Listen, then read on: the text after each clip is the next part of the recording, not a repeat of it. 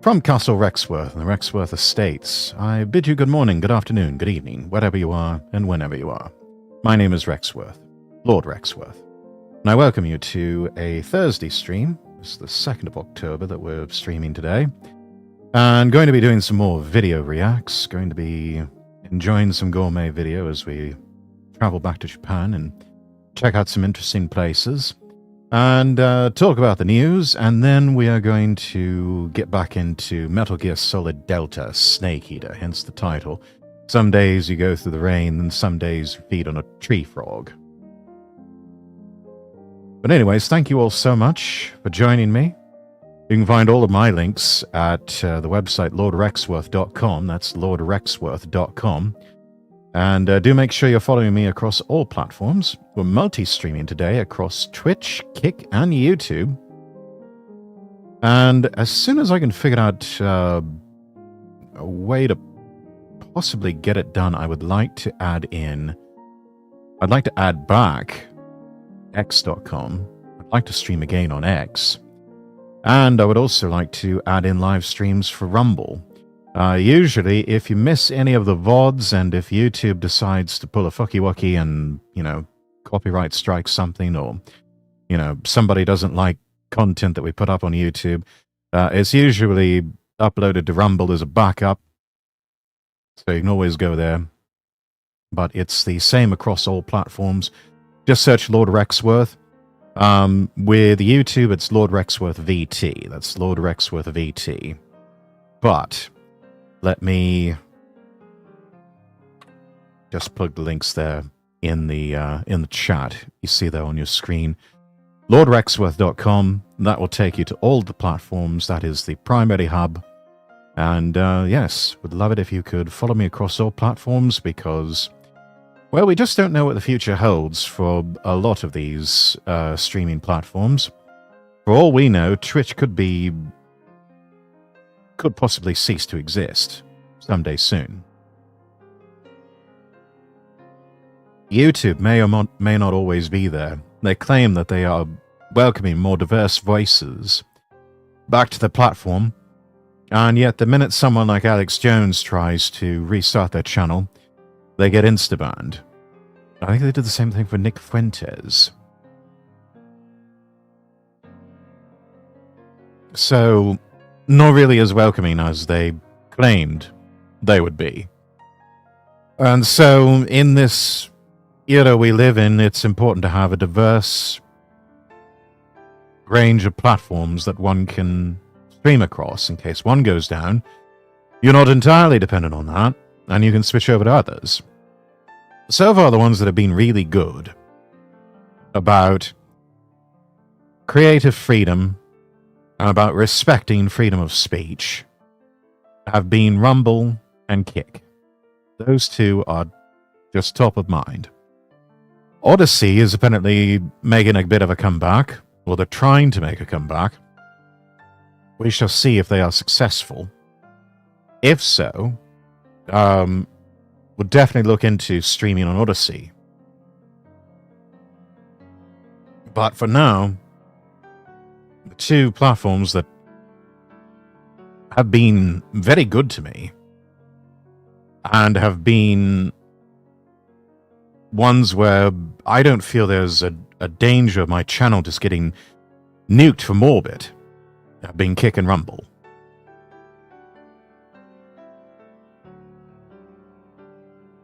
So, I invite all of you, please do give me a follow over on Kick if you haven't already. I know a lot of you came to know my content and my channel over here on Twitch. Don't know how long it's going to last. Don't know how long it's going to last. And it seems that now is the time to start growing other alternative platforms. So make sure that you follow me not just on Twitch, but also over on Kick. Also over on YouTube, Lord Rexworth VT. Make sure you follow me on Rumble. It's a fantastic platform. And it's very respectful of alternative views and alternative alternative sources out there. And yes, I have reserved a channel on Odyssey. So if you have Odyssey, go ahead and give me a follow. Lord Rexworth. Just search it up over there. But anyways, we don't know what the future holds. And it's just important to diversify, make sure all eggs are not in one basket, as it were. Right, so all of that out of the way, let's go ahead and get into it.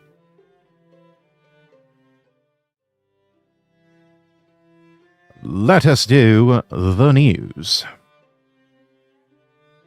And let's get our window capture up here. That's good. Right. And we start with this from X. Don't know if any of you have ever heard of this sort of sub-agency within the American Department of Justice called the Community Relations Service. But this was the government agency responsible for showing up whenever a minority or black person rapes or kills a white person to make sure that the victims' families immediately, publicly forgive the assailant and remind everyone not to notice patterns. Well, fiscal year 2026 budget request at a glance. Fiscal year 2025, they had $24 million to play with to pay 56 positions and 2 solicitors.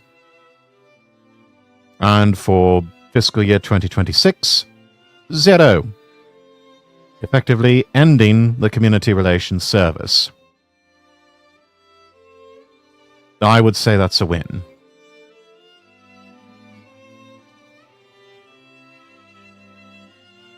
And this was an agency that, you know, they're not only did they show up to make sure of this, they put pressure on victims' families to say, yeah, you know, this protection that we can grant you, well, unless you come out and publicly forgive the assailant and tell everyone not to notice patterns, and, you know, there's no such thing as reverse racism against white people. Yeah, unless you do that, you're not going to get protection from us. And I wouldn't be surprised if a lot of them said, you know what, we might even actively work against you on all of this.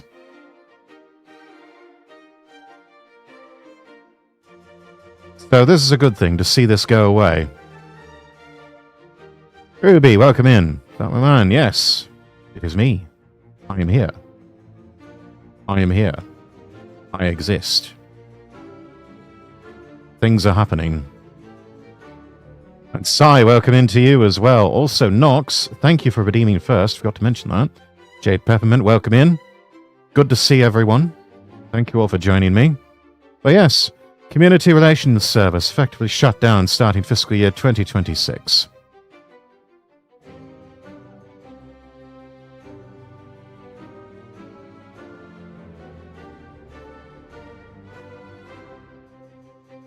Responses to this tweet: the people who worked for this agency have names. They almost certainly have records of the things they did.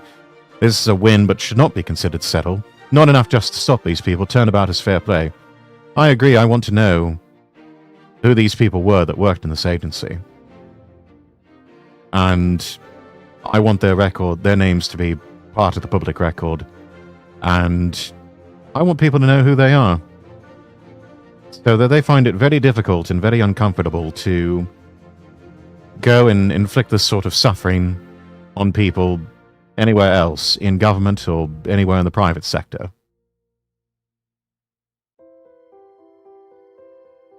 Tell me about it. Entire history class was talking about the government shutdown, and I'm like, just get to the Rwandan genocide. Yeah. Most people aren't even really noticing it. A government shutdown does not affect anyone. Doesn't affect anyone. Most people are completely unaffected by this. Any of the positions that are rendered redundant or people are let go, well, the job probably wasn't all that important anyway. the idea that over 100,000 government employees, civil servants, could be cut loose, given the old pink slip, I welcome that sort of thing. People like me have been saying for years we need to shrink the size of government, and that means cutting the civil service down to size. It's needed to be done with the American government, it's certainly needed to be done with the British government, and with other European governments around the world. And speaking of news over in the UK, there was an attack at a synagogue. Apparently we're entering the Jewish holiday of Yom Kippur or something like that. There was an attack on a Manchester synagogue. We have the identity of the attacker. Emotional damage. Indeed, Jihad al-Shami, which I'm told translates into jihadist from Syria. Home Office confirming al-Shami was a 35-year-old British national of Syrian descent who entered the UK as a very young child. He was a migrant. Was granted British citizenship in 2006 as a minor. That was a mistake. Greater Manchester Police say 3 suspects are currently in custody, have been arrested on suspicion of commission, preparation, and instigation of acts of terrorism. They are 2 men in their 30s and a woman in her 60s.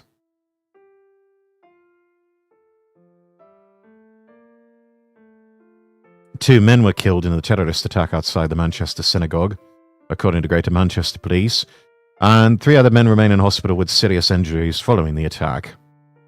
One sustained a stab wound, second was struck by a car involved in the attack. Meanwhile, in London, protesters chanting Free Palestine in a London train station just hours after the terror attack in Manchester. Had to, it's alright. Let's unmute the browser audio here. Hopefully we can see it, it won't just cut to an advert.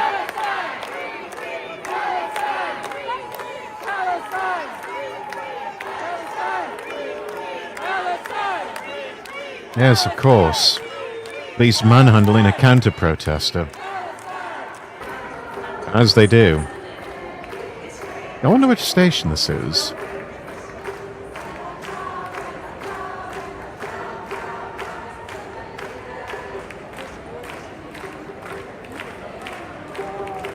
And this is footage obtained for GB News. Oh, Liverpool Street Station, alright.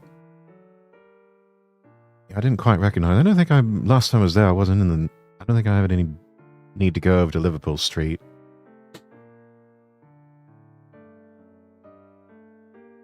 Commuters looked on in anger as police gently moved them away from the demonstration.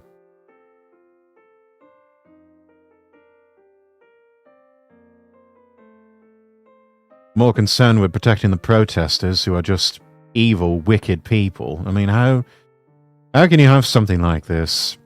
And they just had a terrorist attack in Manchester. It's like, what the fuck is wrong with you? But honestly, the police, they're no better than the terrorists at this point.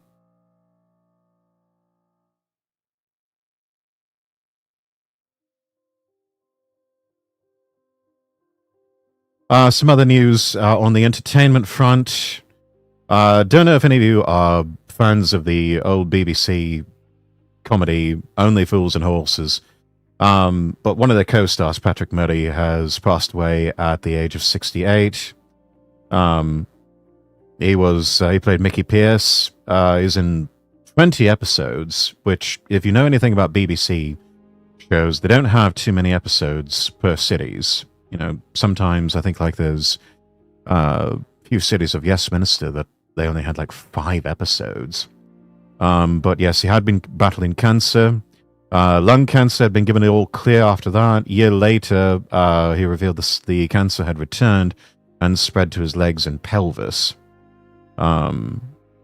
Only Fools and Horses fan account reads, Patrick Murray, it's with heartfelt sadness we report the death of our friend Patrick Murray. Mickey Pierce to so many. He was a regular attendee of the conventions, will miss his humor and the joy he brought to many. Sleep well, Pat. I think I retweeted this earlier this morning. Yeah, I don't know if any of you have seen Only Fools and Horses' long-running show throughout the 80s, into the 90s, and I think even into the 2000s. The most popular, best-known British comedy of all time. I mean, just beloved by so many people. You ask most people what their favorite British comedy is, most of them will probably have Only Fools and Horses either at the top of the list or near the top. So if you have not seen Only Fools and Horses, definitely check. They've got clips. The BBC has uploaded lots of clips onto YouTube. Go give them a watch. I would show them here, but I would probably get a copyright strike from the BBC. They're just absolute fascists about that sort of thing. And if you've got, let's see, if you're in America, get yourself a BritBox subscription. They've got the complete series of Only Fools and Horses, and it's a fantastic show. It really is. And Patrick Murray as Mickey Pierce, he was really good. He actually had a lot of roles in advert work as well. Let me see here. I can probably pull something up here about that. I'm sure the Beebs won't have any issues with... what was the search term that I used? Patrick Murray. Yeah.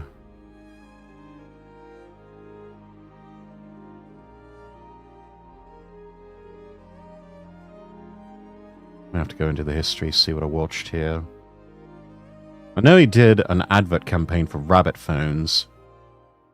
Yeah, here we go. Only Fools and Horses Appreciation Society. This is a lot of the old adverts that Mickey Pierce did, especially, or that Patrick did as in the 80s. He did a lot of Rabbit phone, which was sort of it was almost like the equivalent of a classic Wi-Fi calling. So if you were near a Rabbit phone antenna, you could keep a cordless phone with you and make calls from that.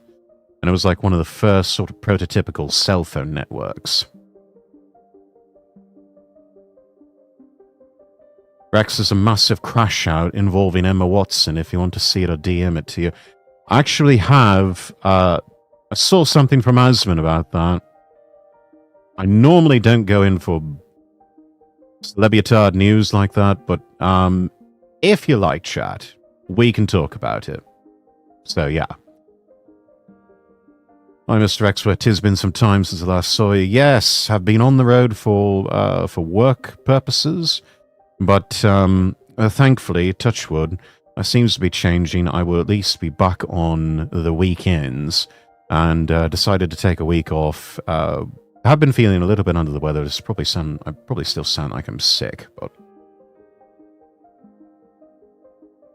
if you see any violent thrashing about from my VTuber model, it means that I have muted to have a violent cough. Anyway. Let's see. Let's play this real quick. Let me mute the music here, and we'll play this little montage of commercial work. Center, but I want to see your POV instead of Asman's. Oh, okay, that's fair.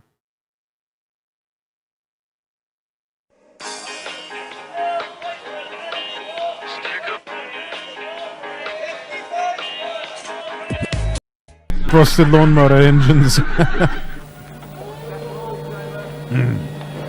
Okay, so here's one of the adverts here. planet Zanussi. Oh, yes, fine. Zanussi freezers, washing machines, tumble dryers, dishwashers. Ah, now take this fridge freezer. How often do you get craftsmanship like that down here, eh? Not very often. And they're all reliable, economical. I don't know how they do it. It's the appliance of science, isn't it? Oh, is that what it is? Yes. Oh, those classic lines Right, with the take it away, appliance lads. of science.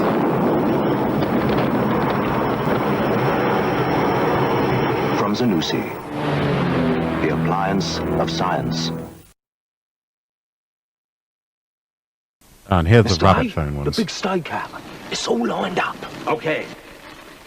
Hey, these rabbit phones don't make the crackle. Use your Rabbit as a domestic cordless phone, and its digital technology means you can't get a bad connection. It's your steakhouse, Mr. A. Sounds good, doesn't it? Rabbit, for the well-connected family. Oh, yes, and those are the big bitches, yeah. Our cabin crew are passing among you with some tea and biscuits. Here, Chief. What? These digestives aren't McVitie's. No, not McVitie's.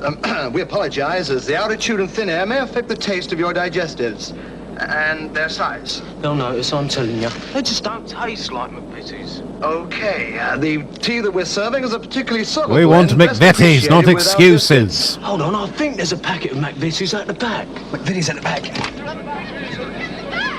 Would passengers like to return to their seats? But we'll share the McVitie's. Even the McVitie's, not excuses.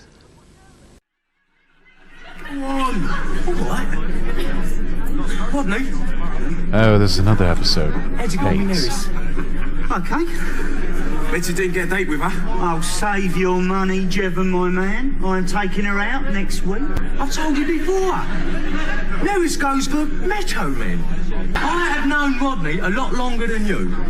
And he can be a right hard nut when he wants to be. Muscle and sweat. That is what Neris goes for. She prefers a bunch of vines to a bunch of flowers. What's that mean? Rodney Todd has just got himself a date. Who's the bird then? Neris. What? Nervous Neris? Yes! Another rabbit advert here. Rabbit is a new type of phone. Joey, she's left me again. Go find her. Okay, Mr. Angelino. It's inexpensive to use, and inside it works like an ordinary phone. Outside, you can use it wherever you see a rabbit sign. She ain't here, Mr. A. I've looked all over. Well, look all over again now. No luck. St. Blondie. I got her, Mr. A. And she's okay. Get her back in. This is cat. I'm over here. Rabbit, for the well-connected family. Anyways, that's a little sampling. Little sampling of Patrick Muddy. Mickey Pierce like roles. Oh, that bloke's streaming right now. I hear he's pretty good.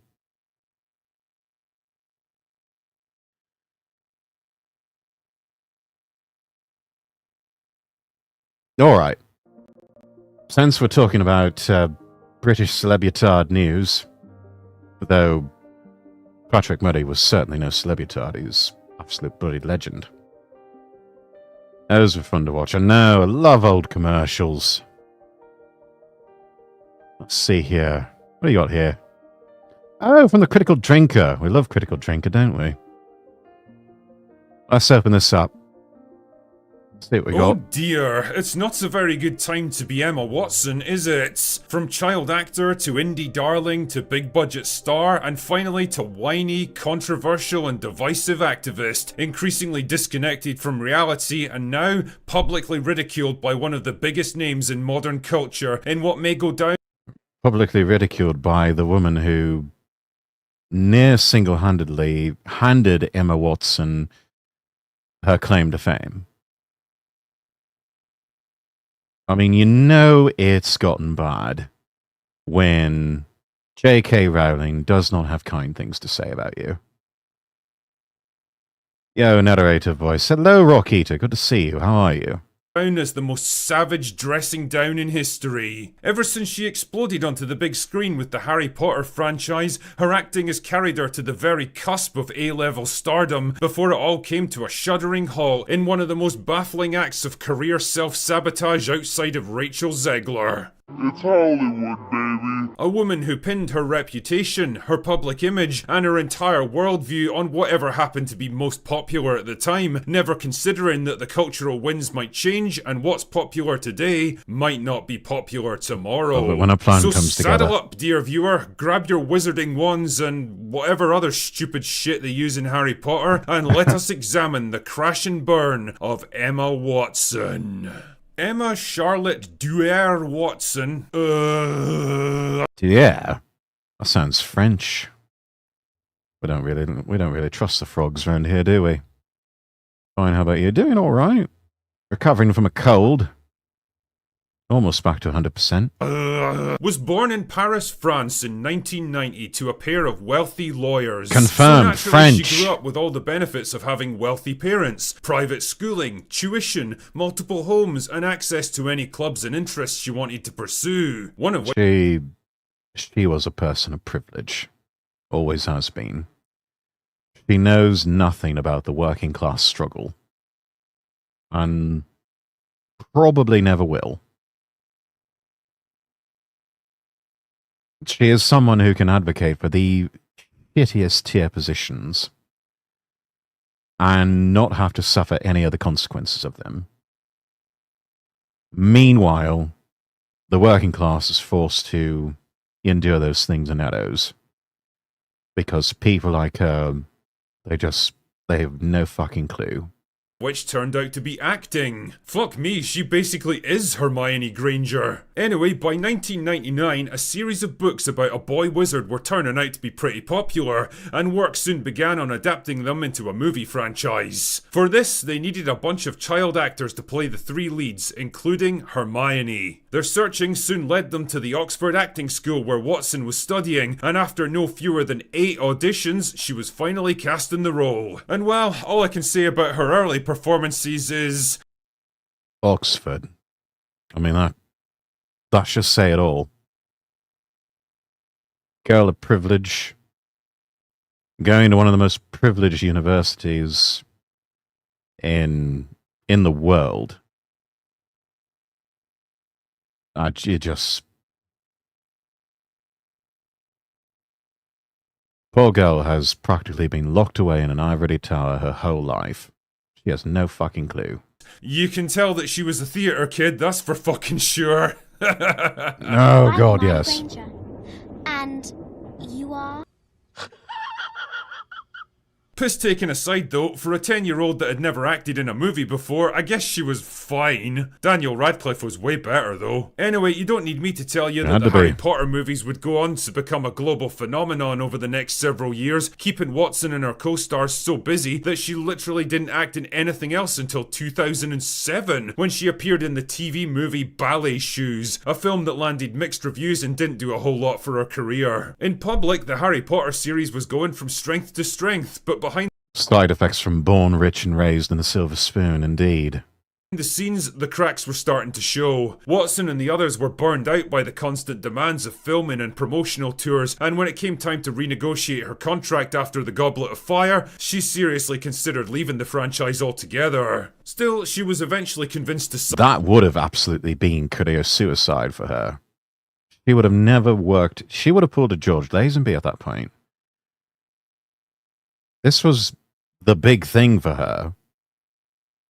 She had no previous acting experience, no serious acting experience. Got in after 8 auditions, and this was a big breakout role. To want to leave something like that, that would be just the height of stupidity. Sign on again. It's amazing what a multi-million-dollar paycheck can do for a girl, isn't it? And by 2011, the series... Money papers over a lot of sins and will buy you a lot of goodwill. You just have to know how many zeros to put at the end of the number on the check. And that may sound cynical, but it is no less true. came to a close with Deathly Hallows Part 2. For the first time in more than a decade, Watson was on her own. She'd basically grown up with Harry Potter, she'd never had a normal childhood or lived a normal life, and she likely never would.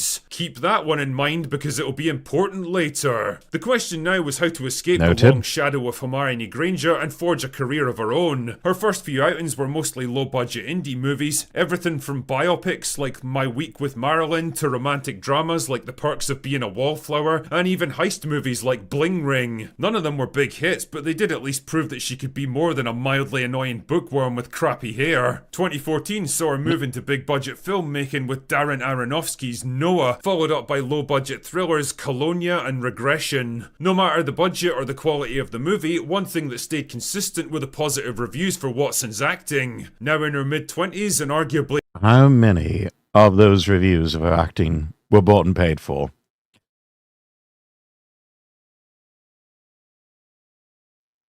How much of that was behind-the-scenes bribery from agents and publicists saying, we want you to write something positive about Emma Watson. Never mind the fact that her performance was mediocre at best, or it's a shit film. How much of that was positive spin publicity that was bought and paid for by her team? Easily 70%. I don't doubt it. I don't doubt it. At the peak of her career, she was developing a reputation as an eclectic and confident performer, willing to take on challenging roles and play against type, equally at home on the big or the small screen. An actor who wasn't just chasing fame and money, but taking on projects with actual artistic merit. Well done, Emma. Her star was rising. She was rapidly becoming... That all just sounds like a gigantic metaphorical insert jerk-off hand motion. And really, nobody cares in the end. And the new it girl of Hollywood. Young, talented, intelligent, and sophisticated, she could navigate interviews like a pro. Why the hell does she have an ampersand pinned to her dress? What's the virtue signal behind that? Oh, she was a natural in front of the camera, and she held all the correct opinions on important political topics. Oh yes, no, that's even more important these days. With the Hollywood types, is you absolutely must signal your virtue on all of the right things and have all the correct opinions. It has gone from have you ever been a member of the Communist Party to yes I have, and I will out-communist everyone else here in the world, and let me show you how. Me Too movement kicked off, Emma was all over it like a fly on shit, making speeches about feminism, establishing activism groups, and even getting appointed to the UN as their goodwill ambassador for women. Because truly, no one understands the plight of women in repressive third world regimes better than a multi-millionaire, privately educated, theatre kid Hollywood actress that's never held a normal job in her entire life. Really? But more on... Yeah, that... Again, she has no idea. She really is an embodiment of, a stereotypical embodiment of the globalist elite. These people who have never had to work hard for anything in their lives. And they have never... They have no concept of what struggle is really like. For them, struggle is, what dress is she going to wear today? Or what pair of shoes is she going to wear? What's she going to have for lunch? Which next movie role or television part is she going to take? Admittedly, good problems to have. Most of us would trade our problems for hers any day. But still... We are talking about a person who has no concept of struggle, will probably never have any concept of what genuine struggle is like.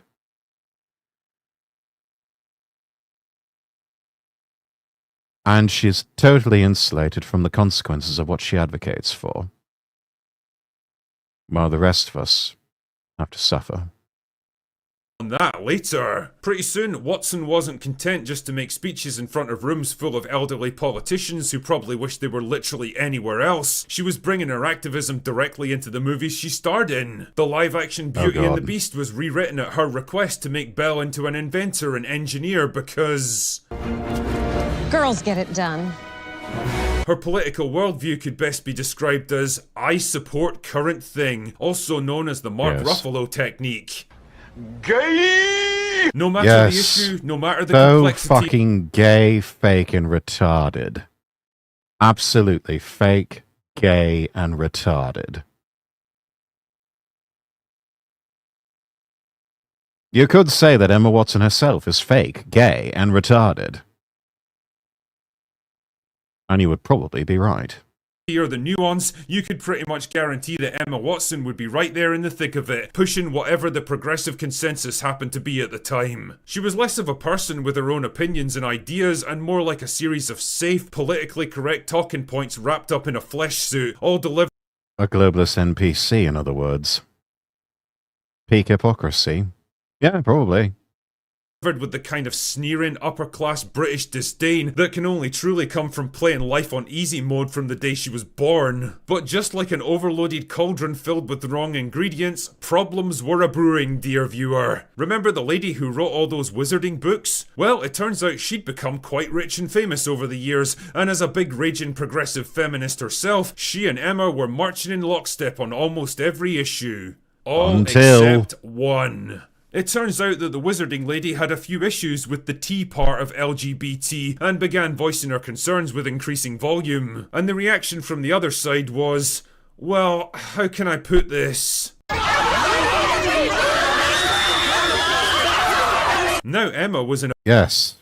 Otherwise known as coping, molding, seething, reeing. A bit of a tricky spot, because she'd made it her mission in life to support current thing, but now the wizarding lady who she owed her entire career and stardom to was openly attacking one of the most sacred parts of current thing. What to do? Should she stand firm beside her friend of 20 years and back her up? Should she maintain a dignified silence and refuse to get drawn into a fight that... Both of those options would have been sufficient. Both of those options, and probably even the second one there, would be the best thing.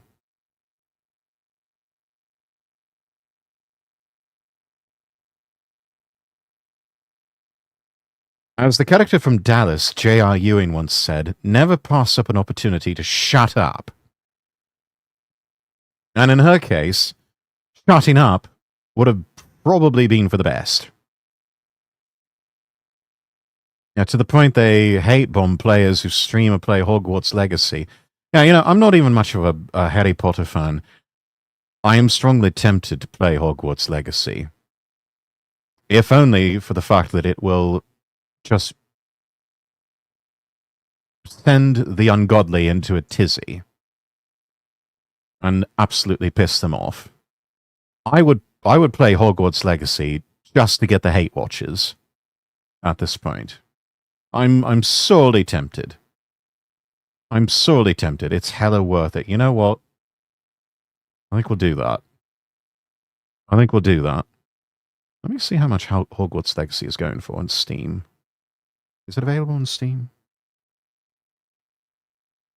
It is.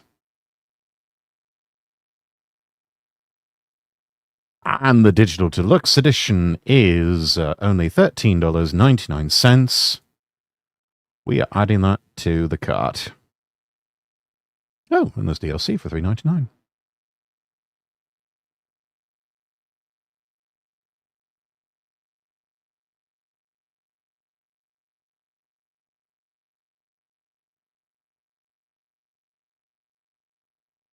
Yeah, we're getting it. Done. Purchased. I have it. I will play it one weekend. Thanks to the autumn sale, yes. It wasn't hers, or should she turn her back on the wizarding lady, hang her out to dry, and make increasingly passive-aggressive attacks against her? We all know where this is going, chat. because, gentlemen, it is with deep regret that I must inform you, women. I think you can guess which one she chose. Yes. And the thing is, that all worked great when Emma seemed to be on the side of Current Thing and the Wizarding Lady definitely wasn't. The problem with Current Thing, though, is that eventually it tends to change, and by 2025, the cultural winds had shifted dramatically. Public opinion on the issue was changing, and suddenly the Wizarding Lady wasn't seen as the evil witch who had to be defeated anymore. Now people were beginning to actually listen and even openly support her, and it began to occur to Emma that she might have backed the wrong horse on this one. Yeah. Yes, because people are not happy with the transgender community as a whole. They have been probably the most insufferable lot out of all of LGBT. To the point now where you've got the LGB wanting an international divorce from the T portion of LGBT. And can you blame them? But I don't know if it's really going to be possible. I don't think people are going to be able to make those distinctions anymore. You've got 1/4 of that of the entire alliance that is in danger of taking down the whole thing and setting back whatever progress they have made over the past decade or two.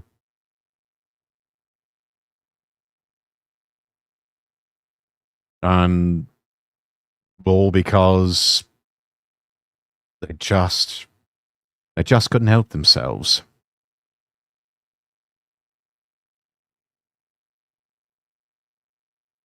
Because they decided to give a platform to autogynephiliacs and to people who wanted to be a little bit too close to children in drag, or even not with drag, read them stories and do all sorts of other sussy things that we look back and we're thinking, what the fuck were we doing back then? What were we even thinking?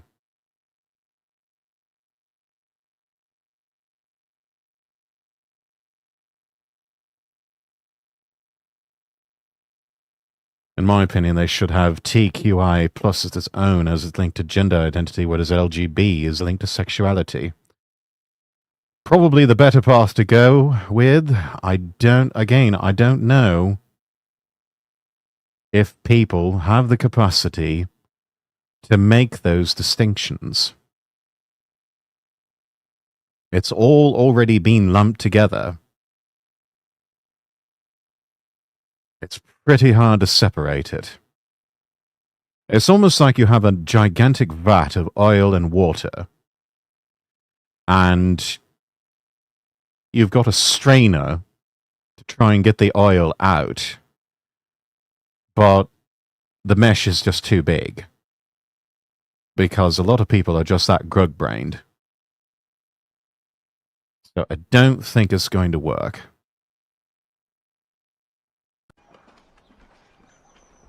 Fuck. So what to do? Stand her ground and maintain her position even if it wasn't so popular anymore? Or do a complete about-face and pretend like she'd never disagreed with the Wizarding Lady in the first place? Well, the answer came on September the 24th on Jay Shetty's On Purpose podcast, where Emma claimed that she loved the Wizarding Lady and supported her and would always be open to talking with her.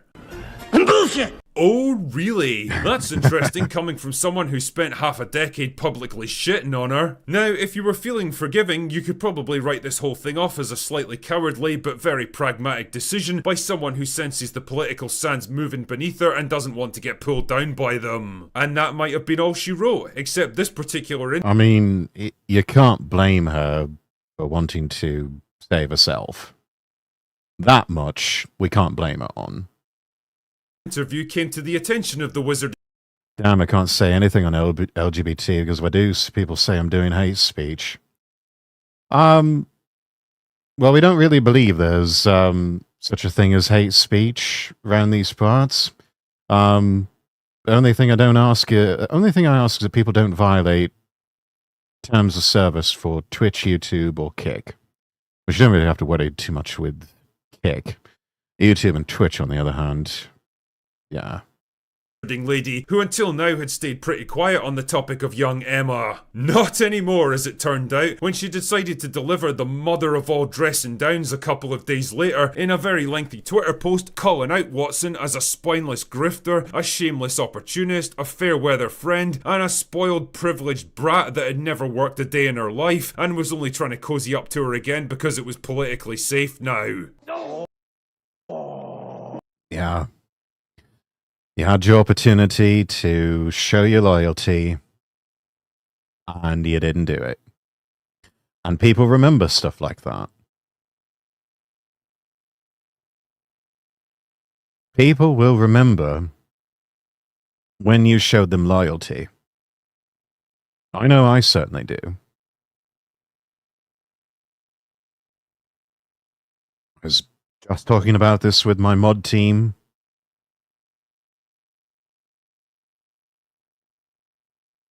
I had to drop the ban on somebody who very publicly shat all over me and thought it would be okay to slide back into stream chat one day and just act like nothing even happened.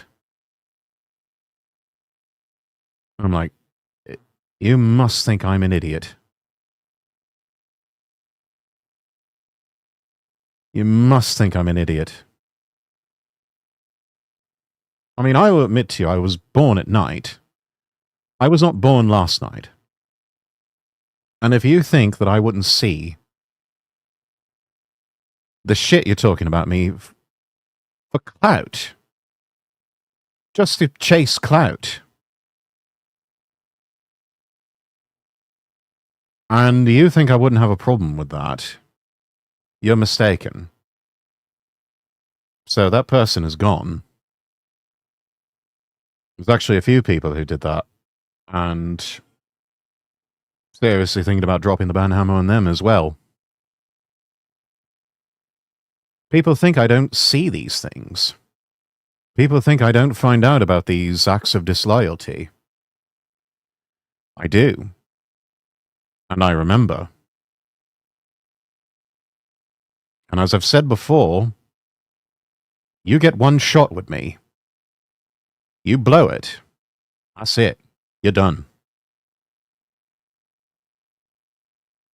These two in particular, they had one shot. All they had to do was either not say anything at all, which I can respect that. I can respect just saying I don't want to get involved. Perfectly fine with that. Be even more appreciative if they said something in defense of me.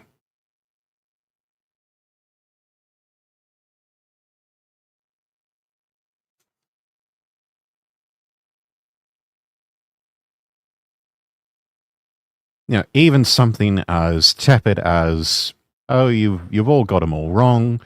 He's really not that bad of a chap. He's, you know, you're making a mountain out of a molehill here, blah, blah, blah. You know, even something like that, I would greatly appreciate anytime someone does something like that. But I also respect if you don't want to get involved and just say, you know what, I'm going to remain silent on this. But no, they just had to go for that little crumb of clout at my expense. And perhaps they thought that I wouldn't see it. I did see it. I saw what they did. And at least one of them, I called them out on it.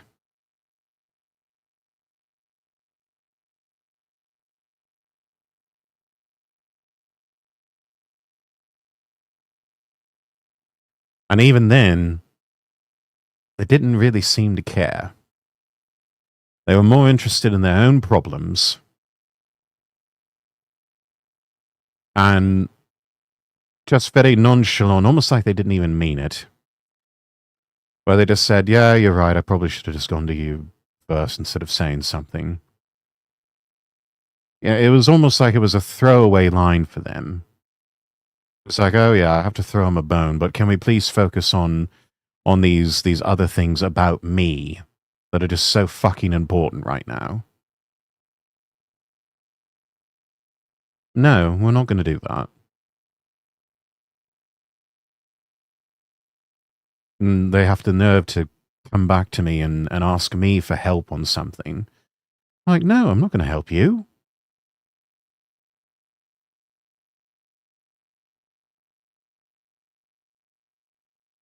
You publicly threw me under the bus.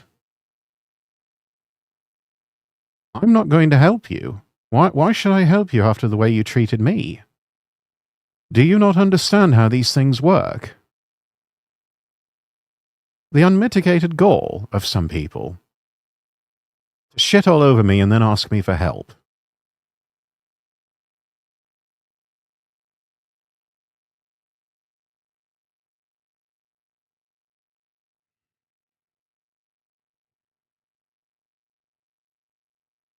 Can I play those games? I like playing whack fuck with the hammer. Yeah.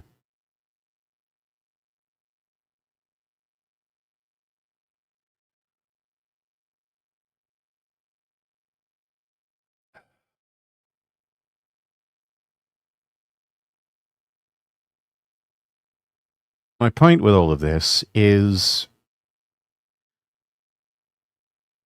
loyalty still means something in this day and age. And it is far more valuable in this world than clout.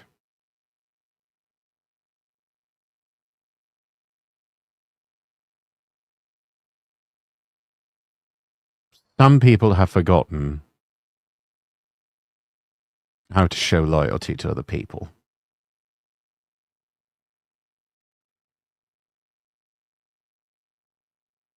Some people are just that fucking selfish.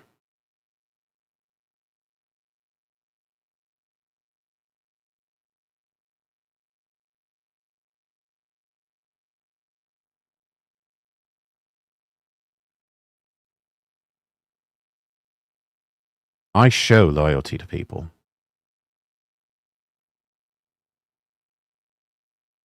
Unless they have done something that is just downright criminal.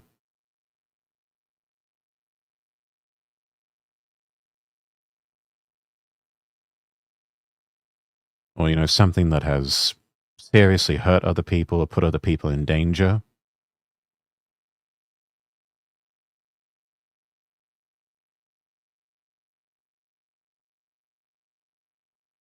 I show loyalty to other people.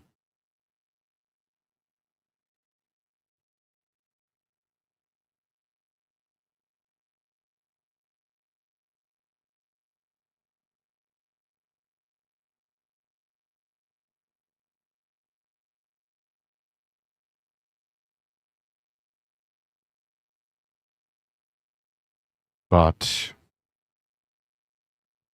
you pull some shit like what these people did,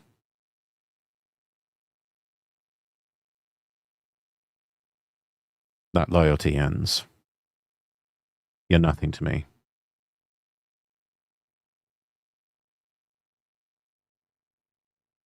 These were people that I knew. These were people that I had streamed with and collabed with before.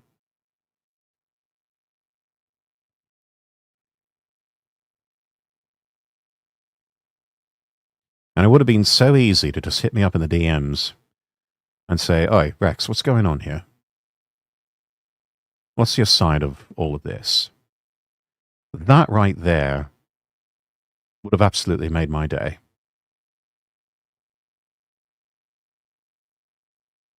Someone saying, "Hey, I've been hearing about this thing. Somebody's trying to give you shit publicly about something you said. I want to get your side of the story on this because you're a friend."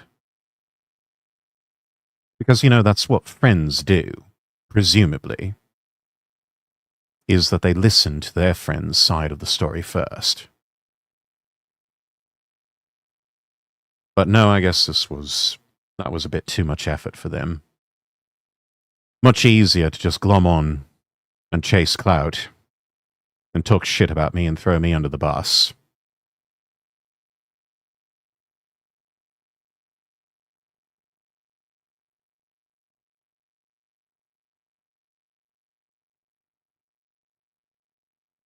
And to think I ever felt sorry for one of them.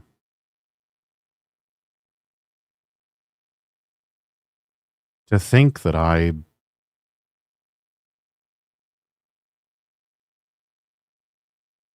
supported both of them.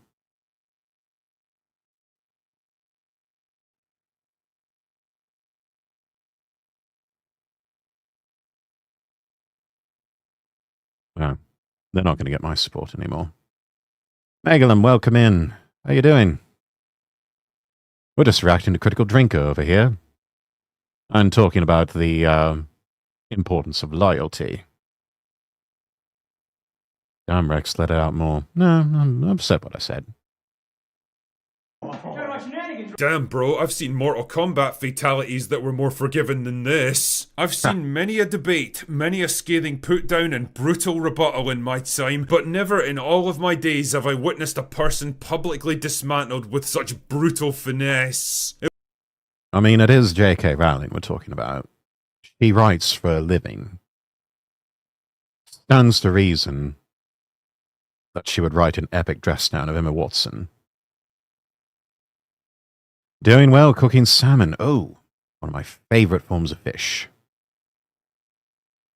Are we grilling? Are we frying? Are we baking? How are we preparing this salmon? John Lee, welcome in.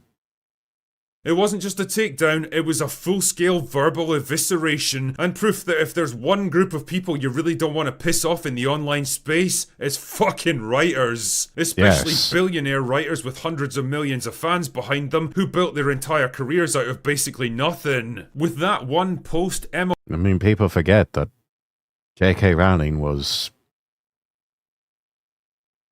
flat broke. I think she was even homeless at one point, if I'm not mistaken.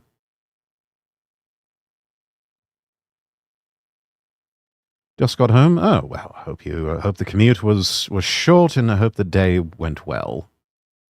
Please don't say sushi. Baked. Breaded with seasoned mayo. That's good. Love sushi, but would never prepare it myself. Yes, there's a certain art form to that. She was. Ah, good. Got it right. Emma Watson's public persona That was wasn't transformed.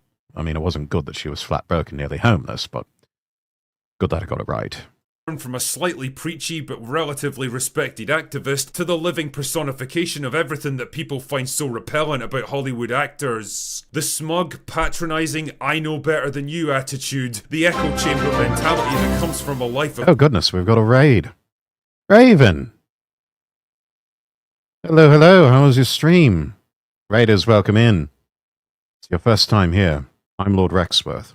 I'm an English nobleman VTuber.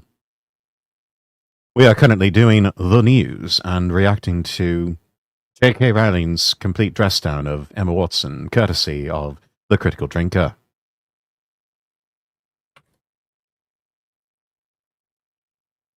Let's see what you're up to. Playing Baldur's Gate 3. Epically good game. Never played it myself, but I've heard and seen good things about it. Everyone make sure you're following Bloodraven Plays. An excellent streamer. A fellow member of the League of VTubers with the funny accents.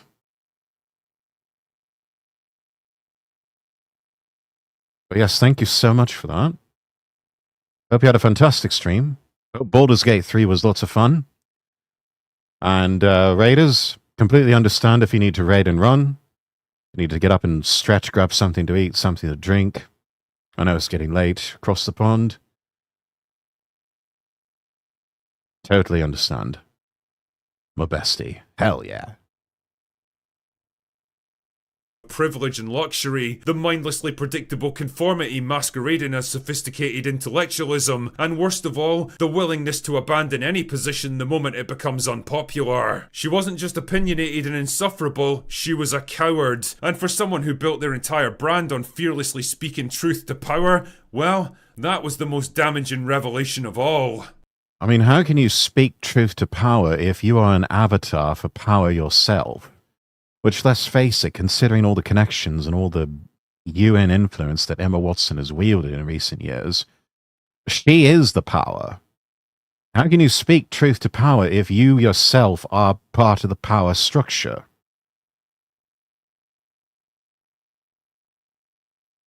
I don't think you can.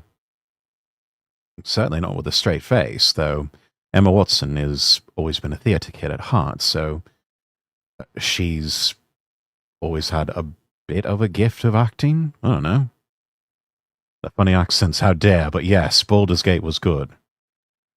Is 3:50 a.m. that late? Well, that's pretty early in the morning, I'd say.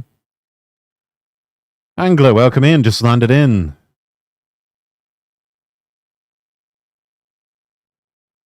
Seems I'm the only one on the YouTube parade square here, my lord. Well, we don't... I'd prefer if we didn't really point that out, Anglo.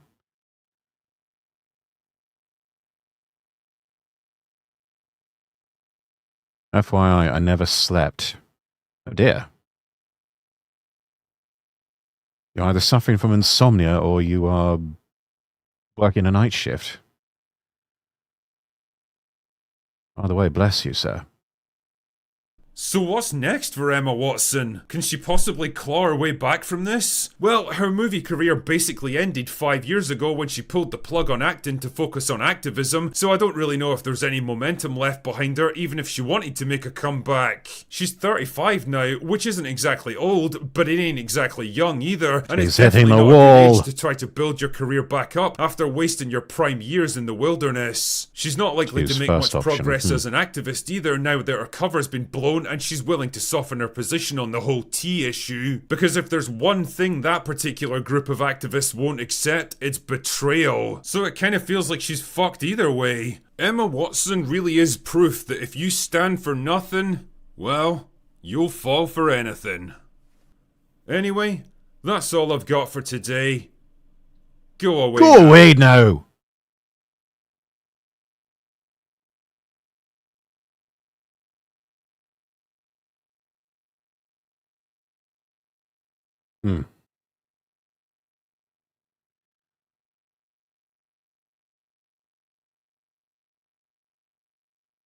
She had a good run. What a rotten way for her career to die.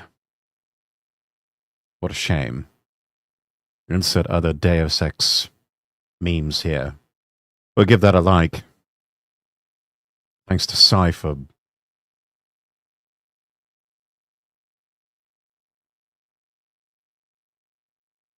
sending this one. There's the link in chat if anyone wants to check out this video for themselves. I'll say this, YouTube is apparently beating Twitch and streaming, so maybe soon enough more people use YouTube as a platform to watch streamers regularly. That's possible, and we'll definitely continue streaming on YouTube. But as said earlier, when we were first starting up stream, one must never put all of their eggs into one basket, so that's why I've got accounts and the ability to stream across multiple platforms.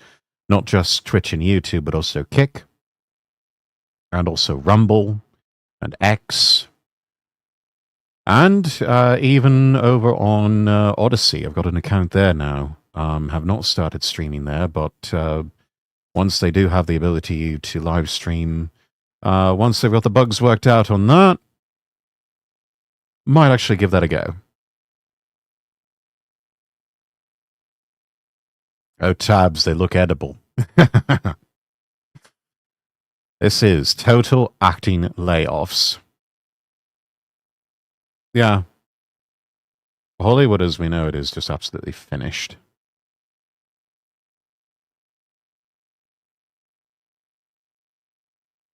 Oh.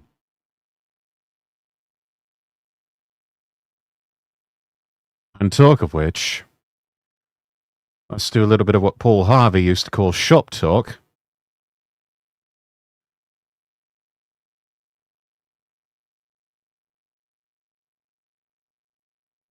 Changes are coming to legacy media, and they're bringing in people from sort of new media to do it.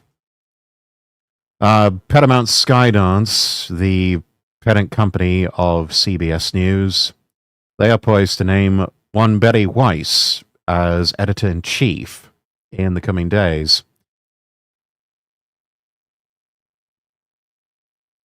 That will give her the political capital and clout to revamp the struggling network, as it also acquires her scrappy news site, The Free Press. I don't know if it's exactly scrappy. She's had a lot of connections for a long time, and is, I think, in her own right, a fairly wealthy woman. She is a 41-year-old former New York Times opinion writer who has built the Free Press into a buzzworthy site with a contrarian bent, and she is expected to be named to the top post sometime next Monday, but the timing could change on that. It is a remarkable reshuffle of CBS News' decades-old management structure. She will be reporting directly to Paramount Skydance Chief Executive David Ellison, as she helps set the editorial direction at the Tiffany Network's third-place news division. This is according to sources close to the situation. She's not going to report to CBS News President Tom Sabrowski, who currently reports to George Cheeks, who's chair of television media at Paramount Skydance. This seems like a confused instruction, could go terribly wrong later on, but we'll have to see. I tried clicking on the 1-month free YouTube Premium, but it says unavailable. Interesting.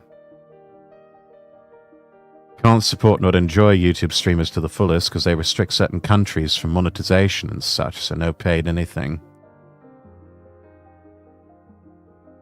Well, even just giving the views and the likes and commenting and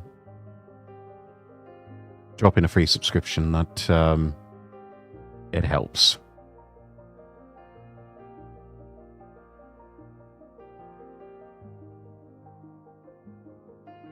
Remember of Hollywood, Trump also played big time what he did, adding taxes on foreign movies. Yes, it's probably going to get a bit more expensive to get anime imported. I will pay that price because there's really nothing coming out of Hollywood that's worth watching these days.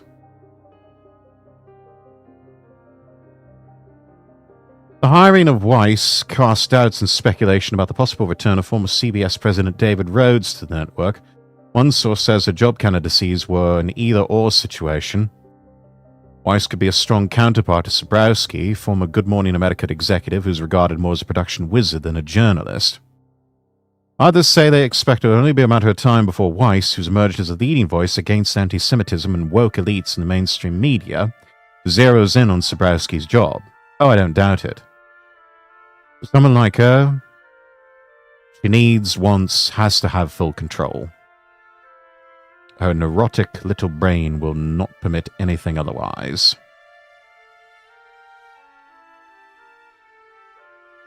Most people use YouTube for long-form content. Yes, that's where a lot of the... I mean, you can catch a VOD of the streams here on YouTube later on. We've got DVR enabled, so if you want to rewind backwards, you can certainly do that.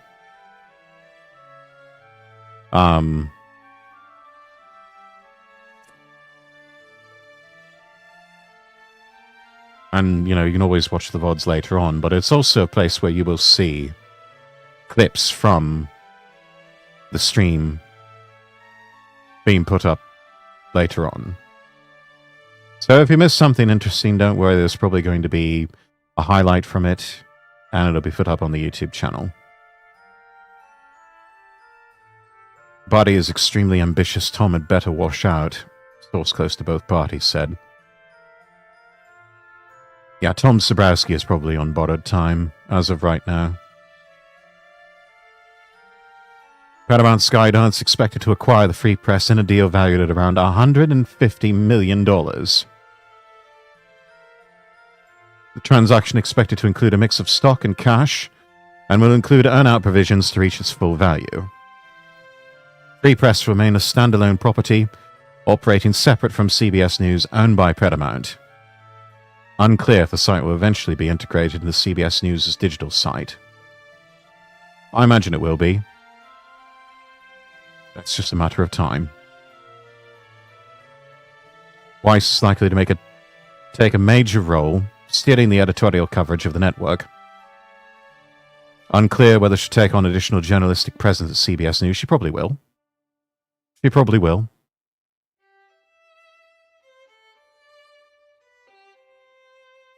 YouTube Premium recently came in my country.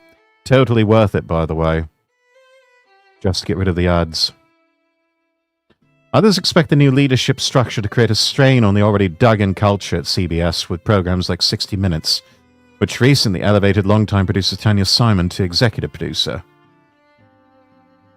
It'd be like dropping a grenade in the newsroom, one former veteran told the Post last month of Weiss's addition to the network. They're used to doing things their way.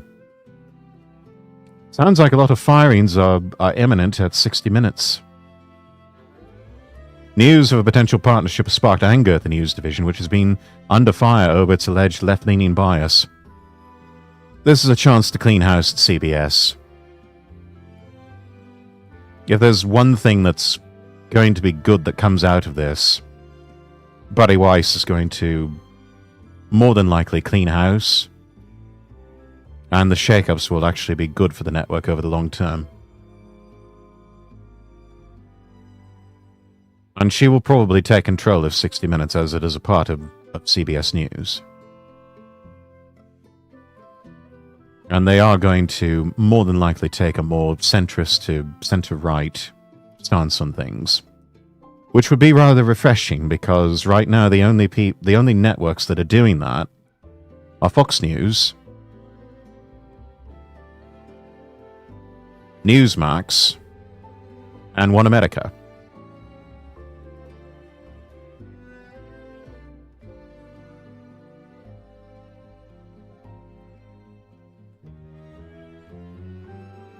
Used to be able to count on Sky News to do that, but they're about as left-wing as the BBC these days. You also get YouTube Music Premium as well. Also a good service. Also an excellent service. Let's see, elsewhere in the media. Washington Post. That's Jeff Bezos' rag that he owns.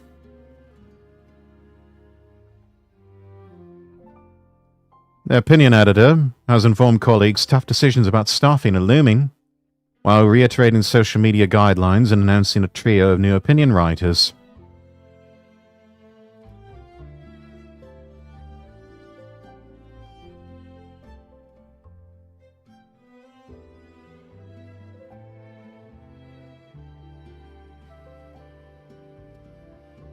In a memo, Adam O'Neill writing, we've already started the hard work of making our workflows more nimble when publishing editorials, op-eds, and columns.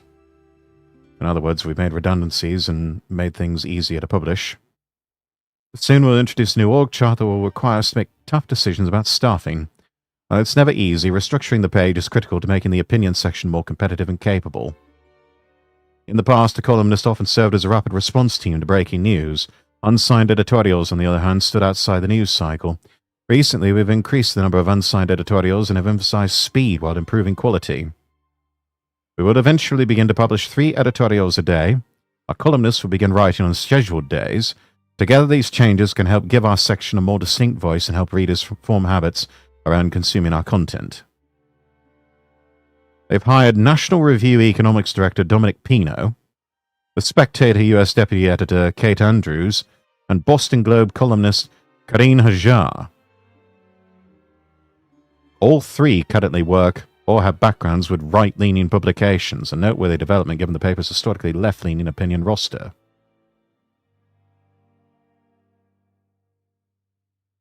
It may finally be occurring to these people of, yeah, we need diverse voices.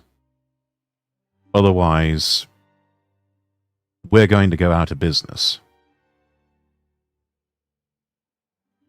I just got to get all my news from anime people. Fleshy's held no sway over my beliefs. Well, glad I can be one of those anime people, Megalum. Your thoughts on Saudi Arabia buying EA? I've got a tab for that. We'll get to that.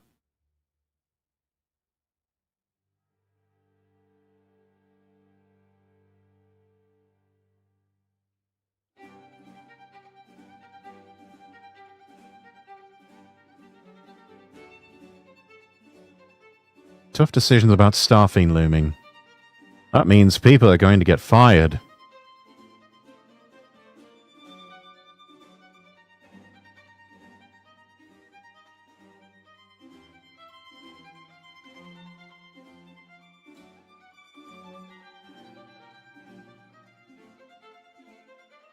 But yes, we do have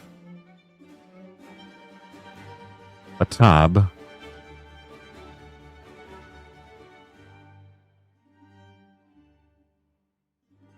Was it this one? So, this is the Prime Minister of the UK. No, that's not it.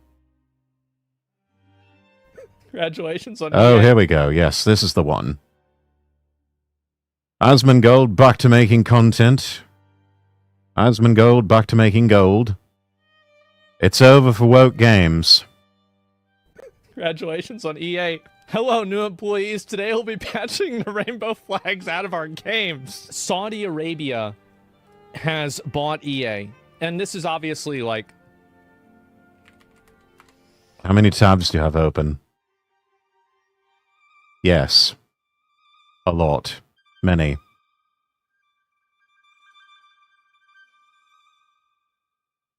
I get my news from memes. I know it's fucked up, but still. I mean... Get it from memes, probably still more accurate than anything from the so-called mainstream media. This is a, like a simplification. And there's a Saudi prince. So this is a guy, how do you know he's a Saudi Arabian prince? I think the amount of items that 9,000. Screen name, I bought EA. Thank you so much, Reddit. 91,000 items. Jesus. So that's the reason why people think that he's a Saudi Arabian oil prince. And it's fake. I don't know if it is or not, but I think it's funny. It looks real enough. The Saudi prince has reportedly changed their Steam profile picture after EA. It's organized chaos. It is what it is. Yes, exactly. Thank you, Raven. It is organized chaos. There is a method to my absolute madness. Sometimes the method eludes even me, but the method is there nevertheless. EA sale. I bought EA. Thank you so much, Reddit. And so, anyway, there's that. What is that, PFP? Bro, like, they just do what they do. And so, anyway, It's the end of gay at EA! $55 billion, that's how much it took for Jared Kushner and the Saudis to buy up Electronic Arts. Let's go back over. I'll look at a few more of these. So, Saudi Arabia, here it is. And, EA has announced plans to be acquired for $55 billion by a consortium of investors led by Public Investment Fund of Saudi Arabia. It is the Sovereign Wealth Fund of Saudi Arabia, and consortium of investors put together by Jared Kushner. For those of you who don't know who that is the son-in-law of the current American president. They just bought Electronic Arts. That's right, boys. EA is getting... And by the way, what a good deal. I thought it was worth way more than that. Wait, with the FIFA? Like, I thought really? EA was worth like... It was worth a lot less. 70 or 80 billion dollars. I was shocked. I mean, honestly, if somebody asked me if I wanted to buy EA, my only response would be, I'd buy that for $1. But then again, you know, catch me on a good day, and, you know, I might be feeling a bit generous. I'll offer him $350. Shocked that it was so cheap. And so anyway, it's in the game. Yes, exactly. And Jared Kushner, yeah, he was involved with it too. Absolutely. And so let me go back. I'll show you guys some more information about this too. So I'm mad that the stock fell hard. Well, it doesn't matter what the stock is. The thing is that, and this is what, I said this myself. I said, let me open this up here. I said, this is a great business move for Saudi Arabia. It fits perfectly into their strategy of consolidating and making the Middle East an entertainment and sports center. EA makes FIFA. It's very obvious. Oh, yes. And Saudi Arabia, I think they're going to be hosting the World Cup at least once in the next few years. They've already done it. I don't know. I don't follow sports ball, but makes perfect sense. Saudis have thrown a lot of money into football. And EA has got the FIFA franchise for video games, so yes, in that one sense, it does make sense. Yes, that a lot of the guys, like, because you've got to keep this in mind, a lot of the Saudi Arabian princes at this point, and the men that are making decisions, like MBS, I think is the main one, right? But you have other guys too. You look. MBS being Mohammed bin Salman, who is the reigning king of Saudi Arabia. Look at these guys, and they're not 70-year-old men. Some of them are, but many of them are in their you know, maybe late 30s, 40s, and 50s. These guys didn't grow up only in Saudi Arabia. They probably traveled internationally. They have, you know, they've been on the internet forever. Yes, they are world travelers. Many of the Saudi royal family have been educated internationally. Prestigious universities such as, you know, the Oxbridges and the Ivy Leagues in America. These are people who are the elite of the elite. And these are people, they could wipe their asses after they go to the bathroom with stacks of cash that they have to their names. Flush it down the loo, and it would not hurt them in the slightest. We are talking crazy, stupid levels of money that they have, to where it's just numbers on a spreadsheet. And it's just, how much do we have to throw at a problem to make it go away? How many more zeros do we have to add just to move this deal along? That is the level that we are talking about. Yes, 55 billion is pocket change for the Saudi royal family. Exactly, Rockita. Damn, I got a 3-day ban from Reddit for telling how to die besides suicide. He doesn't want to be saved. Don't think we should be revealing information like that, Rockita, and probably not a good idea to be throwing petrol on that fire. What does this mean for the Sand People in Star Wars games? Well, if EA and LucasArts decide to make another Star Wars game, it won't be shit. They've been all around the world. These guys know where things are going. And I think it's very obvious that, you know, oil money and the energy efficiency of oil might not always be something the Middle East can rely on. So what these guys are doing, and I think it's really smart that they're doing this, is that they're trying to recalibrate their entire industry and their entire fucking economy into entertainment, sports, and media. Which is a lot easier to do in an absolute monarchy. You can retool an entire nation and its economy that way, if you don't have to worry about things like parliamentary democracy or bureaucrats in the civil service getting in the way. And they certainly don't have to put any of this up to a vote. That's clearly what they're trying to do. They're trying to diversify. And I think it's a great idea. And yes, bro, exactly. They want their money spent on FIFA booster packs. Well, and here's the other thing too. It's smart. Yeah. And the thing is that you might disagree. Oh, Saudi Arabia kills journalists. Yeah. Yeah. But, I mean, they're not stupid. they're not dumb. They're not like low, like their IQ is not low. They're not stupid people. No, the Saudi royal family did not get to where they were by being low IQ savages. They're actually quite intelligent people. Now, members of the general population, well, it's debatable. But they're not ruled by stupid people. They're actually ruled by a royal family that seems to have the best interest of their country and the best interest of the people in mind.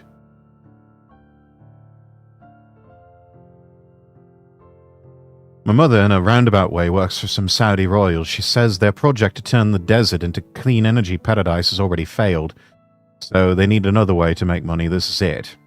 Yeah, the whole thing with green energy, putting up solar farms and windmills and stuff like that, I don't think that was ever really going to work. The future for alternative energy, nobody really wants to talk about this yet, but it's nuclear power. Nuclear power is the way forward. Anything with wind or solar is just a supplemental form of green energy. It was never meant or designed to be a primary form of getting your energy. Nuclear is the way forward.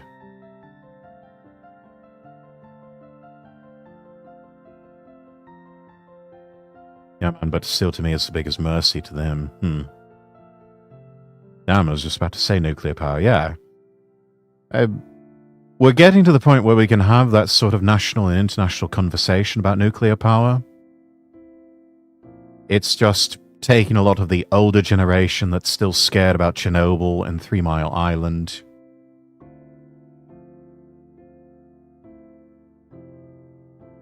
It's actually taking the dine off of the older generations that lived through that, for us to finally have those conversations. And those were accidents caused by inept government bureaucracy. Very similar to what happened with Fukushima. That was an exercise in crony capitalism and government corruption.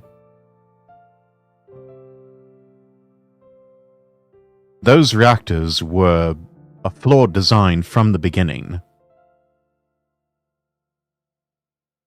I believe they were designed by General Electric. GE threw enough bribe money at politicians in Japan and regulators to where they pushed through and got their approvals, and the damn thing was built anyway. And then the tsunami from hell happened. The system was entirely overwhelmed. And now a good portion of Fukushima is still uninhabitable. Though they are making progress they've made rapid progress in cleaning things up. If any of you have, for example, seen the most recent videos by Chris Broad, where he went back to Fukushima, even several years back when I think James May went to Fukushima to interview locals, both May and Broad went to a lot of the same locations and even interviewed a few of the same people. And it has improved dramatically. It is relatively safe now to be in certain parts of Fukushima. Of course, the closer you get to the reactor sites, the worse the radiation levels get and the more unsafe it is. But the townships nearby, for the most part, they're safe. It's just... and radiation levels are low. It's just that people are still scared to come back, and so a lot of them haven't come back.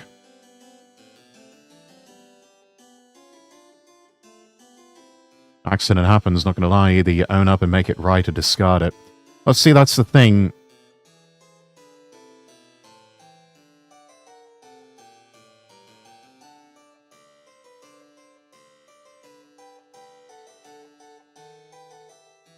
See, that's the thing.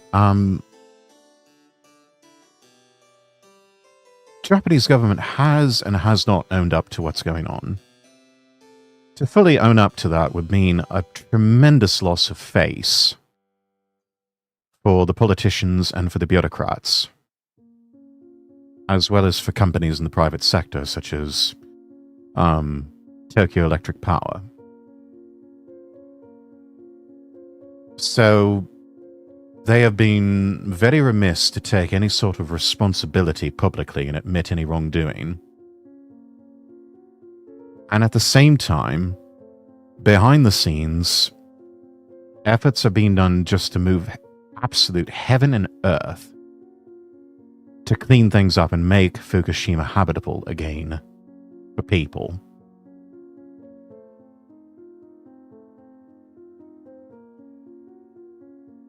So it's one of those cases of it is, but it isn't.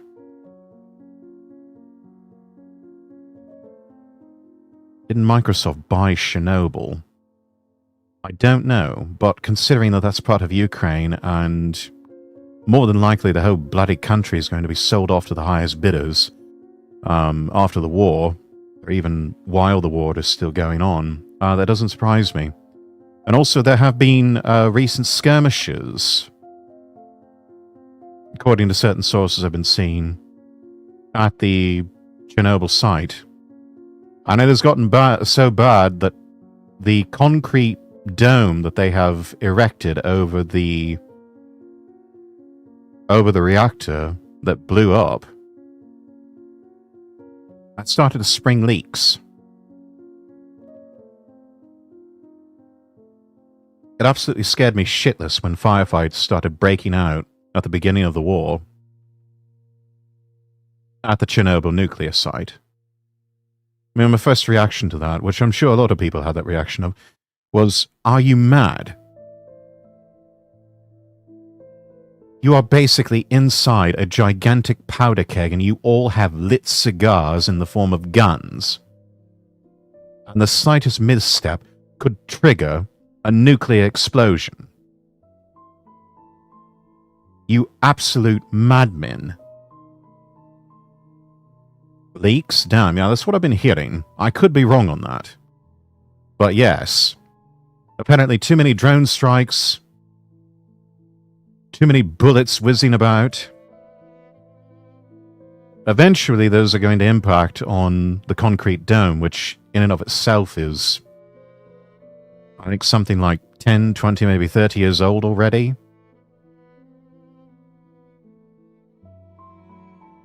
Yeah, stuff like that is, even though it's concrete, you hit it hard enough with something, it's going to make a hole. And it's going to spring a leak, and radiation is going to leak out.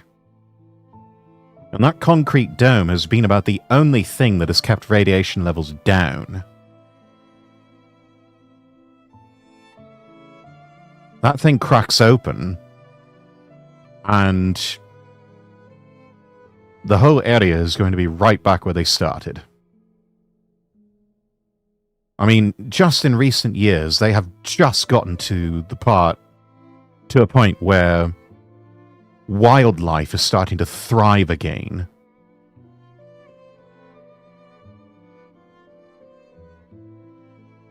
Living situation-wise, it's still uninhabitable for humans.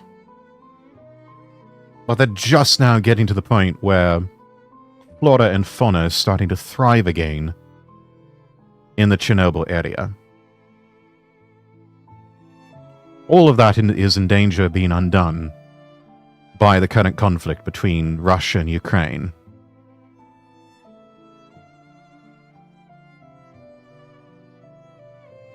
Charlie once said, "You fool, you absolute buffoon, fit this well." Yeah. Anyways, getting off track here, let's get back to the video. You might disagree with what their viewpoints are, disagree with what they do. It's the same as China or whatever else. The people that are running the country are not dumb. They're just simply disagreeing with you, and their values are a lot different than yours are, you could say. Yes. And so, yeah, that's it. Are women allowed to drive there? So I had a friend from Saudi Arabia, And he told me the I think reason they why are now, women aren't didn't they? want to drive, women didn't drive is because they didn't want to and they were lazy, and they didn't even want to show up to say that they wanted to drive. You know what? That tracks. I can't tell you how many women I know, but they say they hate driving. My ex-wife was the same way. She hated driving. She always made me drive. Even on long trips, I had to do most of the driving. I don't know how often people get in accidents over in Saudi Arabia. I have no idea. I have, yeah, but apparently they made No them. clue. This is like a few years ago, right? And Ex-wife, yes. If you've been a follower of any of these streams for any length, I almost talk ad nauseum about my previous marriage. But yes, I was married once. It was not a pleasant union. And ultimately she walked out on me. Not once, but twice. I told her if she did it a second time, I'd serve her with divorce. Well, she did it a second time. So I served her with divorce. So I don't believe it. I think that they can drive now. And it's very obvious that Saudi Arabia and the Middle East are making Probably missed it or forgot about it. That's alright. themselves more westernized in the process of trying to appeal to a global audience through entertainment and media. And I think that this will... Yeah, even the Saudis have realized they've got to meet the rest of the world halfway. And so reforms are needed in a highly theocratic state like Saudi Arabia. will be an interplay. So like in the same way that people criticize sports washing and they criticize, oh wow, you know, the Middle East is doing this or China's doing this so they can have more of a cultural... But the things that Saudi Arabia will not be moved on are LGBT issues and wokeism. That sort of thing will not work for them. Which is possible, this conspiracy theorist in me could very easily be convinced that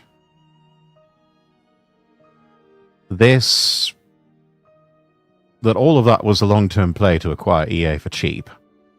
Or for as cheap as they could get. control. I think this goes both ways.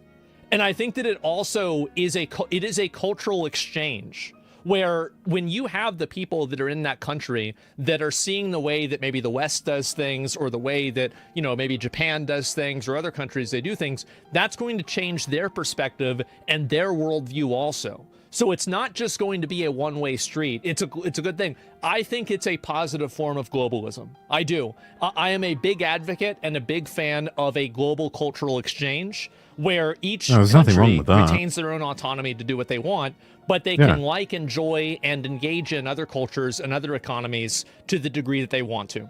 Yeah, there's absolutely nothing wrong with talking to each other, trading with one another, and having cultural exchanges with one another, but still retaining unique identity. You can have all of that. That part of globalism has been proven to work. It's when you try to tear down national borders and national and ethnic identities and languages and cultures and tastes and even religions. That's where it goes too far, and that's where it all starts to fall apart. And for so long, global elites have been trying to do just that. And in large part, they failed. If they were truly successful, we wouldn't be talking about any of this. It would just sort of work. But it hasn't worked.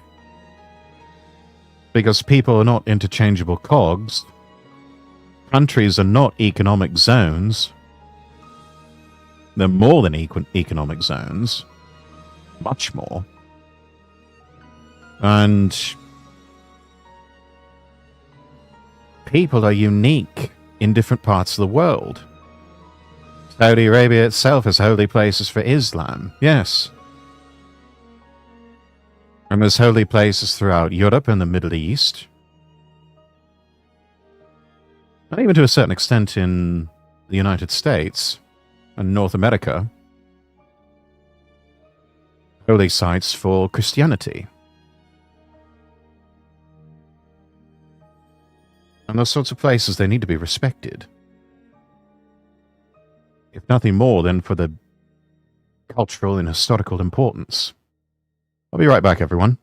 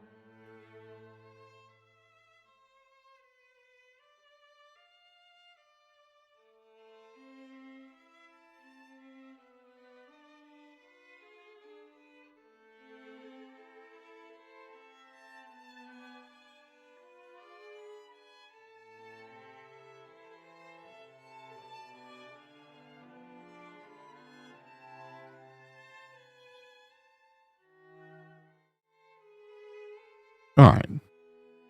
Back, everyone. Decided to run to the loo.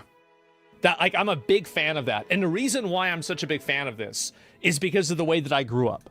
So I grew up in Austin, Texas. Austin, Texas is a massively multiracial place. And I grew up in a very multiracial environment. You know, like I was actually a minority in my high school. It was like 60 or 70% Hispanic. And then, you know, the remainder was like black and white. Like white people and black people were about equal with the like proportion of like how many people were in the school.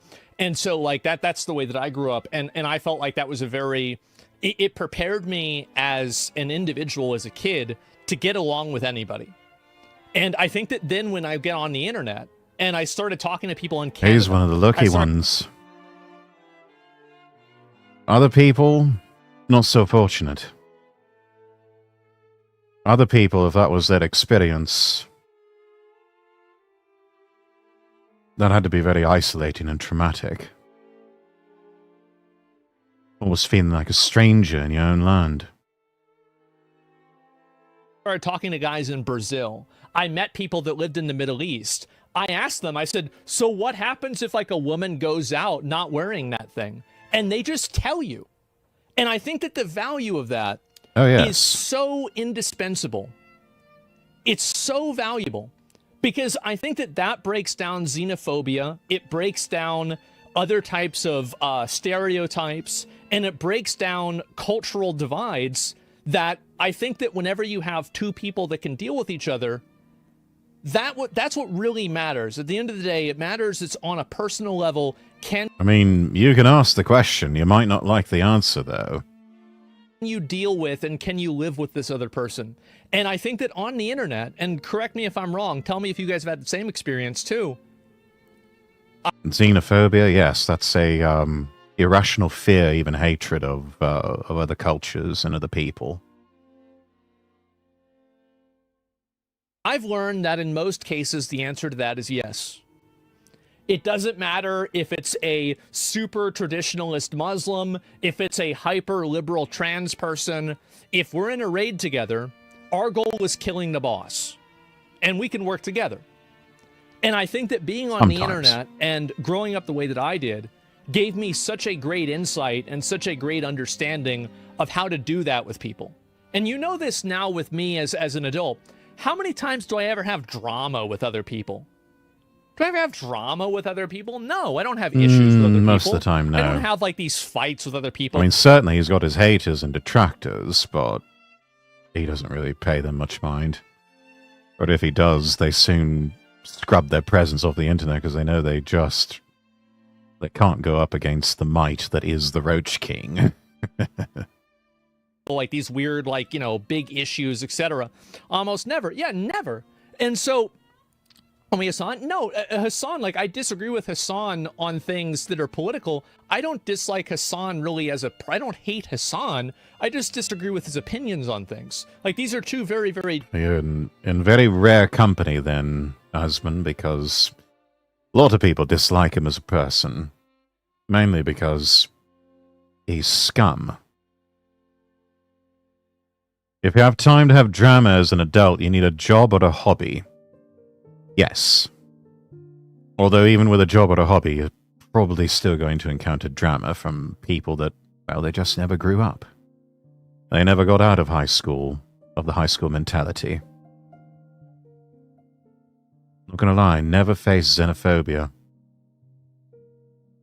I don't think I've encountered xenophobia, though I have certainly been a target of anti-white racism. Several times in my life, actually.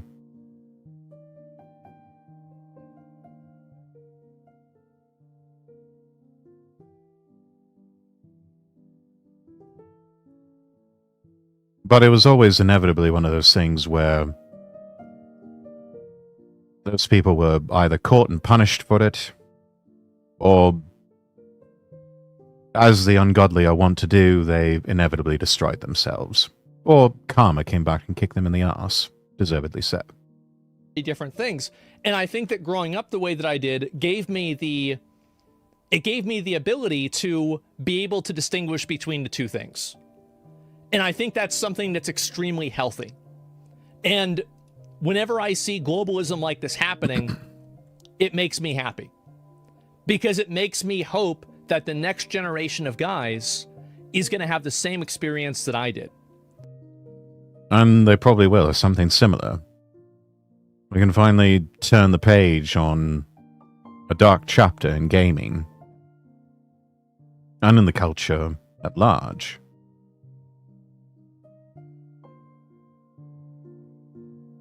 We can finally get back to just playing video games.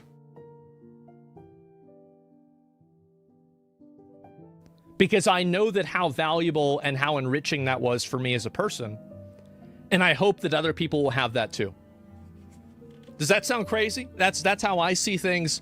That's the way I look at them. I'm not saying this is always the case or anything like that, but that's generally what I think.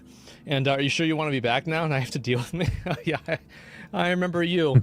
And yes, I do. Dearborn, Michigan? Oh, sure. I mean, you definitely have. Listen, there are instances of religious extremism that are problematic, and I totally agree with you, etc. Like, I don't want to bring Muslim fundamentalist culture into America in the same way that I don't want to bring American culture into Saudi Arabia. No, nobody really does. Though they're going to try to bring in more Muslim culture into Western Europe, into the United Kingdom, and into North America. Mostly through migration. Replacement migration. They've talked about this, they have reports at the UN about it. This is what the elites want for the world. And people like the Saudis, they're okay with it because, you know, it's their people and it's sort of tribal affiliation.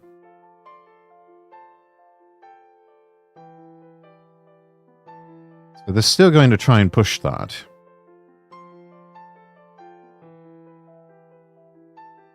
It's up to the native populations, especially the native white European populations, to fight back against that sort of thing. And believe you me, we are going to be in for the fight for our lives. There was an interesting tweet from a contributor to the podcast The Lotus Eaters. Yes, Firas Madad had a great episode that he did with Dan from Lotus Eaters. Episode of Brokenomics. Premium content, so you have to be a premium member of the Lotus Eaters in order to watch the full thing. but he's got about just under 9 minutes. Quick preview of the beginning part or a portion of Brokenomics. Firas is actually, I believe he's UK citizen now, but was originally from Lebanon. And one of the things he warned about in a sort of Lebanonization of Britain is for different communities to set up checkpoints for self-defense. It's one of the things that you see on the road to civil war. And he said, today I was informed this is already happening on a large council estate, which is 90% white, where local men are standing guard to make sure that unknown foreign men do not enter the estate. Now, for the time being, that is the equivalent of a local neighborhood watch. Which, nothing wrong with that. People in neighborhoods form neighborhood watches all the time. It's probably one of the easiest, simplest, most effective ways to keep a community safe. You know, they're just looking out for the neighbors, and if they spot trouble, they notify the police. Simple enough. Nothing wrong with that. The reason that these people are forming a guard, there was at least one attempted rape on the estate and multiple instances of harassment. More than likely from African and Middle Eastern migrants. And as the police have absolutely failed them in the UK, people are taking security into their own hands. It's the natural, logical extension of the trend, but it's a dangerous trend because eventually the foreign men are going to gang up and the locals will use makeshift arms and the whole thing's going to escalate into armed conflict and civil unrest. Firas says, I support the British right for a simple reason. I know how this story plays out. I know the consequences of this experiment. My family saw them in Lebanon and in Jordan. We ended up in civil wars because similar experiments were run. Excess tolerance combined with loss of state authority led to disaster.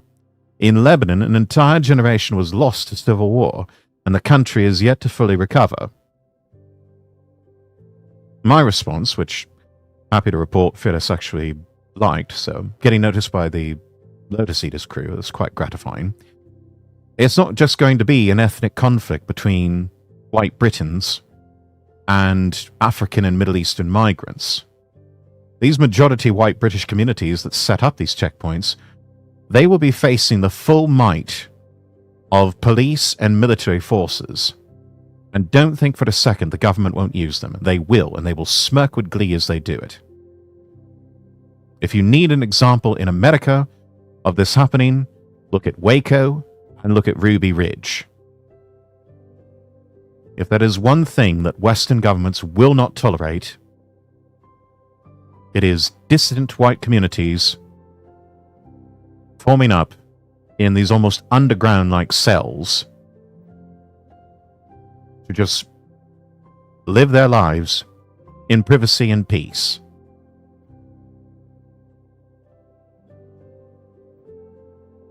That is the one thing that Western governments cannot stand.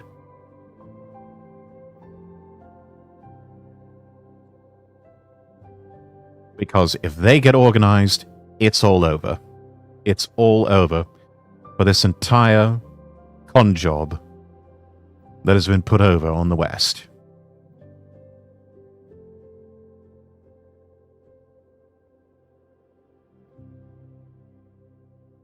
I thought the Saudis disliked the fundamentalists. Wasn't there a speech given some years ago from a prince talking about the West being dumb for letting them in? I'm sure there was. But I don't doubt that those fundamentalists were fueled and funded by the Saudis.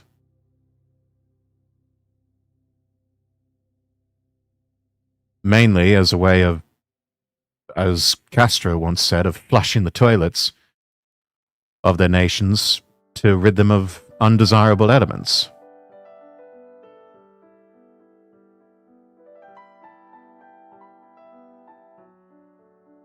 UK had it coming to them I'm not sure what you mean. But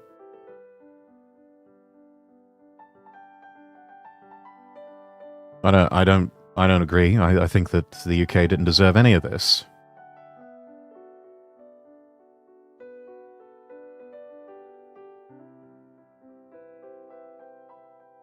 I think that these two places can coexist and can have mutual respect without having to completely, be mixed together. Is that hard? Is that complicated? I don't think it's complicated. So, yeah, I understand. Yeah, unless they want it. Yeah, of course, right? And, but it did happen in Saudi. Well, I'm not really sure what's happening in Saudi Arabia with everything. So, yes, Saudi Arabia is buying EA. If Saudi Arabia buys EA, who'll promote queer inclusion in Dragon Age? How about no one? How about we stop trying to promote the message or queer inclusion and just make Dragon Age a really good fucking game? Ever thought about that? And a lot of people are saying, let me see if I can pull this up, gay. EA Saudi gay. The end of gay at EA. The buyout is official. $55 million deal. EA is now owned by a conglomerate which includes Jared Kushner and the Saudis. There is zero chance the studio continues with virtue signaling and DEI shenanigans. I don't think that this is as guaranteed as you might imagine, but it's not like they're going to come out with a press release and say, we're getting rid of all the gay people now. No, the whole DEI rollback at the federal level.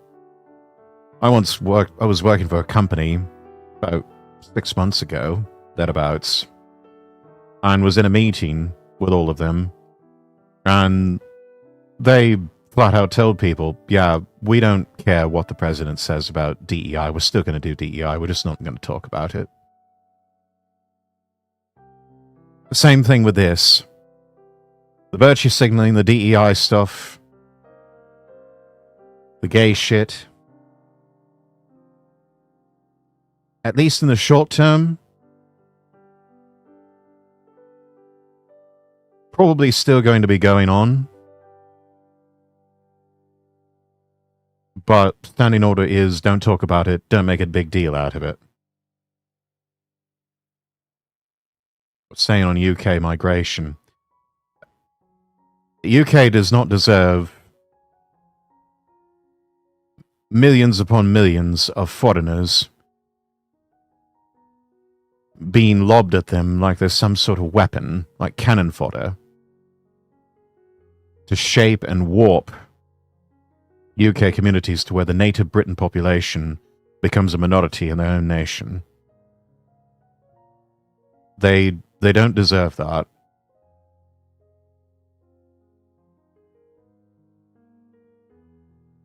And they don't deserve to be destroyed by politicians in the Labour and Tory uniparty that hate their own people and want them dead.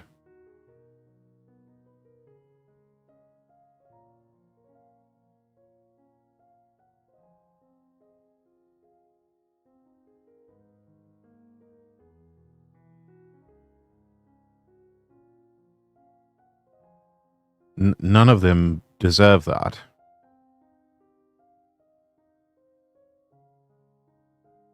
London itself deserves better than being a majority-minority city that is known primarily for stabbings and sexual assaults and phone robberies and bicycle robberies and violent crime and epidemics of petty theft.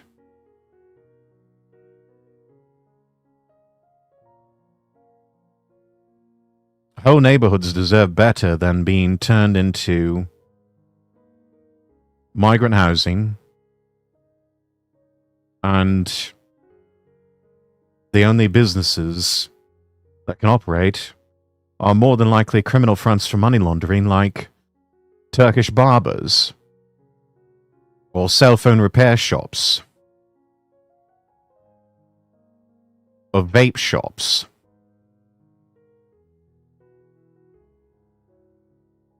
Believe you me, I saw it when I was in London last.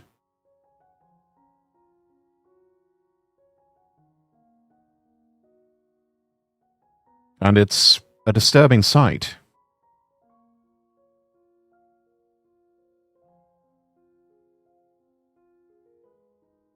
And I always felt like I was on edge the whole time I was in London. And that really did not go away until I got out of London and was in York and Edinburgh. Those were the times that I felt safe.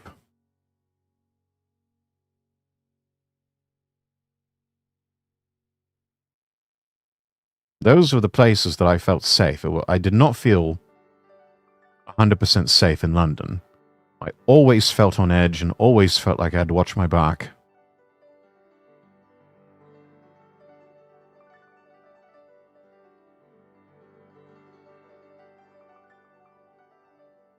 And the whole of the city deserves better than that.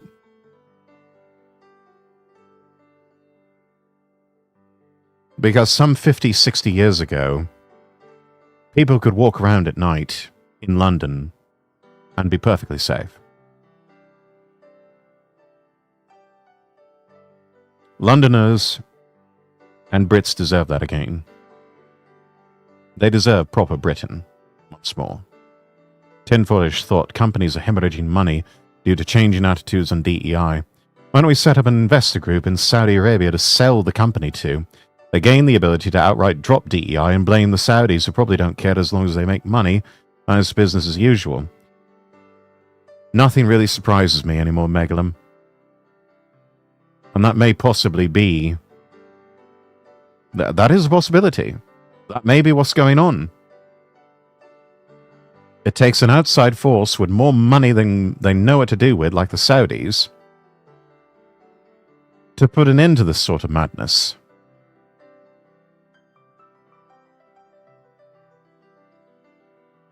All the rainbow people were deleting them. They're not going to just come out and say that in the press release. But that doesn't mean that it might not happen. Obviously, I do think this will play a role in the way that different things are told, right?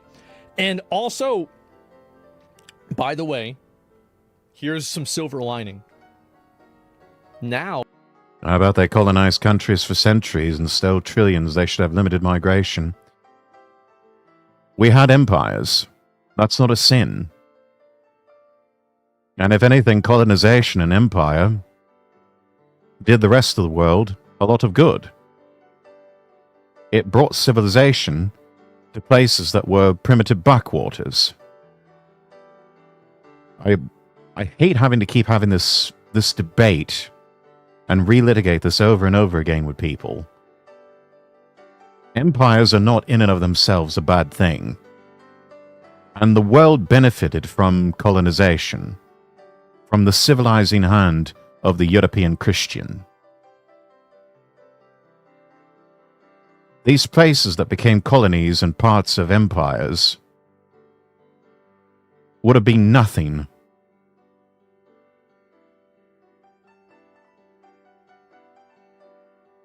without colonization. Now, that may be an uncomfortable truth for a lot of people to deal with, but it is still no less true.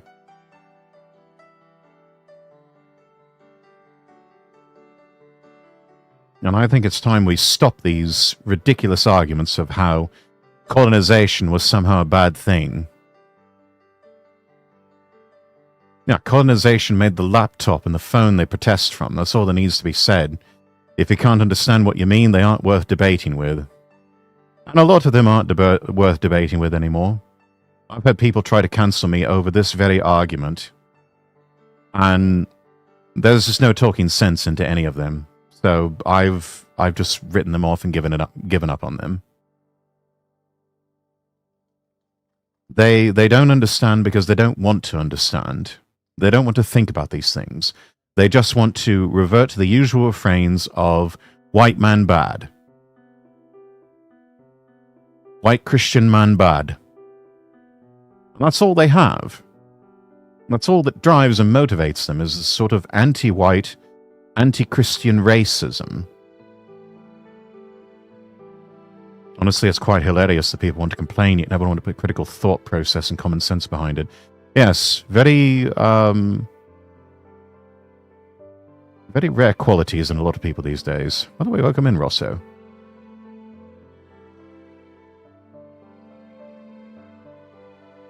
And also, how can you steal trillions if it was just left there and never utilized to begin with? And the native populations had no idea it was there, and didn't recognize the value of it, didn't even know what the hell it was.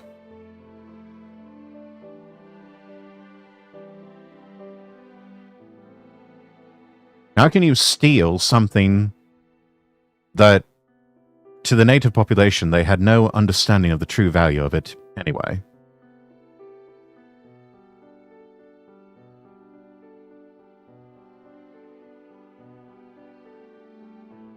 How is it such an evil thing for colonizers to come into third world countries and bring in modern medicine and modern farming techniques?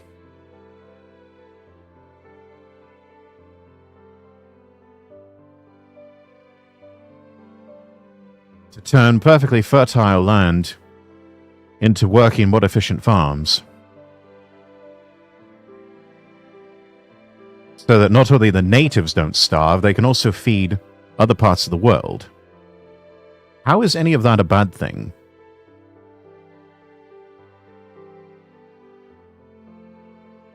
How is it a bad thing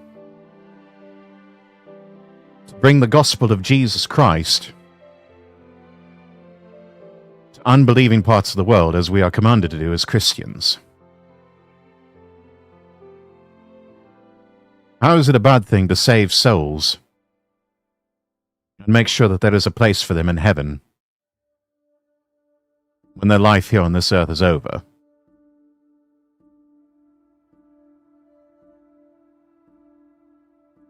No, Rex, you can only judge history based on the bad stuff. The good stuff doesn't sell. Well, I'm here to sell the good stuff. The fact that people cannot distinguish between an immigrant and a settler in terms of history is astonishing, indeed.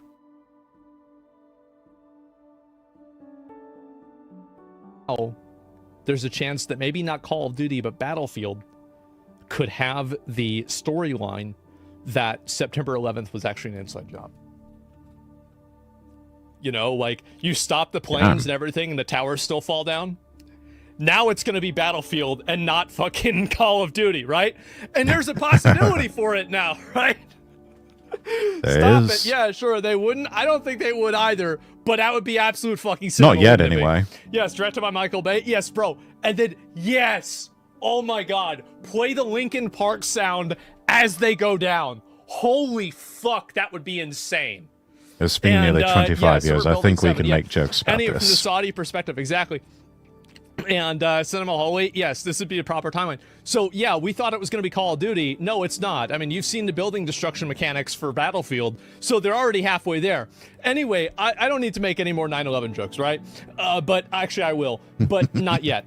My point is, this is probably going to change the way that EA games are being made, and it's probably going to change the way that different games get greenlit and different games get approved, right? Why did Bush do it? That's the big question, right?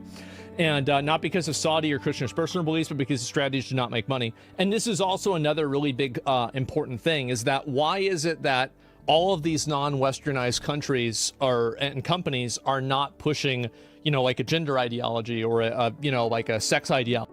Though they are funding some of it. They're funding the push for this. We know that China has been doing that for a long time.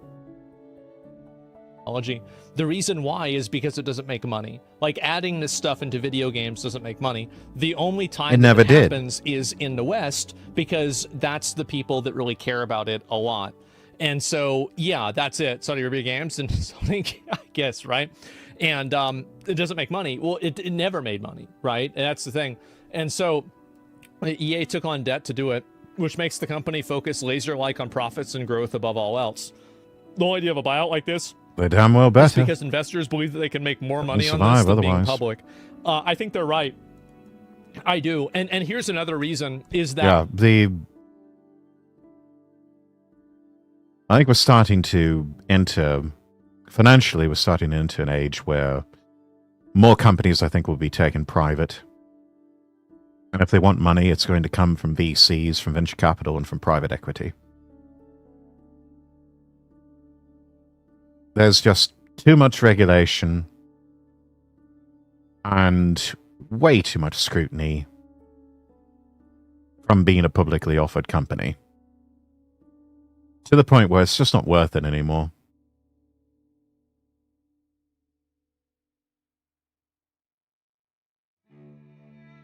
So over the next few years, don't be surprised if you start seeing more business headlines about companies going private. Because right now it just makes more business sense for a lot of them to do that.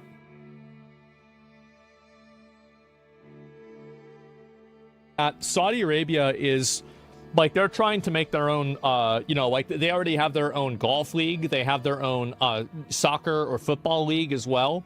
And they're trying to, obviously, like, EA is a vertical piece of that integration to making sure that, like, the Middle East is, like, the hub for football, soccer, and entertainment and media. Yeah, like MMA also. Yeah, of course. Their golf league is ass. Yeah, I mean, Rome wasn't built in a day. Like, it's going to take them time to develop this and make it good. But the point is that they're working on it over time. And so that's really the point. Oh, Dubai hosts the Overwatch championship? Yeah, exactly. Do you think that in the Dubai Overwatch Championship, Tracer or Soldier 76 being gay is ever discussed? I've got a feeling maybe not. Oh, maybe not. I agree. Indian subcontinent pre-colonialism was thriving as fuck.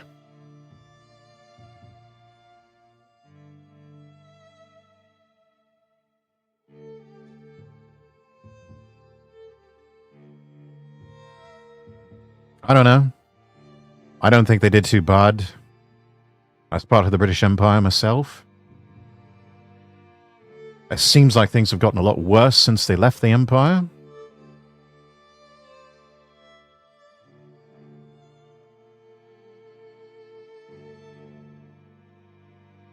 But hey, that's just me.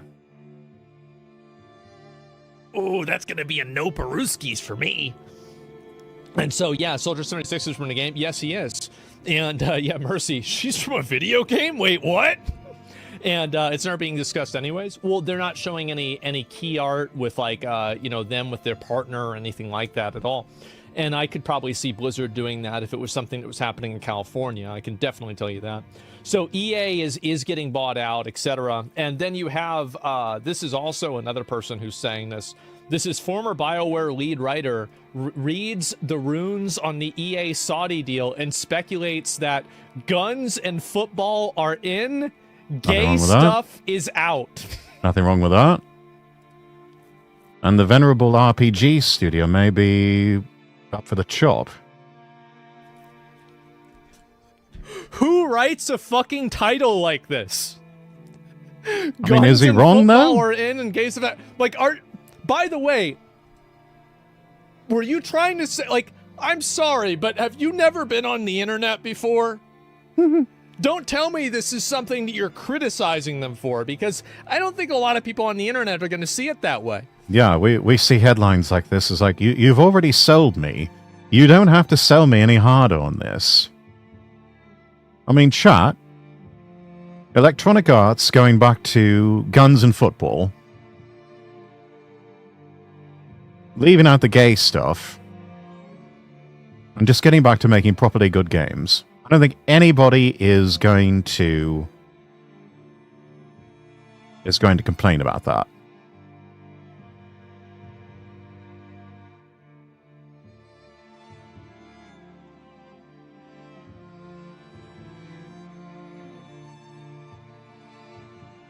Suggest you read Indian subcontinent history, you will know.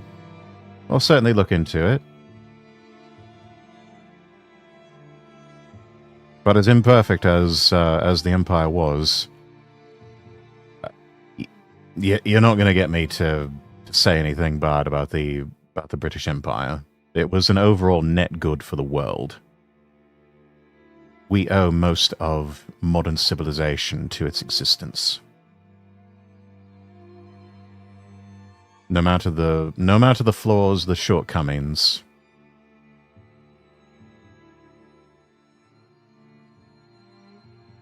I'm not going to shit on the Empire, and I'm not going to shit on the land of my ancestors. That, going back to what we were talking about earlier, that is loyalty. And Jesus, how many fucking pop-ups am I gonna get? Oh my god! And so yeah, our changes are gonna come to Apex then because one of the characters is trans. Is it no? I thought they were non-binary. If you're talking about Bloodhound, but maybe they added a trans character too. I have no idea. I haven't kept up with Apex ever since the game came out. So the rumor's been. Wait a minute, what was that sub-headline? I haven't kept up with Apex. Who knows? Maybe the Crown Prince is a big FemShep fan. I mean, probably. We do love our FemShep around here. So the rumor's been swirling for a while. Let me see here, and let me see if I can find and pick it up. And I wouldn't want to be sitting in a BioWare chair right now.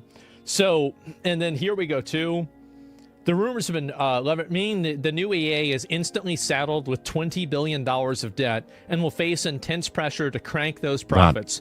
It's also the latest step in the Saudi Arabian investment fund's mission. That is animal feed to these people. That is nothing. $20 billion, that is nothing. A Saudi Arabian prince probably makes that much before breakfast in the morning. To sports wash its brutal regime by using its influence, ubiquity across entertainment industries to distract from some of the world's most appalling human rights abuses. Nobody cares. I can tell you right now, nobody really cares. It's working. It's working.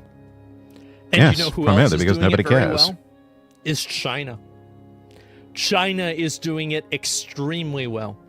Mm-hmm. I think that the reason why, I mean, obviously, I think the country that did this first and that did this best, two countries that did it very well, I think in terms of a top-down decision to do it was South Korea, and in terms of something that happened organically was Japan. Because look at how many people are weebs now. People love fucking Japan. They love anime. You know, they all want to go there, love Nintendo, etc. That's a degree of cultural exchange and soft power that you can't really buy. It's something that just happens over time. And so love hentai. Yes, a lot of people love hentai. I heard that with young people jerk off to hentai more than they do to real girls. And I don't know what that says about the future, but in a way, can you blame them? I think I do, and that's not so good. And anyway, so let me see if I can find the rest of this here. And we were actually talking about something like this in a similar vein in VC in the server the other night. I think it was Action and Rosso and myself primarily that were talking about this. And the idea of we saw last night the previews and the gameplay of the formerly gacha game called Anata. Had a big premiere over at the Tokyo Game Show. And it came up inevitably of, can you imagine if Anata had VR integration? And there would be some people that may never want to leave VR. They would want to stay jacked in because you can hang out with friends, potentially, in the game. But there's also certain romance arcs that you can have with at least some of the characters. Given the absolute state of the world as it is now, can you blame anybody for not wanting to leave a world like that? Where you can hang out with your friends and even have the chance to rizz up and fall in love with an anime waifu.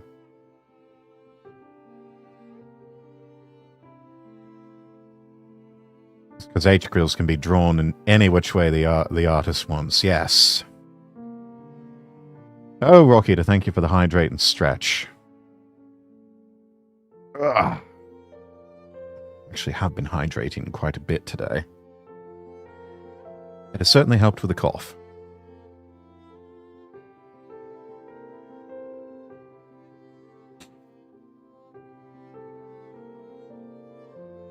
And see if I can pick it up. And where the fuck did it go? This is some of the older stuff. I don't know if there's any more of this. And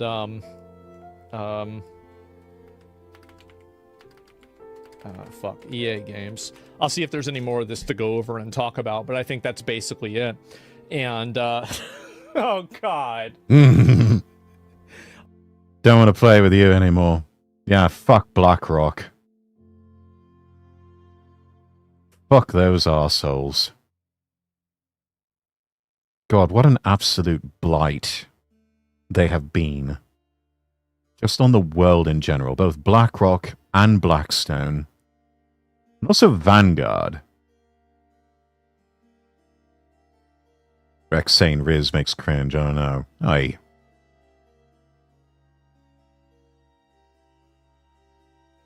Perfectly fine if I say Riz. I mean, this is what's going to happen, like, for sure. Of course they're not going to be pushing this stuff. I think anybody could expect that. So, yeah. And it's just evolution where we all download our brains into the internet. Yeah, I guess that's what's happening. By Saudis buying EA, did we not accelerate the Robot Catgirl program? I think that we might have. Probably. I do. I think that there's a... I mean, what's wrong with that?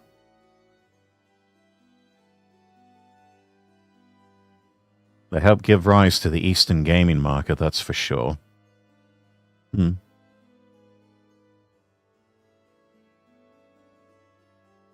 BlackRock's still a blight, though. They've got to go. BlackRock, Blackstone, Vanguard, all these gigantic companies that have just been pushing all of this pause in the gaming sector, and just in general with the economy. They have to go. Organizations like that really, they should not exist. They have become a cancer on the world economy. There's a good chance we might have accelerated and we might have Robot Catgirls sooner than we originally anticipated, which is great. Yeah. I'll take a Robot Catgirl. Anyone else want a Robot Catgirl? Got any takers for that?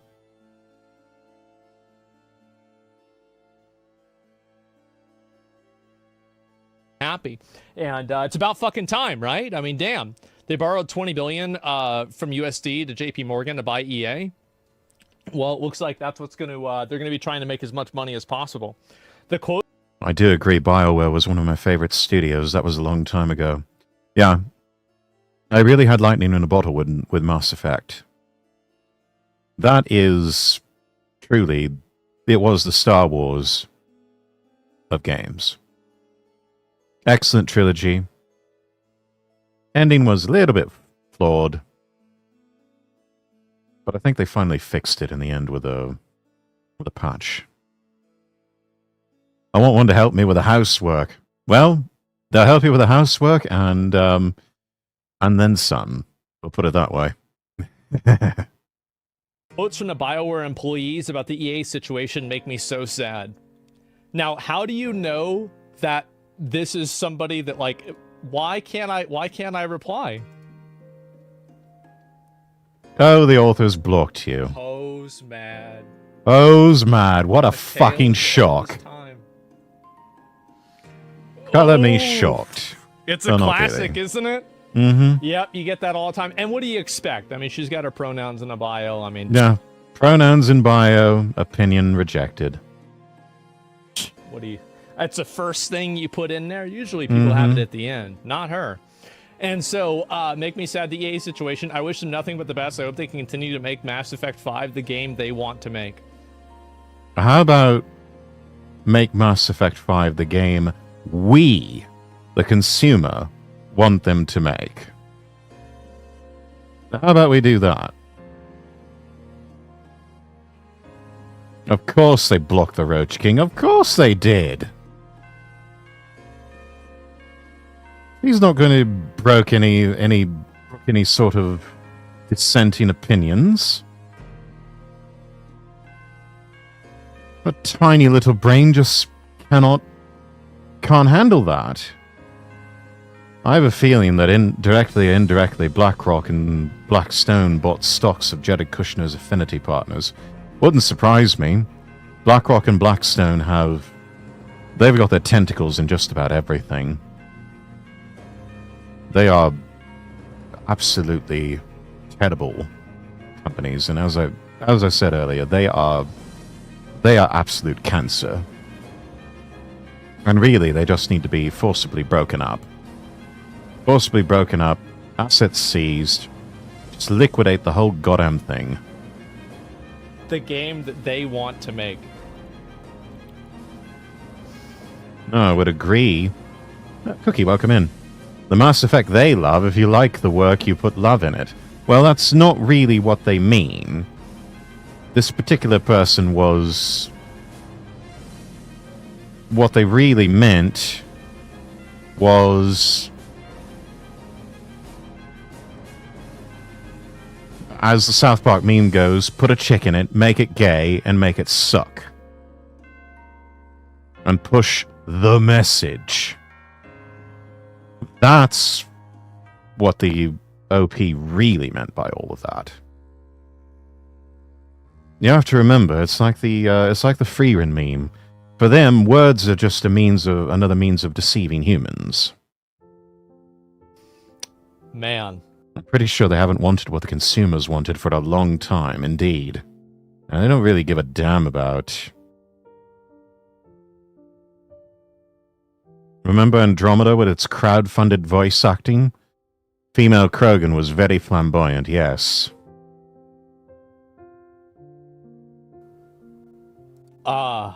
Where'd the picture go? I guess I can't find it anymore.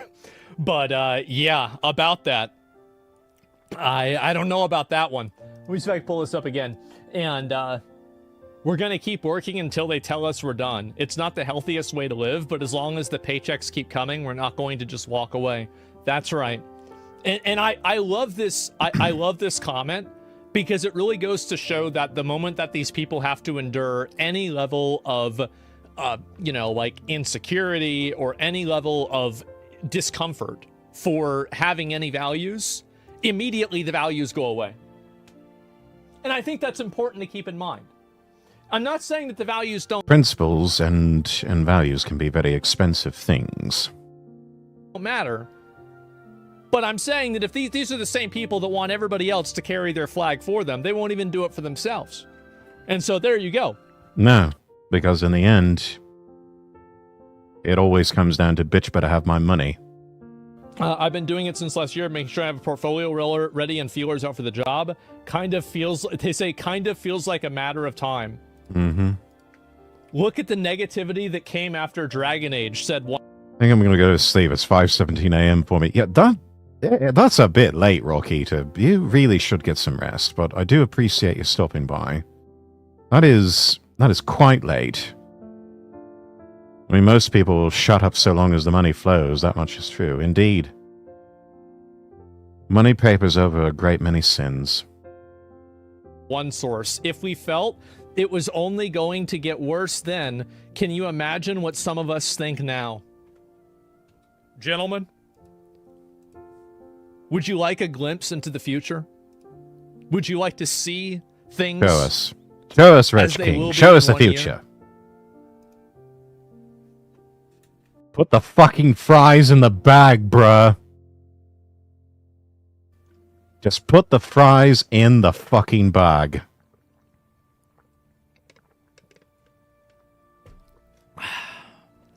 Guy slop fries in the bag, Wagey. It's not looking good. For you. That's just the way it goes. Mm-hmm. And Big Mac, please? Yeah, exactly.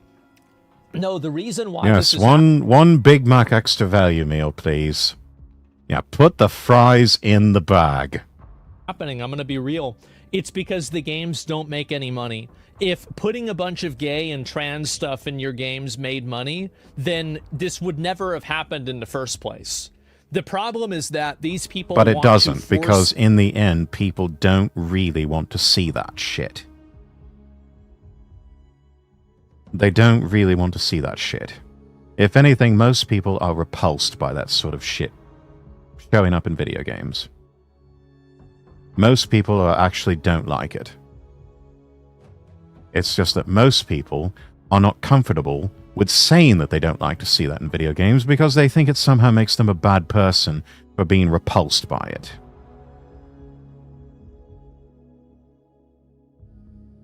Look, I'm fine with a bit of hot and sexy girl-on-girl action. Don't get me wrong. But most of us, we want to see standard, healthy, heterosexual relationships. Or, you know, the occasional crossbreeding between humans and aliens. You know, like with Commander Shepard and Dr. Liara Tassoni. But anything else, most people have no interest in seeing that sort of thing in the video games. It's just, let us rizz up the hot chicks. And, I don't know, maybe have a storyline that doesn't suck. Maybe have a video game that doesn't suck.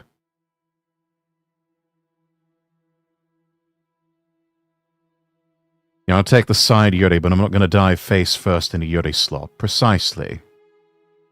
A viewpoint into a video game and then get mad when people don't buy it, and then they start crying when the company gets shut down. And here's another one. There's another video game company, Contraband, what was the Avalanche, right? Avalanche Studio. See if I can find this real quick. Yes. So there was a new video game studio, and Avalanche is imploding. So you see right here, I have reasonably confirmed the devs I spoke to used to work at studios in question. So on these sweet... The Sweet Baby connection strikes again. Fucking Sweet Baby Inc. God damn those people. Baby Inc. website,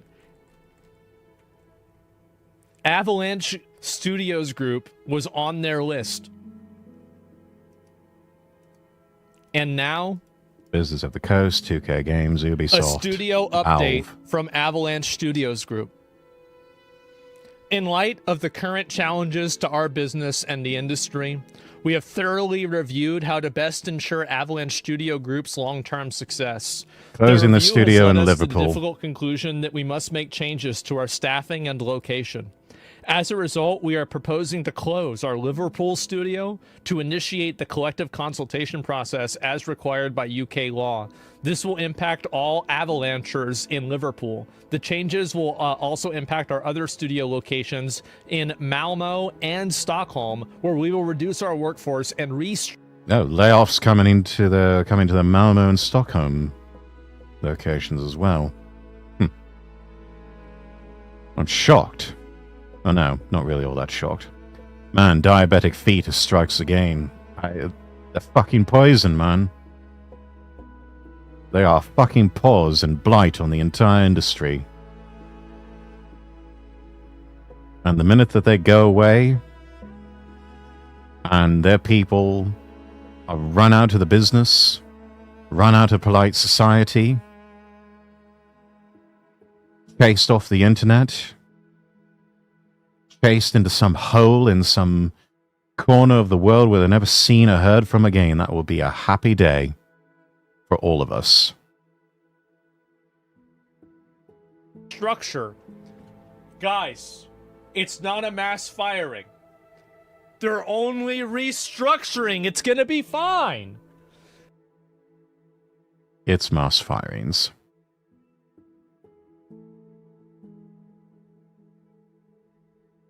Avalanche Studios is on life support. To address our game's needs, our immediate focus is to offer full support to the Avalanchers during this challenging time.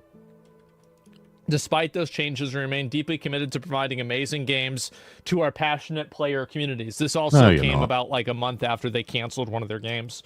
And so anyway, that's what happens. Absolutely not a mass firing. No, it's not a mass firing. They're just shutting down entire studios. No, but that's not what's happening. Yeah, so Avalanche Studios is cooked, I guess. They're finished. And you see, obviously, and this is the problem. I remember my girlfriend had a bunch of SBI games asking me, why do these games suck? And I had to tell her about it. At least she knows now. At least she knows what we're up against. You know? 2011 to 2019. I wonder Fucking which hell. one people want to be. Fucking hell. Another 2011 to 2019. I wonder which one people want to be. Too bad, huh? Yeah. Man. Sucks to suck. Everything's fine. Yes. Sweden is home of Embracer. I really hope this will hit them as well. I think that this will happen to every single one of these like weird companies that's being run by activists. Like and I think that the activists inside of these companies are a cancer. And I don't think that it's like, actually it's not a cancer. They really are, and they need to be just removed root and stem. Last straw for her was Tales of the Shire. She loves hobbits and they ruined it for her. Yeah, these people, they will ruin and destroy and take away everything you love. Because they are that evil and that demonic and that filled with bitterness and poison in their souls. What little soul they have remaining, if they have any at all. They will take away everything you love to push their agenda. Nothing is sacred for them. The minute we realize this and start adapting their tactics for use against them, that's when you will start to see progress. That's when you will start to see progress. Actual progress is doing it right back to them. Take away everything they love and hold dear.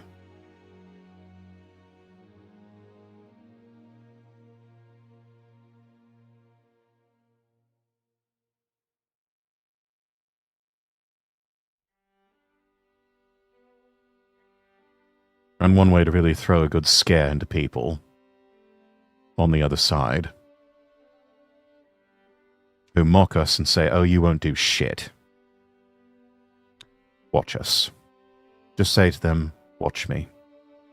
Watch me take away everything you love.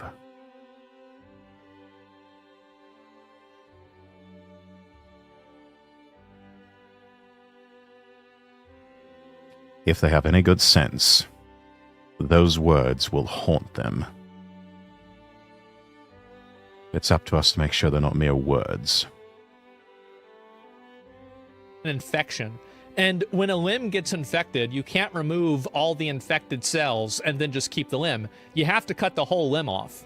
Yes. And I think that's what's going to happen. I don't think that you can remove these people and then just kind of keep going as normal. I think this is a death sentence. Because you can't remove them because they're trying to, like, they control HR stuff, etc. You gotta just not hire these people in the first place. Blizzard is run by activists. Get rid of them by any means necessary. It's actually really funny that you bring that up.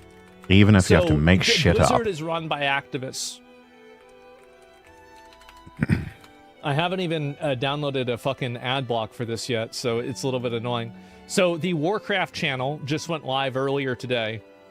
And this is the deep dive into the new expansion. It only had 11,000 viewers. Oh my god. Asmon gets 4 times Watch it that many. honestly. in a day. Actually, that's not true. I was reading Twitter. Yeah, same shit with Ubisoft. Yes, exactly. It sounds about right. Yeah. And this, and again, like, this isn't like, oh, wow, this determines the game is bad or something like that. But I do think that it's worth considering that the level of enthusiasm and interest that people have has certainly gone down. Like, you compare this to 2018, like, even back here, it was pretty popular, at least a little bit. And, like, you just look at some of these other ones, like it's AWC. When was the last time they did something that was not just like an event? Like, when was the last time they did something where they talked about the game? It's just a bunch of, like, esports bullshit. So even the Mythic Dungeon Invitational was getting more views than this. This is crazy. Yeah, it's just all, it's all esports stuff. A lot of those viewers are streamers from others restreaming it, though. You're right that it definitely had, no, that's a good point that you're making, that it had lower viewers because you had people restreaming it. But I would argue that that was the same in 2021. Like, a lot of people, there were a lot of times whenever I would stream to Blizzard events, I would have more viewers than Blizzard did. And I think that was very common. That's what happens when you're So yeah, the we call Ascension Law video is 77k views. Yeah, I mean, I don't know about, like, fucking, like, private servers. I'm not into private servers. I'm just talking about, like, the baseline games. But what I'm saying is that Blizzard is, Blizzard is clearly, not doing well also. But yeah, Avalanche Studios has been shut down. So EA being bought by Saudi Arabia. Let me just kind of finish this up. What does this mean for EA? What does this mean for, like, how things are going to go? I think EA is absolute. Women's EA games after the Saudi takeover.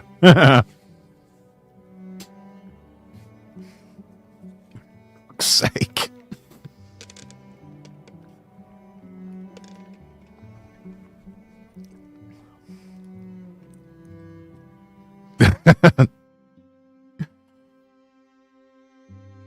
Alaikum salam.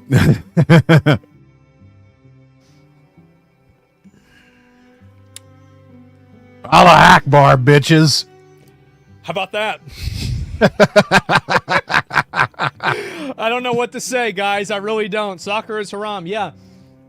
So I think that there is a good chance, a very, very good chance, that things will be changing.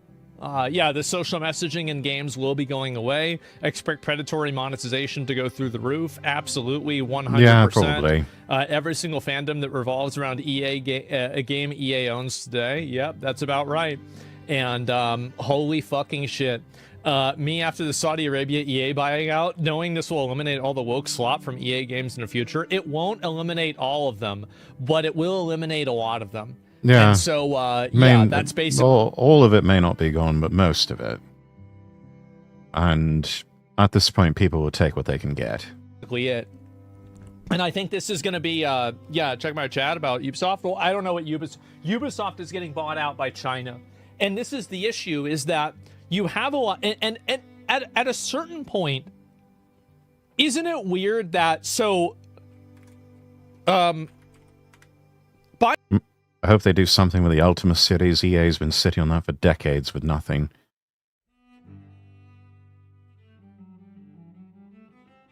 There's a lot of great franchises that we wish they would do more with. There's a whole catalogue of them.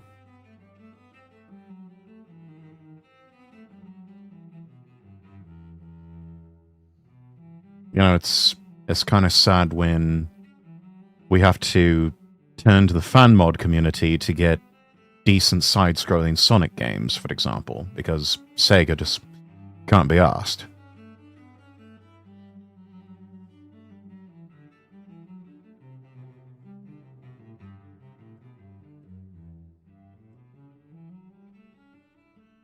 You know, we would love to see another Mass Effect game as long as it doesn't suck.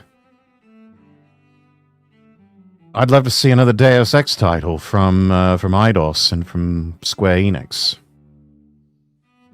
But I just don't know if that's going to happen. Either way, so my new PC... I think we'll call it here, though, on this particular video. I think we've We've watched this one long enough. I will go ahead and post this in the chat for everybody to go watch the rest of it. But yeah, let's go ahead and move on to something else. Let's see.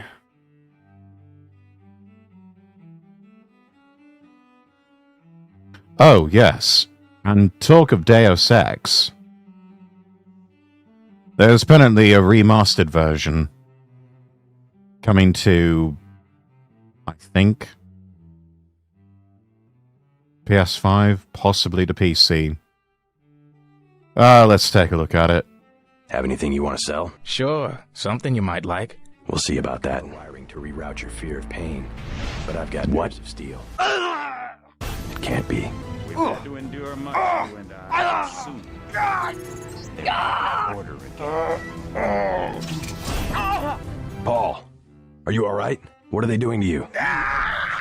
We found its cadence. This is painful to watch. This is that idea of a remaster. I knew you were a mistake. I don't believe what I just saw. Billionaires. Big executives. That's terrible. I think the whole place has been taken over by a private corporation. Oh, it's horrible. Oh, Lord have mercy, why? This is terrible. What's happening? No! This incident has raised some grave concerns in my mind. You'll hear from me. Yeah. It's bad. Dark Lord Let's Apathy get here. into the video of Deus Ex Remastered. When you see the footage on this motherfucker, you're going to shout and scream out of complete terror. This is possibly the most worst remaster that no one ever asked for. Yikes, what is this? This is supposed to be a remaster of the original Deus Ex, and it looks like shit. Not like... Honestly, Deus Ex Revision is better. And that was a fan mod. this, not like this. So that's the normal game. That looks horrible.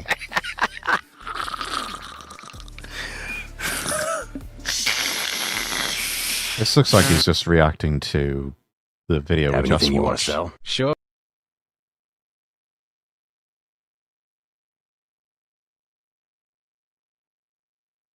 But yeah, that's what we're dealing with Deus Ex Remastered. This apparently ruined someone's life. You know what? I'm just not gonna buy it.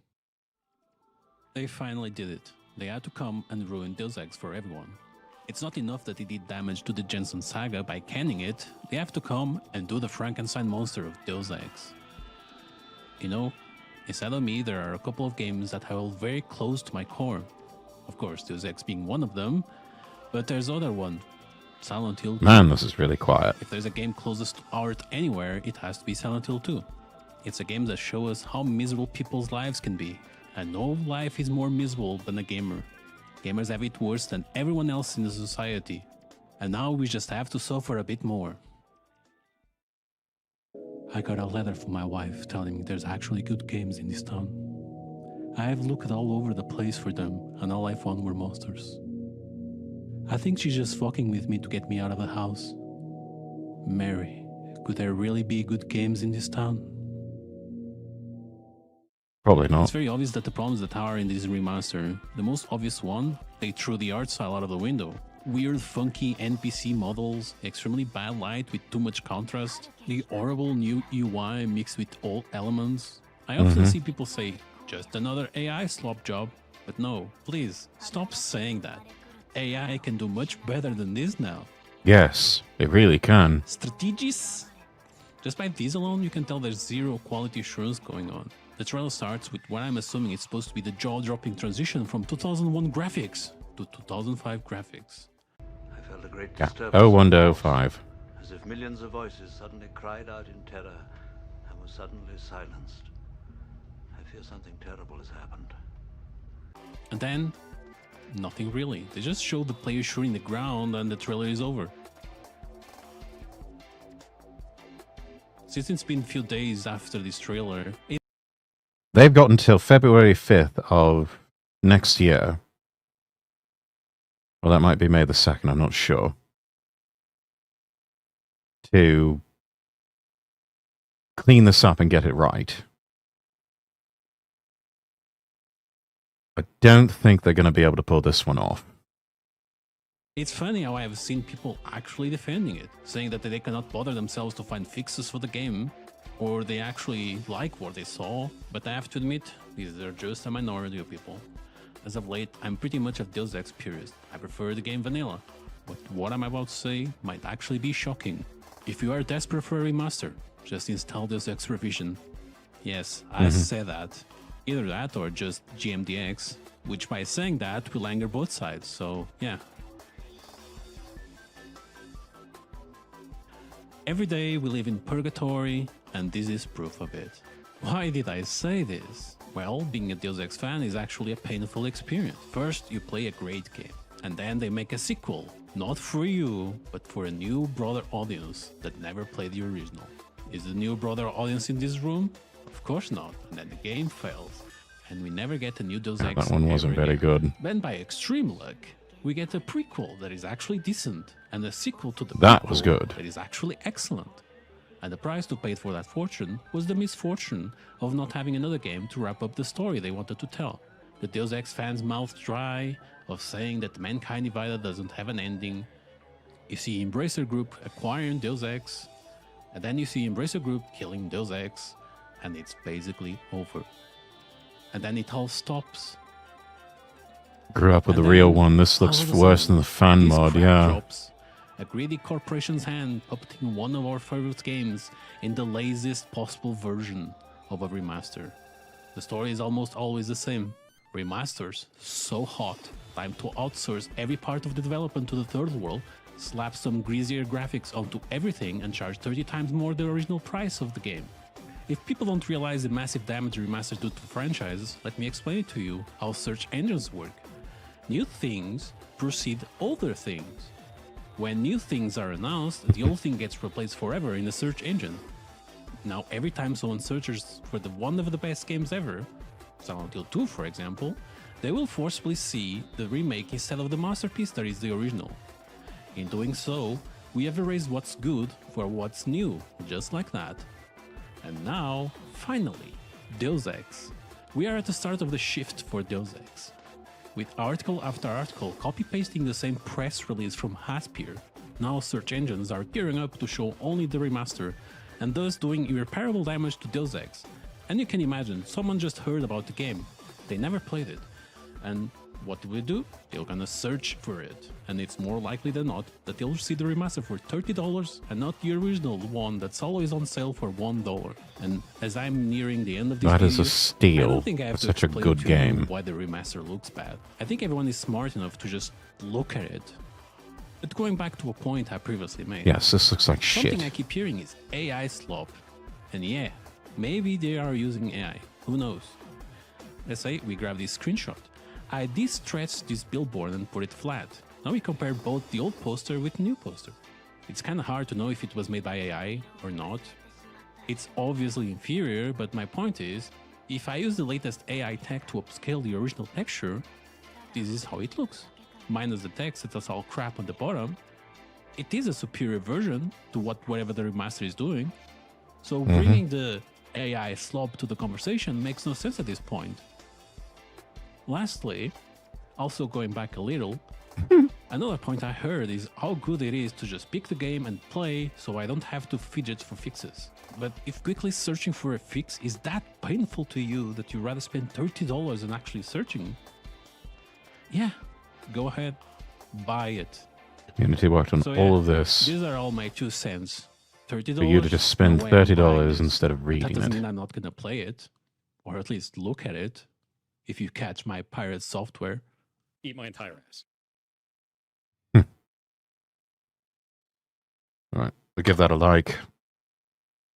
Link in the chat.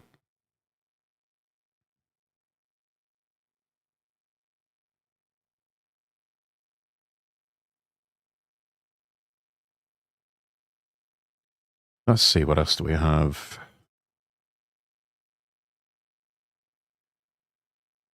Where are we at? 3 hours into stream here. And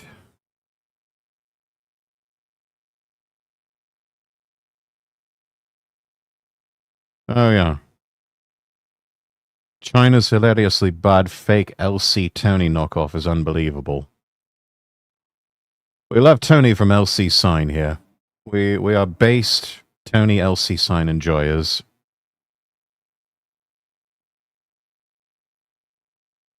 Let's take a look at that one. Take a look at this garbage. Hey Sarah, what's your favorite color? Black. Do you know how to spell black?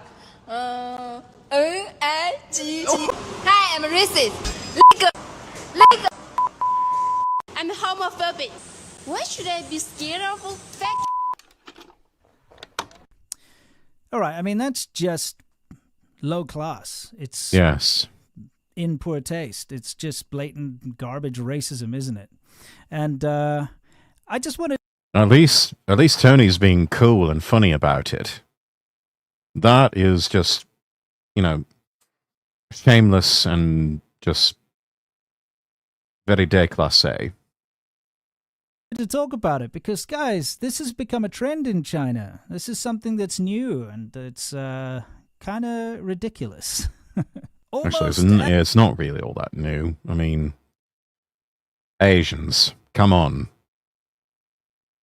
They can be a bit of a racist lot. Because they're not held to the same standards as Western countries. So they don't really have to deal with, you know, accusations of racism and colonialism and... yeah, they don't have to deal with all that shit. In fact, if you're China, you just fund all that shit. As ridiculous as a data broker app, deep within the corporate offices Oh, of it's a data sponsor broker, time. something is happening behind closed doors. We're like an evil Santa, the opposite of good. We know about your finance, if you've been bad or good. We spy on your life daily and sell the deets we took. This is a little bit cringe. You cannot escape us. We're data broken bros. What if there is somebody who doesn't like Time for me to head on out. Take somebody care, my who's a lord. All right, business Mushroom. competitor, Thanks for stopping by. Somebody who's a jilted ex, anyone, a classmate, it doesn't matter who, a business colleague, someone who's out to cause trouble for you. They can pay private investigators who use special tools which gather information about you. I'm not talking about a Google search here. I'm talking about those nasty little tools that can find out exactly where you live, how much money you make, all that kind of stuff. Well, guess what? All that information comes from data brokers. And there's a way to fight back, and it's Incogni. I use Incogni personally because I am a target of the Chinese government. So I don't only have the Chinese government and all their cronies after me, but all sorts of funny zealots and weirdos who want to prove themselves worthy of the Chinese government. So they try to dox me and harass me all the time. Not only does Incogni go out to these countless data broker websites and demand legally that they remove all of their information about you, but they also have a custom removal feature on their Unlimited and Family Unlimited plan, which allows you to tell them, if you find your data on any website out there, you tell them and they'll go and get it removed. Go to incogni.com/Winston to get 60% off Incogni. Use the code Winston. That's incogni.com/Winston. Use code Winston. And now, back to the show. That's a pretty cool service. You can always trust Chinese companies to sink to such lows if they're not stealing IP, if they're not utilizing loopholes, if they're not trying to cheat or do something along those lines. They're just being blatantly racist in the pursuit of money. Now, guys, this is a problem in China. Religion has been wiped out and has been replaced with money. So money is the new god. And in the pursuit of money, anything is okay. Like I mentioned before, cheating your own fellow Chinese countrymen, no problem, as long as you make that short-term gain. Stealing intellectual property, destroying the environment, doesn't matter. Taking shortcuts in construction so that people die and bridges collapse or the airbags don't work in cars, totally okay, as long as you're in pursuit of Qian. So here's the thing, guys.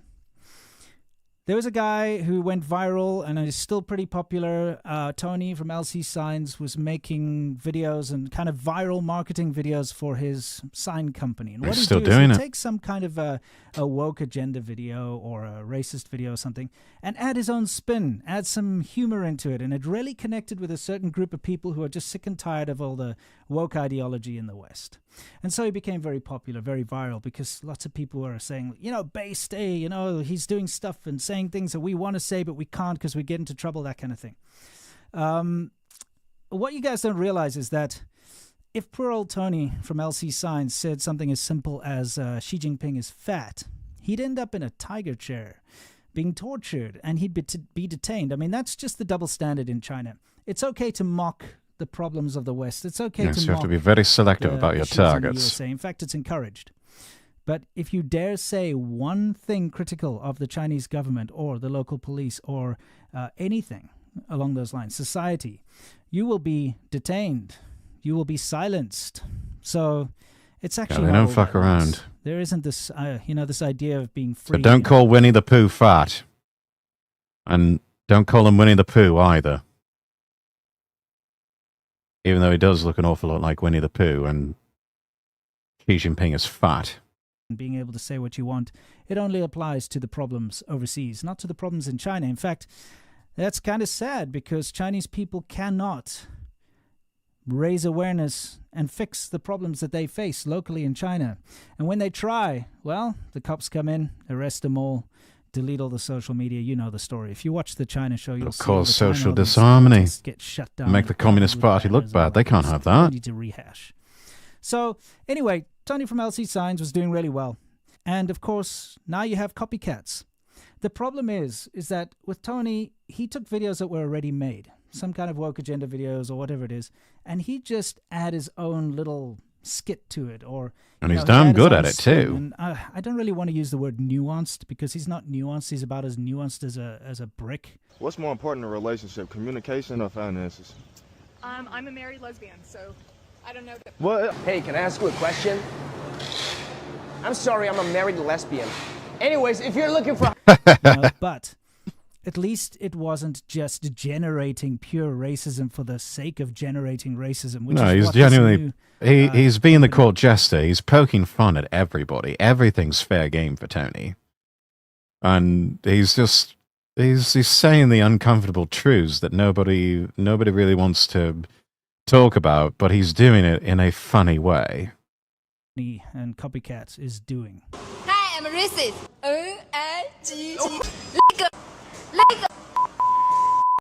And it's pathetic. Coming from a country that, has always been labeled racist, South Africa. I'm a white South African. I've been labeled racist my whole life. I know what racism is.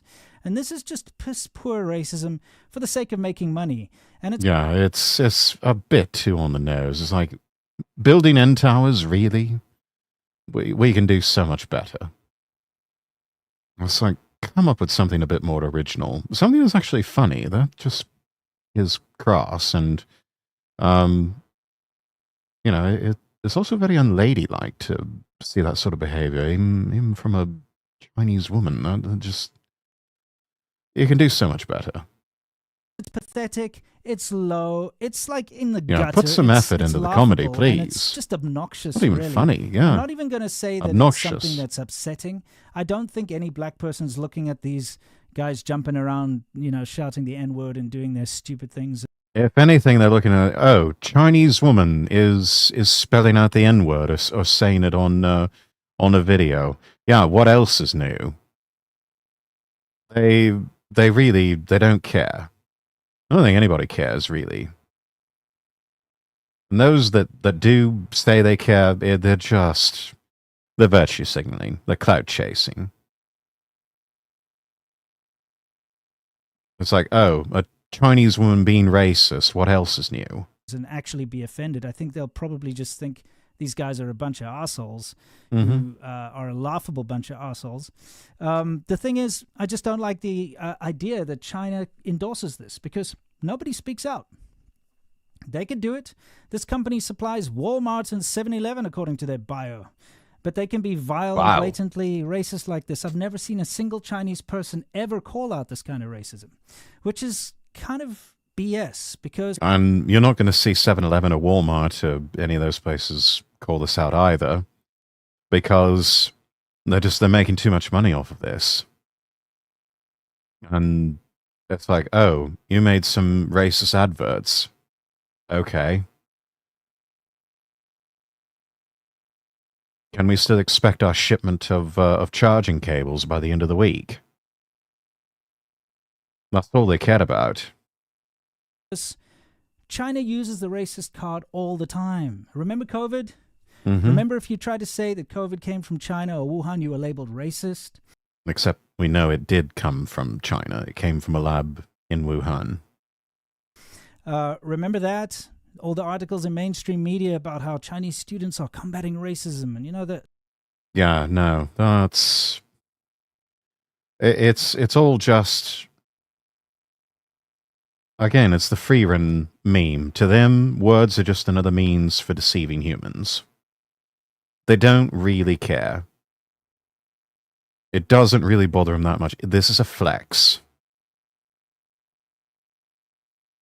Racism is just fake and gay. The race card's pulled out whenever there's a political thing with China, but China can be blatantly racist and nobody calls them out. No Chinese person calls them out. The rest of the world doesn't call them out. It's just pathetic and it's stupid. Because they either don't care or they own it. And they're like, yeah, we're racist. What are you going to do about it? And honestly, it's an effective strategy to deal with accusations of racism.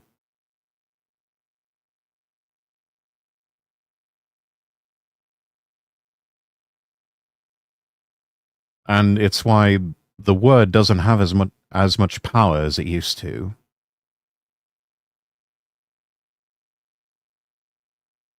Oh, you're a racist. Everyone is.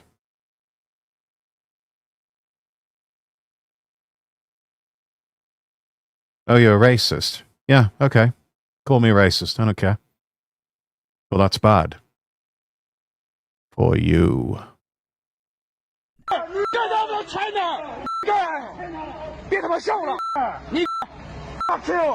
So I wanted to bring this to everyone's attention because it's pissing me off that these guys are just so tasteless and garbage, going out there making racist content like this for the sake of earning money from their garbage products. It's just stupid. And I see this as possibly a trend that's going to continue until it becomes probably laughed at. As in, not laughed as in you're entertained, but laughed at as in you're so fucking pathetic. Stop it. Anyway, guys, be who you want to be, do what you want to do, but I think we can kind of all agree that this is just a bunch of bullshit. Yeah. Anyway, until next time, you know the drill, guys. As always, stay awesome. But I was taken aback by the extent to which racism is practiced against blacks in China openly.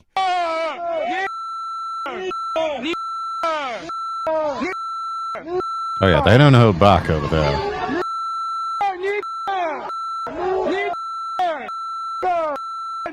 Oh, there goes our monetization. Want black people here.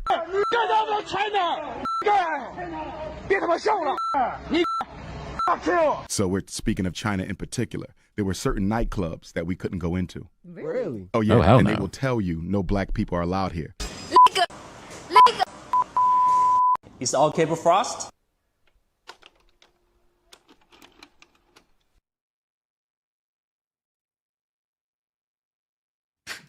Okay, so we're giving him a checklist of behaviors that match the smuggler. That's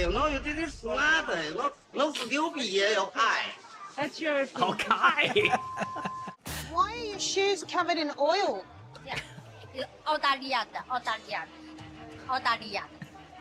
Does she need diarrhea? Some type of gourd, but it's not Oh, even a gourd, Jesus. it's a piece of a gourd. 你好，我叫妈妈。哦，你要吃什么？ They've got a really good podcast that they do. Especially watch the video version. But, yeah. Right, that was fairly decent. China's living in 2100. No, they're fucking not. Shut up.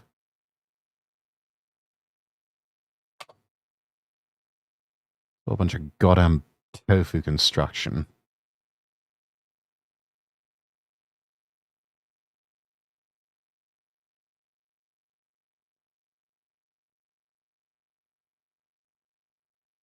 Right. Let's see.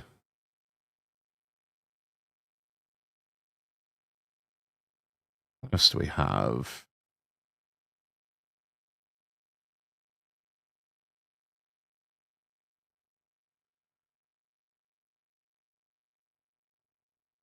Oh. Why don't we go over to an actual functioning society?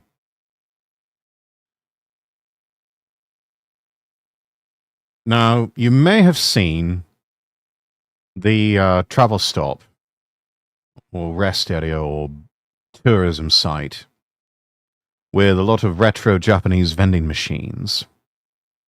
I think even Chris Broad and Sea-Dog VA did a video together where they went to visit this place. I believe this is a new one, and I think they might have actually beaten the record for the largest number of vending machines.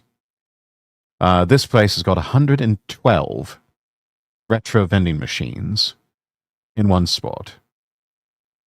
So let's take a look at that.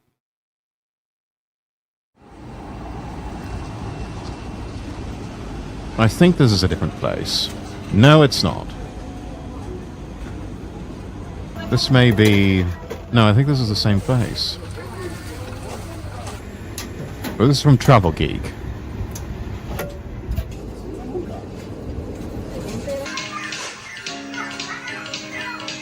Holy shit.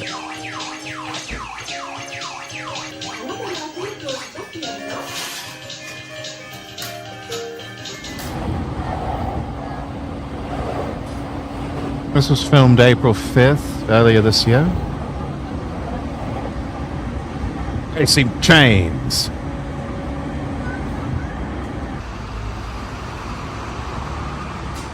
And we've stopped at Yokohama Station in Kanagawa Prefecture. Oh, we're going back to the vending machine paradise. Oh, that's right, Travel Geek went here before too, yeah. It's about an hour from Yokohama Station. And Yokohama Station itself is about an hour from Tokyo. Possible to go there by train, but we're going to take a rental car. We're going to hire a car from Times' car sharing service. Let's see, what are we going to get? It's like a Nissan Leaf. $1.54 per 15 minutes. 6 hours for about $30. You can get a Nissan Sakura, an all-electric car. This is an electric K car. You'll be able to use it for about 6 hours. And someone left their mask behind. That's disgusting. This is the used tire mart Sagamihara, aka the vending machine paradise. About a 15-minute drive.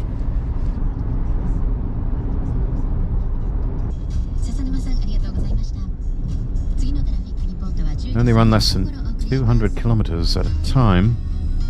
Power's good enough, despite being a K car. Those are not known for being very fast cars. We're going back because they've installed 2 new retro vending machines.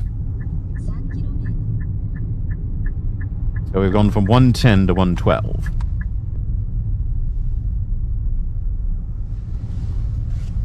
It is April, so it's cherry blossom season. Sakura car, Sakura trees, all makes sense. And here it is. The place has certainly gotten crowded. I mean, it's spring, everyone's out and about. Car park's almost full.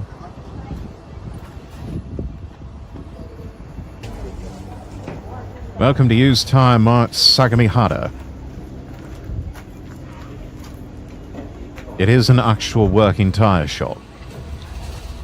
But as a side hustle, the owner's been operating these retro vending machines for quite some time.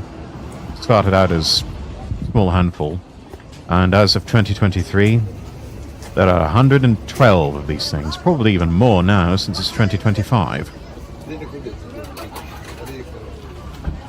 Manufacturers of these retro vending machines have already stopped providing maintenance services, so they just maintain them themselves, using replacement parts. Keeps them in good nick.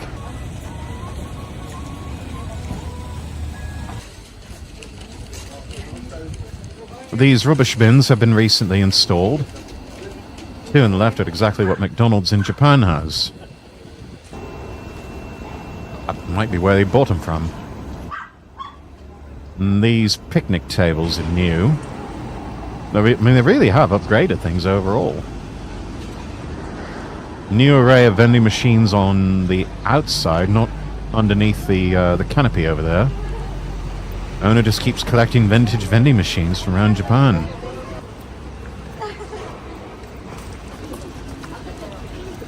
Most of the vending machines in this particular corner are not in operation. But they could be working in the near future. You never know.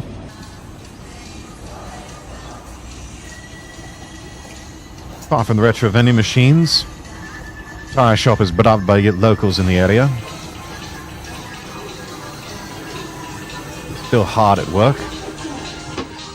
Putting on fresh and gently used tires and rims.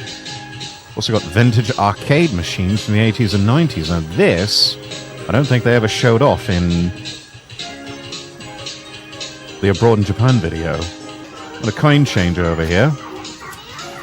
Been a 1,000 yen note. Get your cash. 2,000 yen.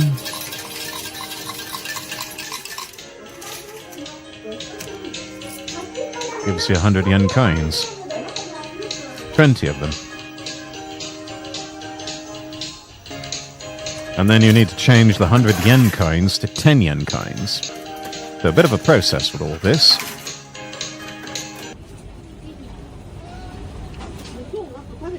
Right, first things first. Get a hot bowl of noodles. You can get udon or soba.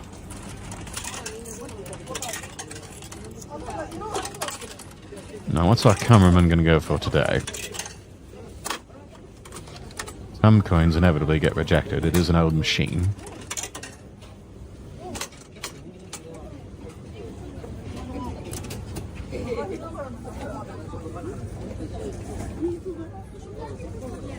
"20 seconds to hot noodles."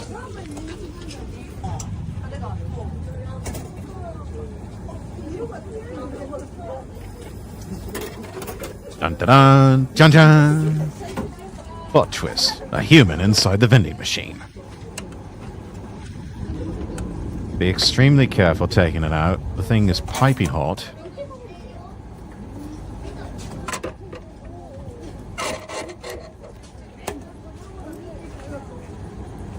Stock is about to overflow there. Grab some chopsticks. Want some spice powder? They got that too. Just a little bit, that's all you need.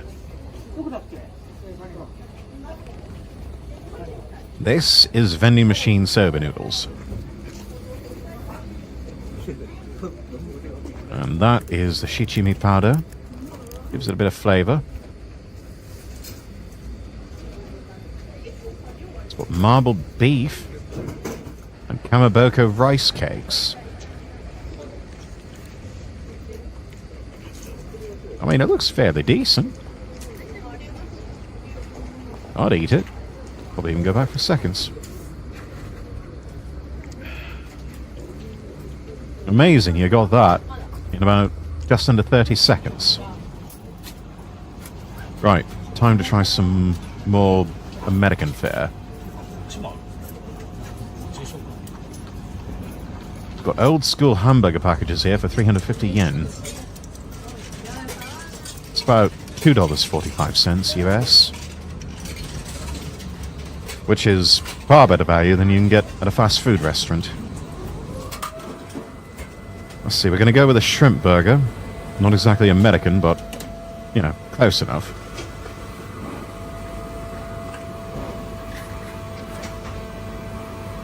Blinking lamp tells us that the built-in microwave is working. And yes, it is a microwave burger. That's almost the equivalent of those frozen White Castle hamburgers you get in American supermarkets. It's small, classic, cute. Hamburger vending machine was first developed back in 1965. Reached its peak during the 70s and 80s. And that's when they sort of fell off. You get a warmed up hamburger from the vending machine. Hopefully it's not still frozen in the center. Simple enough. Contains a shrimp cutlet with tartar sauce. I'd give it a try. Now, let us satiate ourselves, wash it down with something cold to drink. Got a vintage 7-Up vending machine, made with pride by Westinghouse in the USA.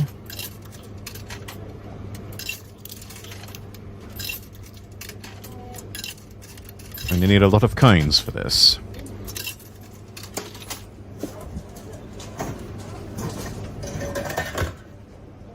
And you forgot to turn the selector first.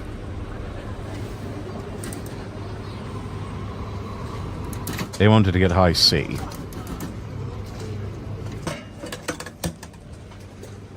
But, I mean, you got a Coca-Cola, that's not bad. And there's your bottle opener there.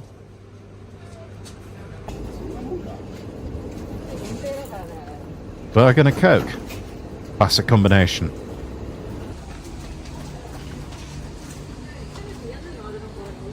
Right, what's next?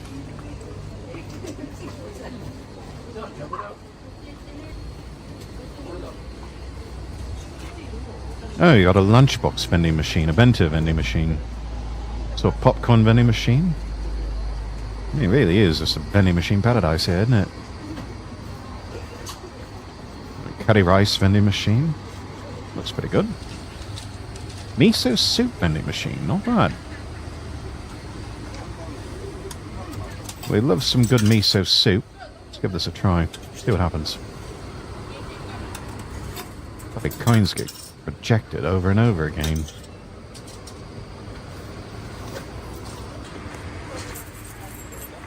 Cameraman's mum taught him when a vending machine rejects coins because you haven't been considerate enough.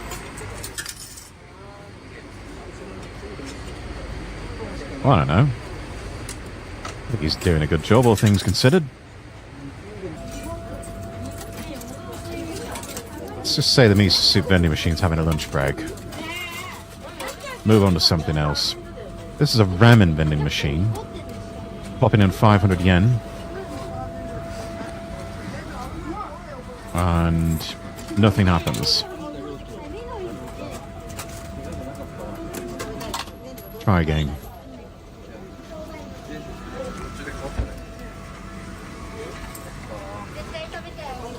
Okay, no ramen for us. Maybe? Oh, no, it is working.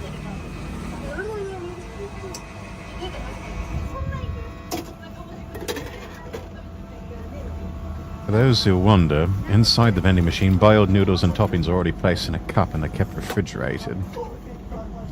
Seems a bit high maintenance, probably why that all fell off after a while. Machine puts hot water in, then drains it, pours in the soup stock. Hey presto. $3.50 US and you get pork ramen. Cameraman decided to add in a bit of black pepper, give it some spice.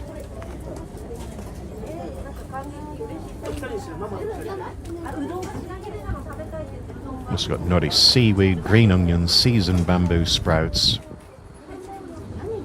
That's a properly good bowl of ramen there.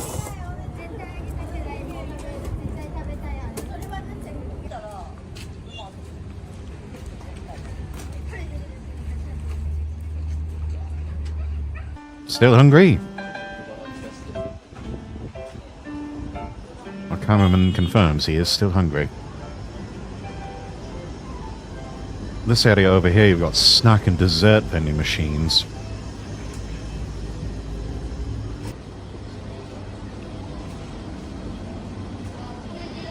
You're spoiled for choice. I've also got cut noodle vending machines.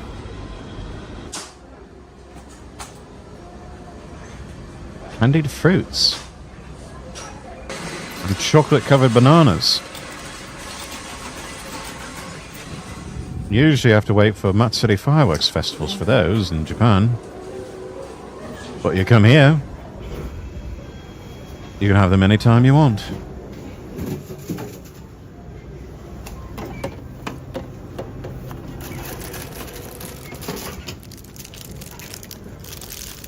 Oh, that does look tasty.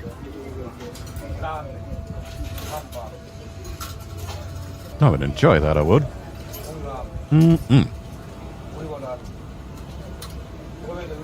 Good little palate cleanser between all those noodle bowls. Mitsubishi battery vending machine. Doubt the demonstration units are still active.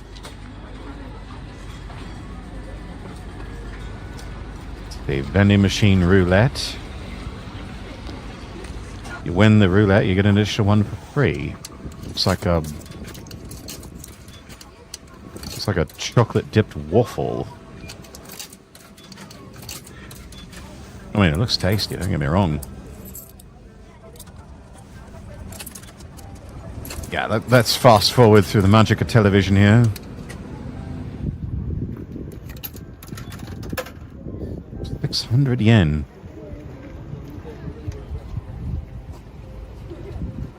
Right.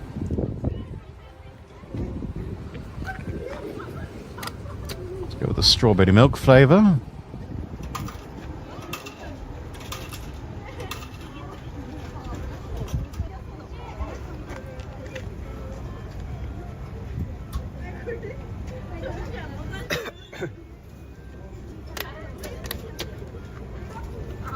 And it's sold out.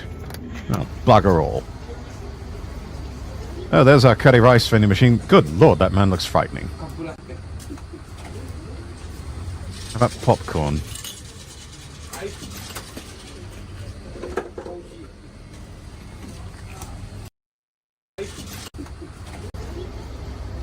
Yeah, that... Dear lord. That must be what a Japanese man looks like on cocaine. Or some sort of illicit substance. That's frightening. That's going to haunt my dreams tonight.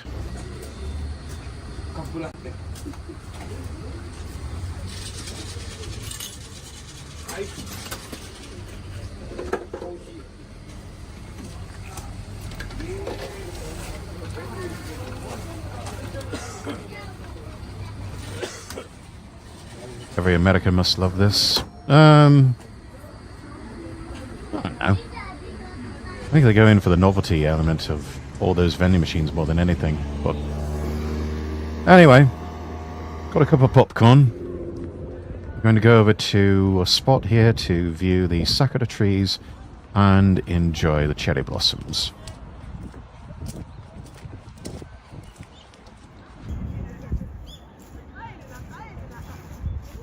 Yes, chat, this is what spring season in Japan looks like.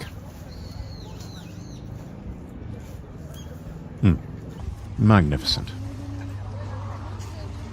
Got a local football team playing a game under the trees. Good for them.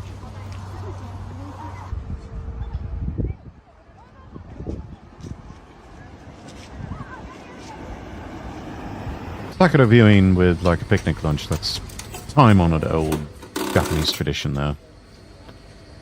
And it looks like our miso soup machine is in working order once more. There's our cup. And there comes the soup.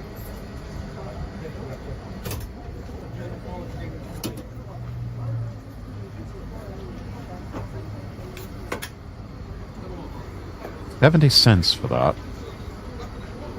That's not bad. You get either red miso soup or white. Both are good, but red tastes a little more bitter.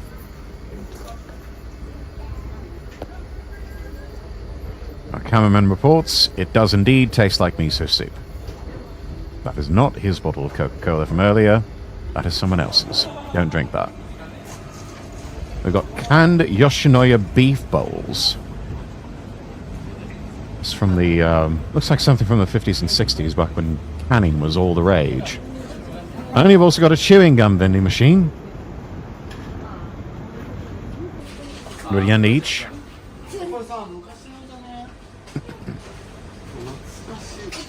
A baseball vending machine. If you get a home run, you can win another one for free. Let's try our luck. Go Yankees! No, not quite. Our cameraman's 3 years of baseball experience came to nothing. Oh well. At least he got a canned orange juice with all the vitamins you need for the day. Curry and rice vending machine delivered to you in 27 seconds. 27-second curry rice. Now this we have to see. It'll cost you 600 yen, or about $4.20. Let's go with the spiciest curry we have.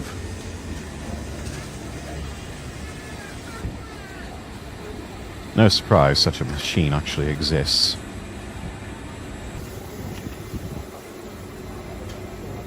And there's our cooking timer.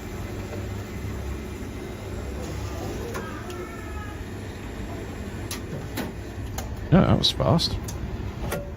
Came out early.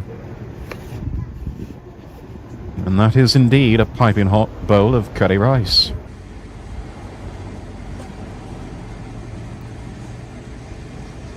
Lunchtime. Retort pouch curry. That's what that actually is. So how does it taste?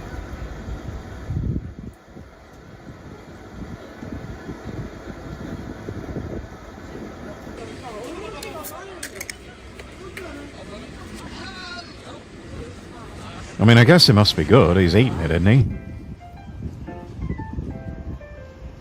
Taya Ichiba, the owner, sells the shop's original merch in some of the vending machines. So you can get, 12-inch used tires sold from 500 yen, or about $3.50. Those are affordable tires. You certainly can't get them that cheap in a British or an American shop. Canned rice, yakitori chicken, canned ramen and oden. I guess you just heat up the can, pop it open, and enjoy. Clean restrooms available. That's expected. This is a cotton candy self-serve vending machine. Only 100 yen for that.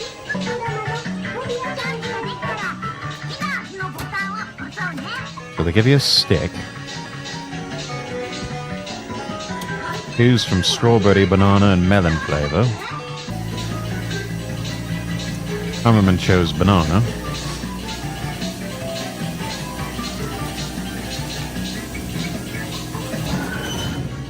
You open the door.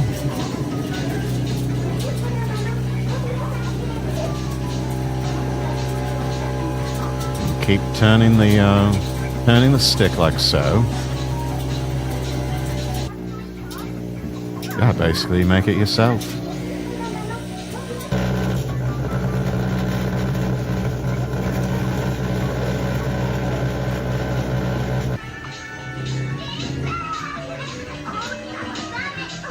Made the perfect cotton candy.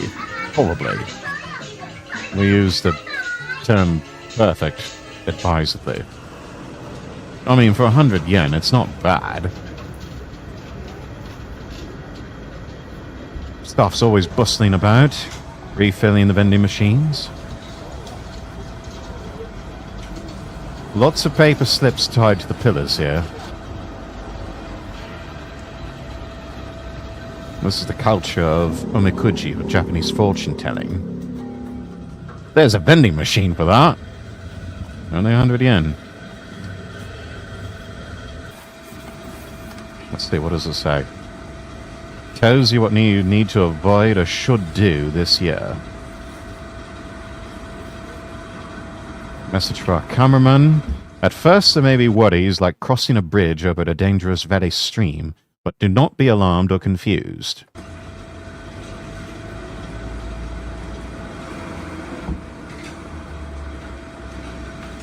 Later, everything will... Hang on. Later, everything will settle peacefully. All matters, no matter how small, should be handled with care. Fairly decent advice, I'd say.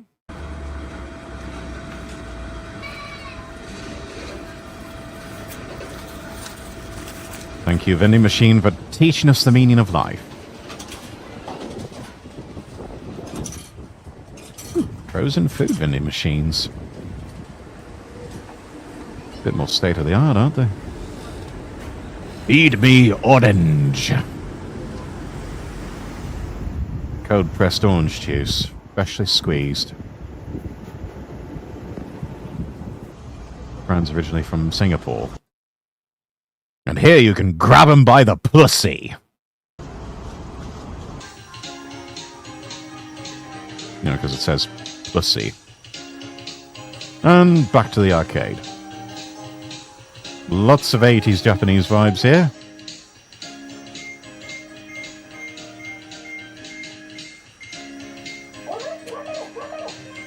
Unfamiliar games for our cameraman.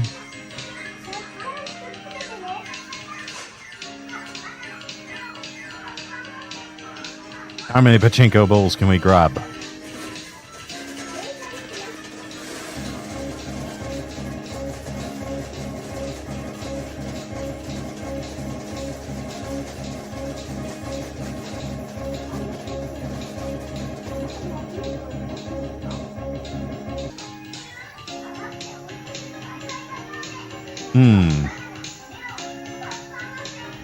Christmas Eve, 12/24.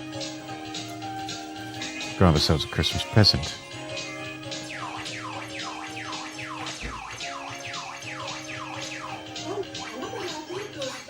Capsule toy claw machine. That's fun. Oh, bugger.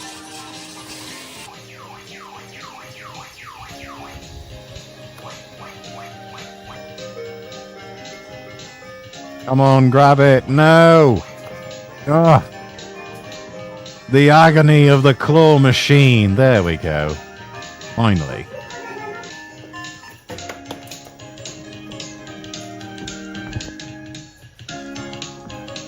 It started to roll away. Alright, what do we got here? They played a crane game to get a crane. They got a toy crane from a crane game. We shall give that to a small child nearby. We've got a...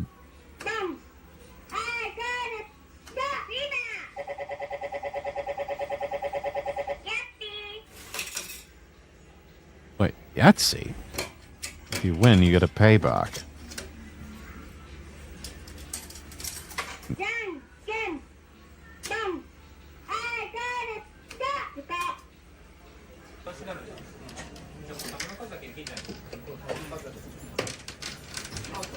And you've got small vending machines, only take 10 yen, so you can play mini games.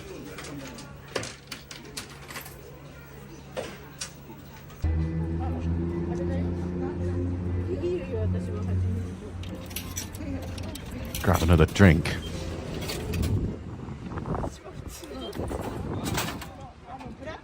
Sudden roulette time.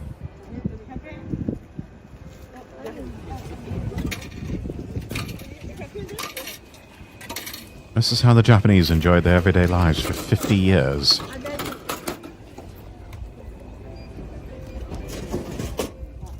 Coffee milk. Presumably coffee with milk.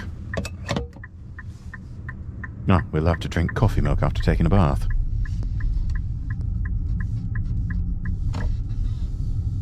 And right, that'll do it for this video. It was fun. 300メートル先、左折専用レーンがあります。ご注意くださ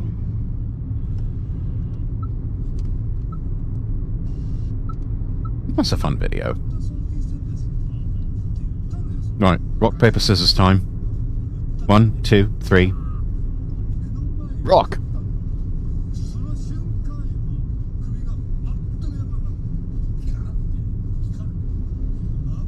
See you next time. That's a good video. We always love Travel Geeks videos.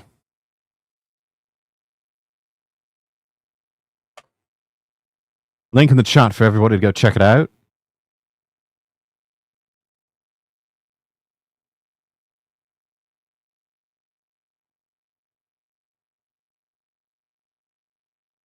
Now let's go back to an old favorite, Sukiyaki Travel.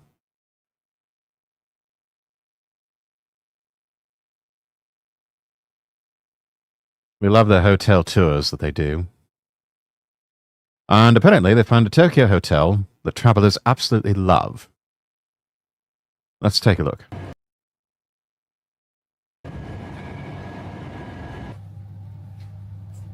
And we've already seen this one.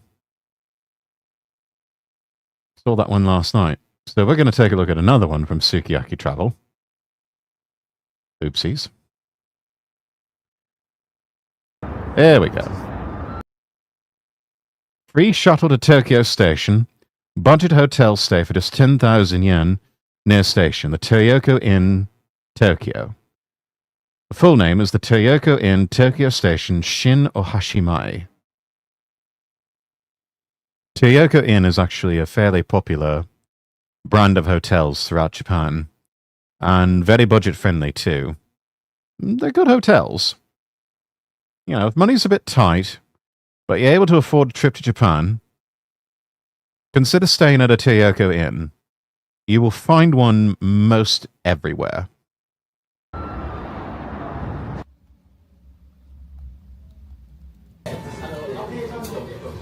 Kind of basic, no frills, but, you know.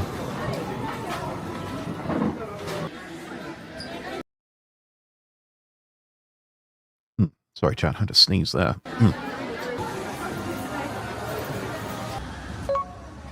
Alright, we're going to take the Toei Shinjuku line to Hamacho Station.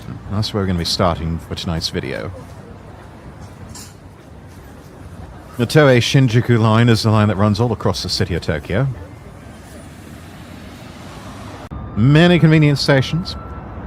Office districts such as Kodanshita and Bakuro Yokoyama and Shinjuku 3 Chome, has underground access to Shinjuku Station. There's Skytree, right in front of us.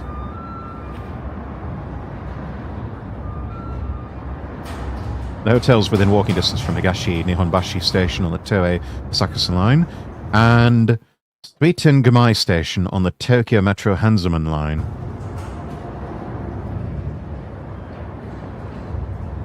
Our cameraman recommends getting off at Hamacho Station where you can walk along the Sumida River. Give yourself a nice view, take the scenic route. Oh, they're lovely this time of night. And here's our hotel. Aiden, welcome in. Damn, I want to take you under that bridge, show you a romantic evening. Don't tease me with a good time, mate. How you doing?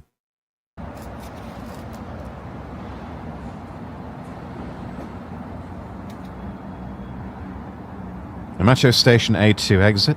Excellent access from the station. This hotel opened back in 2008. Has 208 rooms. So not brand new, but yeah, held up pretty well. You know, just working. I hope work is going well for you. Get a free shuttle bus between Tokyo Station and the hotel. How convenient.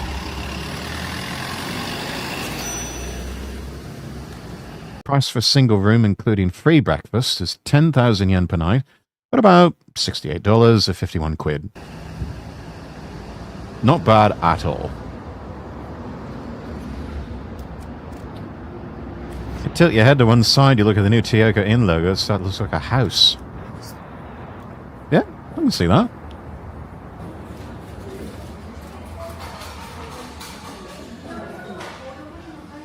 The idea is to make your stay as comfortable as living in a second home. There's a calm atmosphere in the lobby.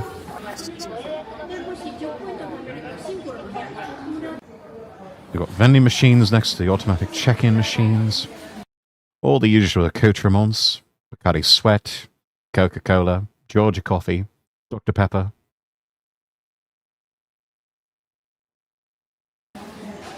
Sparkling water, Kirin beer, Asahi Dry.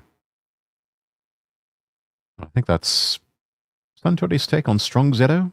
Oh, and they got Suntory highballs. Excellent. Not a bad price for the beer. 310 yen for that. 250 yen for the Suntory highball. Not bad. Careful with the Strong Zero, chat. It's glaring as if to say, buy it, lol, but it seems to be a vending machine with prizes. The prize is booze. And here's an amenity corner.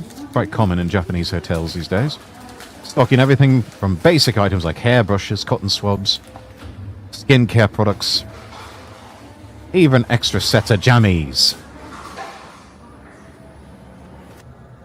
Now we head up to the accommodation floor in the lift. There's a coin laundry at the back of the lobby. Very convenient for those who stay multiple nights.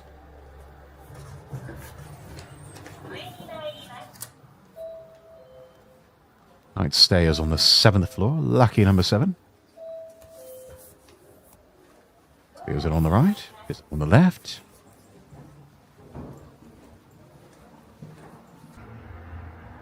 Oh, here we are. Corner room. Very back.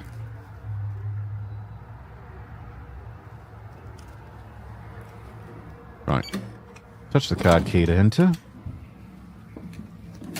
Then you pop it in the slot. Or just, you know, use a business card. Clever little travel hack chat. Remember that?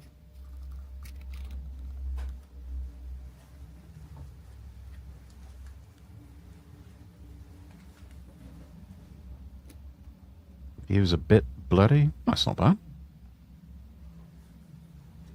This is your typical business hotel size room in Japan. This is fairly normal fare. It opened back in 08. Building's not new, but well-equipped facilities here. Desk is easy to use for doing a little bit of work on your laptop PC. Free-size lounge wears a one-piece dress. Most of us Westerners are not going to be able to fit into that. You get a pillow. You get one pillow. It seems to be a bit hard.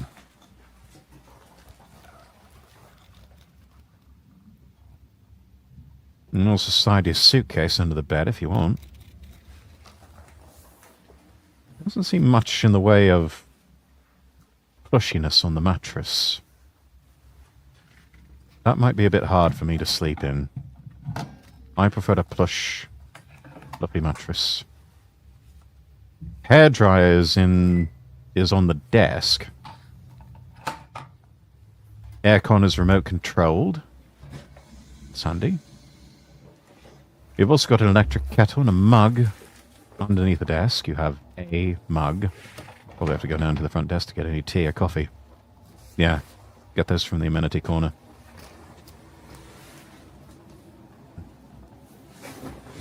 You also have a mini fridge, bottom right of the desk. Good for keeping your drinks chilled. Summer in Japan is hot and humid. You will sweat a lot. So, stay hydrated. Always stay hydrated. And replenish not just fluids, but salt as well. Stuff like Bacardi Sweat can be quite handy for that. And eat plenty of salty rice crackers and salty candies. Unit bath is small, bit old, but Thing still works. You do get a bidet toilet seat, as expected. Toothbrush sets, shampoo, conditioner, body soap, provided in the bathroom. No unpleasant dirt. Place is, it's clean.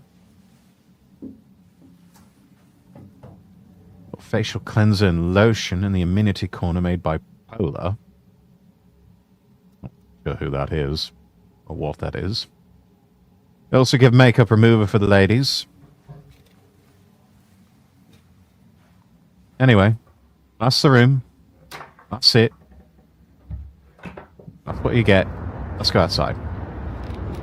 The Sumida River, chat. The name of the hotel where we stayed at is the Toyoko Inn, Tokyo Station, Shin Ohashi Mai. And as the name suggests, Shin Ohashi Bridge appears right before your eyes. And there it is. It was first built in 1693. It's the third oldest bridge over the Sumida River. It's now an iron bridge, but the wooden bridge before it was rebuilt, also known as the model for the Utagawa Hiroshige's woodblock prints. Vincent van Gogh's work, Bridge in the Rain, is a copy of Utagawa Hiroshige's Nishiki of the Shinohashi Bridge. Sumida River Terrace is a waterfront terrace developed on both banks of the Sumida River. We are here. Remember, chat, no matter where you go, there you are. You enjoy running, walking, whilst looking at waterfront scenery. It's a little bit soothing. There's also some restaurants nearby. Get yourself a proper meal, have a good beer.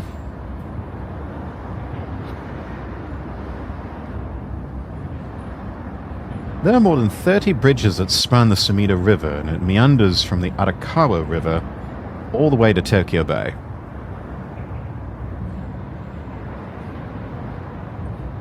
Currently, there are 12 bridges lit up at night.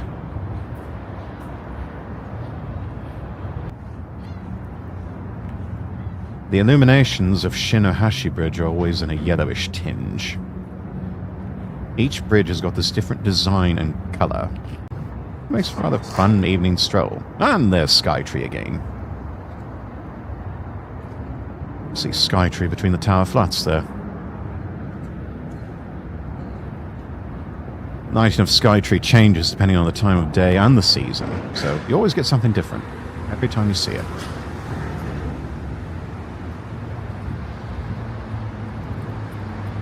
Alright, here we go, chat. We're going to walk across the bridge. And we're going to see some trains crossing the bridge too.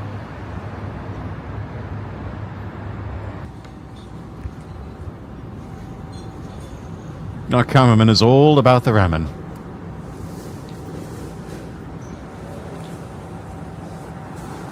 Every day he hustling for ramen. Namely at Hustle Ramen. This is a popular restaurant with locations mainly in downtown areas such as Kamido and Kinshicho. Very strong impact of the text and photos.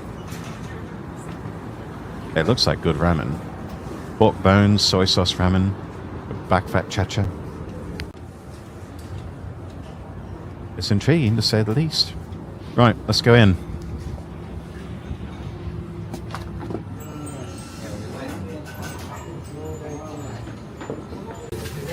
Many counter seats inside the restaurant. Also table seats available. Definitely a quaint little shop.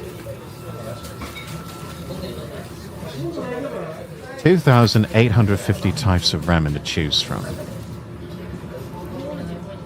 If it can be customized, it's even more difficult to decide. You are spoiled for choice here, chat.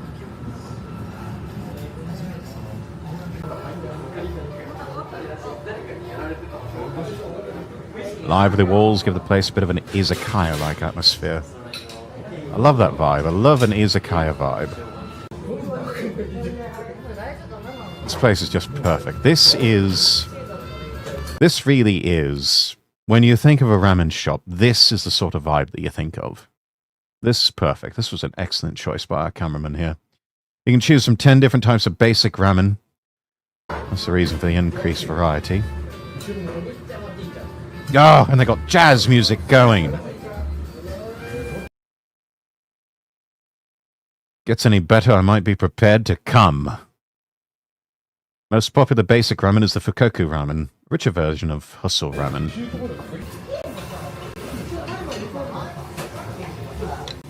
Damn, that looks good. This is black nori ramen with black nori seaweed. Generous amount of chopped seaweed on top of the white soup stock. Back fat chacha dishes are categorized by rich pork back fat that's been simmered to bring out the flavor. Damn, that sounds good. It's said the name comes from the action of sprinkling the white back fat using a net. Sort of an onomatopoeia type word. Hustle ramen soup is a special soup that's hand-cooked for 10 hours. Looks rich, but the seafood and pork bone soup has got this mellow, light, gentle flavor. I imagine if it's cooking for that long, it starts off really strong. And the reason that it takes so long to cook is so you can get that gentle flavor.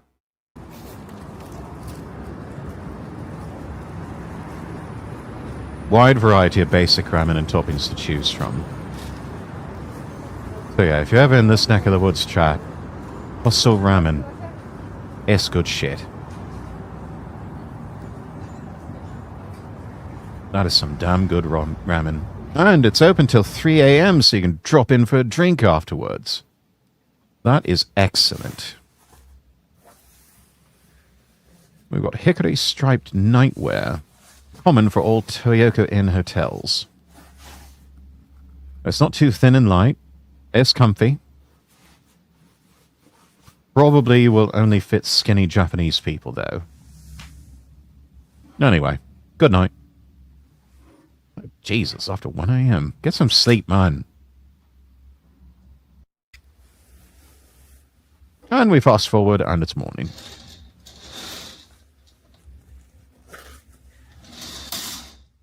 This hotel is located near the Shuto Expressway. I think that's... Oh, no, that's another building. Okay. No, there's the expressway. I mean, the noise is not being picked up by the microphone. So... I think you're all right. All the Toyoko Inn hotels across the country offer complimentary breakfast service. Which, that is incredible value for money. Last night, a cameraman answered a survey on their telescreen in the room, asking whether or not they'd like breakfast. To which he responded in the affirmative. It's apparently an effort to reduce food waste caused by leftovers at the breakfast buffet.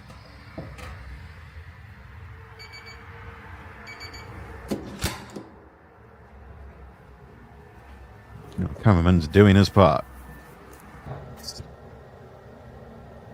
Toothbrushes and combs are made from a bamboo biomass material. They've also implemented a circular recycling system where used amenities are recycled and repurposed into new amenities. I guess as long as it's sanitized.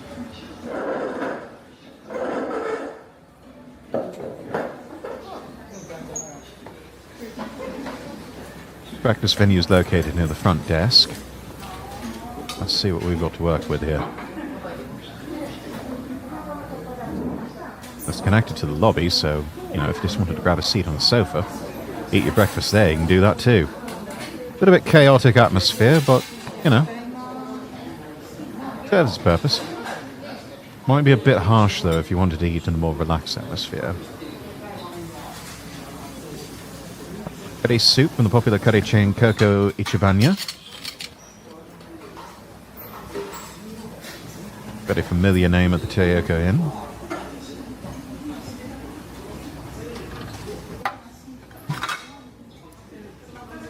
Time to grab a kwaso.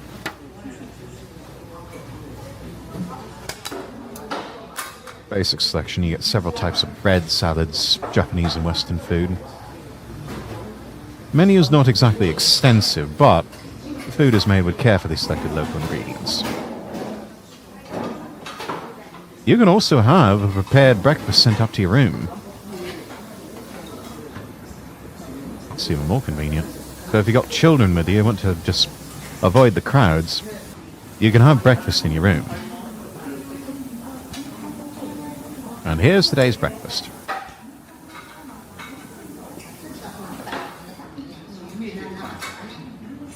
It looks tasty.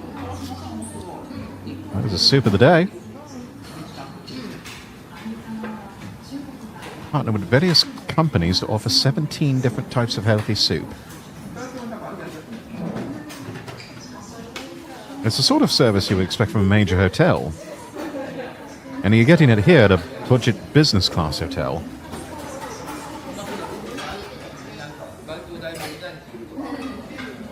You've got an open seat with a view of the entire lobby.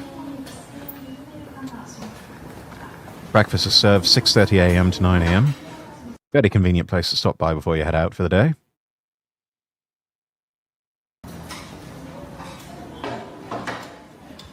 Just a 2-minute walk from Hamacho Station. And remember, you got that free shuttle bus too.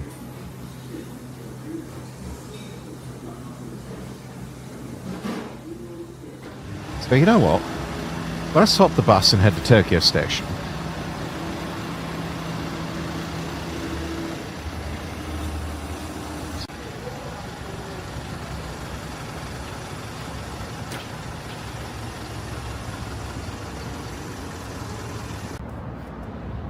Bus driver basically saying all aboard.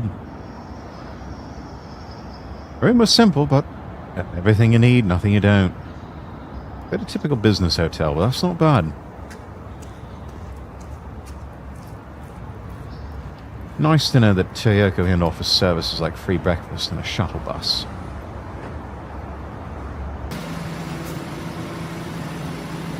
I mean, for 10,000 yen, you really can't complain.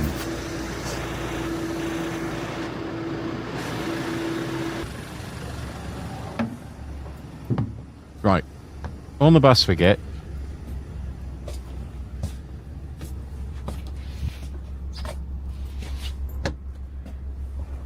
And we got the bus all to ourselves.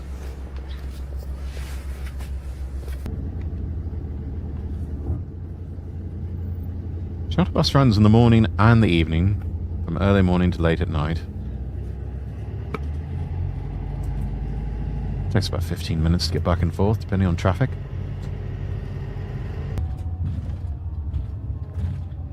So yeah, chance to enjoy the scenery on the way to the station. And we have arrived in front of the Yaesu Central exit of Tokyo Station. This is the more modern point. The Yaesu exit is convenient because it's close to the Shinkansen platform. No areas surrounded by commercial facilities. You've got Tokyo Midtown Yaesu, Tokyo Station Ichibangai. There's also the Artisan Museum.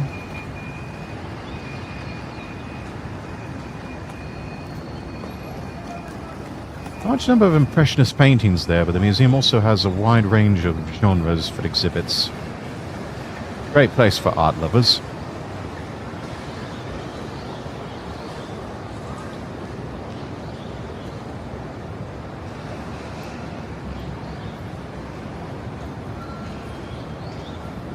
Basement level of the Yaesu Central exit is home to areas like Kurobe Yokocho and Tokyo Ramen Street, which are modeled to look like downtown areas. Now we head to Character Street.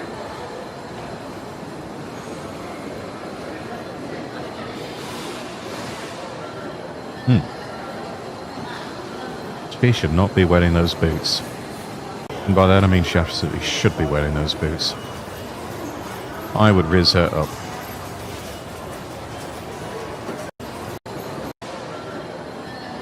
Yeah, sorry, the attractive Japanese girl was distracting me. Let's see, what was our cameraman on about? Sorry, she looks really sexy in those boots, and that's very distracting. It's located outside the ticket gates on the 1st and B1 floors inside Tokyo Station Ichibangai.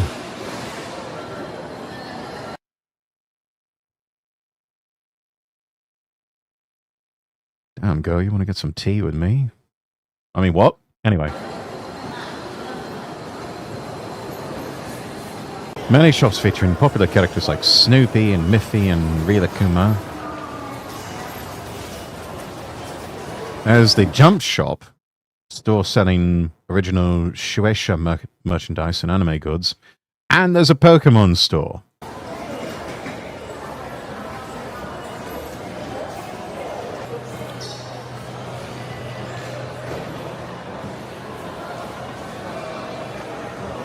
In a more sophisticated area, there's a store specializing in Shochiku Kabuki goods.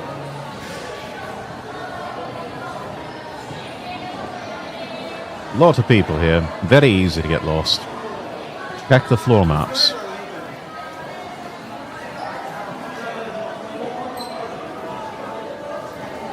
Eating animals.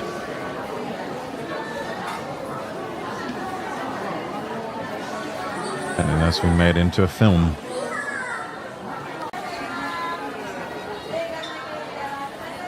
This is a pop-up shop, only there for a limited time.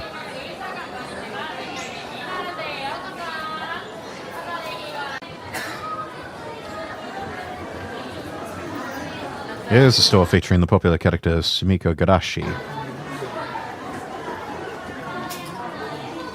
The secret to her popularity is not only her cute appearance, but also her unique character setting, which involves her having negative worries and preferring to stay in the corner. And then you've got a Lego shop over here.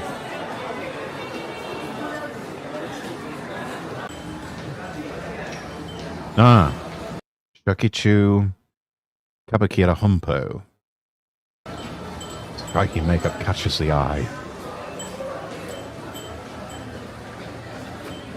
It's strange it's in the character street area, but it is a character, in a way.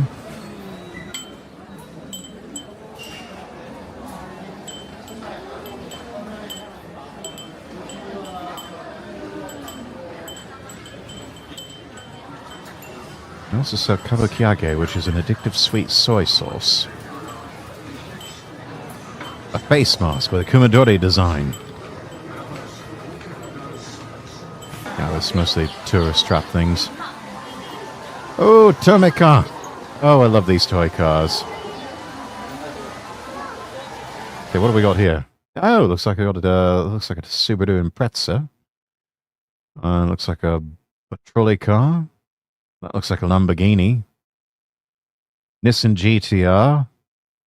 That looks like a Honda Civic hatchback. It's got a cement mixer truck. Hamburger truck. Police car. Got helicopters. Construction equipment. Oh, they got Thomas. And James. Yeah, and there's Percy. And Gordon. Oh, that's excellent. Oh, and they even got a set where you got Gordon and one of the express coaches. That's brilliant. A Hummer stretch limousine. Also got some lorries here. Honda and Nissan lorries.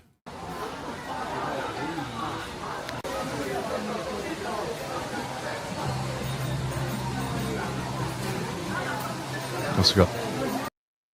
Oh, here are the trains. Oh, you got Thomas. Pulling Annie and Clarabelle. You got Gordon pulling the express. You also got Percy pulling some trucks. James pulling a brake van.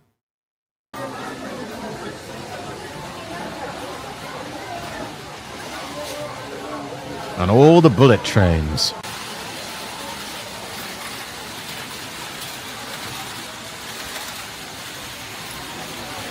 It's a large-scale diorama recreating Tokyo Station.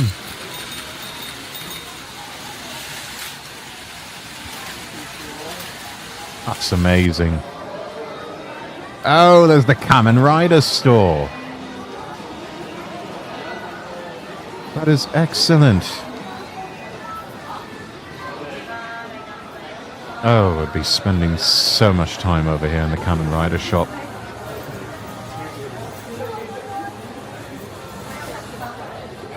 It's Some One Piece stuff.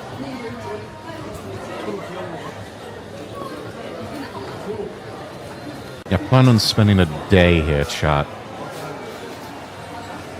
So much to see. Ah, then we got the Pokemon Center.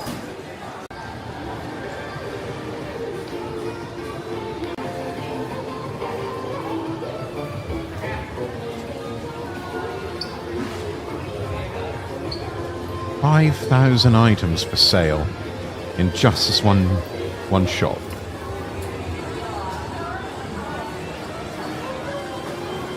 Got Station Master Pikachu there greeting you.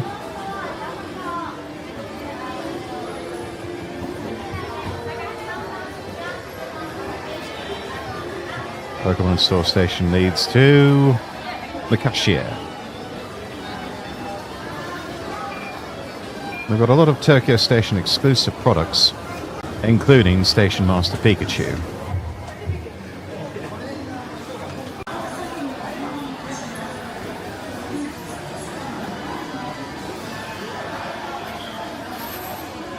Even the gift bags alone, those look excellent. Oh, still got the sleeping Pokemon.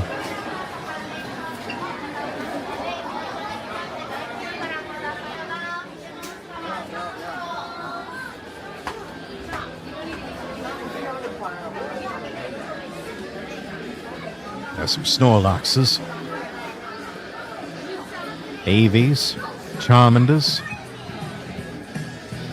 It's like Dragonite?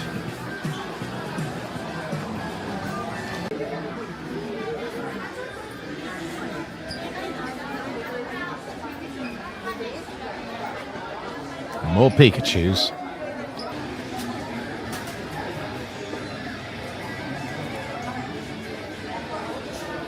Shigeru and Satoshi were rivals. That is interesting.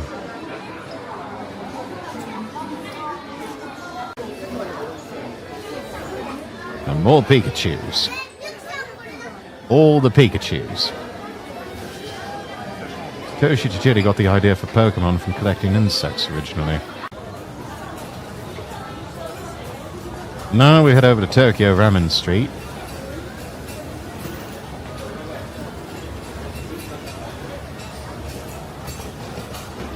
By the time we got done browsing the shops, it was already lunchtime.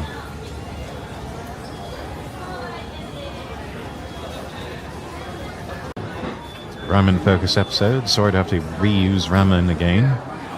That's alright. Such a wide range of ramen cuisine here. If they don't have it here, it probably doesn't exist. We've got 8 shops to choose from.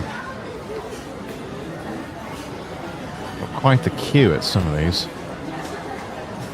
Tokyo Niboshi Ramen Gyoku. That looks really good. It's a specialty shop that serves Niboshi Ramen, made by a famous seafood restaurant.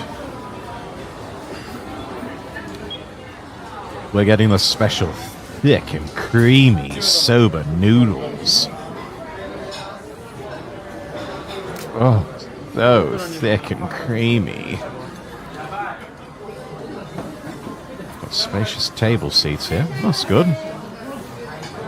Interior of the store has got that clean, very Japanese feel to it. I mean, as you do. It is Japan, and it is Tokyo after all. Super thick and creamy soba noodles have arrived. And you got a fresh cracked egg in the middle.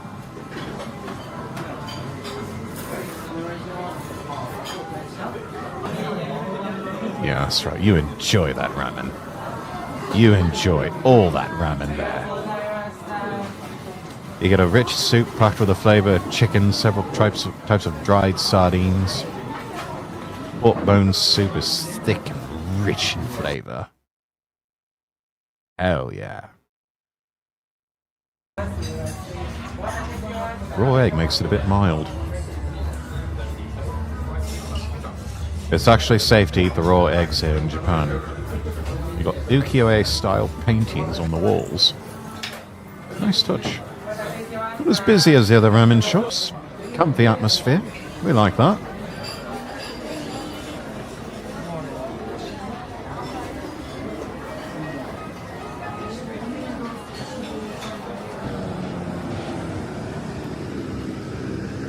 And here we are at Marunouchi Station Square in front of Tokyo Station. When you think of Tokyo Station, the combination of the red brick station building and the skyscrapers is quite striking. It's a fun area to hang out in. It's one of the masterpieces of architect Tetsuno Kingo, known as the father of modern architecture in Japan. Part of the building was lost during war damage, but they restored it back in 2012.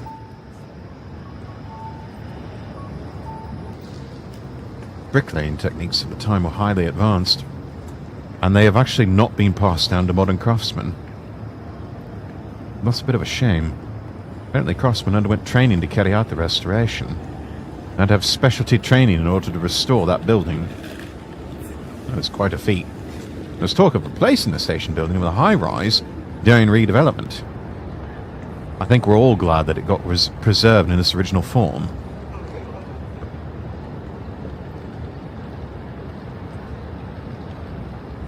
Beautiful. The Mado in Marunouchi means castle. And that's because it's just down the road from Edo Castle, which is the residence of the royal family. It means the area surrounded by the inner and outer moats of Edo Castle. This particular entrance right here is accessible only by the emperor and the royal family. And over on that side of the station is the Tokyo Station Hotel, which is actually a fantastic hotel all by itself.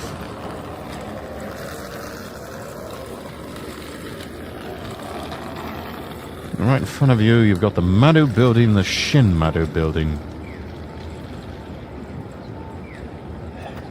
The boulevard sandwiched between skyscrapers leads to Warakuramon intersection in front of the Imperial Palace. In autumn, the ginkgo trees turn this beautiful yellow color.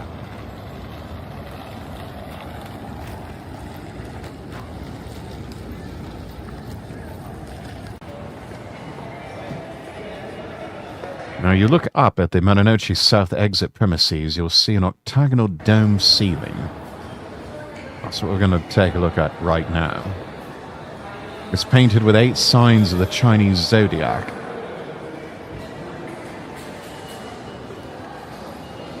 As for the 4 zodiac signs that aren't drawn, oh, that's another story. On your right is the Tokyo Station Gallery. It's an art museum with exhibition rooms that still retain the original brick walls from when the building was first constructed.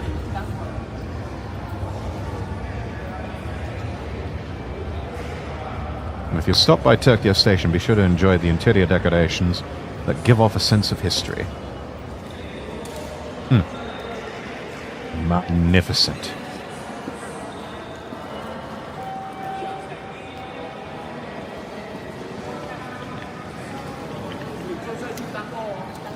Excellent content per usual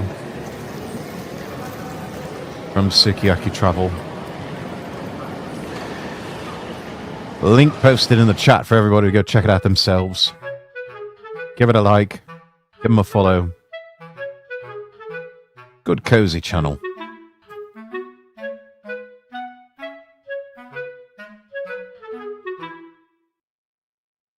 Good stuff. Alright. I think that's enough video reacts for one night. Let's play some games.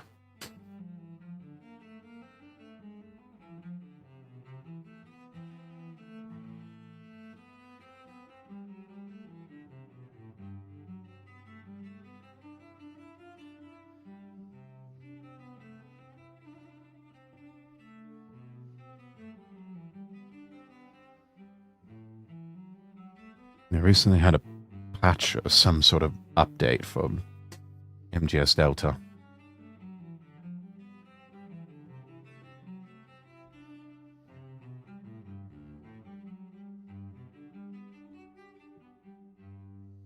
And while all that's setting up, chat, I'm going to use the bathroom again.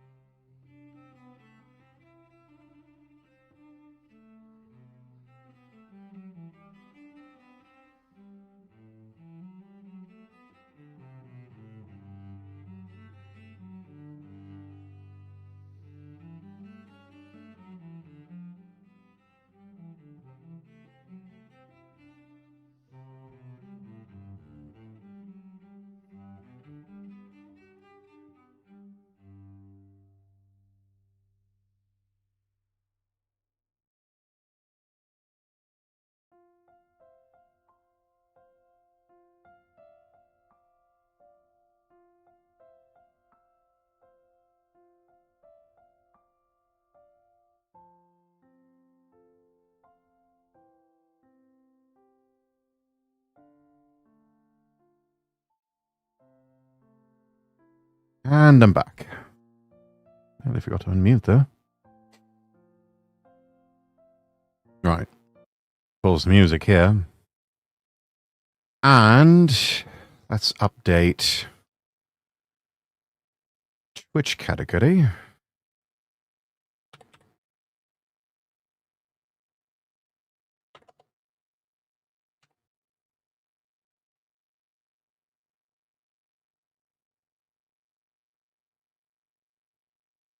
Oh, they finally have a category for it.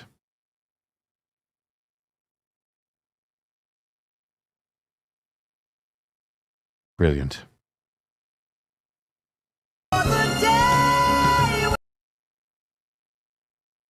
Right, grab our Xbox controller here.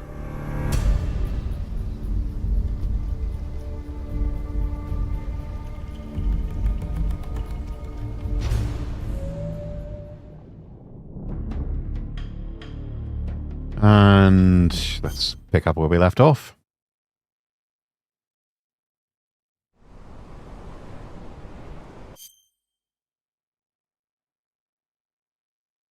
The Cast Labs chat up on the monitor here. Okay.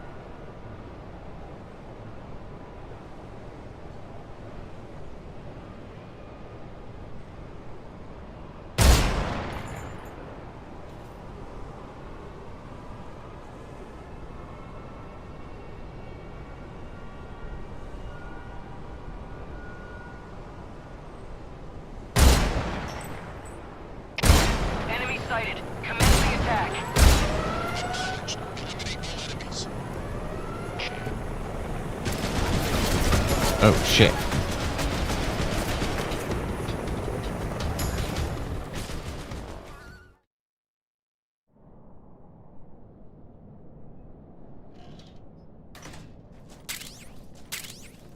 Ramen.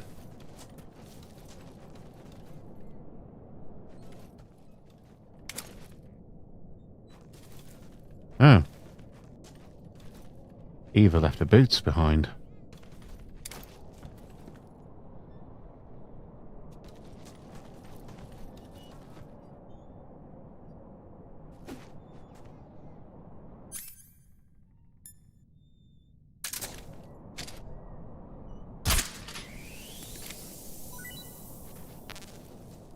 Ah, cages are full.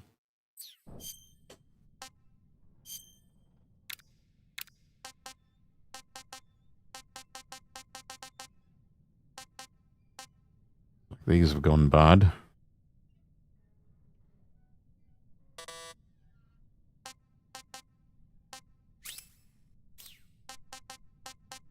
I've been away from the been away from the game for too long.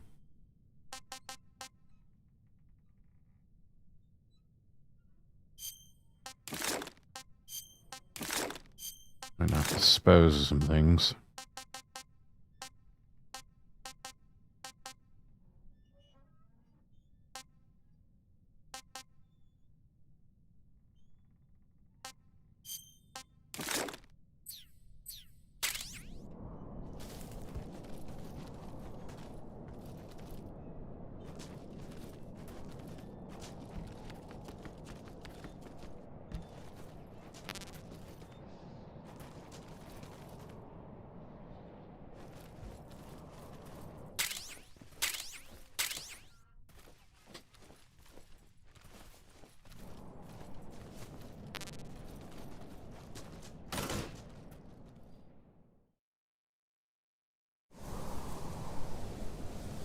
Alright. Camo index is not looking too good. Let's see what we can do about that.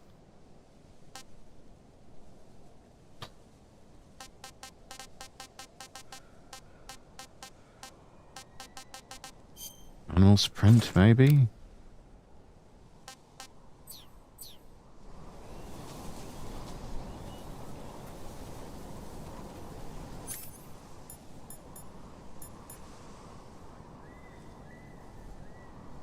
Damn, we're out of suppressors.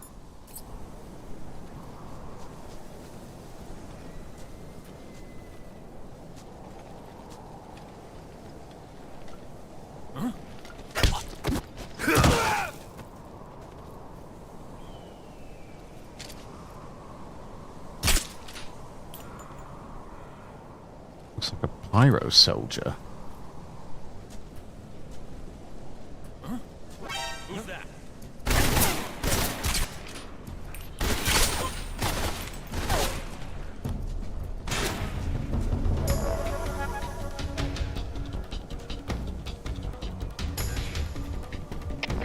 Come in, HQ.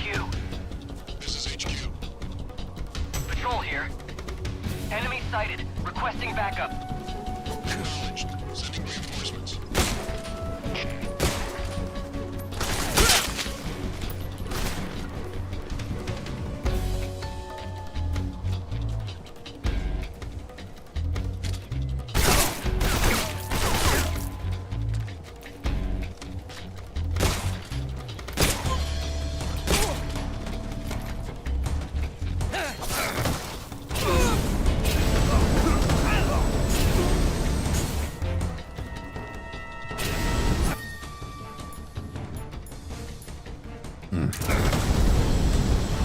Damn it.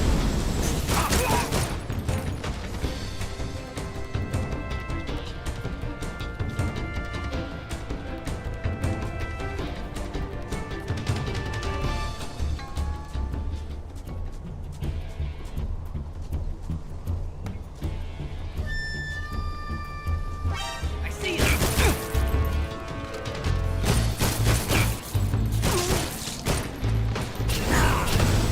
Damn it.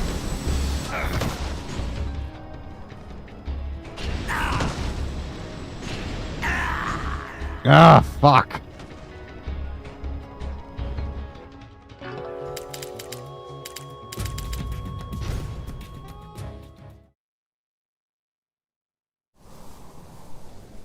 Alright, we're going to try that again.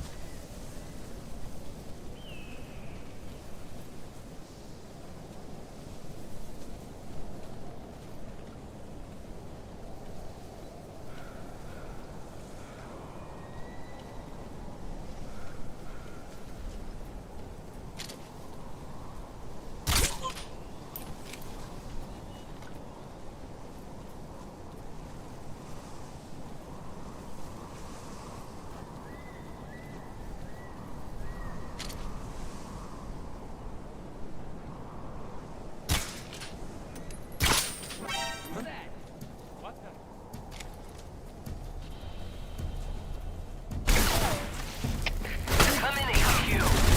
This is HQ. Patrol here. Enemy sighted. Requesting backup. Acknowledged. Sending reinforcements.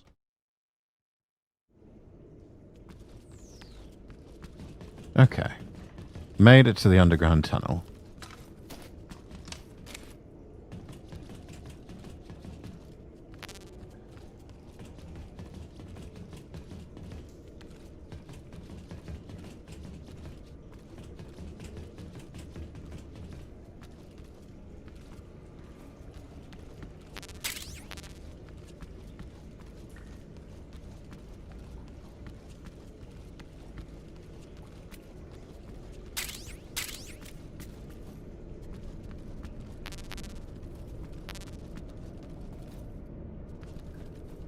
And I think... yeah.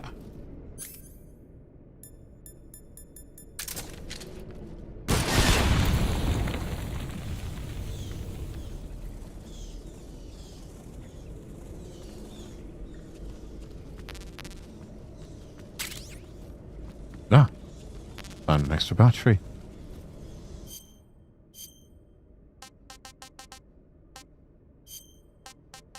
Let's go with splitter camo here.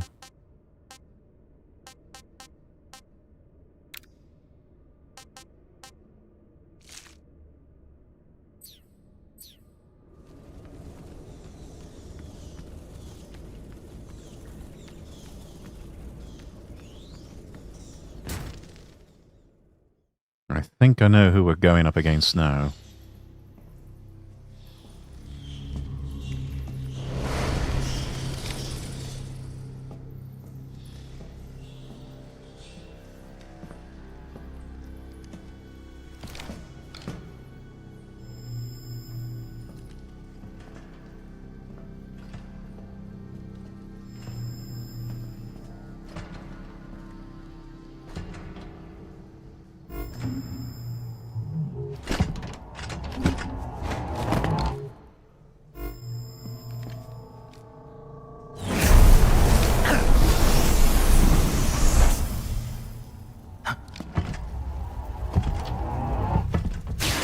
Fury.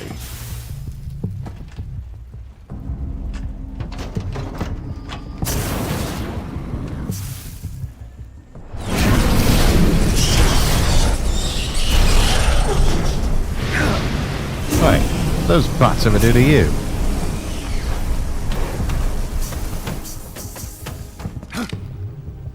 I am the Fury. The flames of my rage will incinerate you. I came back from space. As I returned, I had one vision. The world set ablaze. And do you know what I saw there? The world set ablaze. Fury.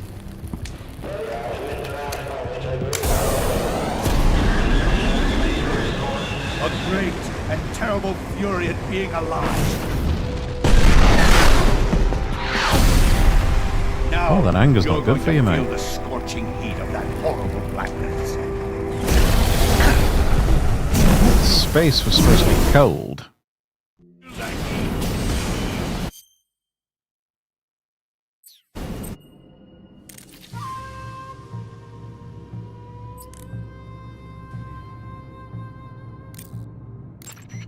The Fury is equipped with a powerful flamethrower. Whatever you do, don't attack him from the front.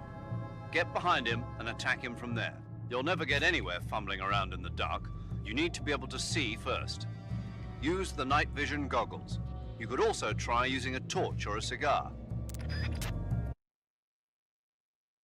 Make sure I've got game audio turned up all the way. Okay, that's good. I need to turn up my headphones. The Fury's flamethrower is immensely powerful. Do not, under any circumstances, try to approach him. Those flames are incredibly intense. If you get blasted at close range, it's likely to result in a severe burn. If you get burned, go into the survival viewer right away and use Cure to treat it. If your body catches on fire, you can put it out by rolling around repeatedly. You can also go into the survival viewer and change out of the burning clothes. So if you catch on fire, take care of it immediately. You can't fight if you can't see in front of your face. You need to be able to rely on your vision. You can try the night vision goggles, but keep an eye on the batteries. Don't look straight at the Fury's flames when you're wearing the night vision goggles, though, or you'll be blinded by the after image for a while. If he fires the flamethrower, either look away or take off the goggles. If the batteries in the night vision goggles are used up, you can use a cigar or a torch for light. But if you try and get close to him with the light on, he'll know you're there. Keep that in mind. Snake, watch out. Those, if you get...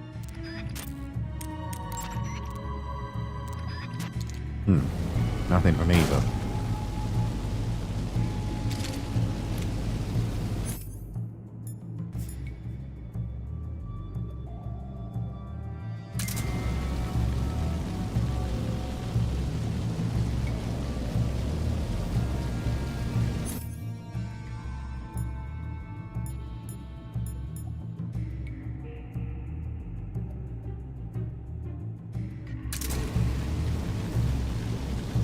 There he is.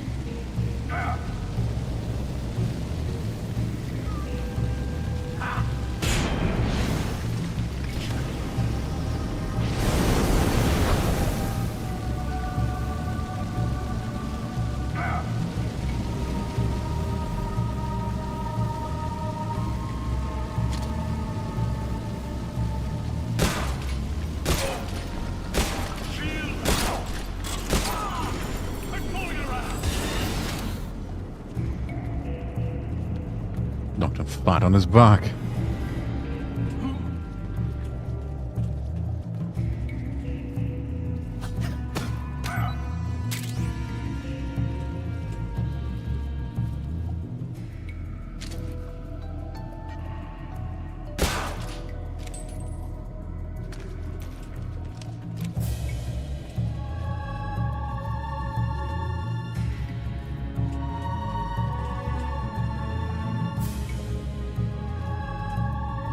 I don't remember this battle scene being so bright.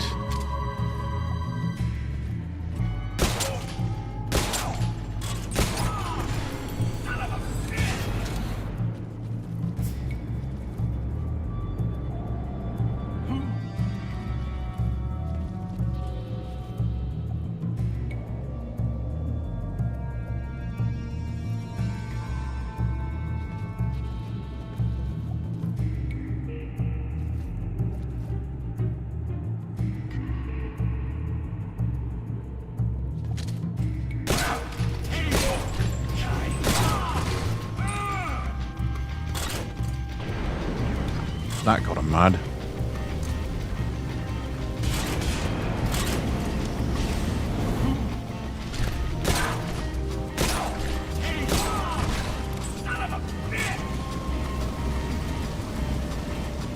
I know you are, but what am I?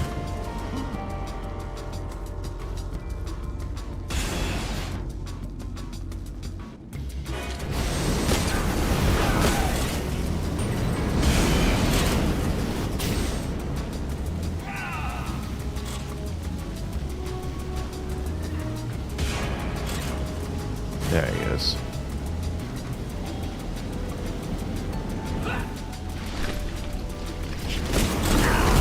Damn it!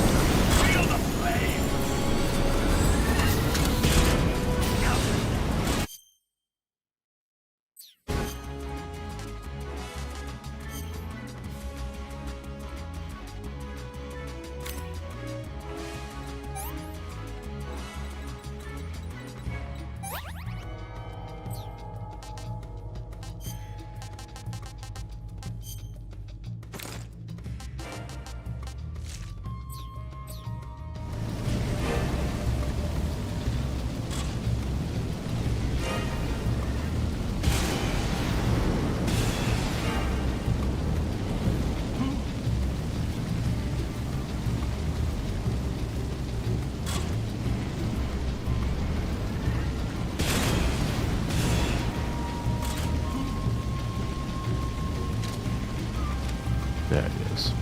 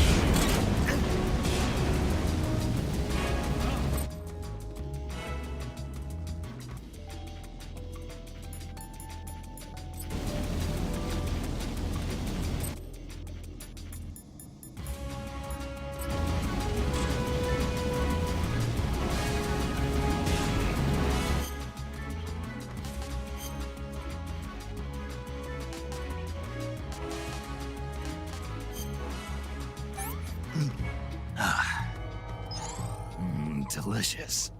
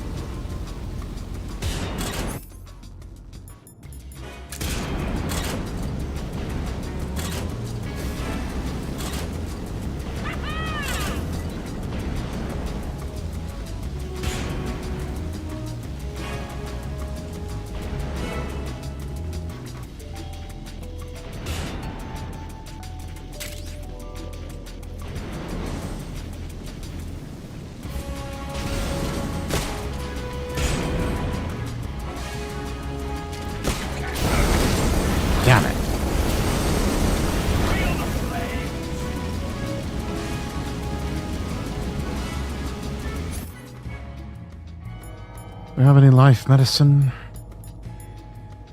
No. Fuck.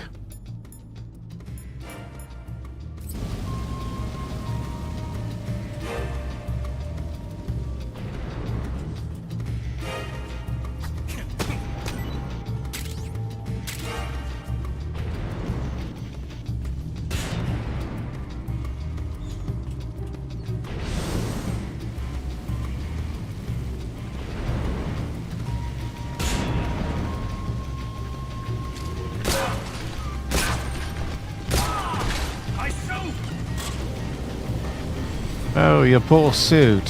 Whatever will you do?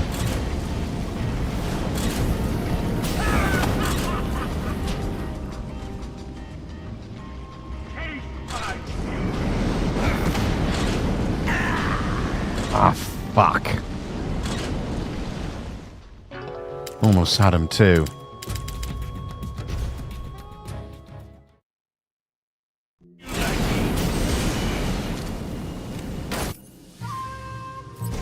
Alright.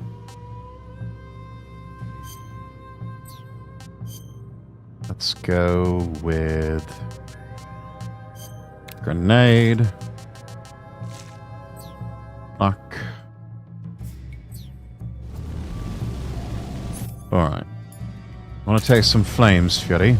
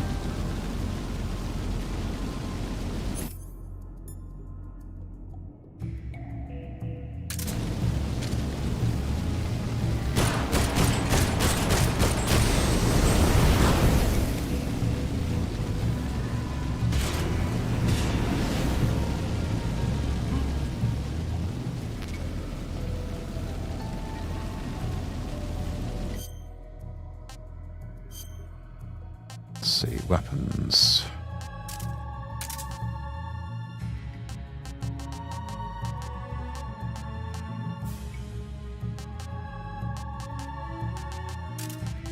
Take out the directional mic, we don't need that.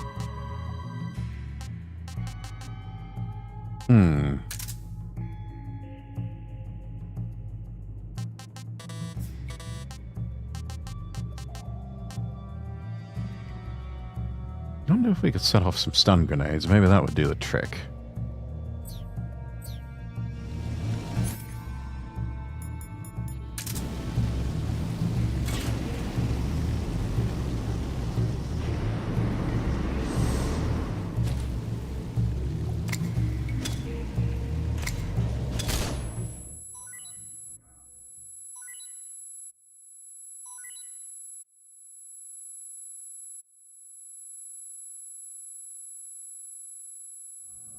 Well, that did not have the intended effect.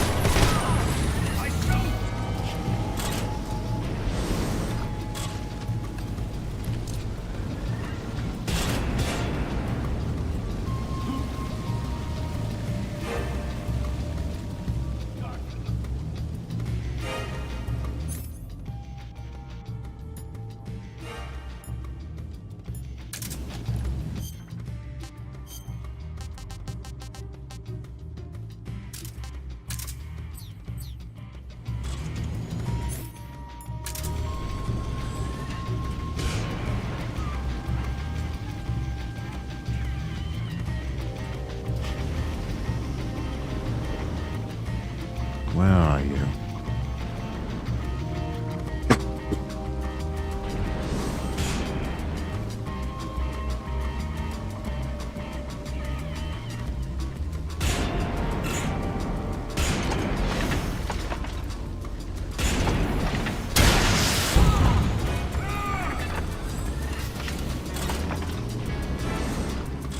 I got him proper cross, didn't it?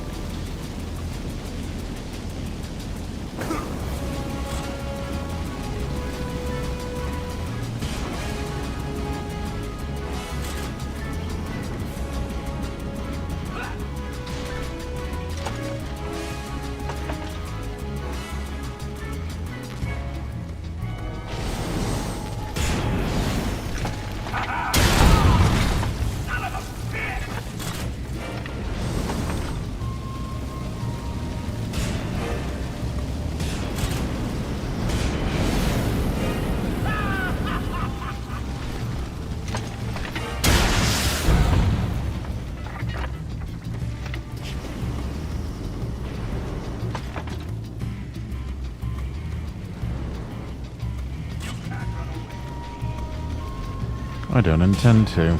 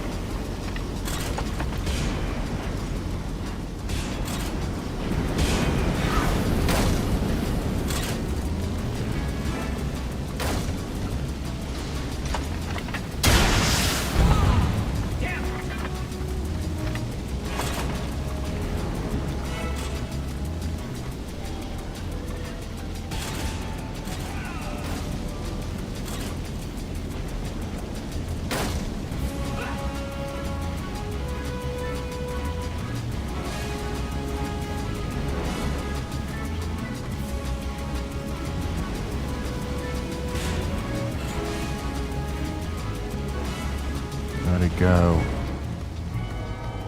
We've almost got him, chat.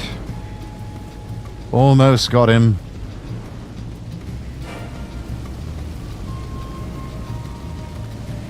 There he is.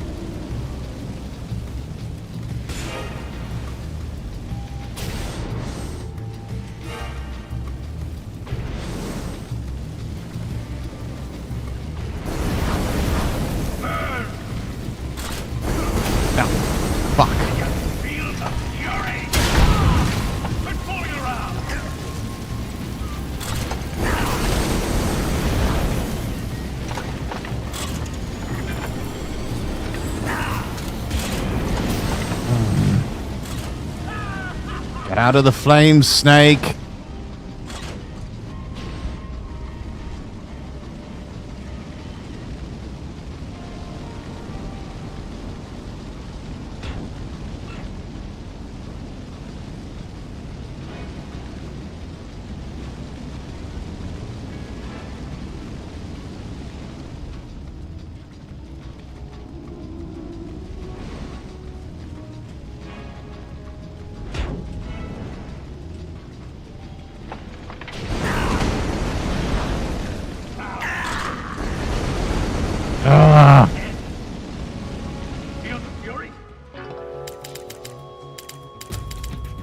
Yes, I felt the fury, you idiot.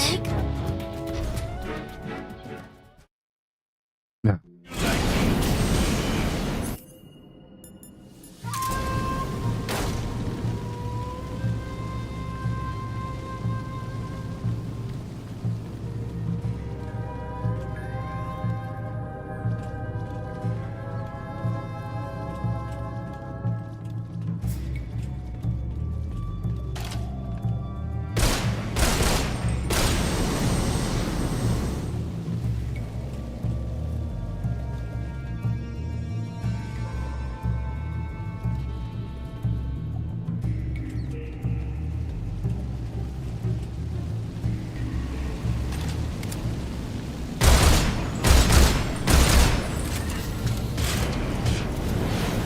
Yeah, that doesn't quite work. Let's see.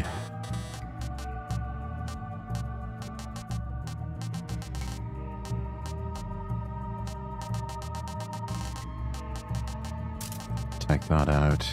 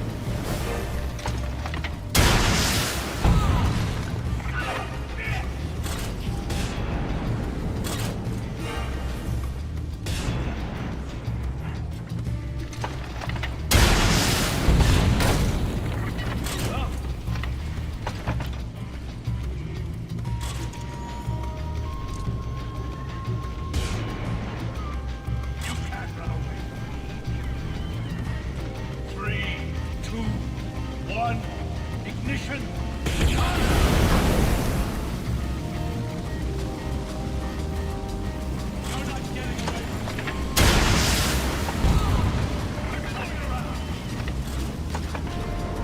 Who's fooling around? I do believe I am actually trying to kill you.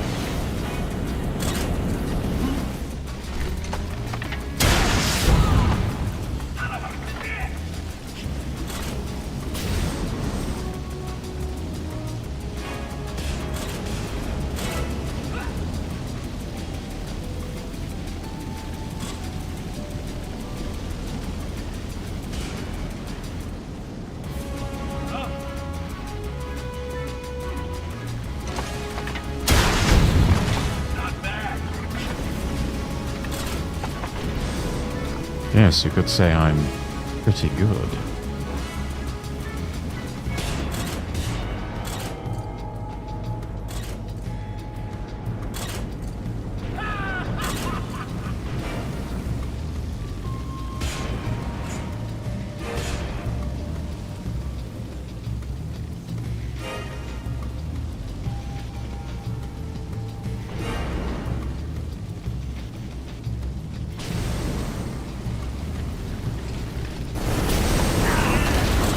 Fuck.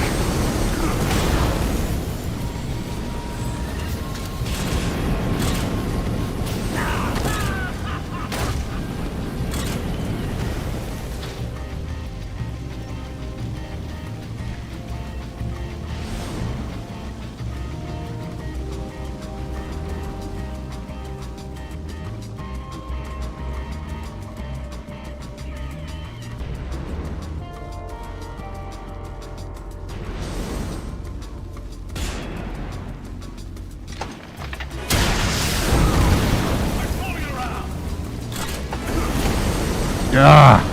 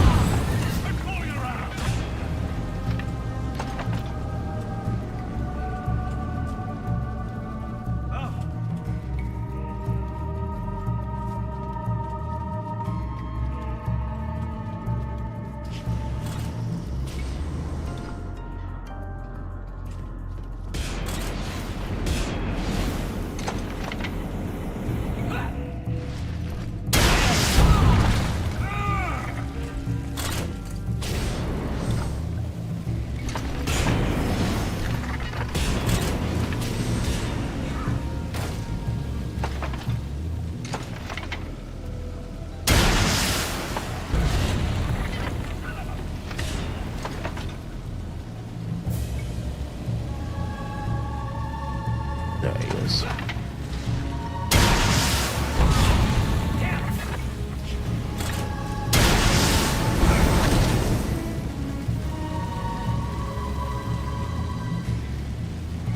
Keeps wanting to put me in a crawl position.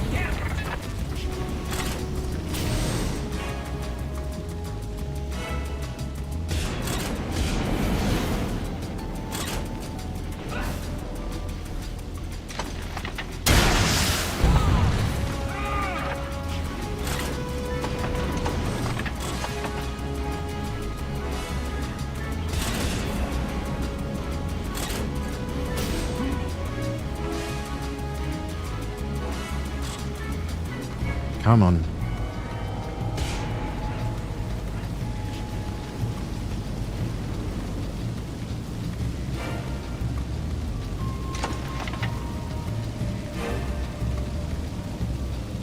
Where'd it go?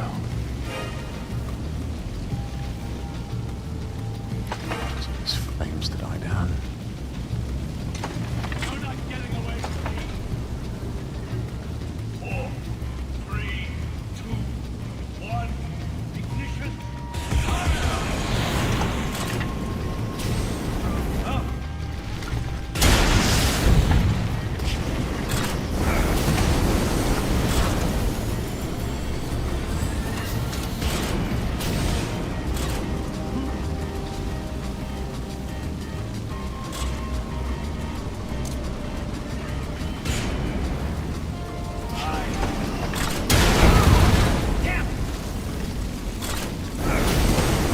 Ah!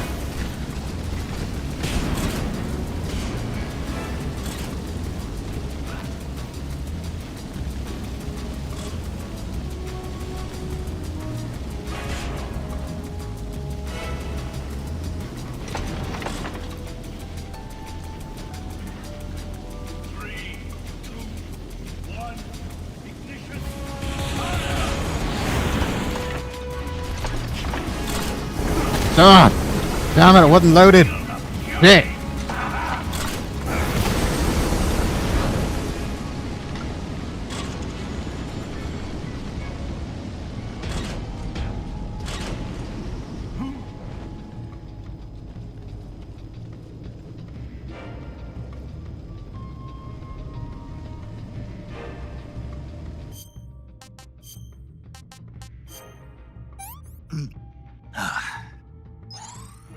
Delicious.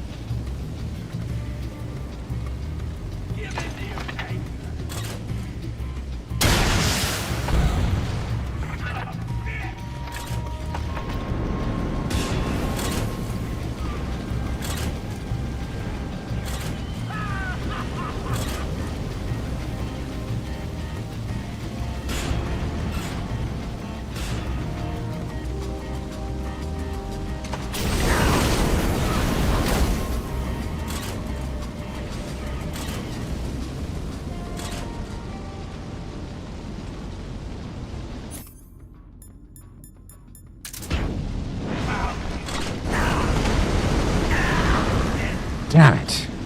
Feel the fury?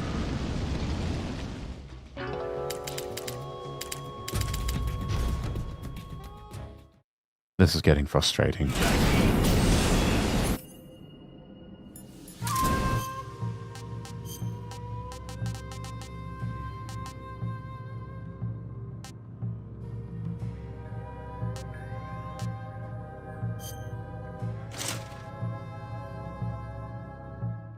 Battle dress, Peace Walker version. I think we're going to need it at this point.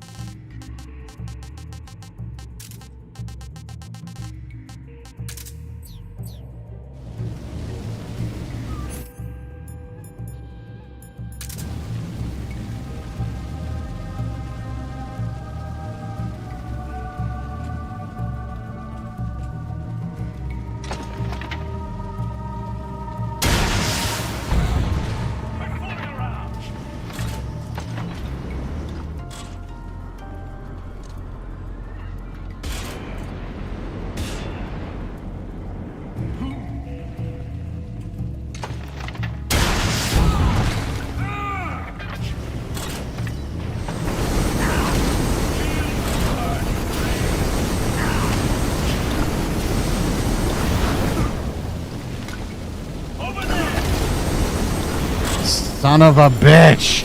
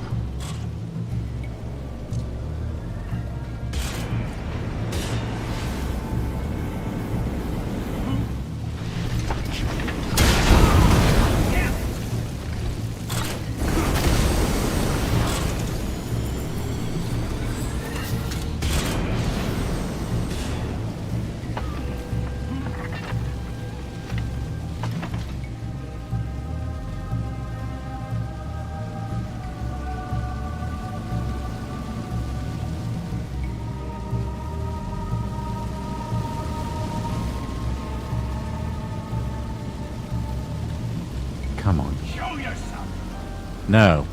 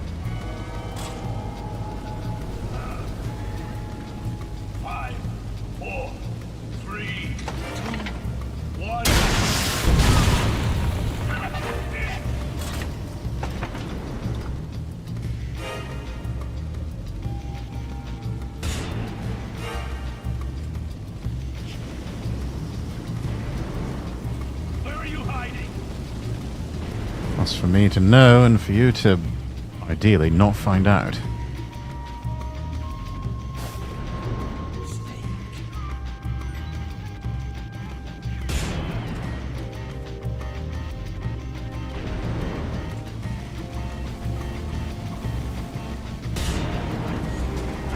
Are you ready for this?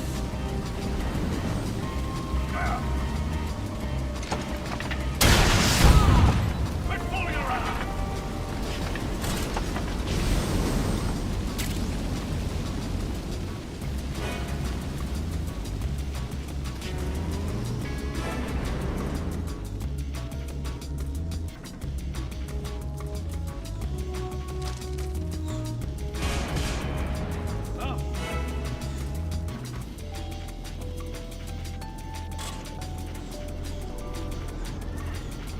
Three, two, one, ignition!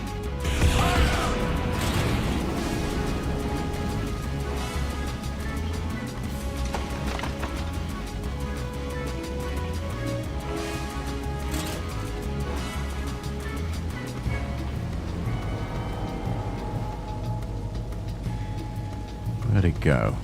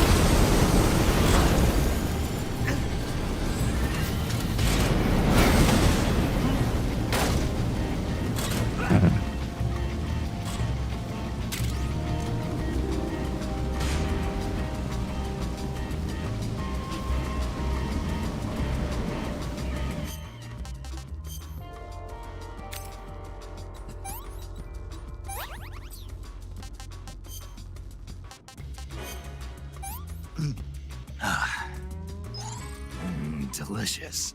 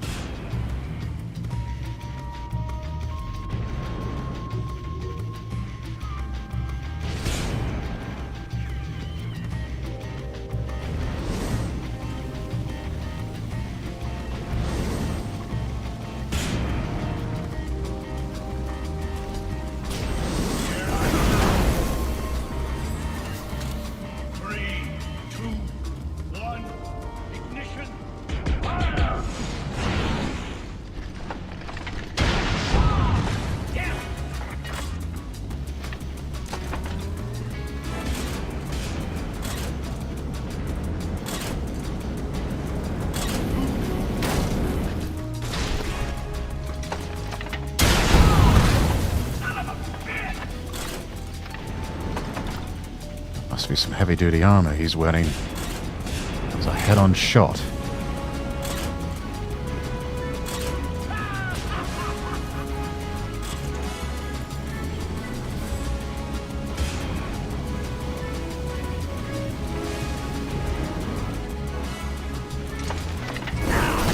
Damn it!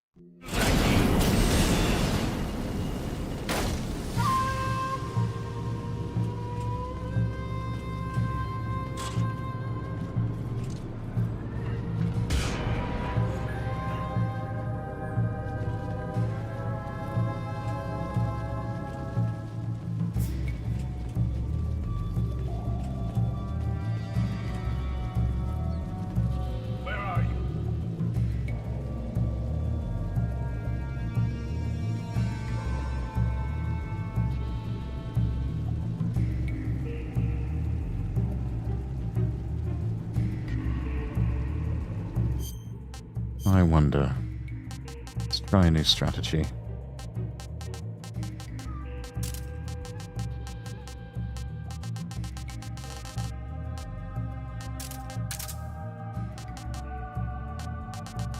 There's a claymores. There we are.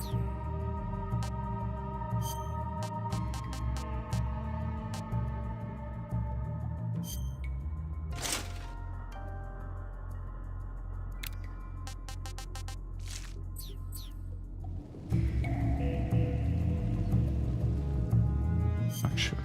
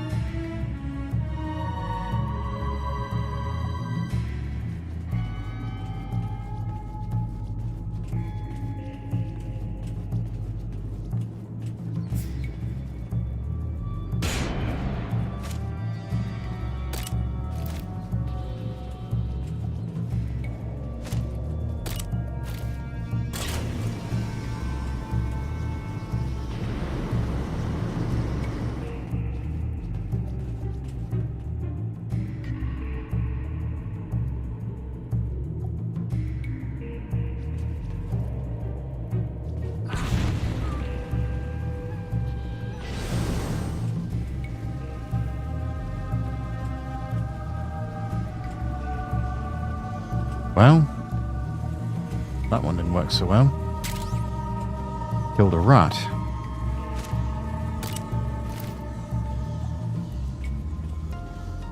Try that again.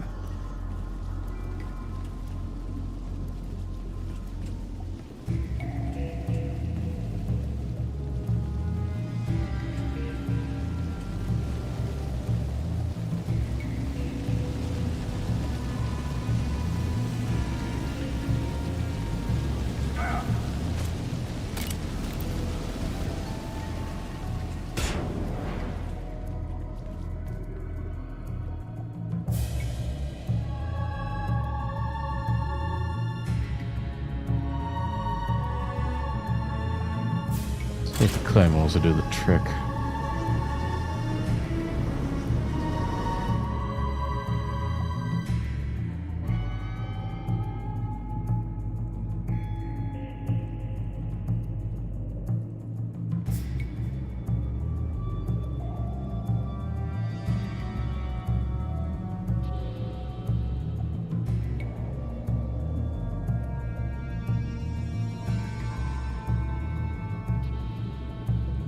That's right. Turn to your right.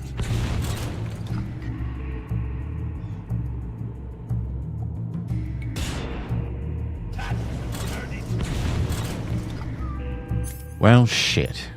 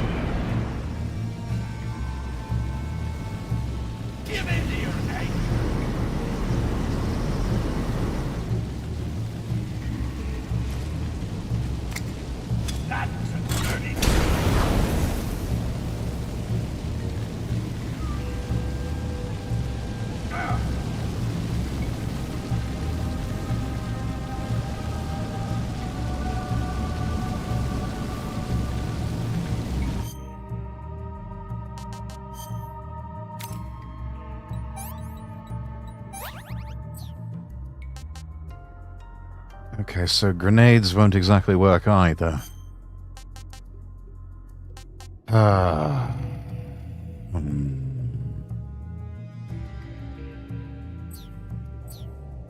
It's got to be the RPG.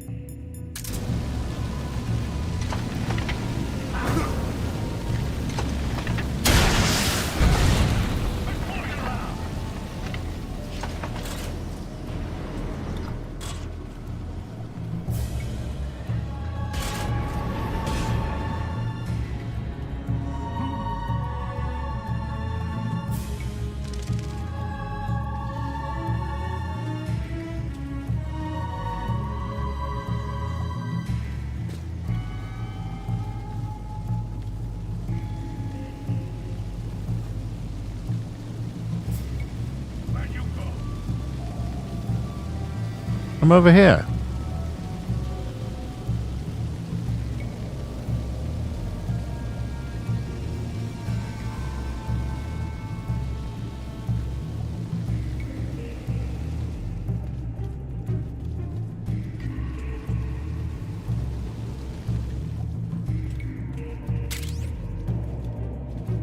Let your anger grow.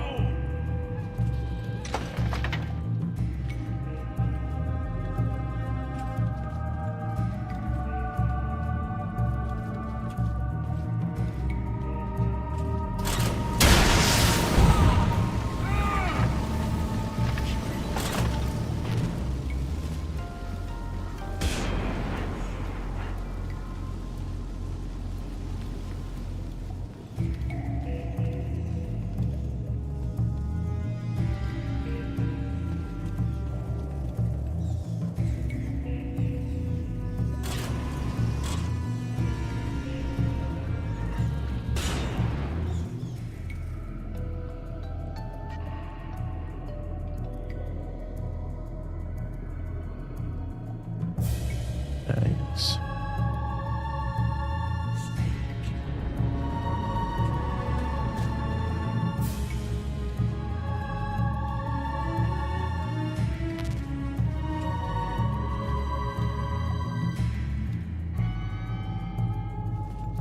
Let your anger grow.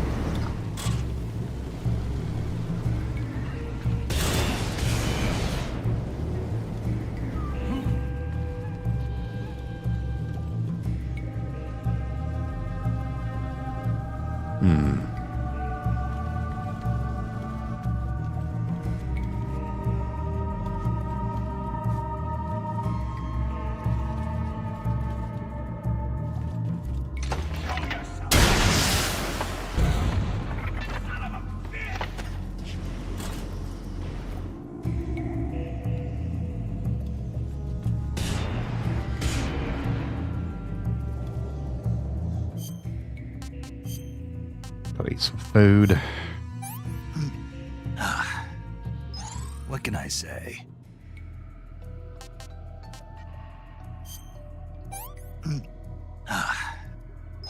Hey, this works.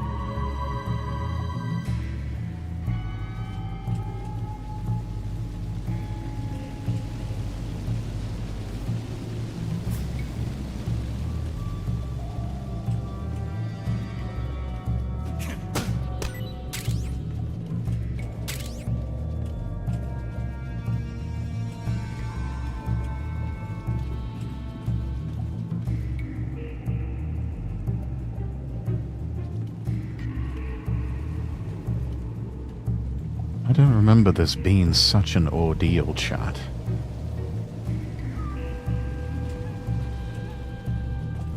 Then again...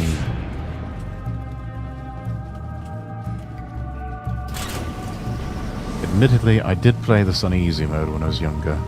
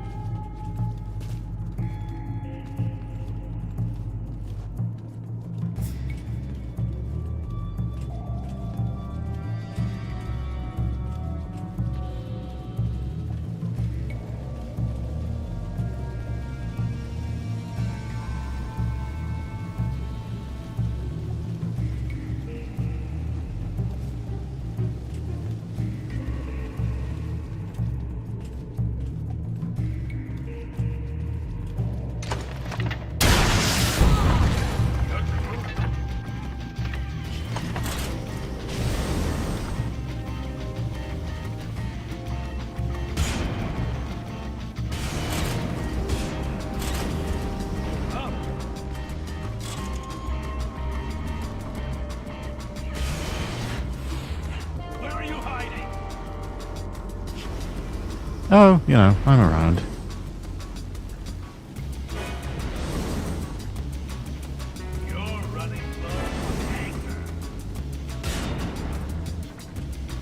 You obviously don't know me at all.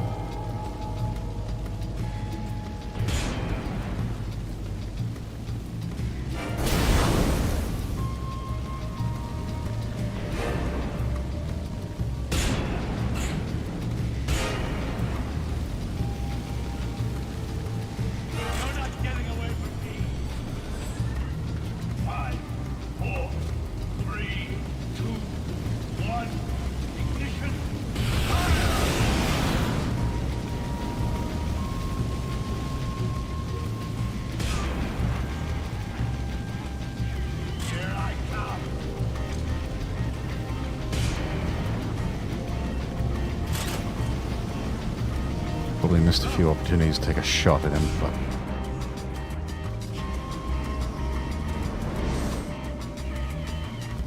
Gotta balance risk and reward. Ah, fuck.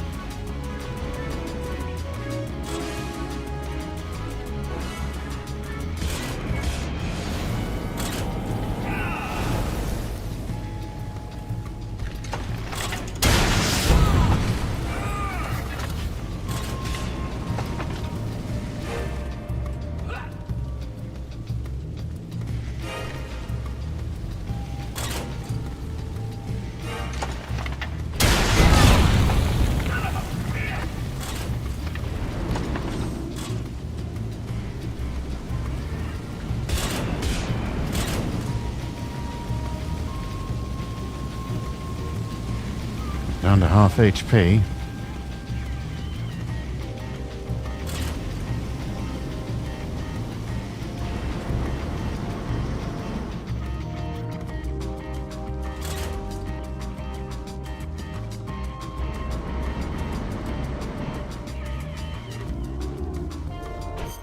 Shit.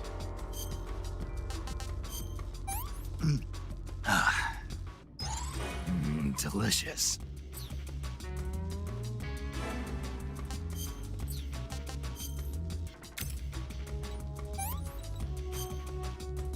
Oops.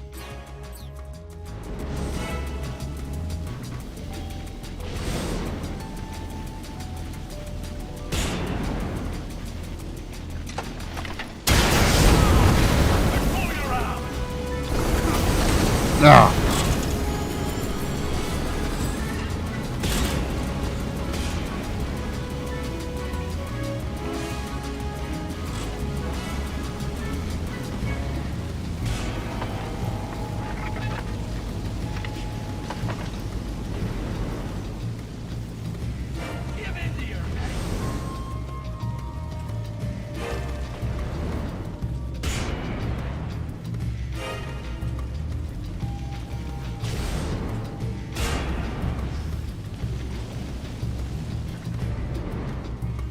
You're not getting away from me.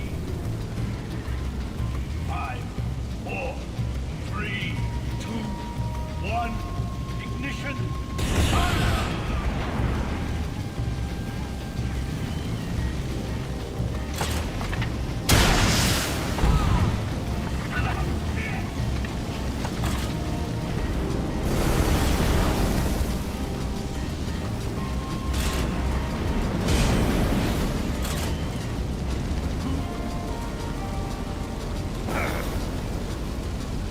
Damn it.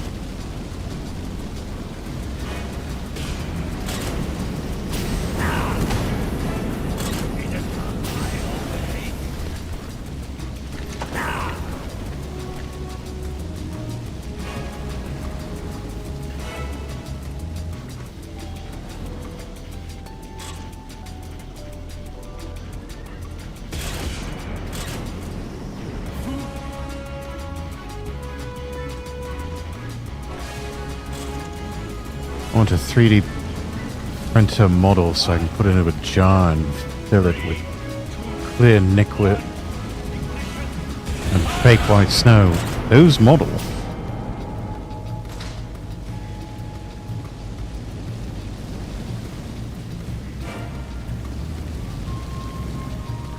Whose model are you talking about?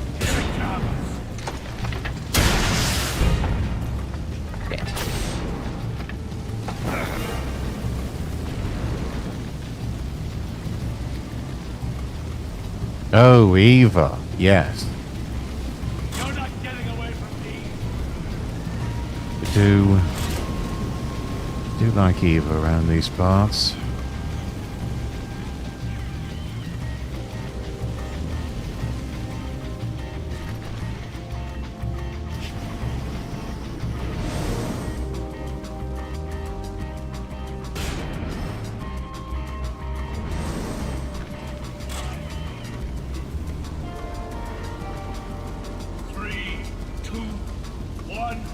Ignition!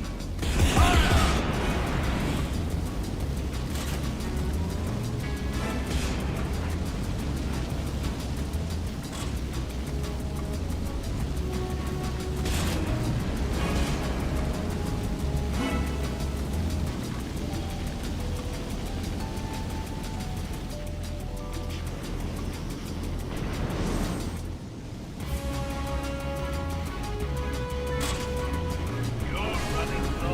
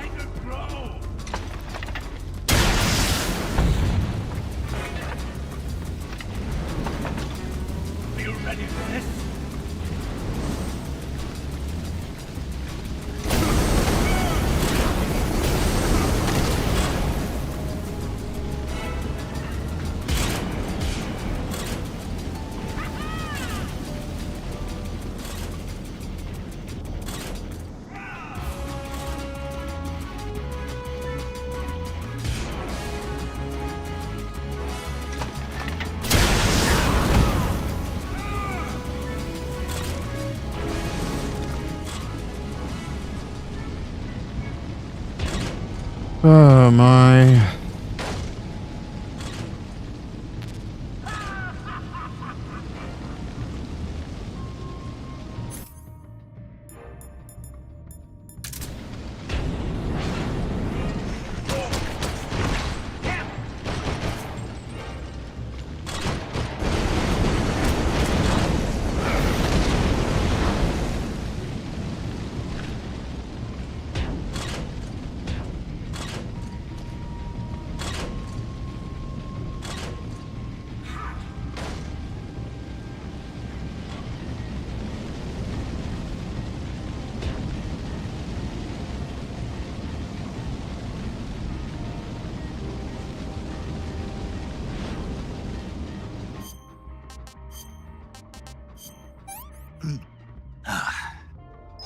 That's damn good.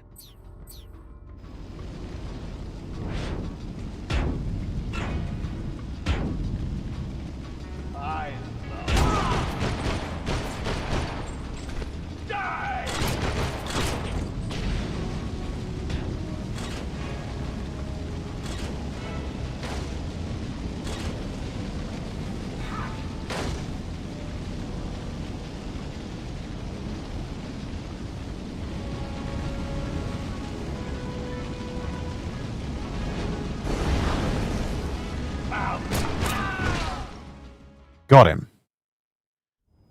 Ah. Boss, this is the end of the Cobras. You've got to live on. You're the only one left. I'm off. To join the sorrow.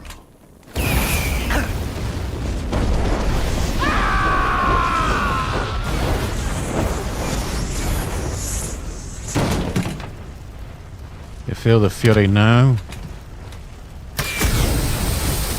Behold, the flames of fury.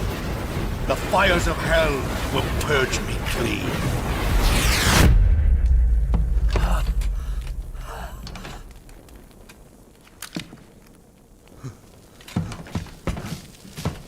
I can see it. Like the Skywolf. Mission Control, do you read me? I'll come in.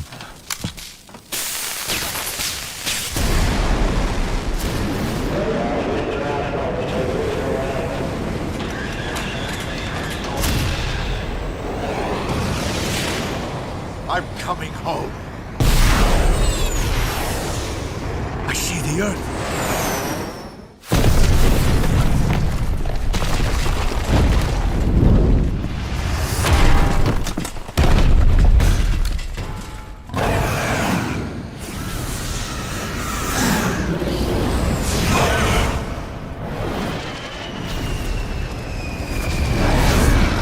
Special appearance by the Lost Souls from Doom.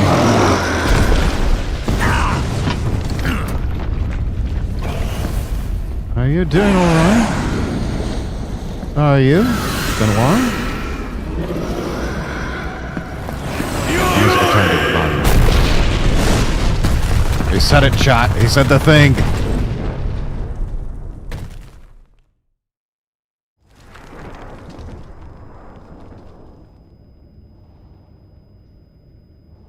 Right, we're just gonna chill here for a bit until life gauge recovers.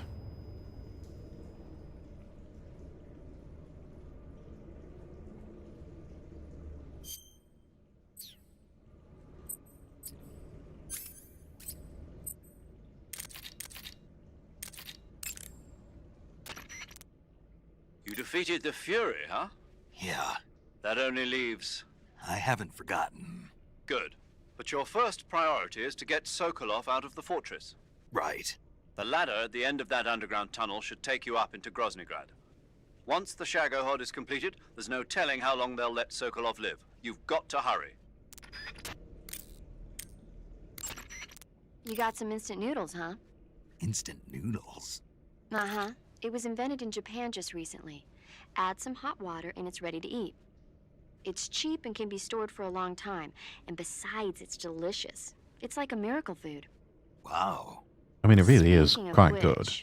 Yeah. Are you going to eat that? I was planning on it, yeah. Oh, all right. Is there some reason I shouldn't? No, that's not what I meant. Then what did you mean? I was just going to say that if you weren't going to eat it, you should bring it back to me. I've always wanted to try some. Whatever.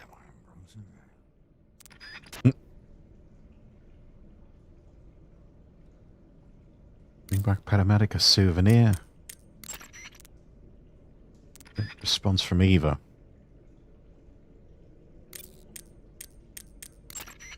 You say Grannon's shoes were rigged with a transmitter? That sounds like something the KGB's been working on lately. It's exactly like you described. A miniature transmitter that's small enough to put in a shoe. Grannon said he got the shoes from a woman called Tatiana. You think she's a KGB spy? Could be. Or maybe it's some kind of ploy to throw suspicion on her. Anyway, it's your job to find out. Good point.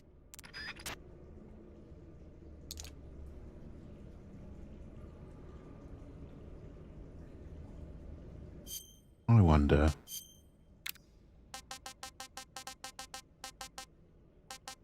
Oh, right. We've also got the cardboard box.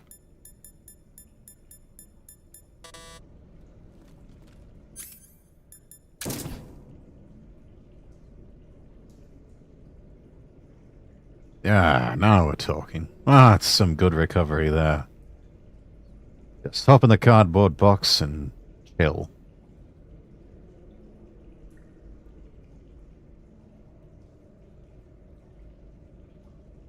Be right as rain in no time.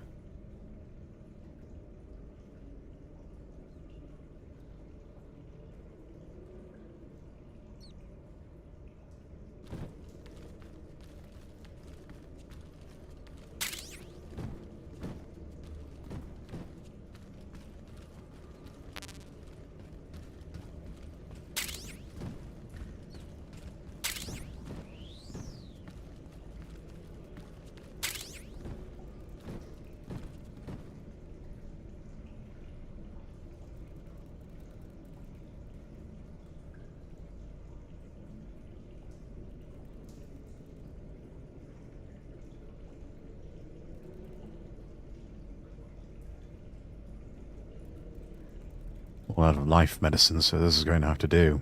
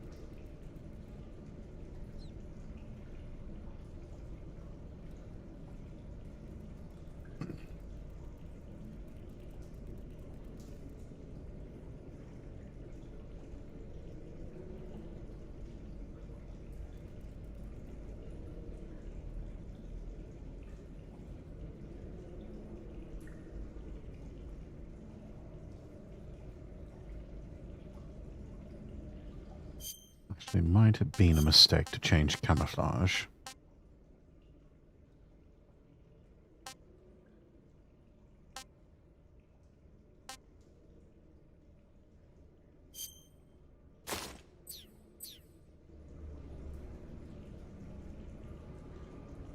There we go, that's a bit faster now.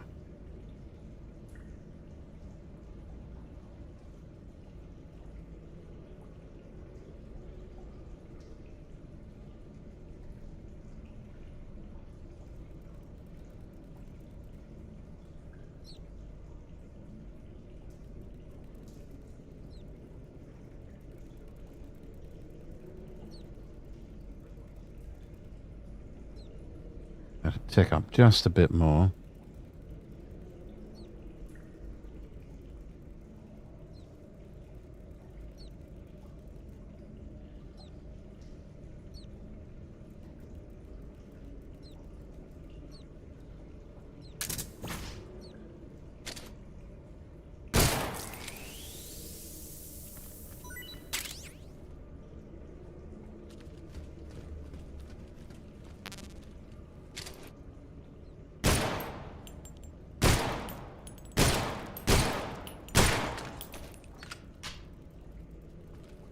I mean...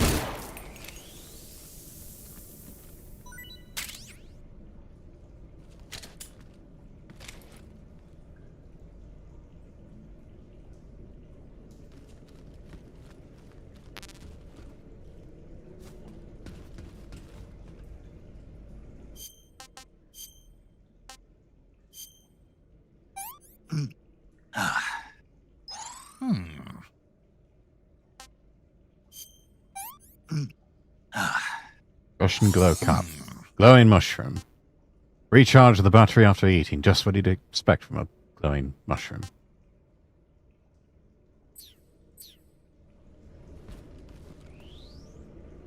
Sure. I think that's good enough.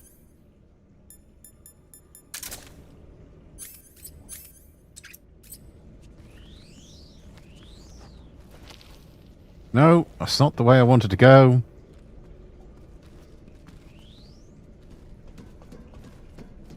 That's it. That's the way we want to go.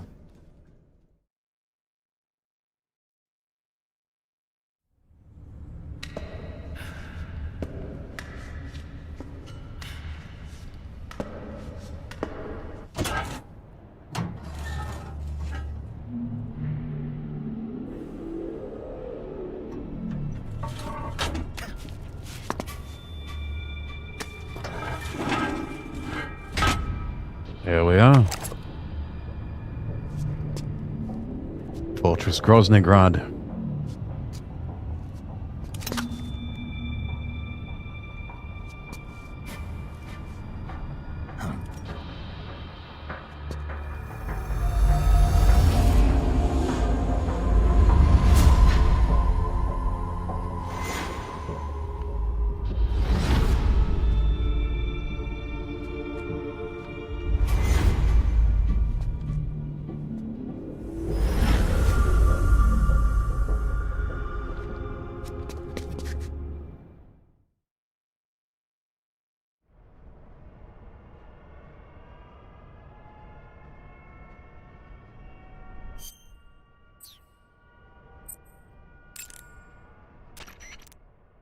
Good. You've finally made it inside Groznygrad.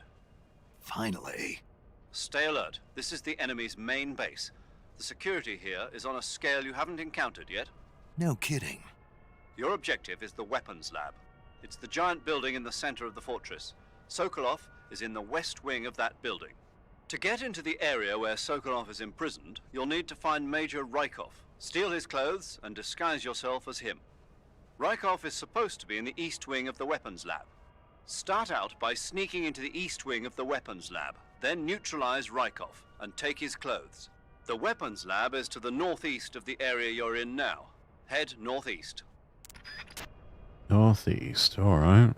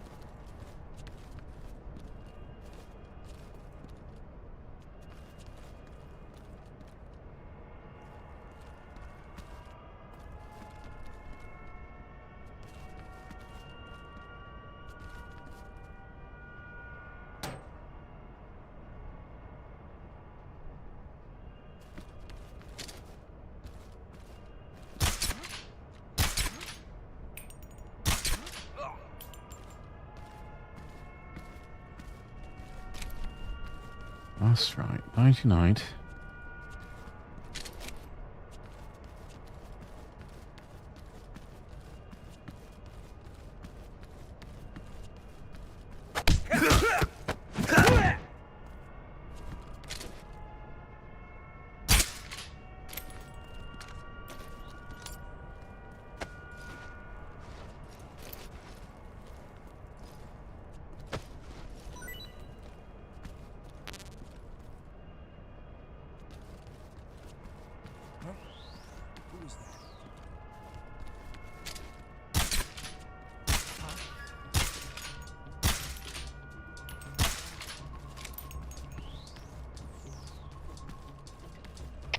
HQ respond.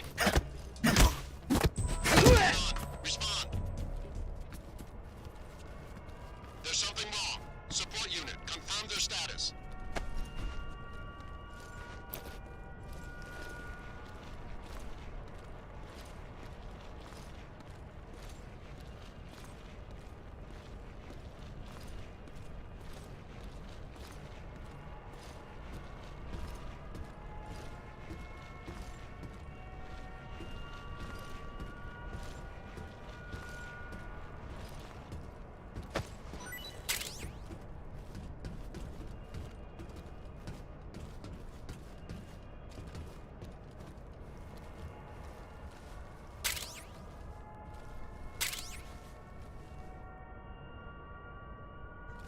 Oh. Look at all the goodies that they hide underneath these things. All clear.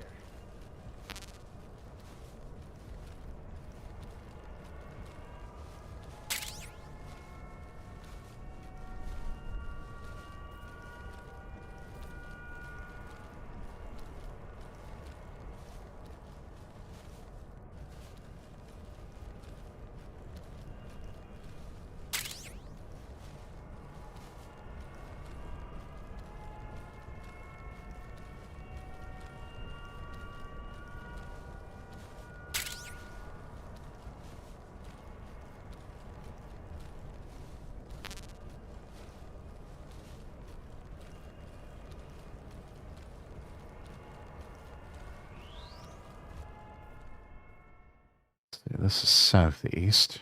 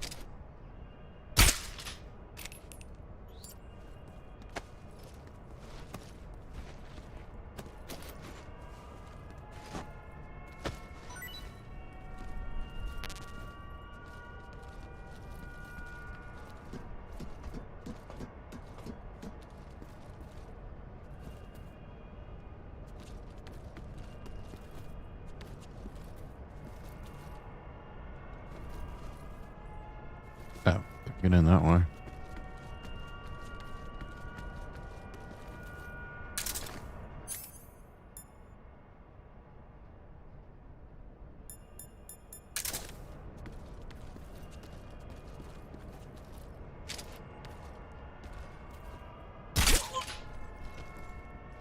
What's wrong?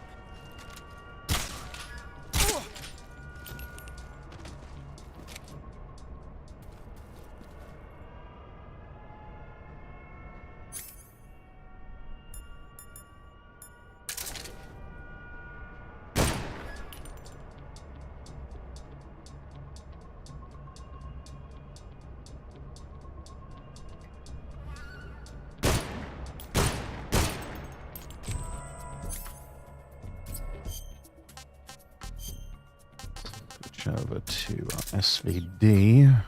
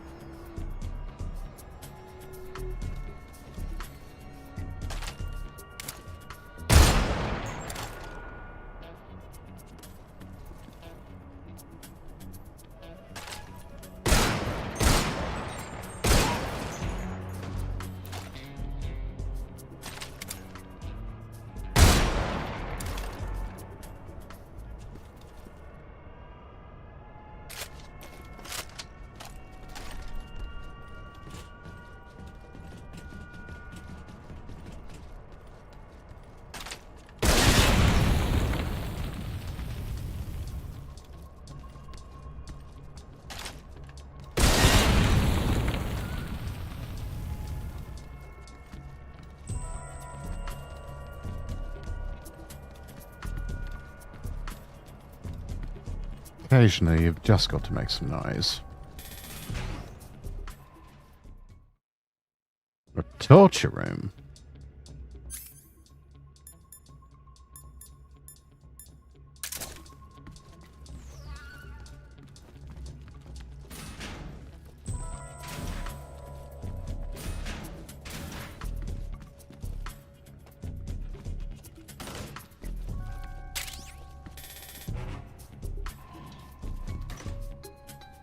Electronic Gaming Monthly. Amigo Rawson, hello.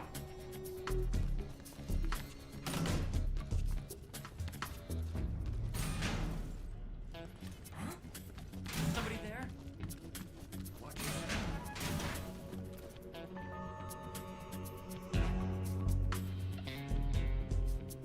We have an entire sport unit waiting for us.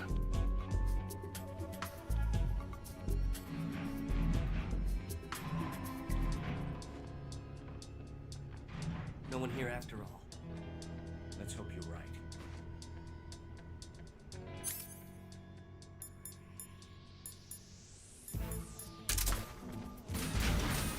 Who's that?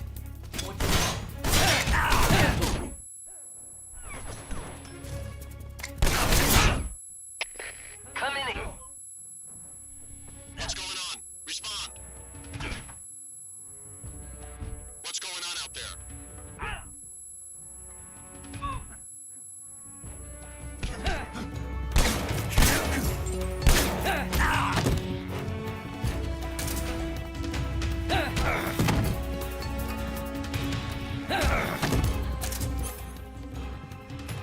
Come on, son, let me get up.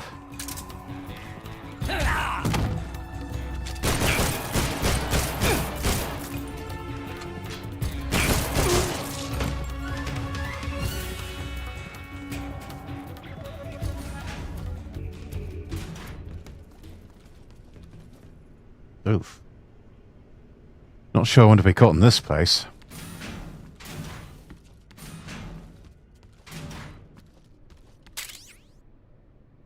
A camera.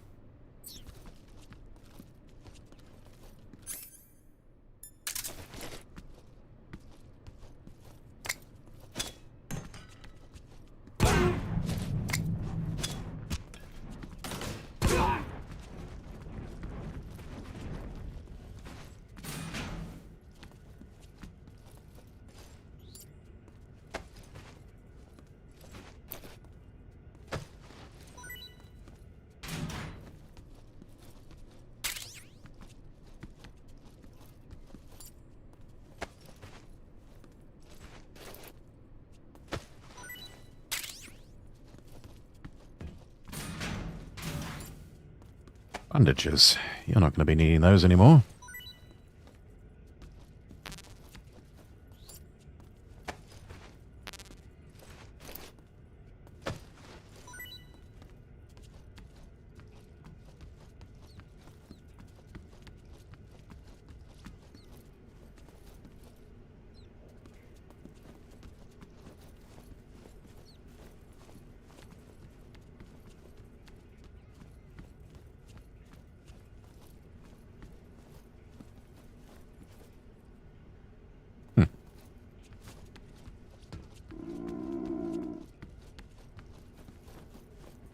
Anything under the mattress here? No? Alright.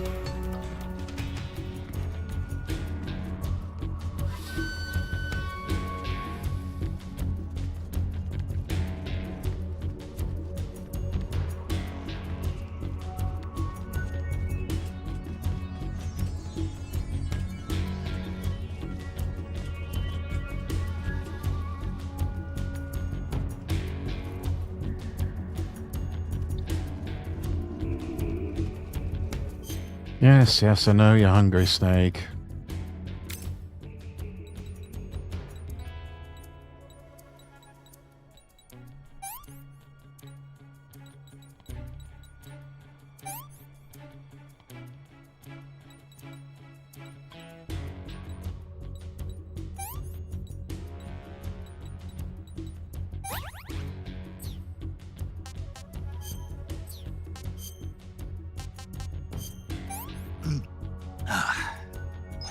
That's damn good.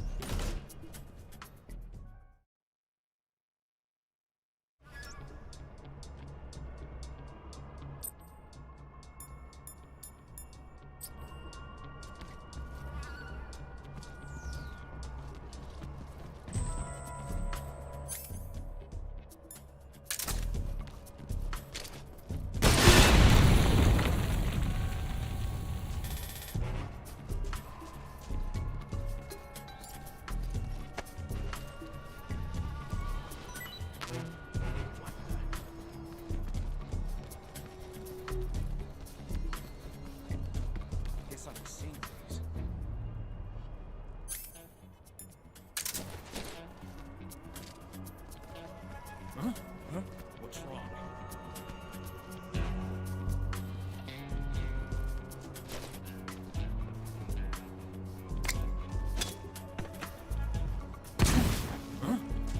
What's wrong? Where's he hiding? Huh?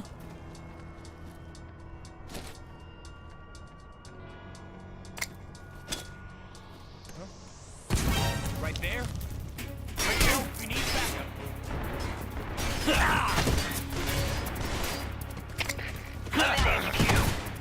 This is HQ. Patrol here. Enemy sighted. Commencing attack.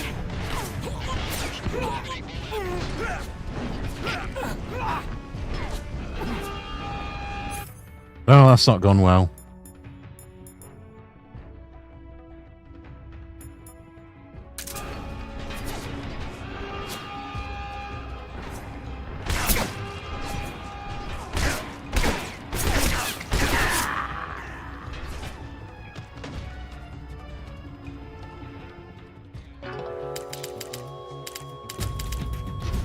All right, take 415,896.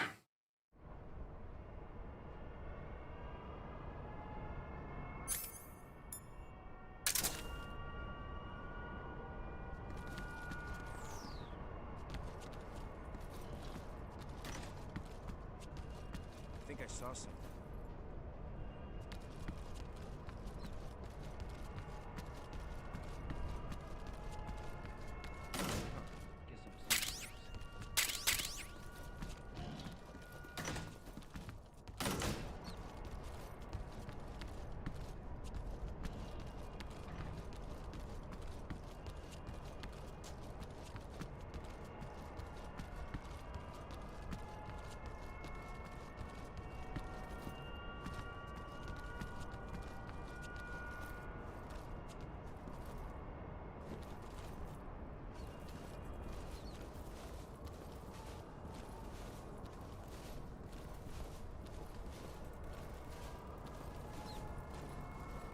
Alright.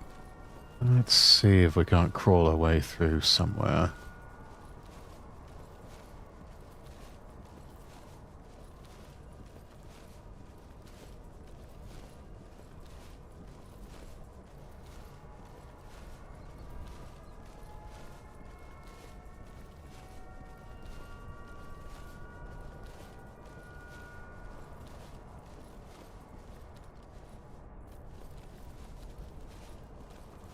Hello there.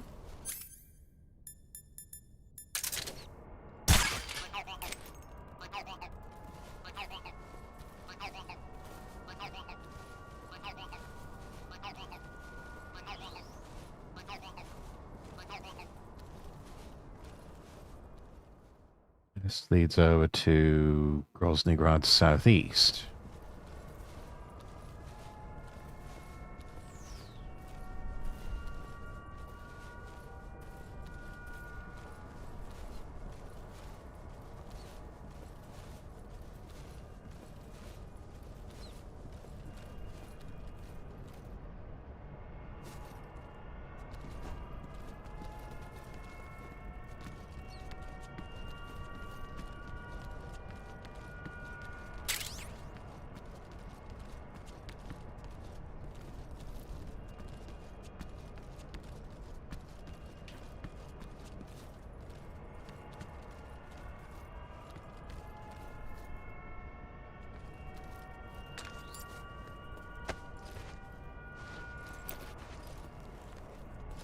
See what items we can scrounge off this one.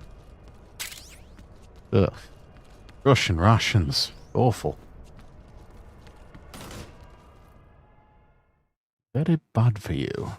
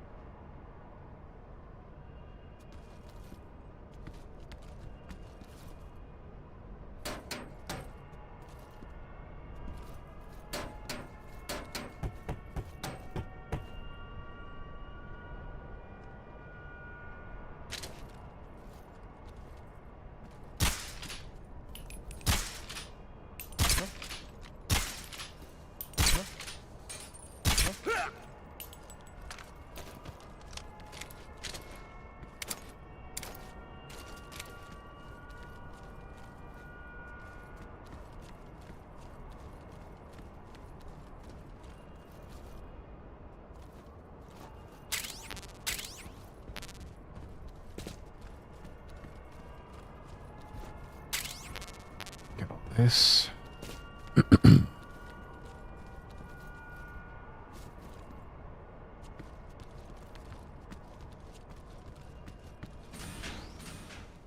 There we are. East wing of the weapons lab. Quickly.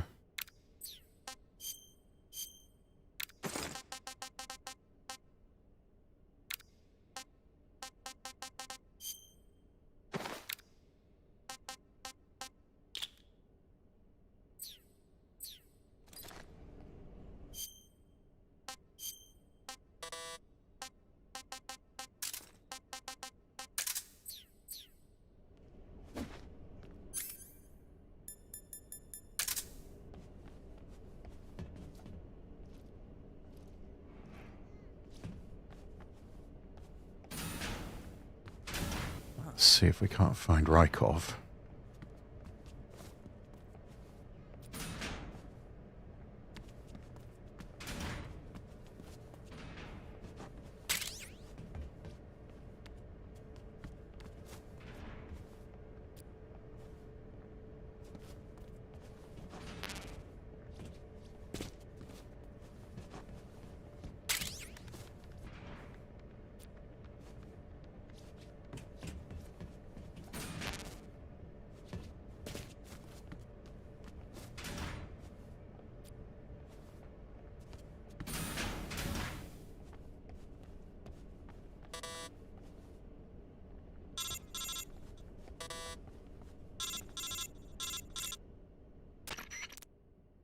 Snake, that door can't be opened by normal means. Apparently, it operates by responding to a specific radio frequency. If you want to know the key frequency, why don't you try asking someone nearby? There's a thought.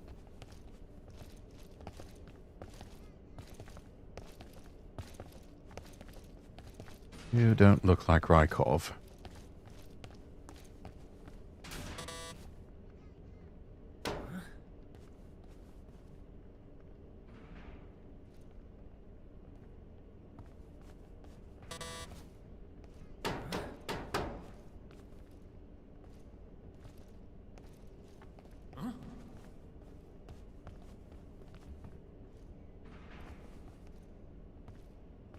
There's our man.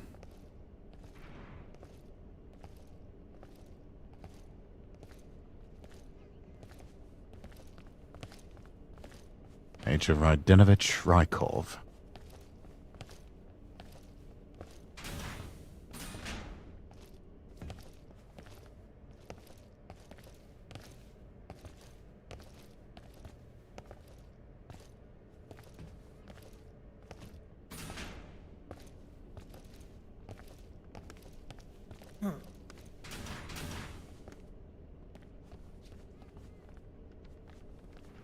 Don't need to be blowing our cover. Stay away from the scientists.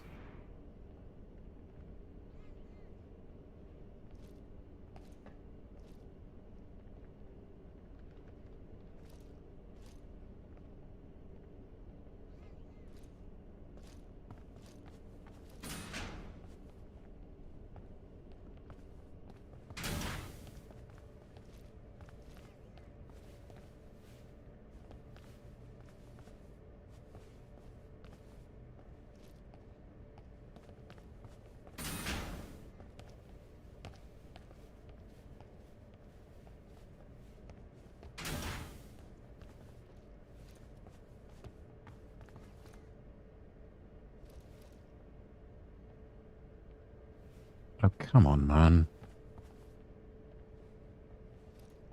Quit flipping through the pornographic books and get to somewhere where I can steal your clothes.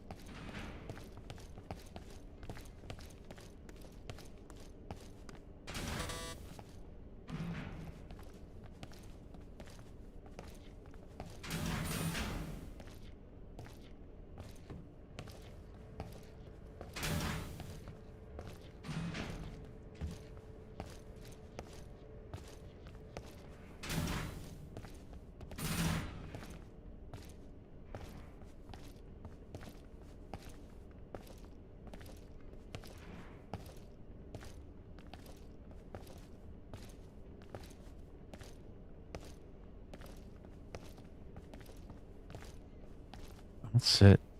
Up the stairs you go.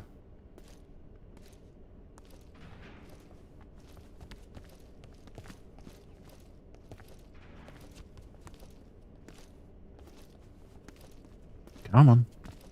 That's it. Up the stairs. Make a bit more haste, please.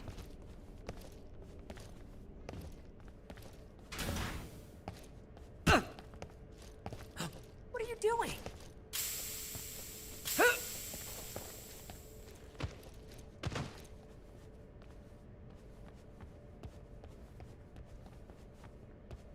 Check and make sure the coast is clear.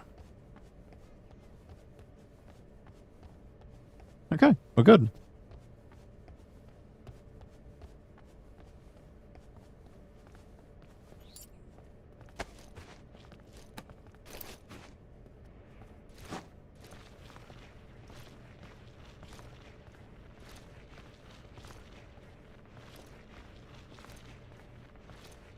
Quickly, quickly, quickly.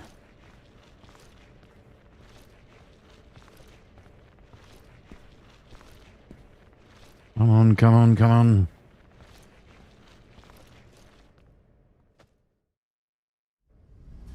And just like that.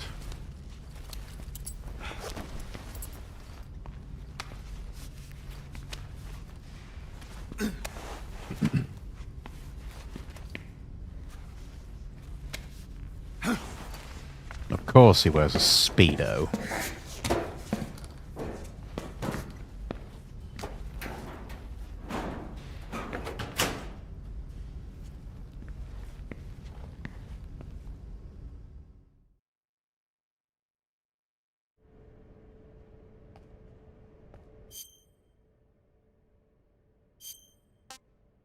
All right. Officer. Mask. Brilliant.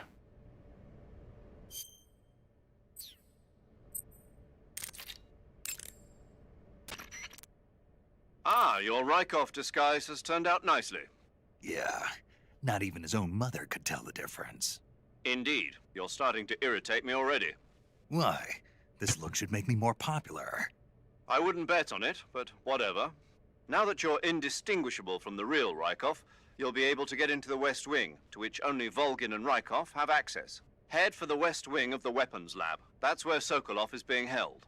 Enter the main wing from the second floor of the East Wing. Pass west through the main wing, and you'll come to a connecting passageway. The West Wing is at the other end of that passageway. Infiltrate the West Wing and rescue Sokolov. Okay, your Rykov disguise is complete. Now they won't stop you no matter what you do. Even if I punch someone in the face? Right. Really? Really. Why? Rykov's just that kind of guy. Ah. Once you're There's a disguised as jackass. Rykov, you can get into the West Wing where Sokolov is being held. To get to the entrance to the West Wing, pass west through the main wing of the Weapons Lab and go through the connecting passageway. You can get into the main wing of the Weapons Lab from the southwest side of the second floor. Head for the main wing.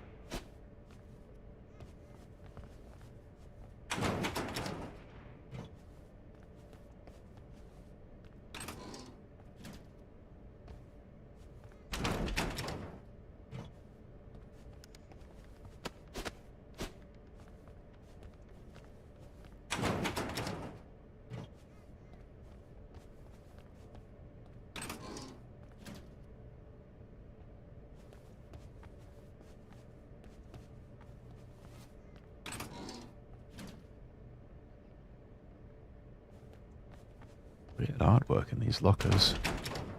Must be a Russian thing.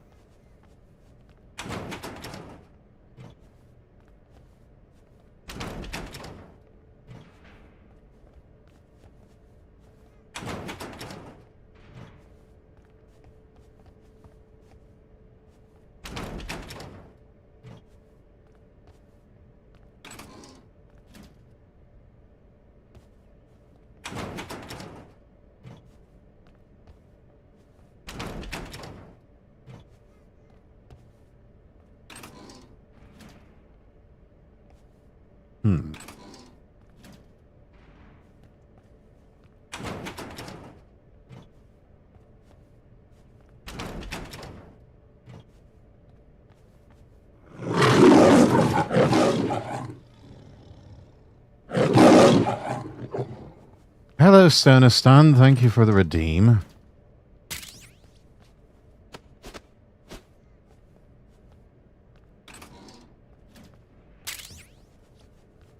Ooh, yes, sir.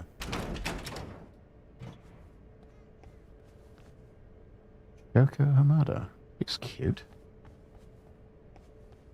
How are you doing, Stan? I was being British. Well, It's been British, I know that much. Sir.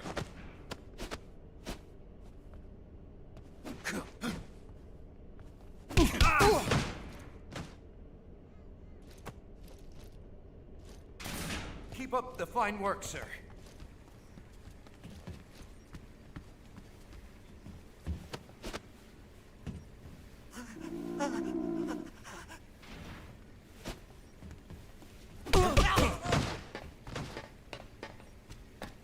That's right, you better run. I will send you to Jesus. Exactly. What's going on?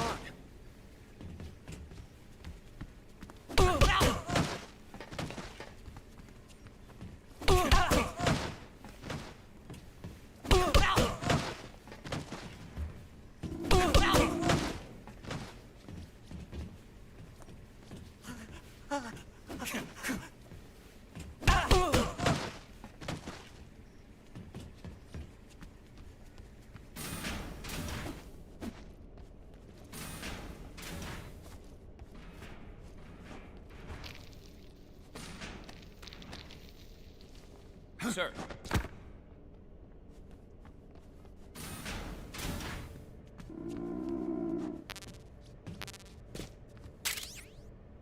Oh, a Scorpion submachine gun. Stomach growling. Under the mine last week, dieting.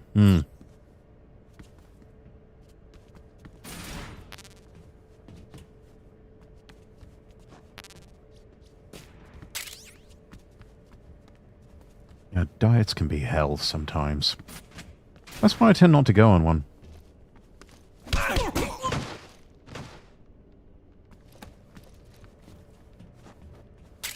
Forgive me for troubling you, sir. Sir!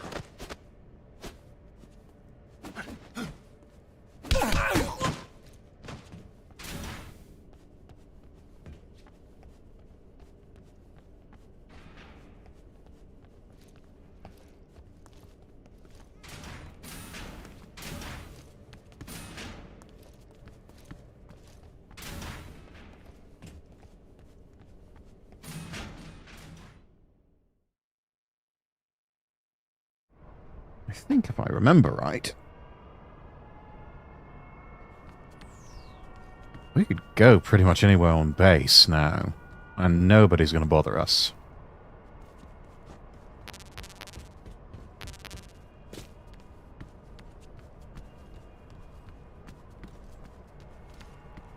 Sir!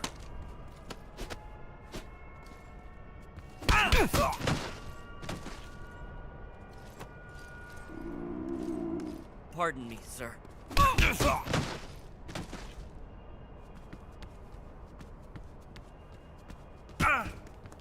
Keep up the fine work, sir.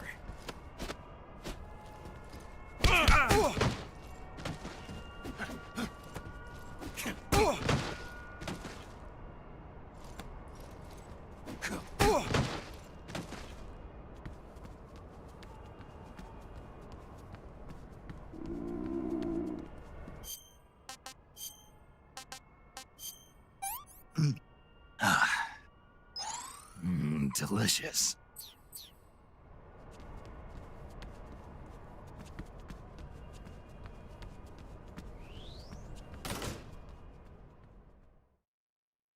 The northwest side.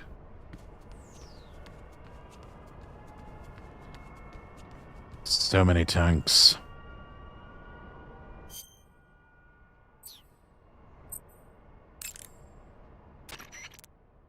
While you're disguised as Rykov, you can press the action button to perform a salute. If you want, why don't you try saluting some of the soldiers and scientists? Hey, those tanks look like Object 279s. Object 279s? Yep. We don't have a lot of details yet, but apparently they're a kind of heavy tank designed to operate in situations involving the use of tactical nuclear weapons. They're distinguished by 2 sets of double treads and a disc-shaped shield, which keep it from flipping over in a nuclear blast. Basically, the 4 treads widen the traction area and increase friction with the ground, while the disc-shaped shield deflects the blast above and below the vehicle. The tank is armed with a 130mm cannon. It's also got a 1,000-horsepower diesel engine, which gives it a decent top speed. As far as we knew, it hadn't been formally adopted because of the high cost of production. But it looks like we were wrong.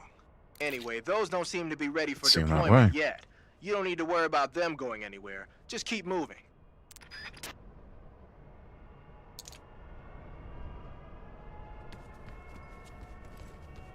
Sir.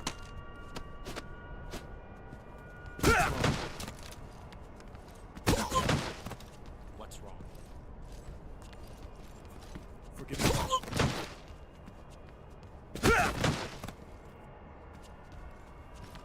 Forgive me for troubling you, sir.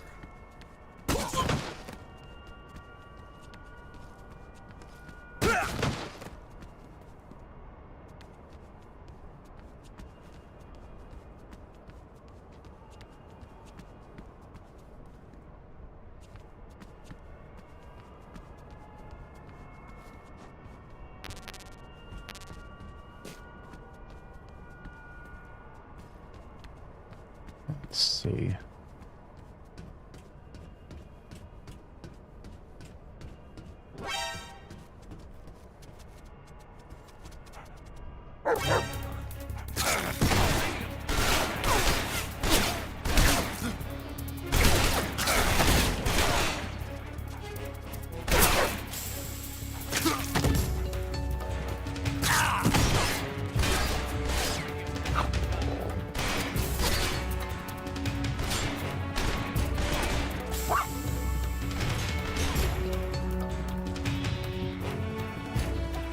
Right. So that didn't work very well.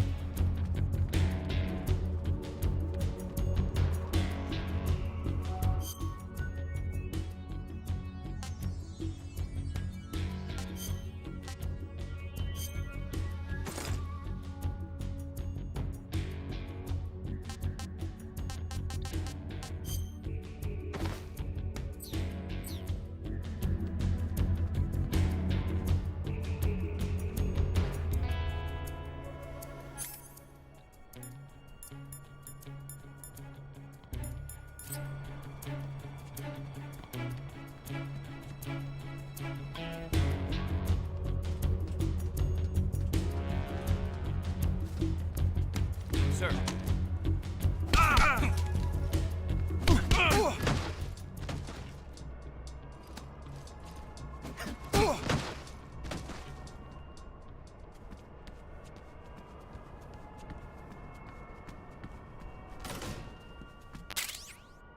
Ooh, just 63.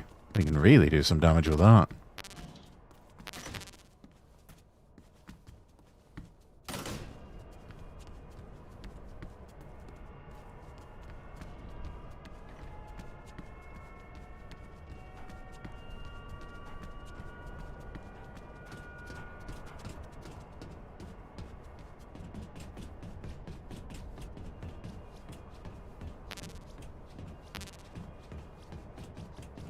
So we're not getting in that way.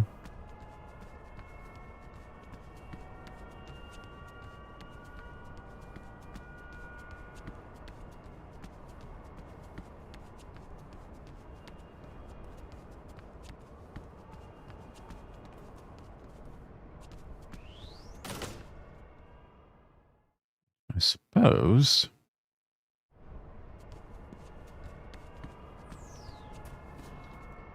I have to take the method everyone is guesting on the radio.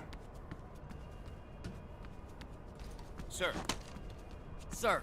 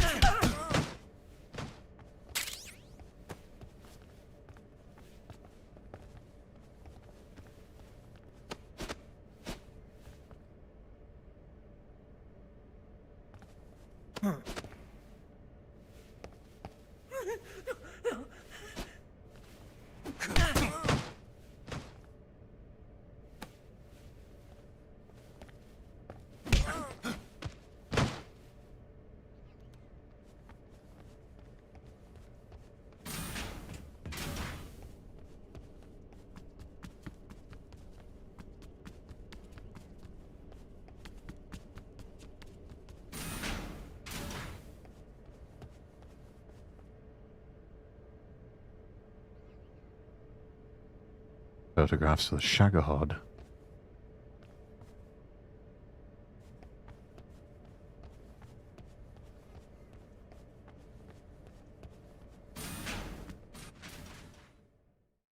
Right, main wing. This is probably where we'll see Shagohod itself.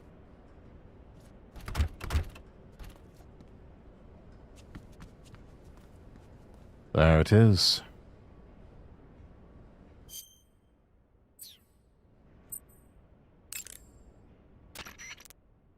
As long as you're disguised as Rykov, you'll be able to go anywhere in the fortress, and no one will suspect a thing. Now may be a good time to do a little exploring around the place. Sigint. Yo! Eva said she set up a ground effect vehicle for us to make our escape. So I heard. The ground effect vehicle, or WIG, is something like a cross between an airplane and a boat. It uses ground effect to fly. Ground effect basically means that when the craft skims the surface of the ground, the air between the ground and the wing is compressed, which gives the wing an extra boost. From what Western intelligence agencies have been able to gather, the Russians are pretty serious about developing these WIGs. Apparently they're planning on using them for anti-submarine patrols. I guess I can see why.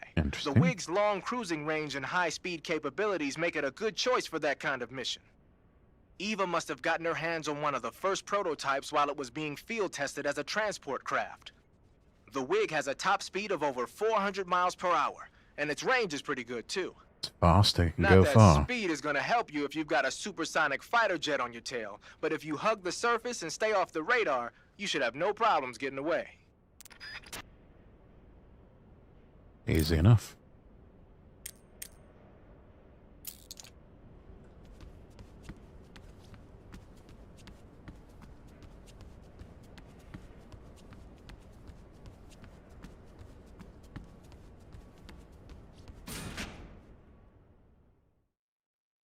All right, West Wing Corridor.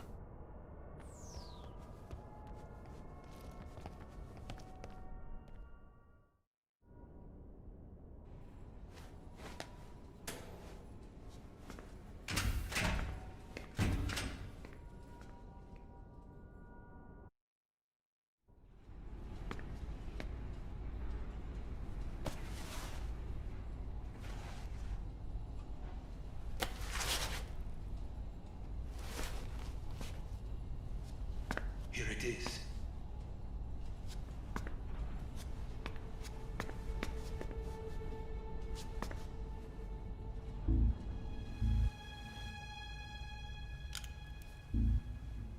You can count on me. What about the Philosopher's Legacy? I don't know anything about that. What are you? Are you trying to kill me? What's the matter? I know nothing, I swear it. No one but the Colonel knows of the legacy. I see. No, don't. Oh.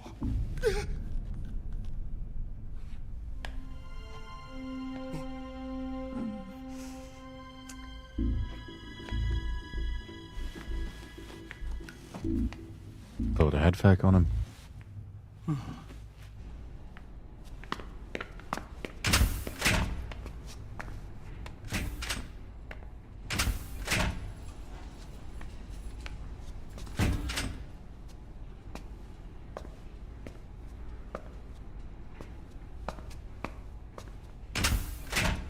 Who's there? You're the man from the CIA. What are you doing here? I told you before, didn't I? I'm going to get you out of here. A man of honor, just like your commander. But I'm afraid you're too late. Too late? Don't tell me. The Shagohods. Exactly. The final preparations for Phase 2 are complete. Well, shit. Sokolov, what exactly is Phase 2? To put it in technical terms, it's a composite range extension system for medium-range ballistic missiles.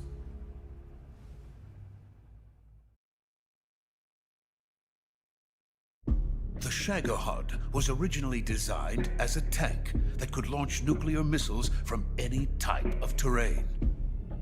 There was just one problem we couldn't figure out how to solve.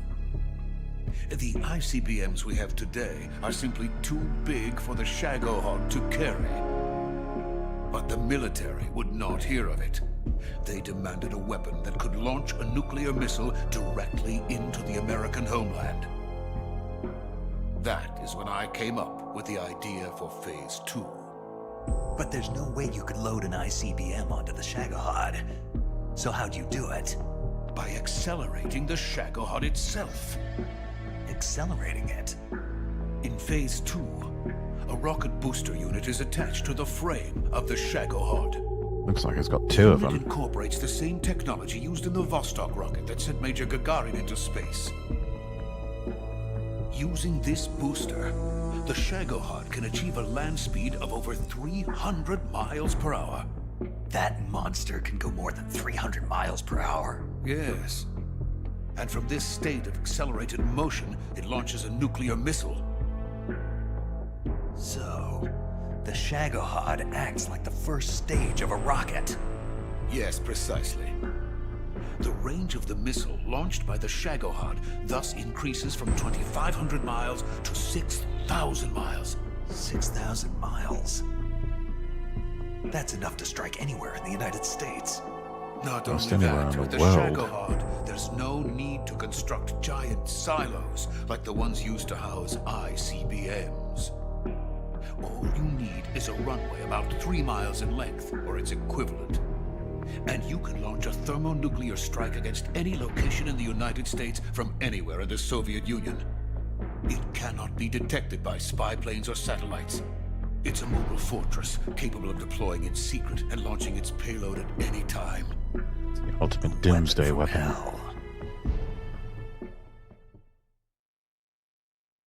A completed prototype now sits in the hangar. At present, it is the only one of its kind.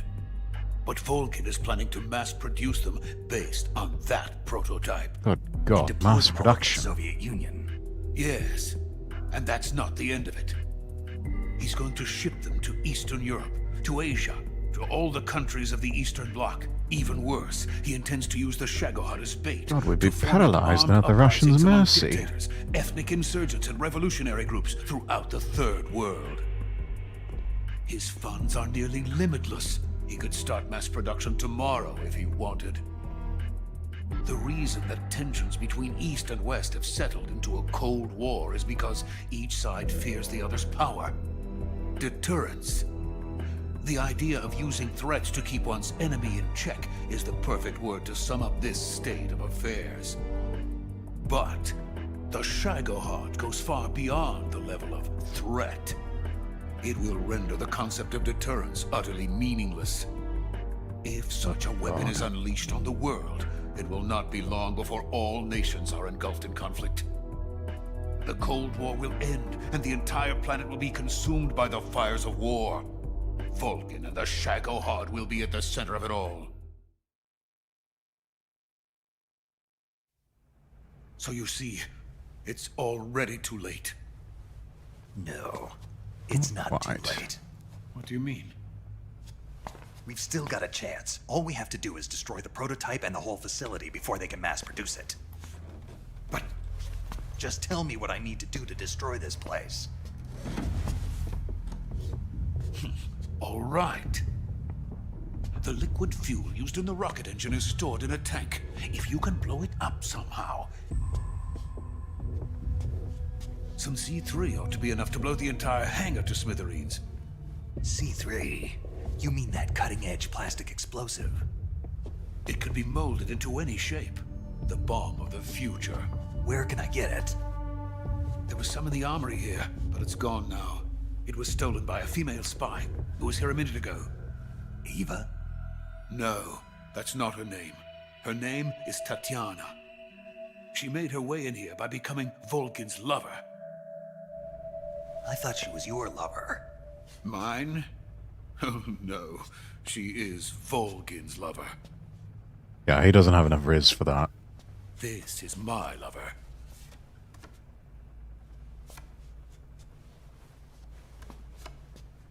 Who are they?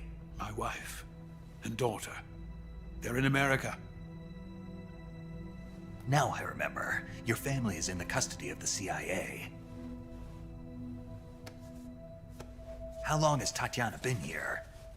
Only a few weeks. A few days before the Virtuous mission, then. She said that Khrushchev sent her. What did you just give her? All of the Did she experimental know? data for the Shagohod. Please, it is essential that you destroy the Shagohod. I will, but first I've got to get you to safety. No. I'm not going. My mission is to rescue you. Leave me. Sokolov! Khrushchev has abandoned me. I cannot return to my country. I would most certainly be sent to the gulags. What about the US? Yes, I once thought of that. My family's waiting for me there. But even if I fled to the United States, I would once again find myself creating weapons of mass murder. In the end, it doesn't matter where I go. 144.75. I am still a weapons scientist. To be honest with you, I'm tired.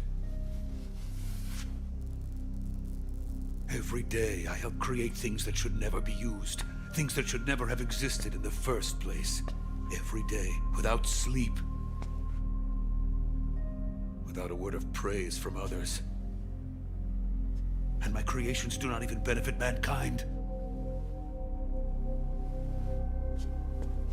They are merely the tools of politicians. All I wanted to do was build space rockets. But it was not to be. The space race between America and Russia became the prey of politicians.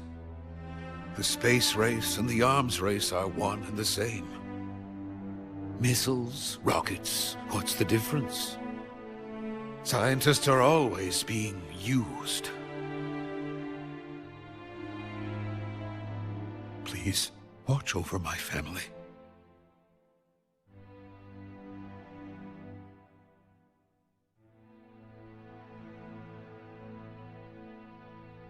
I wonder whatever became of Sokolov's family.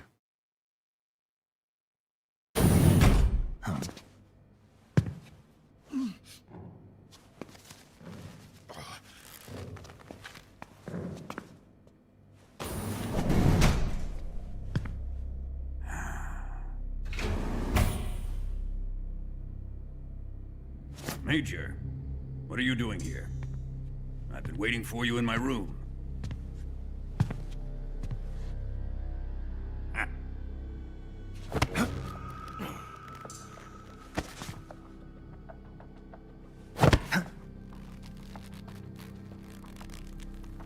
That's one way to greet someone. Who are you? Don't play dumb with me. If you think you can fool me, you're sorely mistaken. I know the Major better than anyone else. I come here looking for Tatiana, and what should I find? But a greasy freebooter.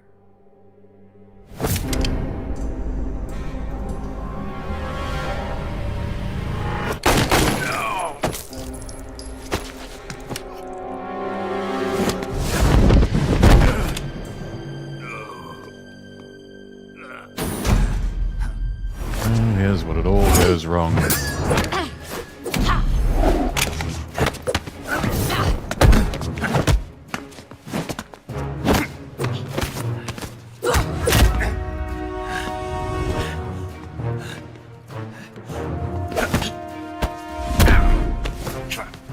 What is this fairy disguise? It's gonna rub off on you. And then you'll lose sight of who you really are.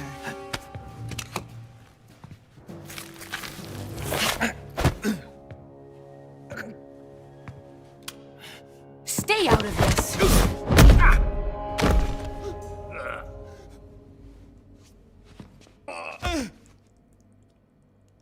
Takes no shit, leaves no crumbs. I see why they call you the boss. What was that? Some kind of judo?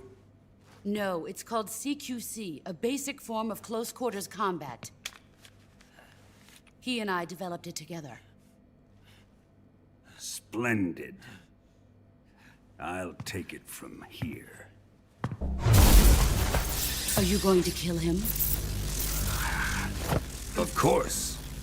But first, I will make him pay for hurting Ivan.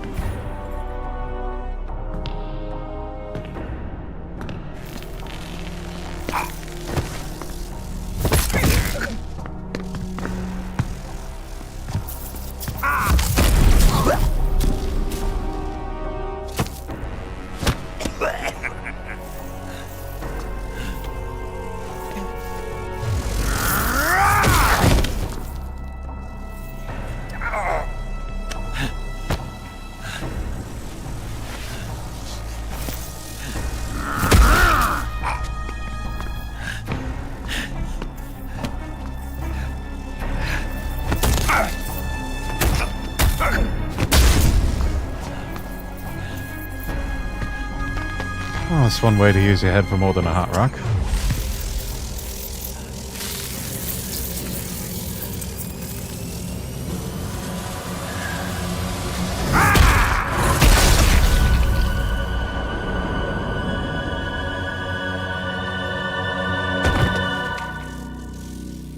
KO.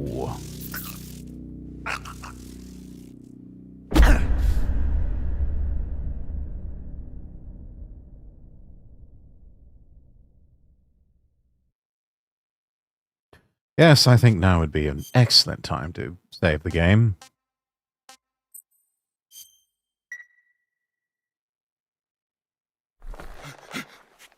Tell me! Stop it! Who have you been talking to? He doesn't know what you're talking about. You'd better start talking. Please, stop this! Who is Khrushchev's lapdog? How can you do this to him? I know you gave the data to someone. I'd never do it You! like that. You monster.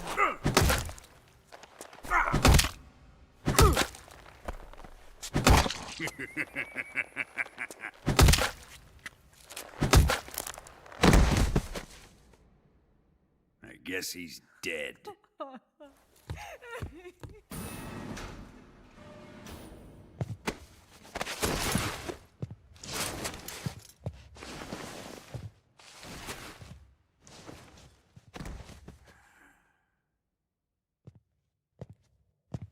Now then, I hope you'll prove more entertaining than he was.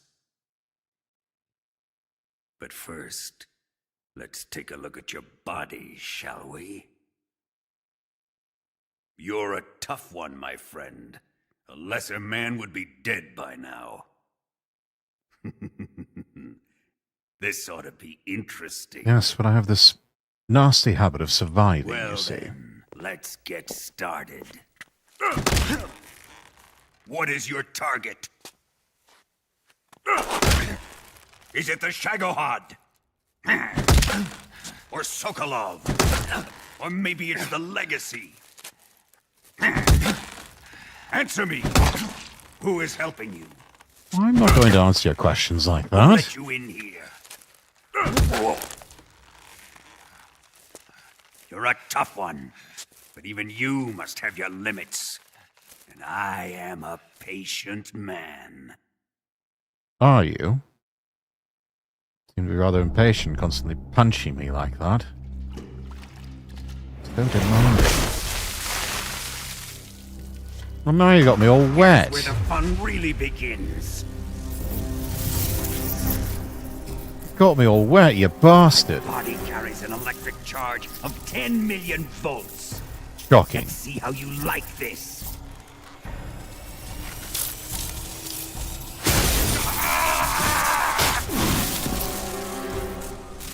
Oh, you have Now force answer me. lightning. Real fucking original. How much does the CIA know?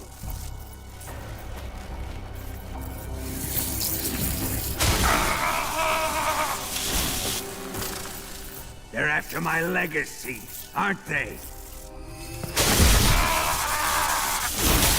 Your real target is the Philosopher's Legacy, isn't it? It wasn't before, but I suppose it can be now. Oh, I know.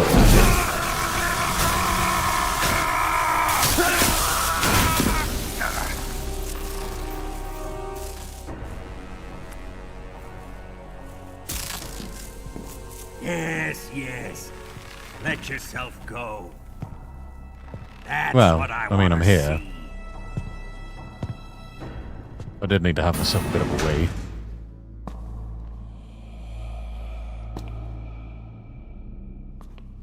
It's no use. He's not going to talk. He's been trained not to break. Trained by me. Admit it. We're after the location of the legacy. The secret fund established by the three great powers during the 2 world wars. That's what you're looking for, isn't it? Well, I'm now. $100 billion. Divided up and hidden all over the world. 100 billion, and you you're say? looking for a record of where all that money is hidden, right?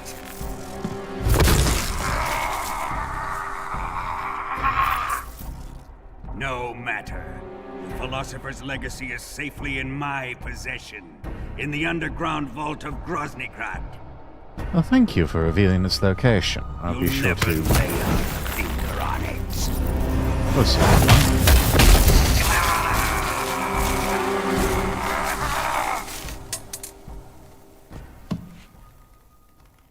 What's this?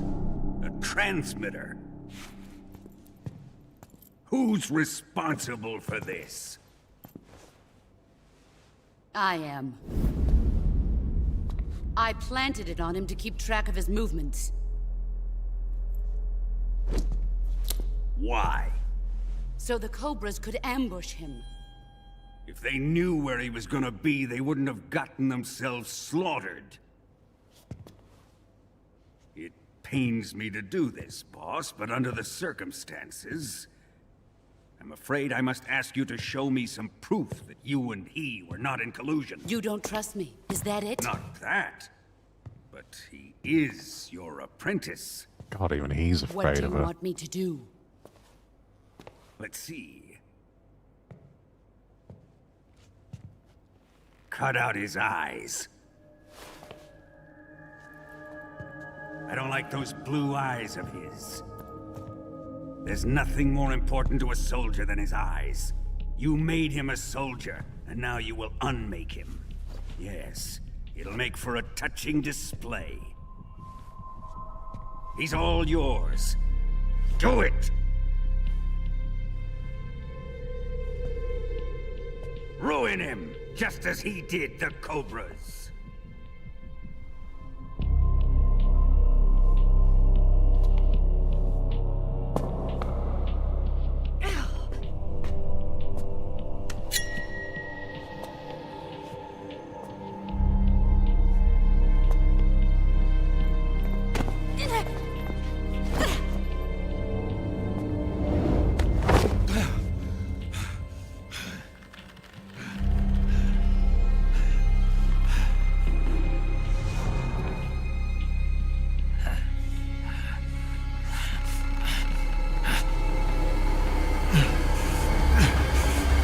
Stop!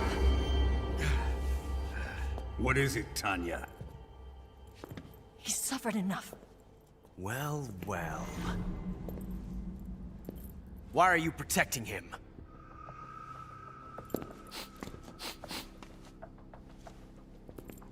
That smell. Tatiana, you're the spy. What are you talking about?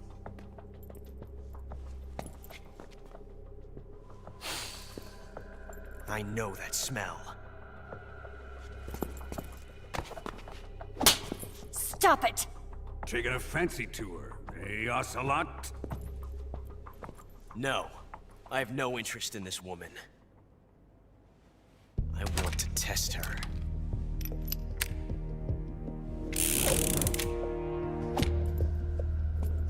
I'll let this be the judge.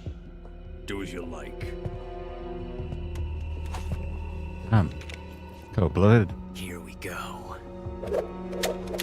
Oh, we're doing this again. Alright.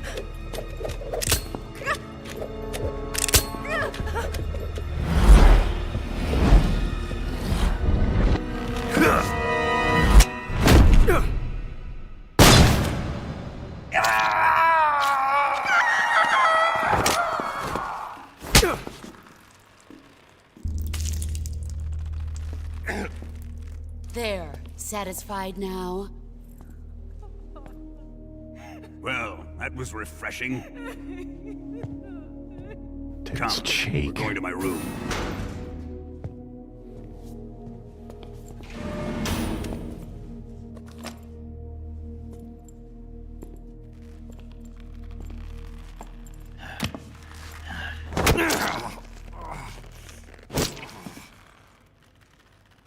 So you survived the Colonel's torture, eh?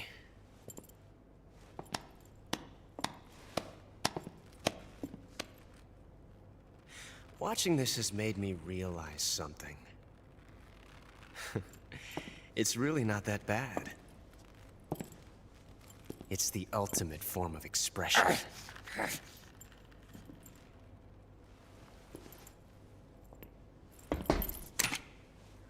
where I got his pension for torturing You people. got lucky this time, Tatiana.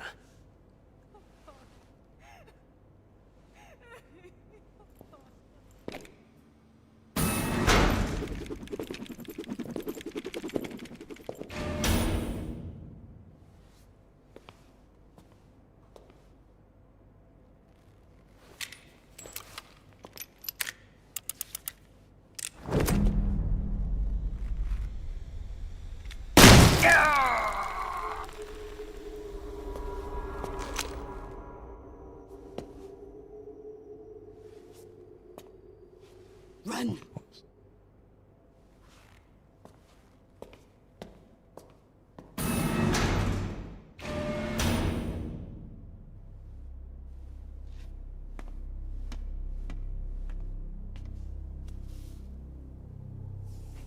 I've prepared an escape route for us. Go out and head west. Pass underneath the connecting passageway and go north. You'll find an open manhole there. You're... Quiet! Go through the manhole down into the sewers. The door at the north end of the sewers is unlocked. You can use it to... Oh, Raiders, welcome in. Level 37 Kitsune, how's your stream? Raiders, if it's your first time here, I'm Lord Rexworth. I'm an English nobleman VTuber. And we're playing Metal Gear Solid Delta. Humpy Chaos Raid. Good God. And a Wolf Pup Raid. So many raids tonight. Let's see. Let's see what you're up to. Welcome in, Raiders. Hello, hello, Lord. Been a while. Indeed, it has been. How have you been? How was Goblin Cleanup? And Faye and May, welcome in. Hello, hello. It's good to see you both again. See all of you coming in at the same time. I'm wondering. Ah, so you three were having a collab of Goblin Cleanup, I see. How was Goblin Cleanup? Did you clean up the goblins? Have the goblins all been cleaned up? just a bit. Fun, bit buggy, so he lost her minds. I mean, as you do, when it gets a bit buggy. We cleaned up dungeons. Ah, okay. Well, talk of which, we're in a bit of a dungeon right here, of the stop-it variety. So, oh, you are the goblins. I see. I see. Okay. So you are the goblins cleaning up the dungeons after the heroes tried. Okay. After the heroes tried but failed. Ah, I see. Well, it sounds like a fun time. I don't think there's any cleaning up this particular dungeon that we're in here. The walls seem to be permanently soaked with the blood of the enemies of communism. So, there you have it. But it sounds like a fun stream. Yeah, Raiders, again, I'm Lord Rexworth. I'm an English nobleman V2. We're playing Metal Gear Solid Delta. Thank you for 3 raids at once, my goodness. Yes, Raiders, I understand it is very late in some parts of the world. If you need to raid and run, if you need to do some after-stream care, get up and stretch, get up and eat, grab something to drink, totally understand. But yes, thank you all so much for the raids, and I hope you had a wonderful stream. Sounds like a lot of fun. Yes, let us carry on with making our escape from this Soviet dungeon in Groznygrad. I got your equipment. We'll meet up later. Eva. But I can't get too close to your cell. You'll have to figure a way out of there yourself. Hopefully I still remember that frequency. I'll be in touch.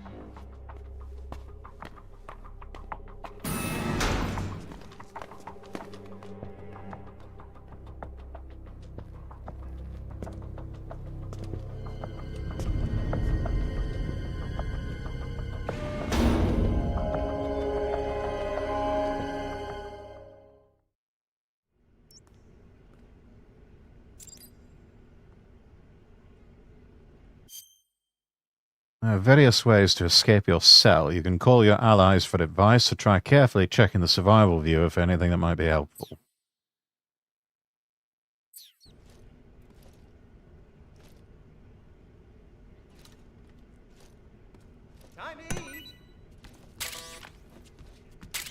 A bat and a fork. Interesting.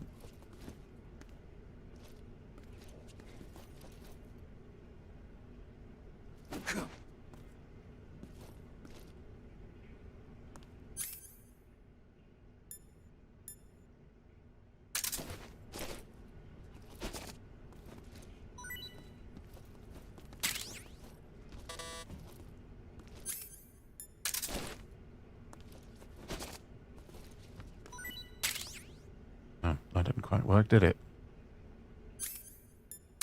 I don't want your stupid bot.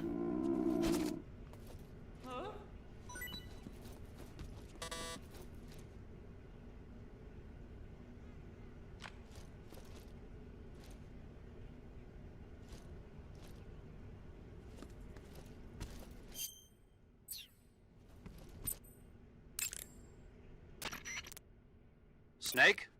Major. You're all right. I wouldn't say all right, but at least I'm alive. That's good enough.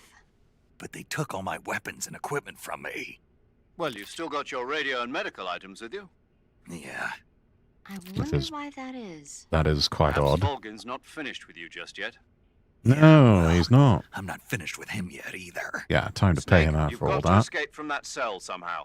There must be a way. Use your head.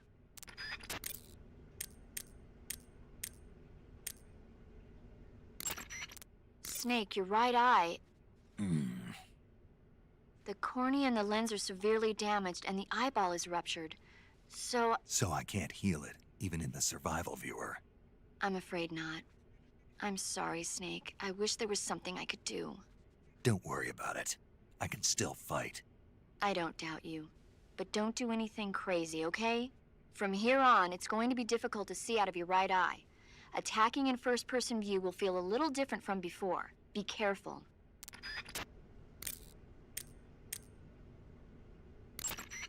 Snake, the door of the cell is set up to open when it receives a radio signal on a certain frequency. If you only knew the frequency, you could use your radio to open the door. Well, lucky for us, I do. No, I don't want that. It's a fucking bat. I'm not eating that.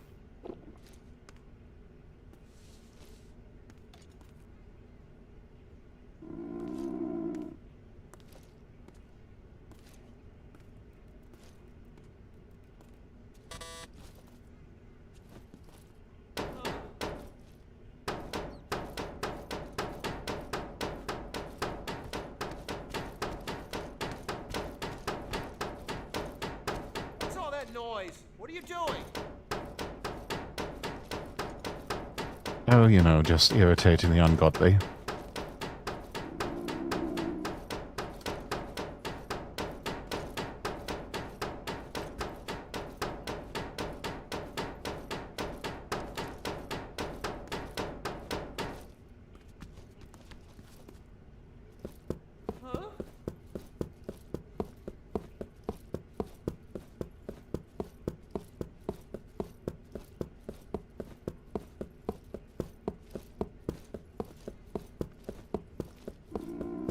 Children that act up don't get fed, you know. Children? How dare you?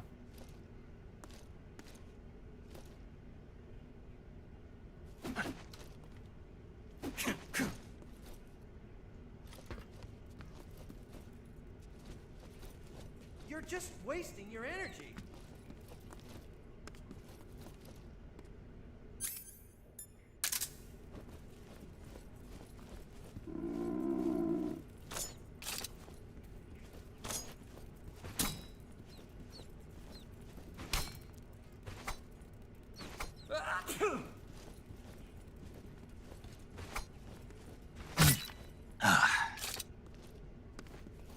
There we are.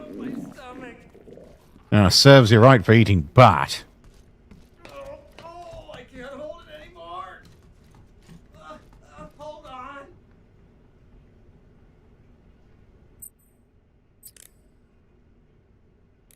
Now's my chance.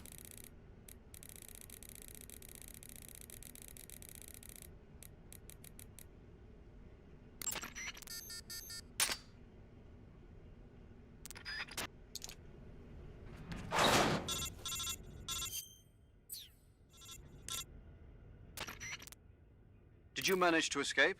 Yeah, I'm out. Be careful. In your present state, you're practically naked. You don't have a single decent weapon, and you'll never survive in a battle. Take some time and pull yourself together. Eva says she's recovered your equipment, so rendezvous with her as soon as possible to get your gear back. Use the escape route Eva set up for you. Go down into the sewers through the manhole in the northwest section of Groznygrad. Start out by exiting the holding cells and heading northwest.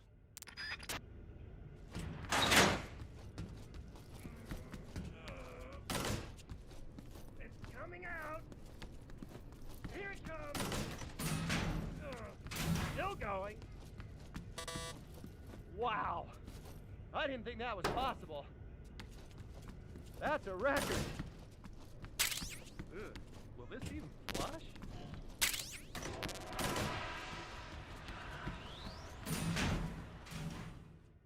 Yeah, well, you deal with that. I'll just be going.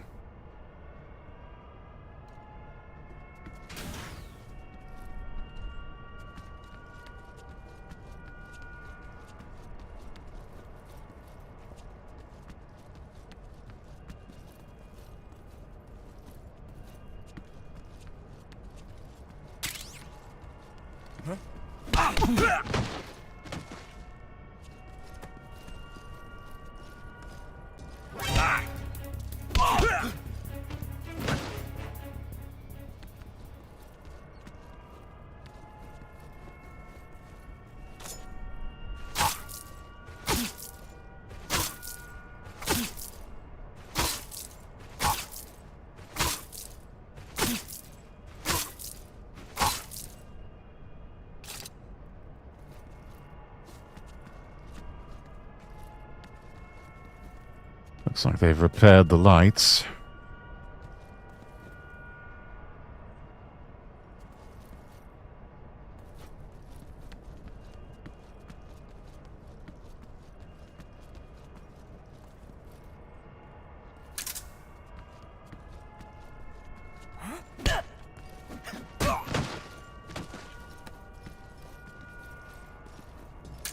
Who's that?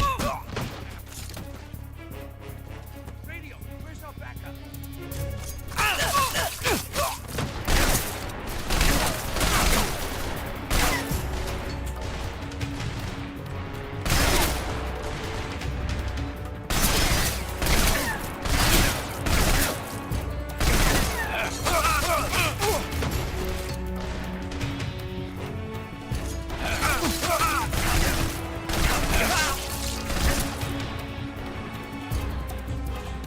Okay, this isn't going well.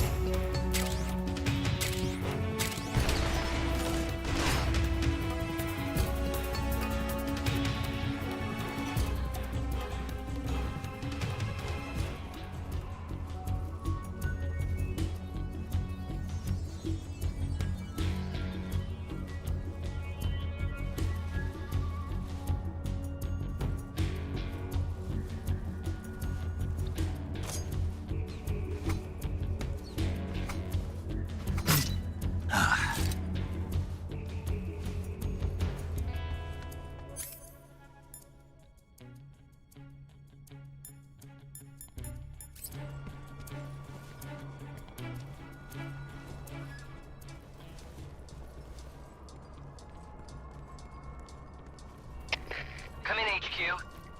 This is HQ. Patrol here. We've lost the enemy. Enter high alert. Acknowledged. The enemy is still nearby. Pursue and engage him. Oh, shit.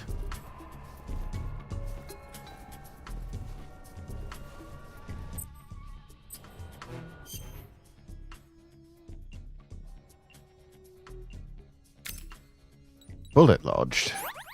Right. Didn't get that right.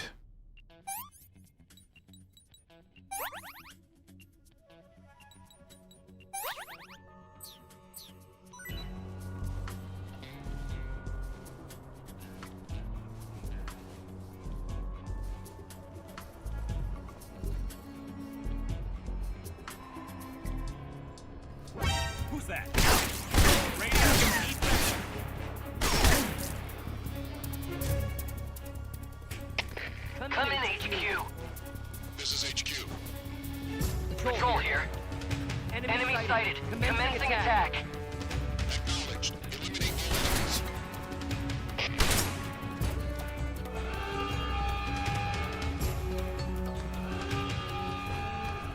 Ooh, really, it's just me.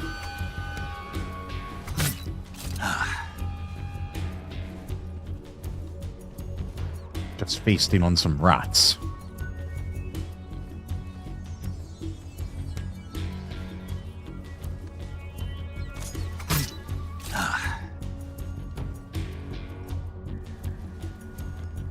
Oh, good, some ammo.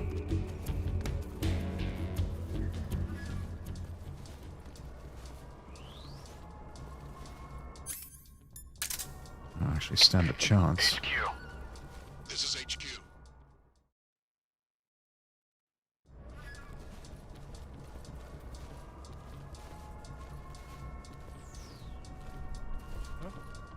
What's wrong?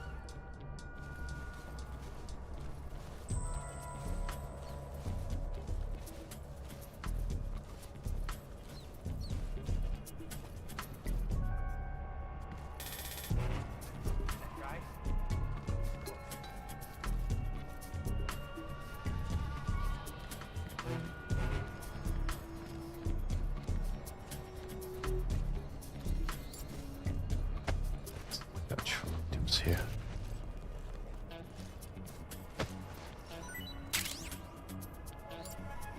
Ooh, grenades.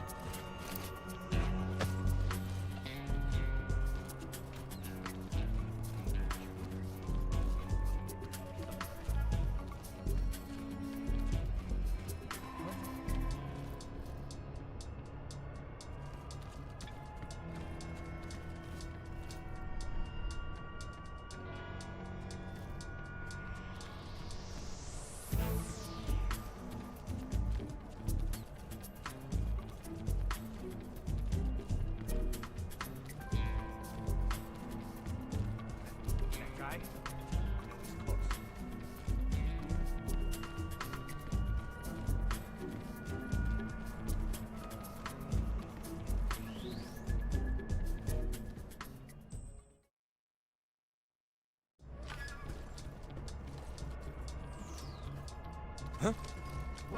Who's that?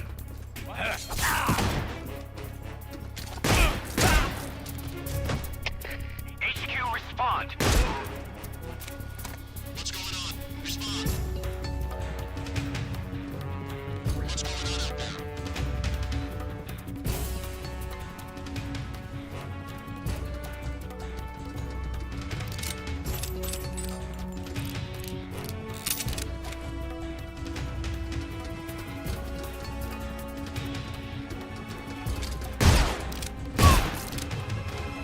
Cover!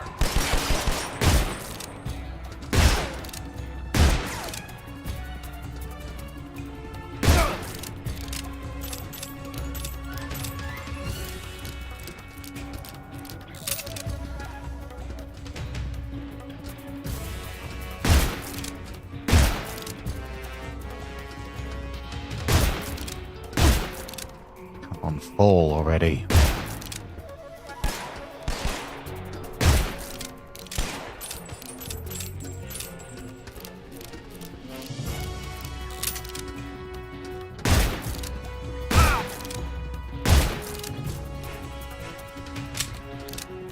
Damn it! Out of bullets.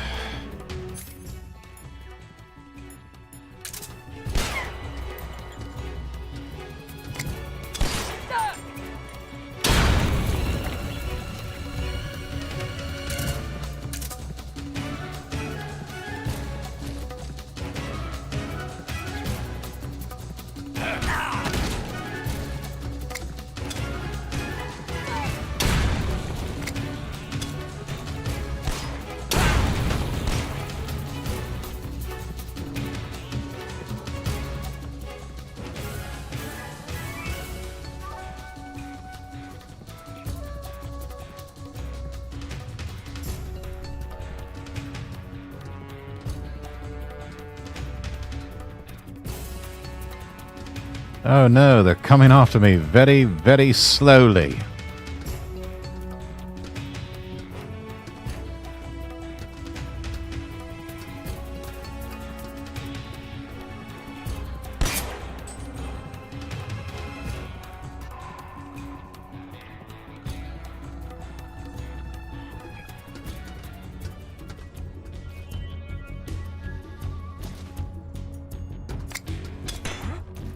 What was that?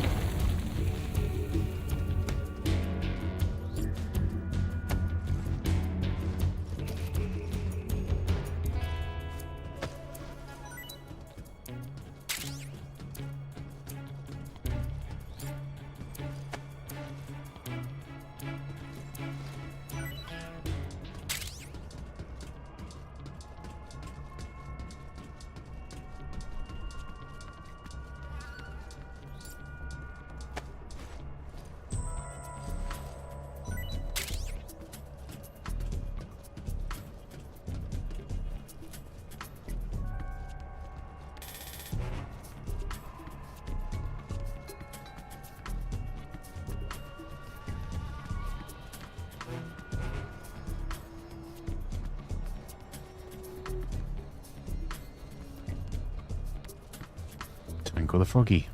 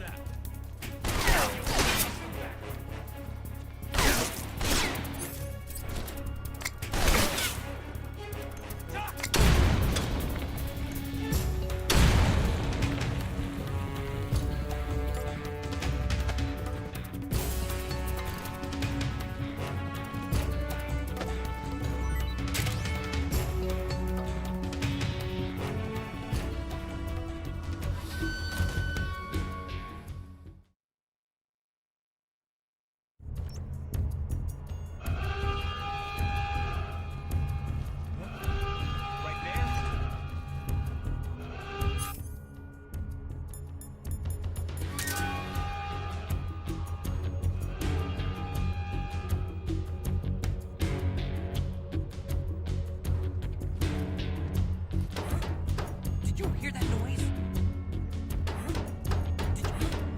Did you hear that noise?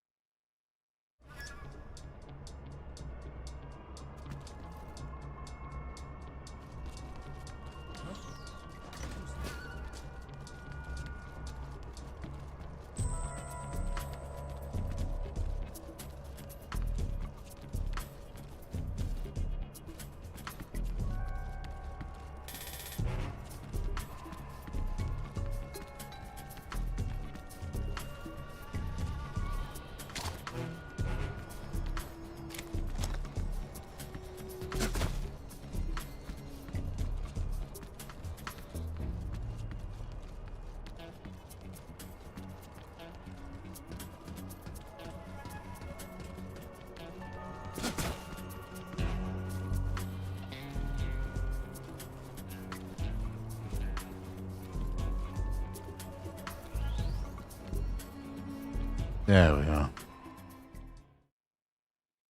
Into the sewers we go.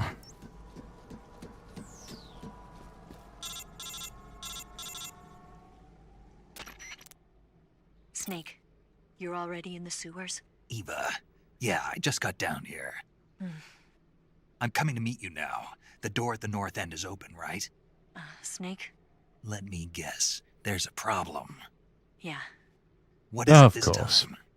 The Colonel found out you escaped. He did. Well, huh? I mean, I figured as much. yeah, that was just a And now matter all of of time. Rosnigrad is on red alert. Just my luck. But once I'm out of the fortress, You can't get out. I can't. When the fortress went on red alert, they sealed off the sewers. You've got to be kidding me. I'm serious. And that means the escape route I laid out is Is sealed off too. right. And they just sent a unit out looking for you. Down here? Uh-huh. They'll be there any minute now. You've got to get out quick. But isn't the exit sealed off? You should be able to get out by heading straight north. Book it, Snake. If they find you, you're dead. All right then. All right.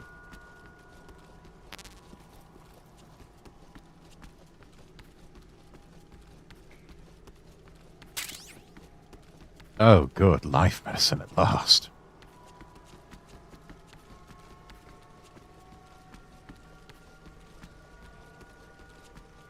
Anything over here? No? Alright.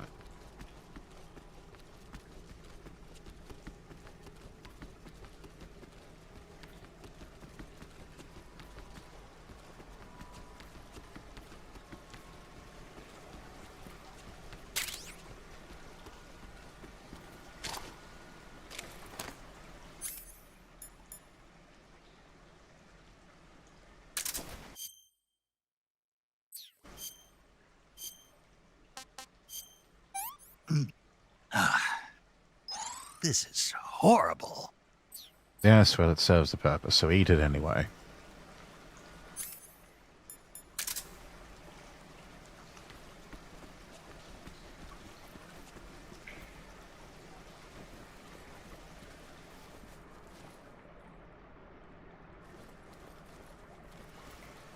No going through that way.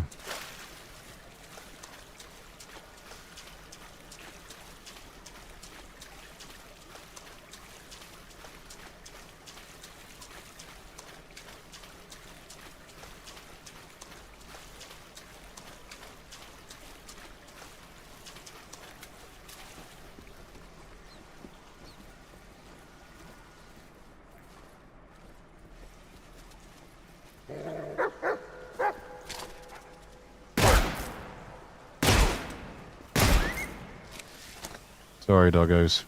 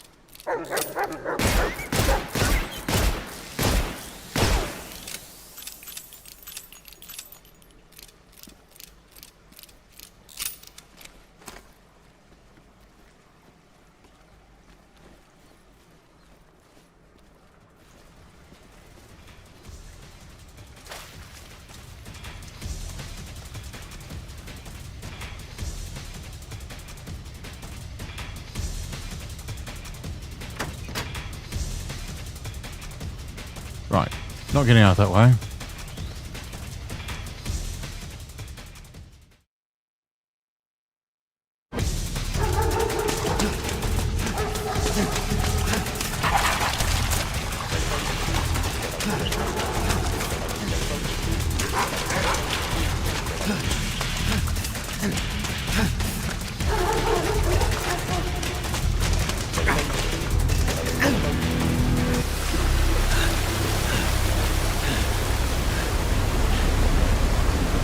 That's a long way down, isn't it?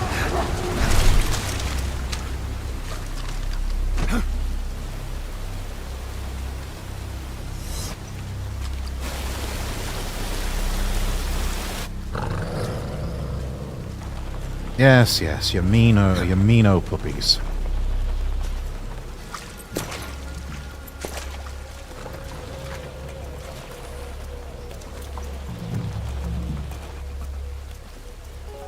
I've been waiting for this. Nobody interfere.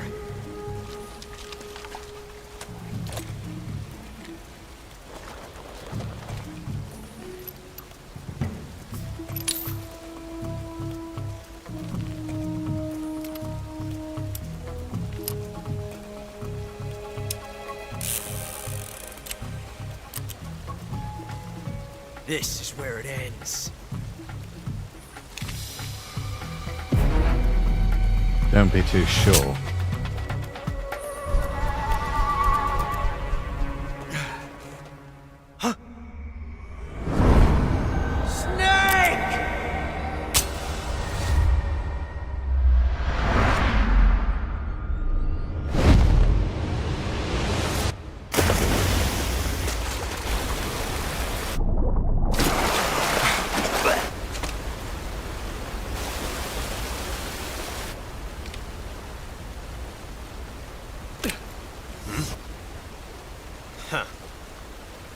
So close and yet so far away. Don't die on me yet.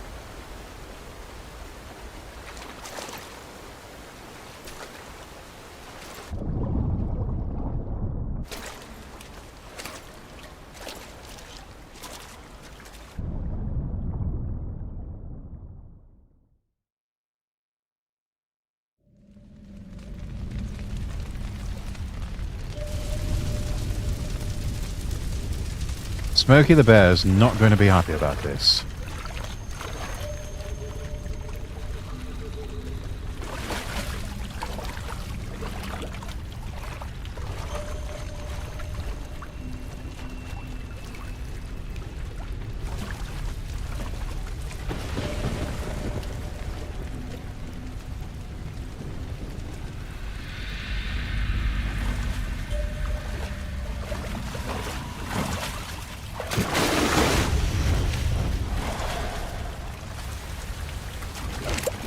Are you one of the Cobras? Sad. So sad. Hey, who are you calling sad? A host of sorrows.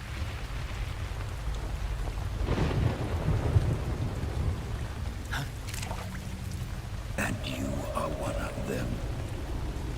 How dare you? I'm insulted. I am the sorrow. Like you, I too am filled with sadness. This world is one of sadness. Battle brings death. Death brings sorrow. Yes, that's usually how that all works. May not hear them. Their voices may fall upon deaf ears. Always a possibility. Make no mistake. The dead are not silent. Now you will know the sorrow of those whose lives you have ended.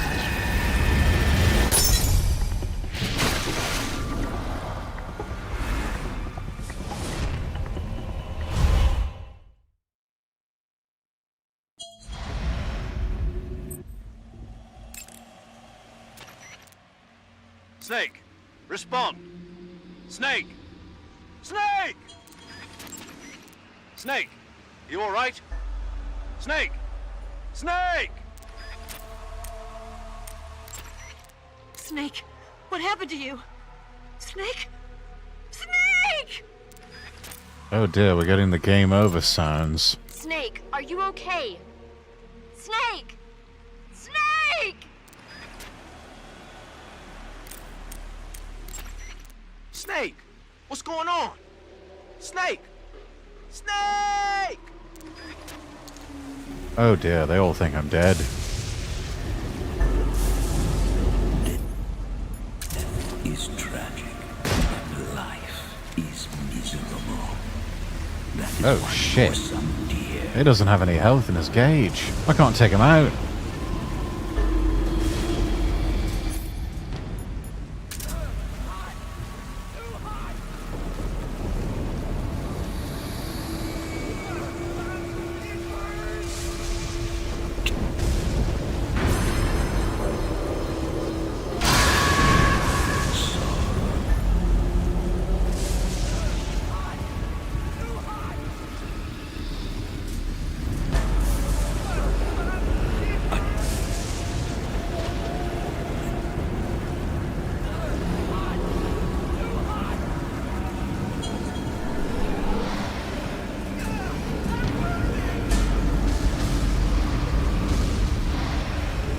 Yeah, well, sucks to suck, doesn't it?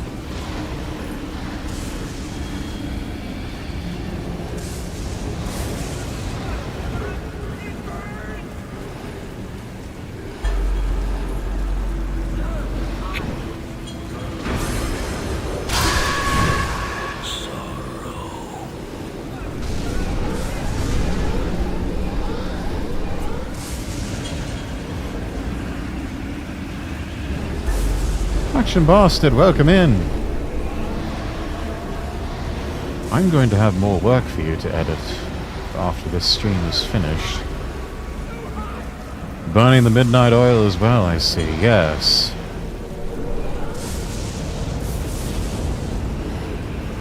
I am presently hyped up on a lot of caffeine. I mixed game as such with my water. I've consumed about 64 fluid ounces of water. All of it caffeinated. So, yeah, I'm kind of hot wired at the moment.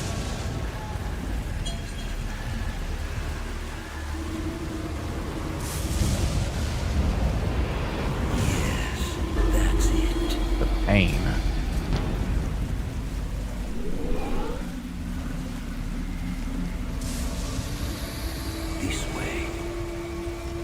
I guess there's only one way, and that's through it.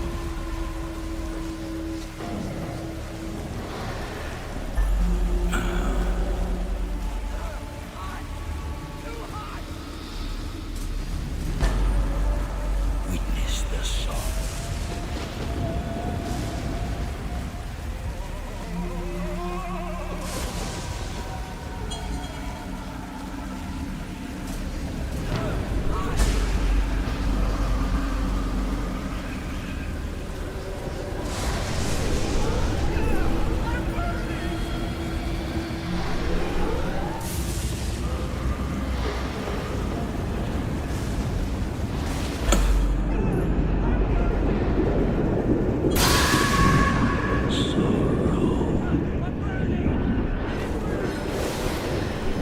Okay, that doesn't work.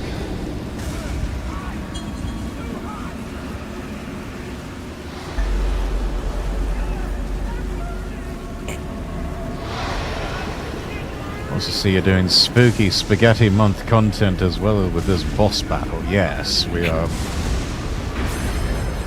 sort of having to fight the sorrow. Although he has no life gauge, so presumably he's dead. So this is some sort of undead nightmare.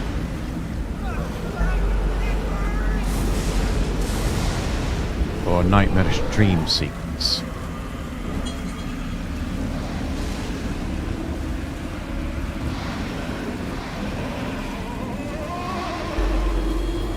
New to this game? Oh no, I played the original way back in the day.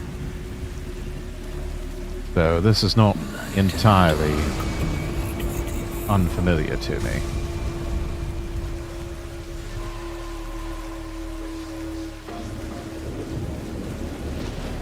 And there's the fear.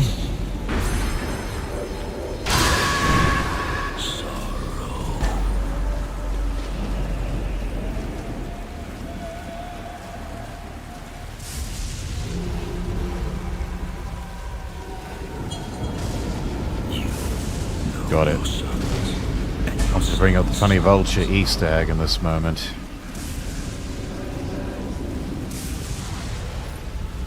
How much more can you take? Brace yourself. Looked like an image of the boss just now. Jesus Christ, I have killed so many fish! I'm more shocked by that than anything else. There's a specific way to beat this, like the old second controller Mantis trick. Oh? I thought you just had to go through it all.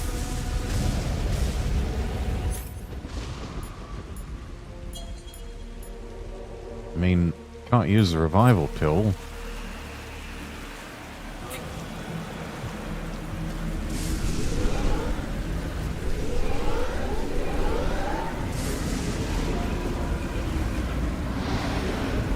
We have absolutely massacred so many fish. I have probably caused a mass extinction event. That, I think, is the biggest tragedy of all here.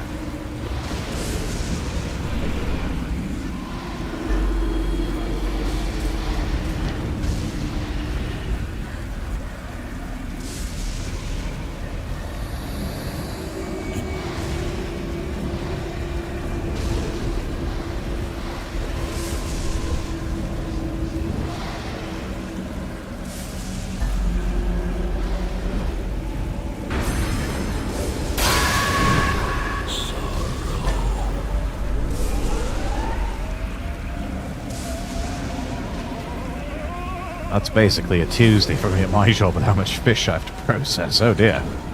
But the Easter eggs, the vultures would eat the dead soldiers, and then you eat it, making one of the soldiers say something about "you ate me." Interesting. I don't think I've had that come up yet in this version. Hang on a minute.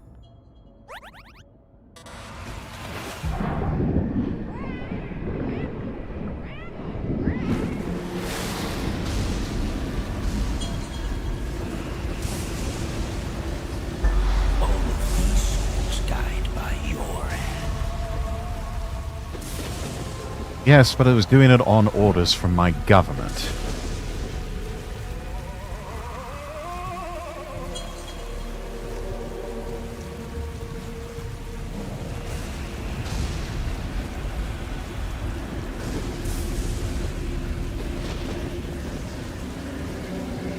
You know, license to kill, that sort of thing.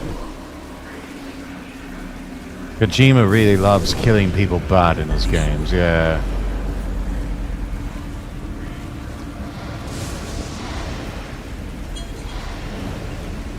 It's like, oh, that's war.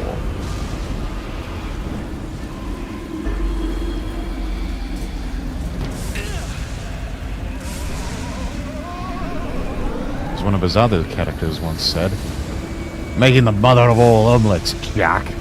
I'd cry over a few broken eggs.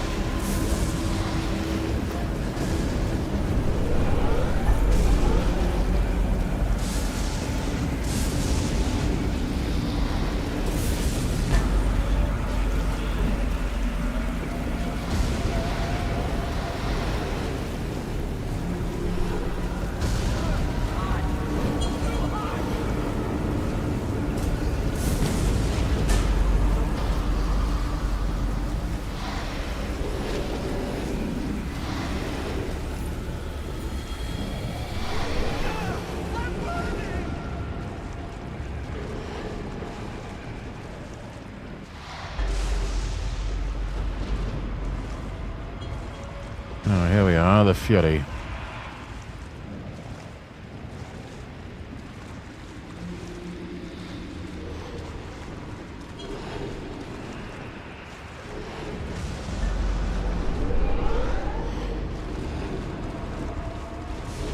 This way.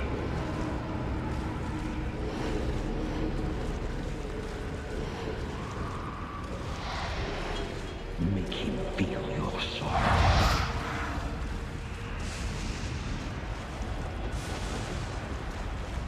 It is time for you to wake up. Oh, is it? Go back to your own world.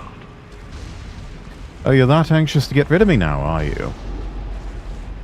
Wonder if you could call this boss a walking simulator.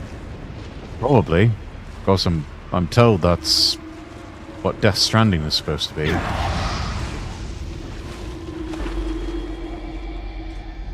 Well, that's it.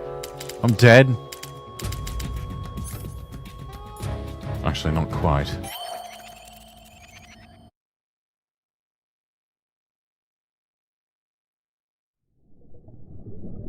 Boss, you have to shoot me. I can't. Shoot me. You want to finish your mission, don't you? Then you'll have to shoot me. The spirit spirit of the warrior. Remember the res pill? Yes, that much I do remember. Don't be sad. We'll meet again someday.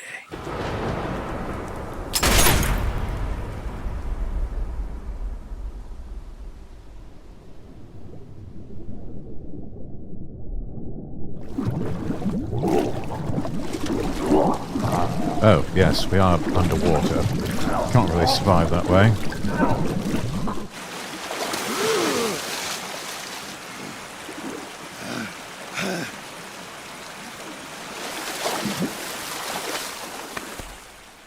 Oh, dry ground at last.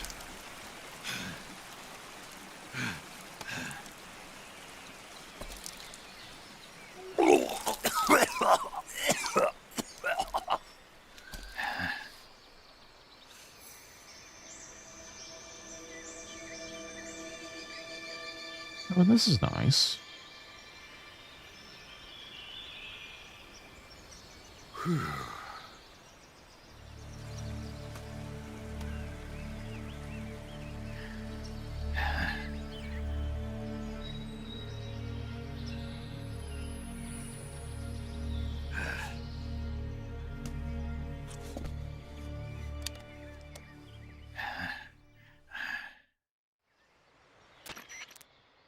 Snake, are you all right?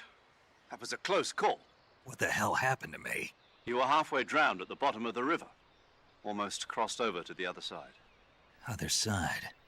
So that really was. Something on your mind, Snake? Major, was there a man in the Cobra unit called the Sorrow? Yes, I've heard of him. He was an uncanny soldier who fought alongside the boss. What kind of man was he? The Sorrow was a man with, well, special powers. He had ESP, which was the subject of extensive research in the Soviet Union at the time. He was especially gifted as a medium. A medium? Someone who can communicate with the spirit world and evoke the spirits of the dead. In other words, he could talk to ghosts. They say he could find out what was going on in a battle by talking to dead soldiers. What about him and the boss? What was the story between them? I don't know the details. Why don't we ask Sigint? Yo, I finished checking up on this Sorrow guy a while ago. Thought you guys already knew, though. Knew what? That he's dead. He's been dead for 2 years now. He died 2 years ago? At Selino-Yarsk. You know, those cliffs you were at. And the boss is the one who did him in. The boss? Yep. 2 years ago, the boss was sent by the CIA on a secret mission to Selino-Yarsk. That's when she met the Sorrow, who'd gone back to the Soviet Union after the Cobras broke up at the end of the war. Except this time they were enemies. And then what? The boss killed the Sorrow herself and accomplished her mission. At least, that's what the records say. So, he was never there in the first place. He just couldn't let go of the boss. You okay, Snake? Yeah, I'm fine. It looks like it's not time for me to die yet. I sure hope not. Otherwise, the whole mission is shot. We're counting on you, pal. If only he knew a magic turtle that could give him the ability to breathe underwater. Snake, you didn't call. I was worried. Are you all right? Yeah, I took a pretty freaky detour. What are you talking about? Nothing. Forget it. Let's just say I'm back. Good. But how did you escape from the sewers? I jumped into the river. From all the way up there? You're out of control. Yeah, I got carried away by the Elnar Freak, thank you for the follow. Great. That's perfect. MGS, indeed it is. Perfect. I mean, if you ended up in the river, then I know a good spot nearby. Let's meet up there. Where is it? Keep going upstream until you get to a waterfall. A waterfall, huh? Right. Behind that waterfall, there's a cave. We'll meet in there. Classic. The cave behind the waterfall upstream. Got it. See you there.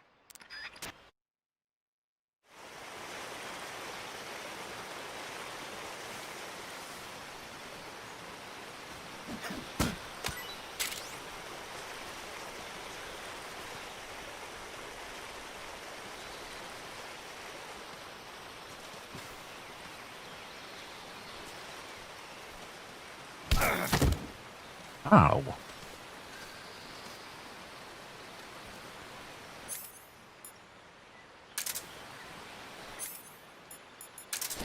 Just for that, you're getting the grenade.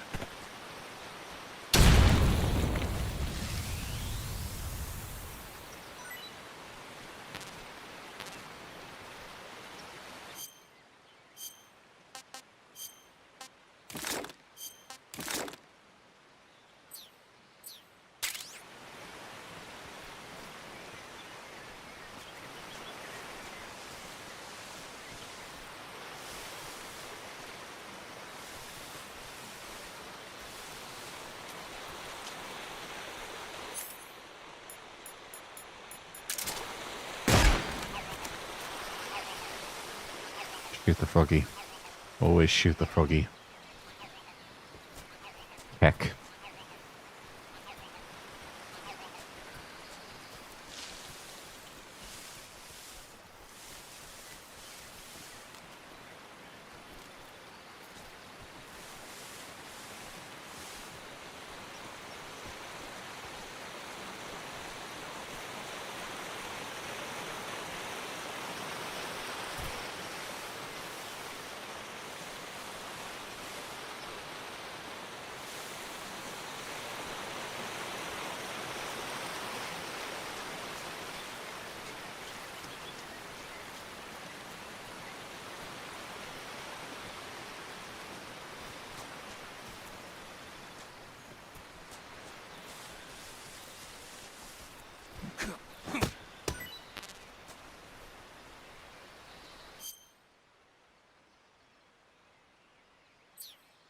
Ribbit.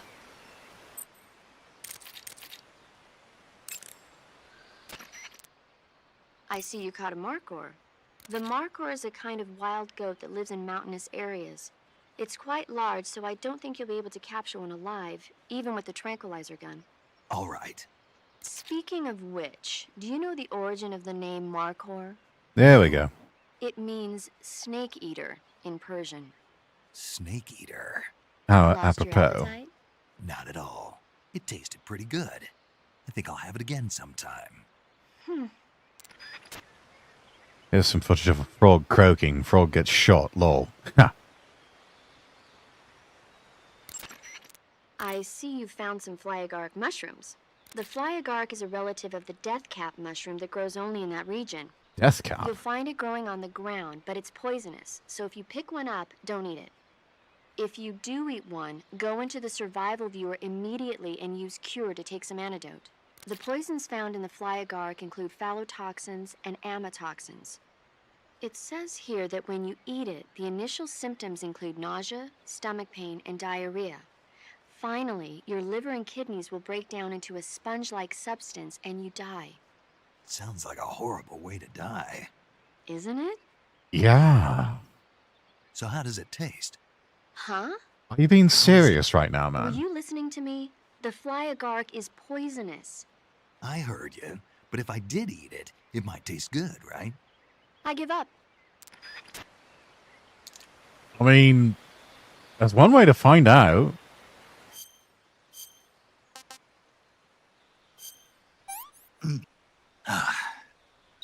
Ugh, poison.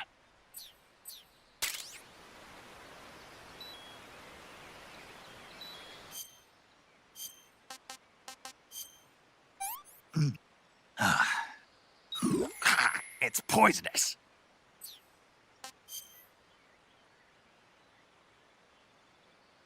Yeah, this is one way we can deal with it easily.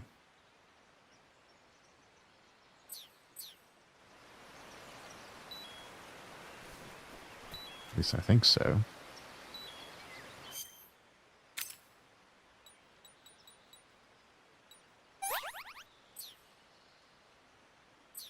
All right.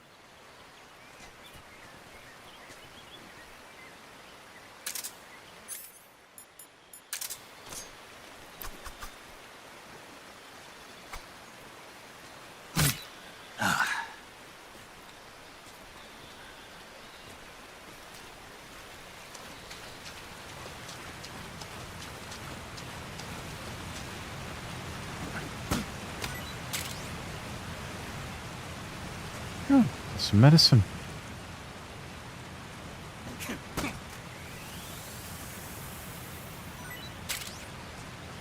And a snake.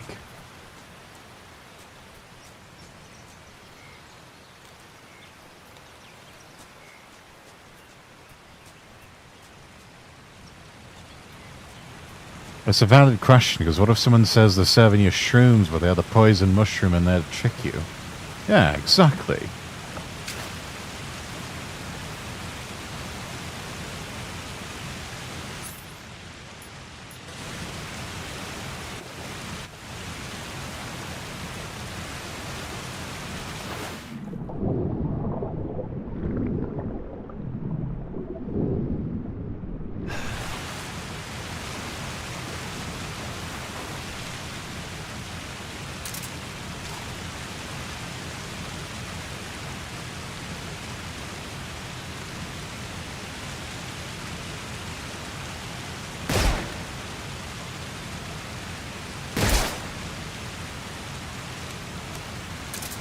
Right, not going to catch fish that way. Chili, welcome in. How are you?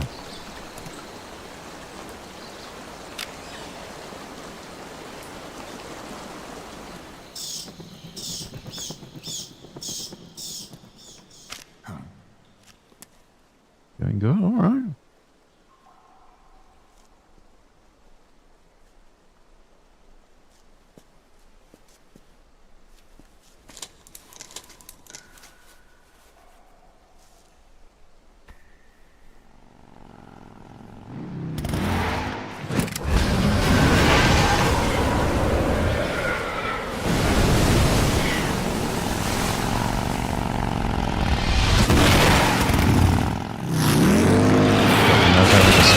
Entrance.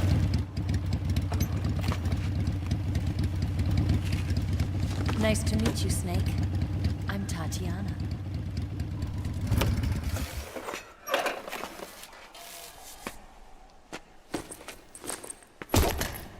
Here's your equipment. Eva, you could use a towel. So could you. She's all wet.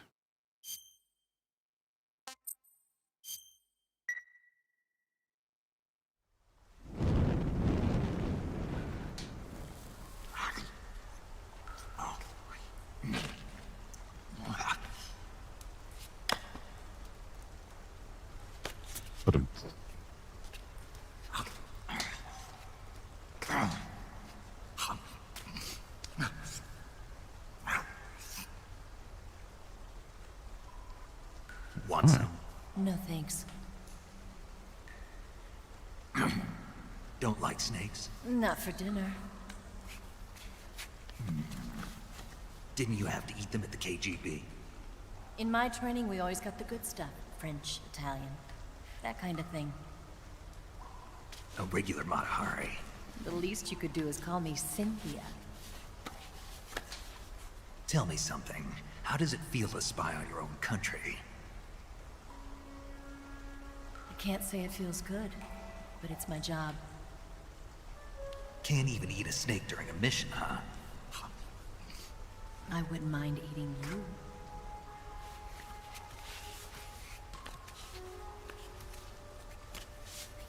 Don't tease me with a good time, woman. When this mission's over, you'll have to treat me to a nice dinner. What do you want to eat? Let's see. How about sushi? Sushi? It's Japanese. I hear it's all the rage right now. Supposedly it's made from raw fish. Raw fish? Just the place for my survival techniques.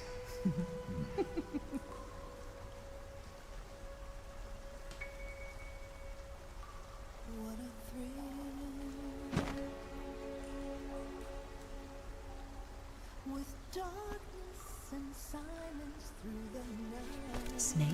This ain't a James Bond moment, indeed. Thank you, Snake. I'll be your eyes from now on. I'm searching and I'll melt into you. What a fear in my heart, but you're so supreme. Thank you, Snake.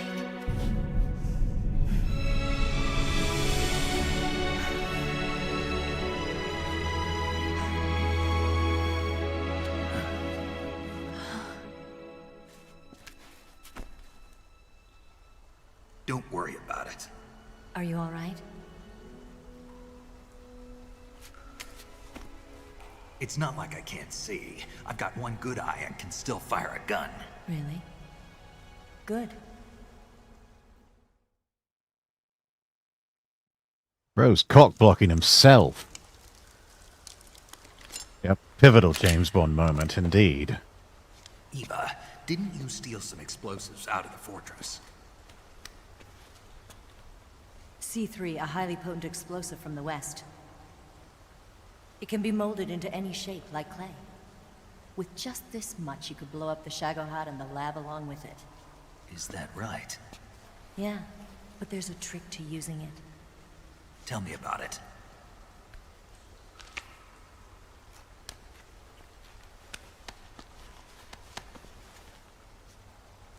Well, what do you think?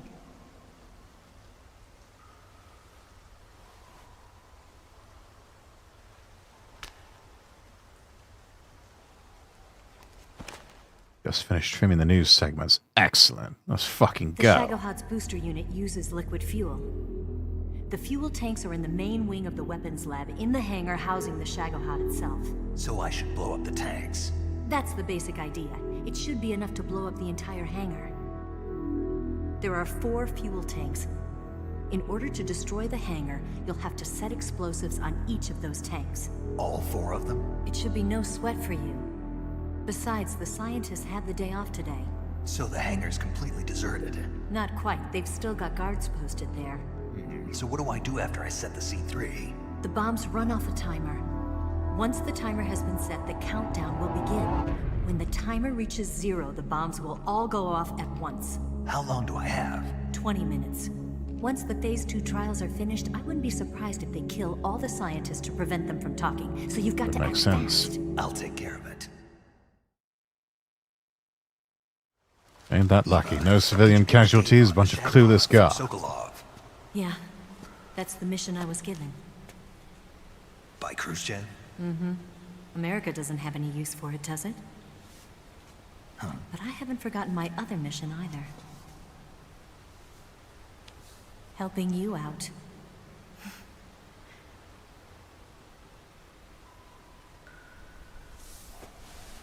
Follow this cave and go up the ladder at the end.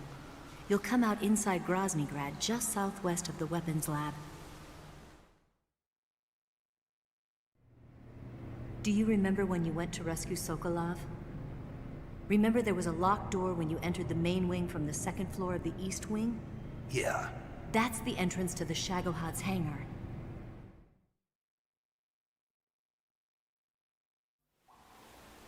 Use this key to open that door.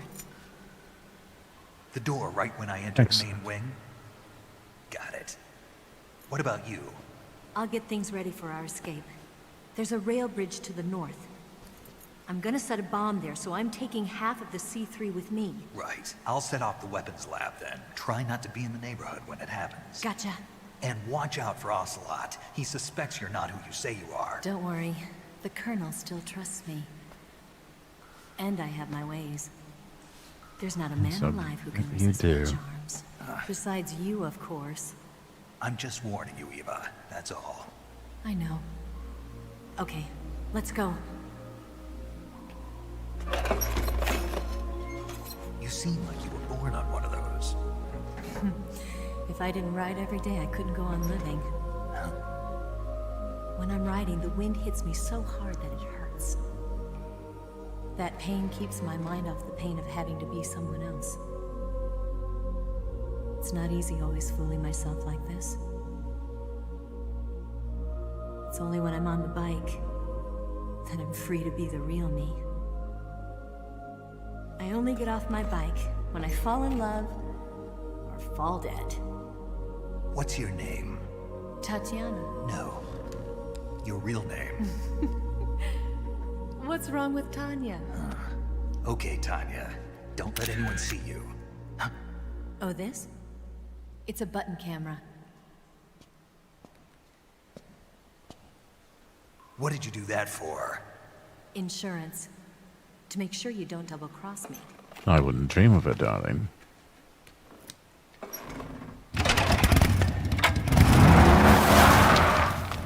Hey. What? You're gonna get wet again.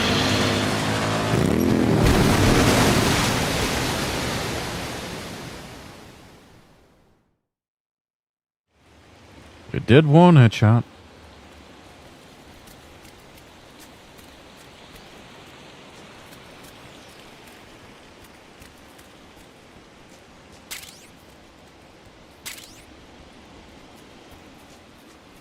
Oh, was she supposed to exit the cave? I mean, could have gone this way.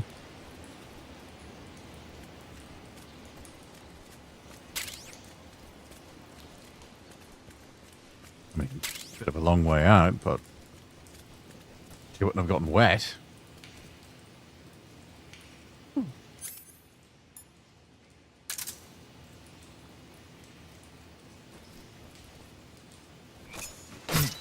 Ah.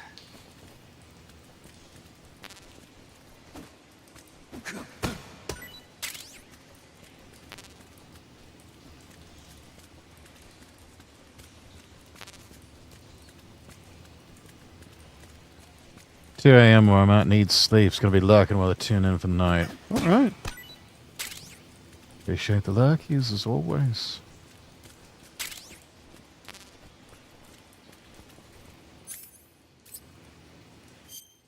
We need to rearrange some things.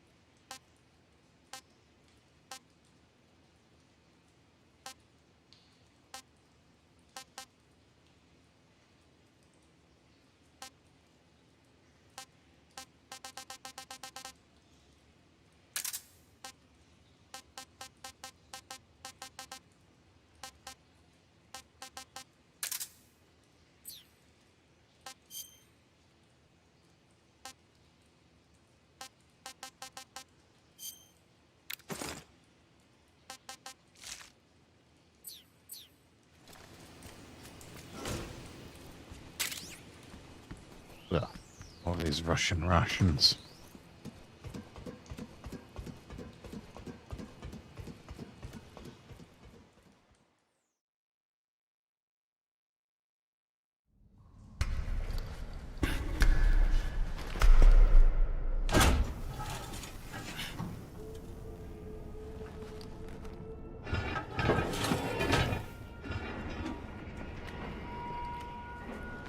Already daylight.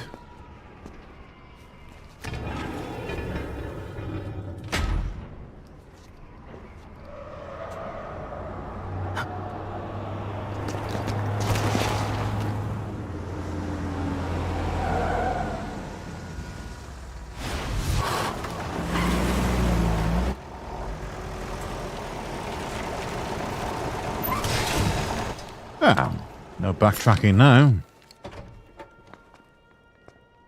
Rex, have you been using TNT on enemy pantries and armories? Tried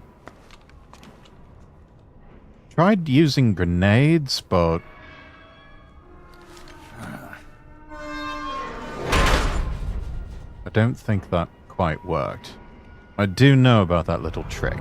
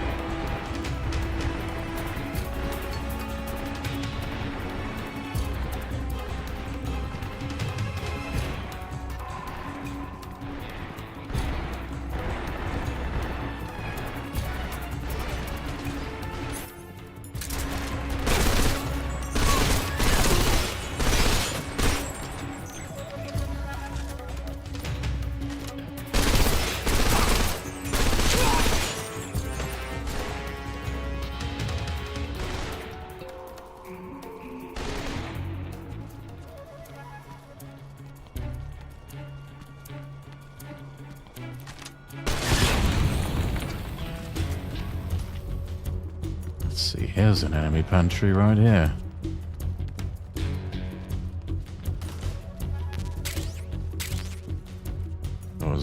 No, this is an armory.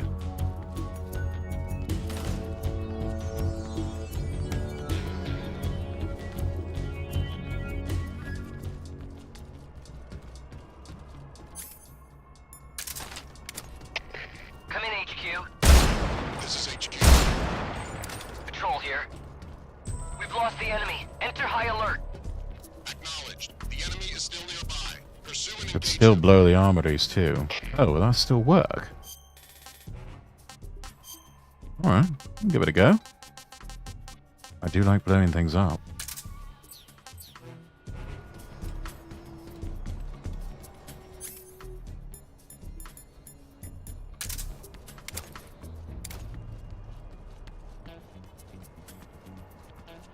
Let's see if I remember right, you set the charges from the inside.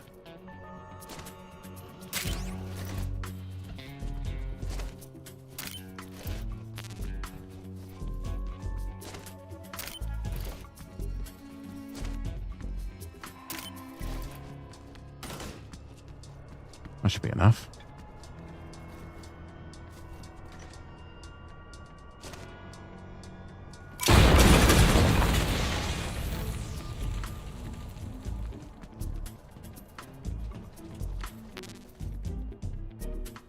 That do it?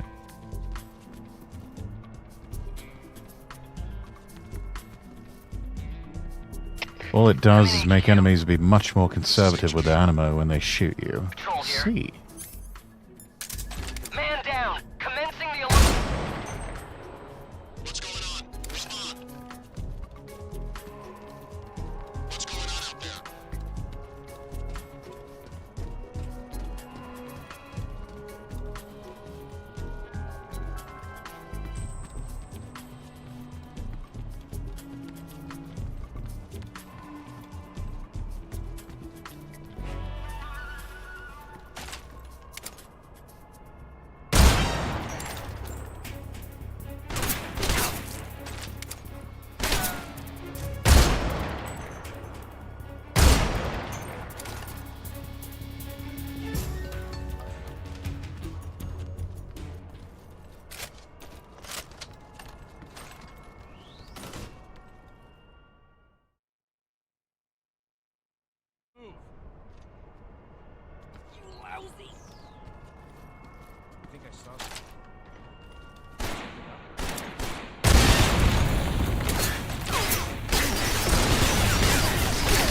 Come in, HQ. Patrol here. We found signs of enemy infiltration. Commence alert formation. Acknowledged. Sending reinforcements. Use extra. Patrol here. Enemy sighted. Requesting backup. Acknowledged. Sending reinforcements.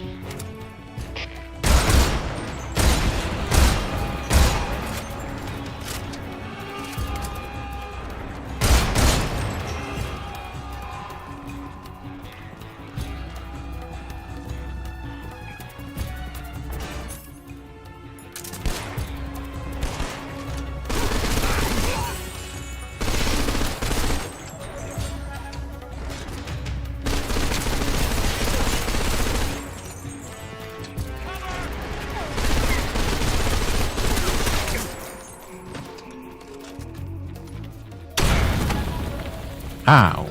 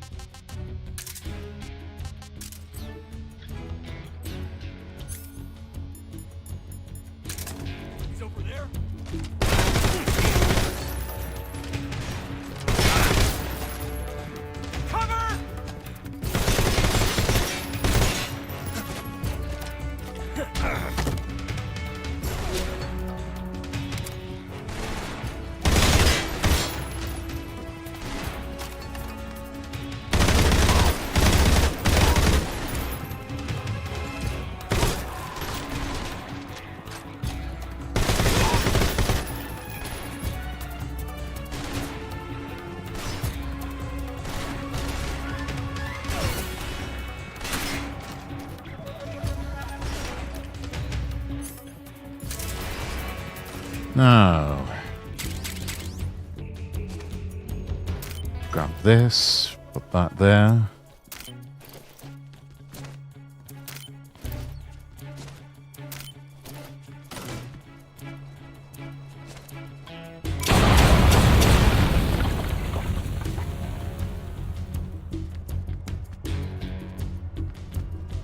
That should slow them up for a while.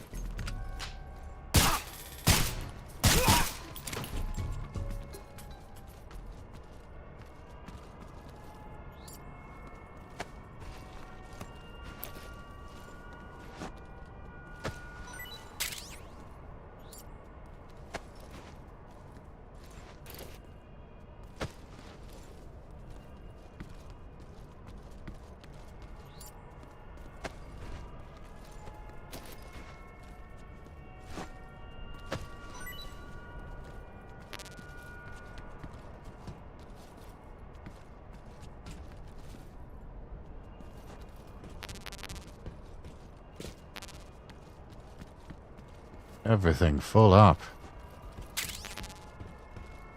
Except for the stun grenades.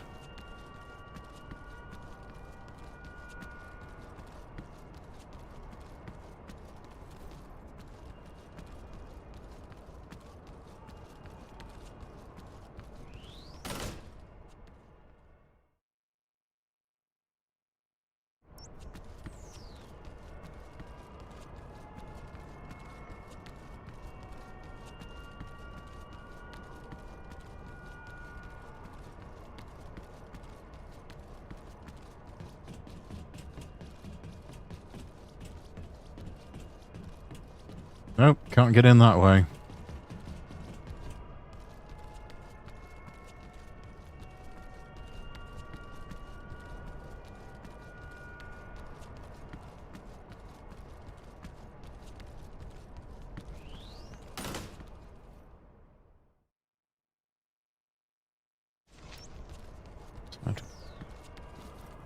Go the other way that I came in. The original way.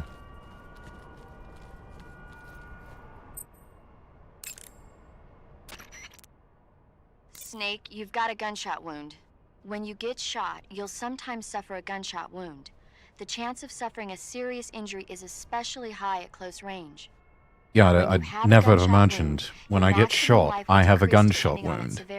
Who'd have ever guessed? Gunshot wounds will heal naturally over time, but if you want it to heal faster, go into Cure in the survival viewer and treat it. To treat a gunshot wound, you need to then... Snake, you've got to destroy the Shagohod. It's located in the hangar in the main wing of the weapons lab.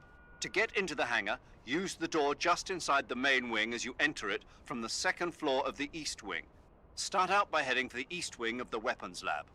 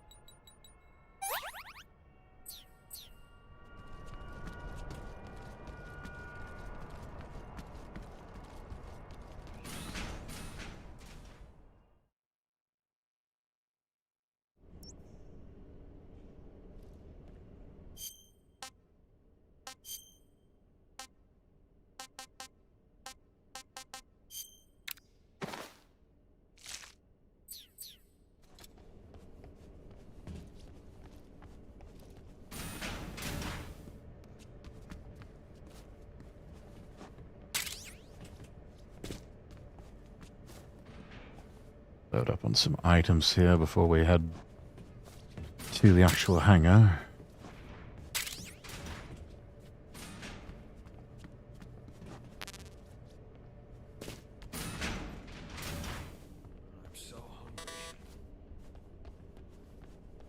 Oh, that worked.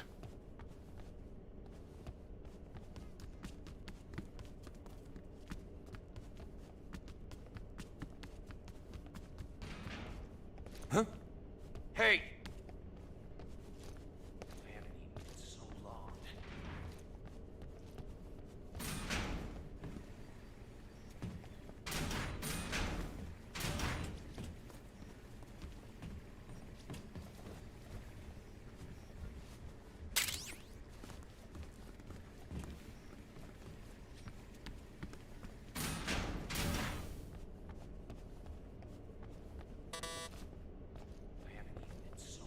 Huh?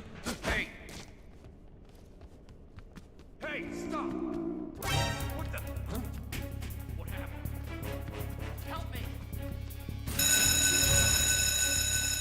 We have an intruder. Support units, move out.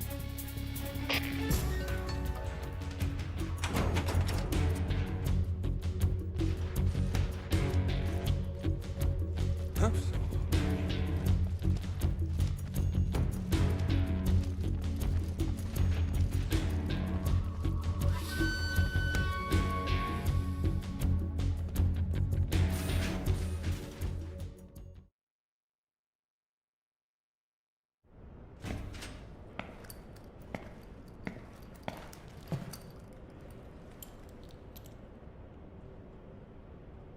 Wasn't this supposed to be a technician uniform? Snake, I see you've managed to sneak into the hangar.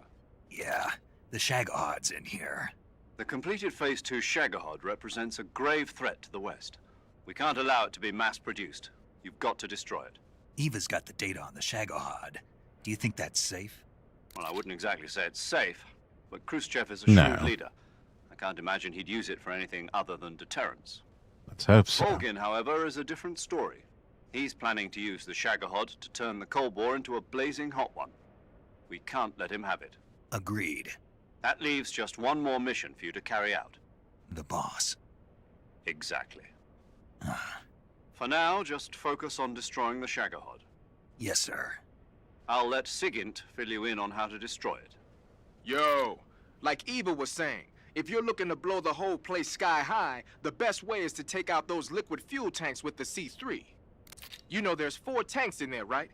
You have to put C3 on all 4 of them.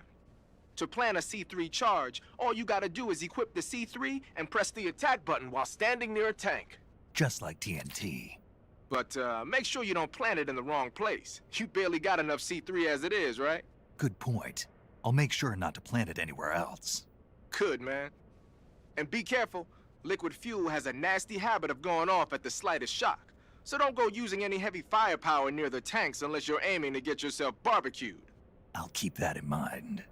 The C3 charges all have to go off at once if you want to bring down the hangar in one fell swoop. So if I were you, I'd wait until after you plant the last charge to start the timer mechanism. All right. I'll make sure I finish planting all 4 charges before I start the timer. Once the timer's set, you've got 20 minutes until it explodes, right? So make sure you get your ass out of that place by then. I think that's about all I've got. 20 minutes, I could do it in 15. Good luck, pal. We're counting on you, Snake.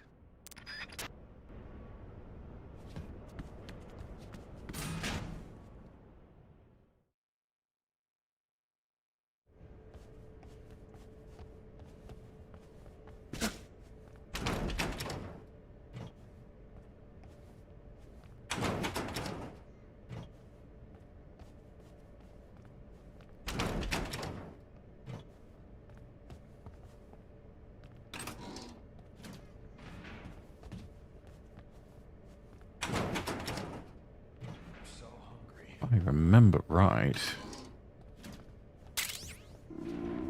There we go.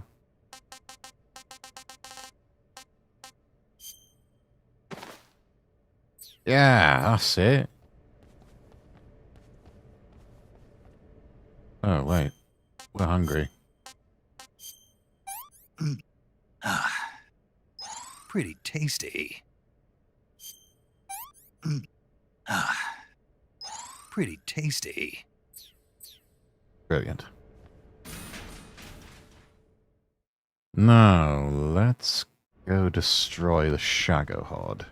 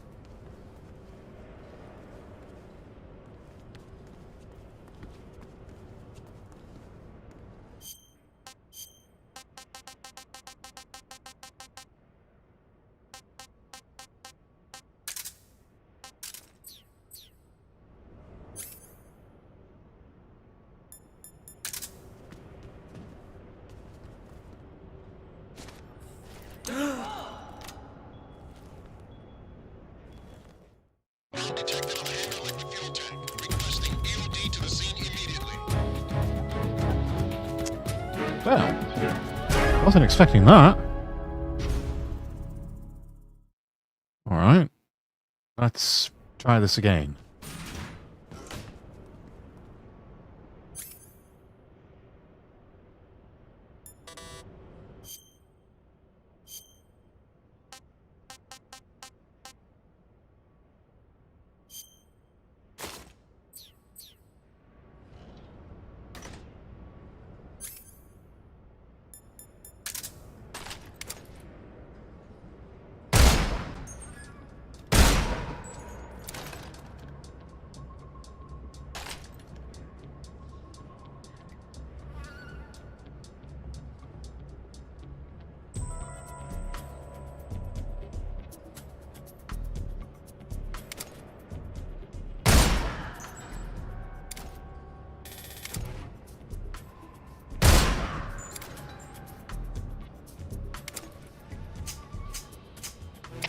This is HQ.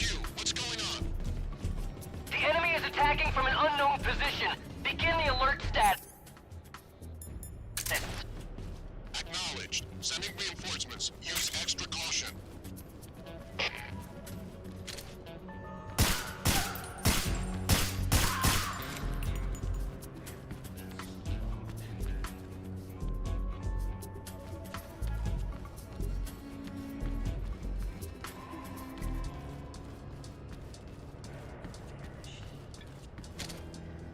Who's there?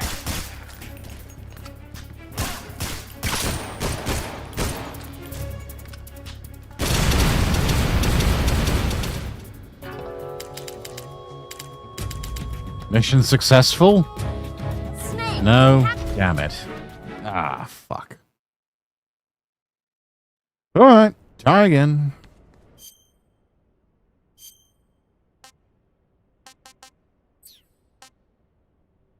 I think there's one thing I could do. There we are. Yeah. Make use of these. My cigarette gas spray.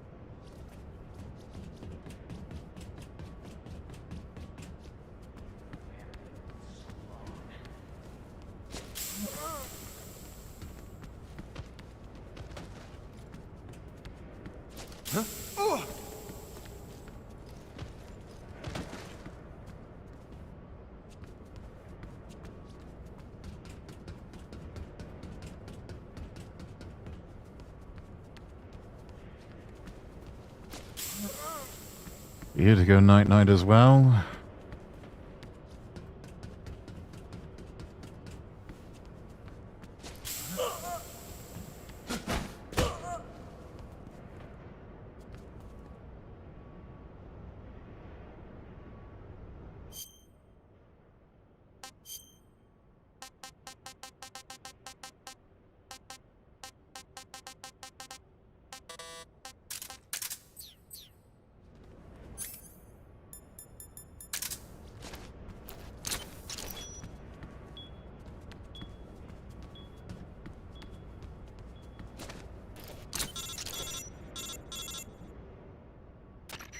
Hello? Snake? Eva. I finished planting the bomb on the rail bridge.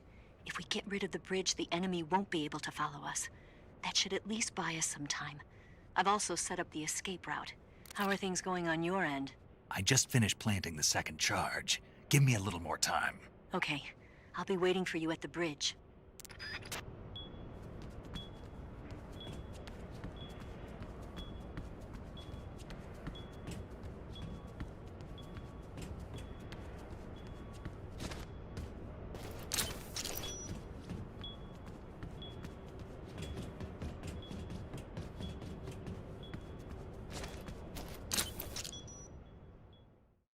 Alright, I'm done.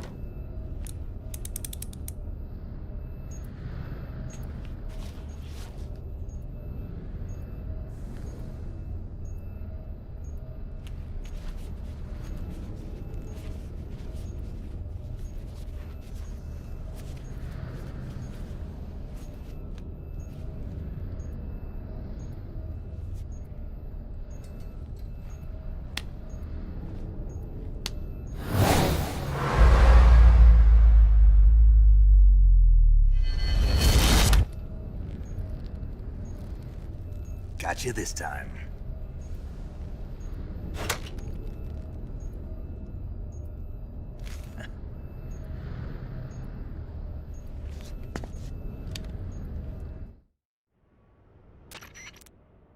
Major, I finished planting the C3. I'm on my way out now. Hurry, Snake.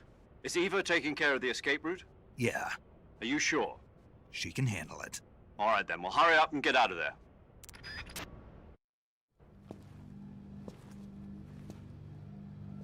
Snake!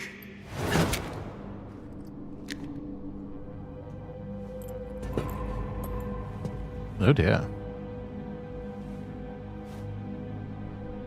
Yeah, fuck you too.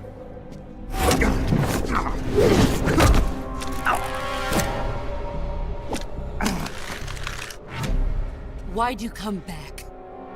I had to blow up the Shagahard. What do you think?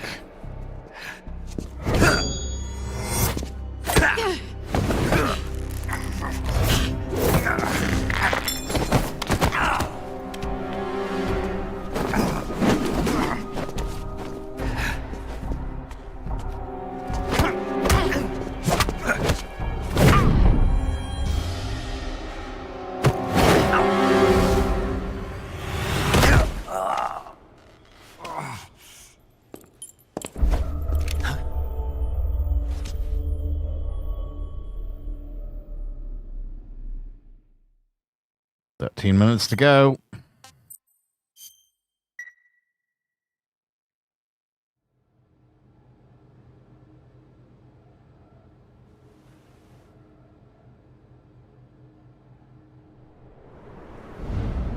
This woman was found snooping around my underground vault. When she was captured, look what we found on her.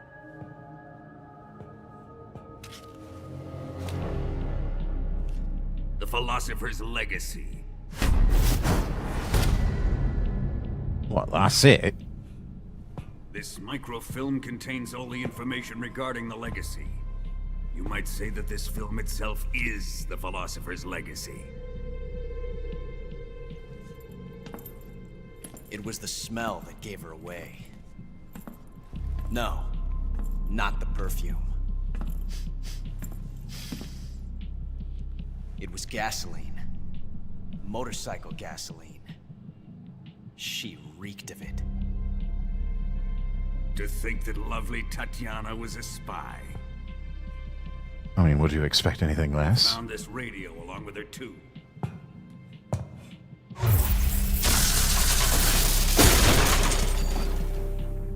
Right.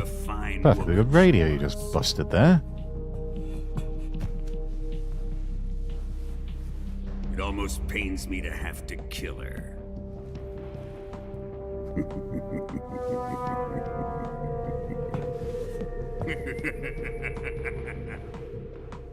Does it pain you? Yes, Does it really? She was an obedient one. She was my precious little pet. Isn't that right?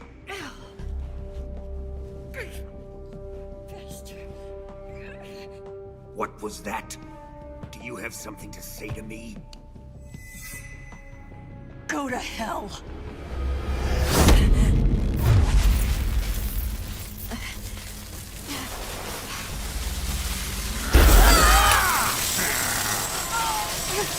You dirty whore. I've had enough kisses from you.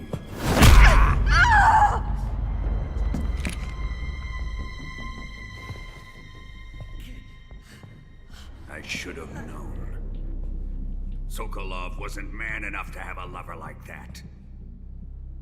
Just like the KGB to send something so beautiful, yet so deadly. What is the Philosopher's Legacy? Very well. I'll explain it before I kill you. Oh yes, the usual before I kill you, Mr. Bond, I'm going to give you my entire plan away. China and the Soviet Union had a secret pact. The pact was a blueprint for defeating the Axis powers and creating a new world order. To secure victory in the war, the three countries pooled their resources to conduct the most covert types of operations and research. The atomic bomb, rocket technology, the Cobra unit. And they amassed an enormous sum of money to fund these projects, enough to fight the war 5 times over. That wealth is the Philosopher's Legacy. After the war was won, the three countries were to divide the Philosopher's Legacy amongst themselves. This explains why the United States and the Soviet Union were able to steal away the best scientific minds in Germany as soon as the war ended. But our great motherland has far surpassed its pathetic rivals. We possess enormous wealth, the most advanced technology, and overwhelming power, assets fitting of our great country. My father was one of the men in charge of managing the Philosopher's Legacy. In the confusion that ensued after the war ended, he devised a series of ingenious plots to ensure that the Soviet Union would have total control over the legacy. The money was divided up and laundered through banks all over the world. Switzerland, Austria, and Hong Kong. This microfilm contains a record of all those transactions. After my father's death, I learned of this secret and obtained the microfilm. With this money and the support of Brezhnev and his allies, I built this fortress of Groznygrad and Granin's research facility. But that worthless fool Granin failed to produce results. I was forced to turn to Khrushchev's dog Sokolov and his invention, the Shagohod. My position in GRU made it too troublesome to attack Sokolov's facility directly. But the spy network established by the secret pact still existed. I used it to contact the boss and suggested that she defect. The boss was conniving enough to see things my way. The world was once one, but the conflict between the philosophers has torn it in two. We will use the legacy to heal that rift and make the world whole again. To do this, we need strength, an unstoppable trump card with enough power to bring order to the world. That trump card was to be the Shagohod and the Cobra unit. We've just taken out 1 out of 2. And in a couple of minutes, number 2 will be gone. I have lost the Cobras, but I still have the Shagohod and the legacy. There is nothing America can do to stop us. Boss, don't be too sure. Take this someplace safe.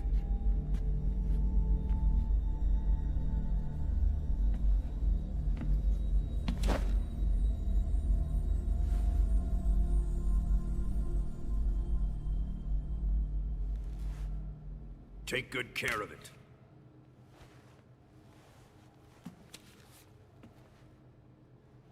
He wouldn't have come waltzing back in here unless he had a reason. The C3's been stolen. He must be planning some sort of sabotage. I'll go see if there are any surprises waiting for us. I'll dispose of her as well.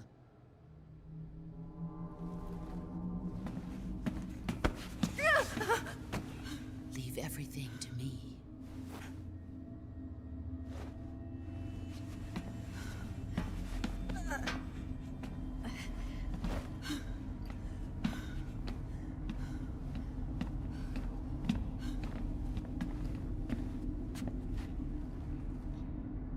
Fight like a warrior, Volgan. But of course.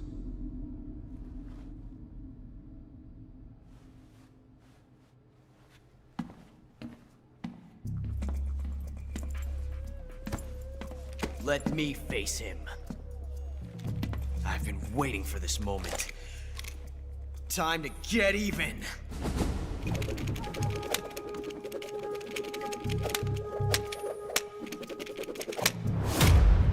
Oh, Leaflet, welcome in. No more judo and no more field strips. It's good to see you. Gotta go to sleep. All right. Appreciate lurking, as always.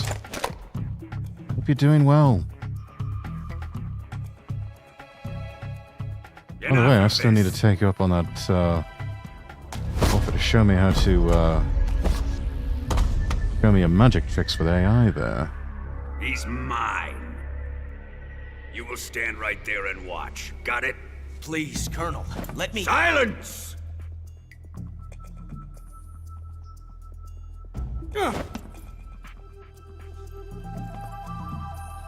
Oh, goodness. I just saw the leap in the view count.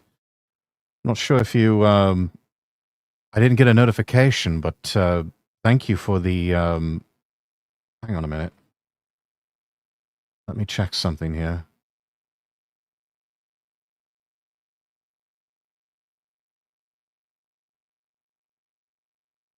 Oh, goodness. I'm so sorry, Leaflet. I didn't even see the notification, but thank you so much for the hosting on Kick. Thank you so much. And Raiders, welcome in. If it's your first time here, I'm Lord Rexworth. I'm an English nobleman VTuber.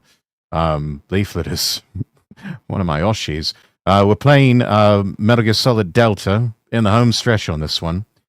But yeah, I hope you had a fantastic stream. Certainly understand it is late. But yes, do get some rest, and I hope you're doing well. But thank you so much, and yeah, thank you again. You always manage to leave me at a loss for words. Good morning, sir. Good morning, Pyonli.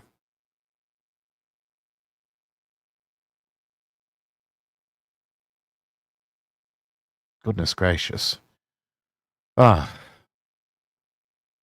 yes, thank you so much. Yes, and Raiders, if you need to do some after stream care or anything like that, get up and stretch, grab some something to eat, something to drink, that sort of thing, do feel free. Of course, I know it's late for a lot of people. If you need to dash off to sleep as well, that's perfectly fine, I understand. But yes, thank you again, Leaflet, so much. Thank you, thank you. All right. Let's get back at it.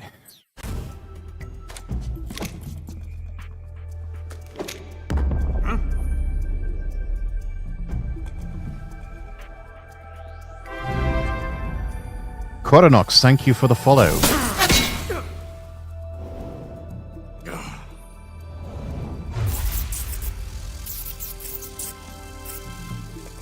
How much time do we have? 7 minutes.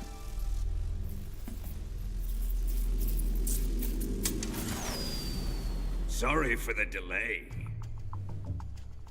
Oh, quite all right. Let's get started, shall we?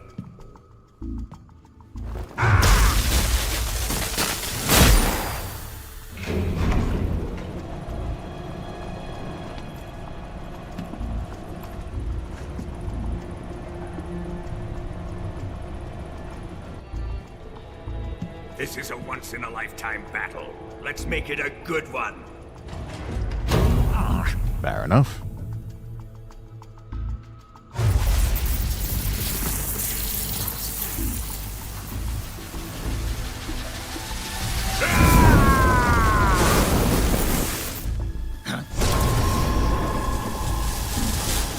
That's one way to strip down.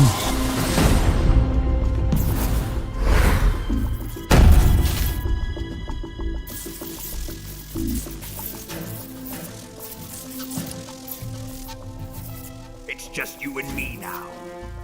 And I'm gonna enjoy this. Snake!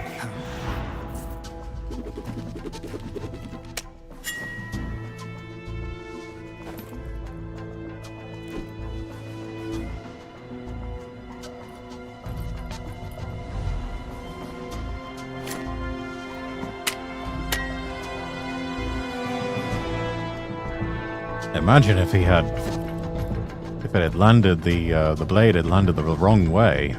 A very nasty cut.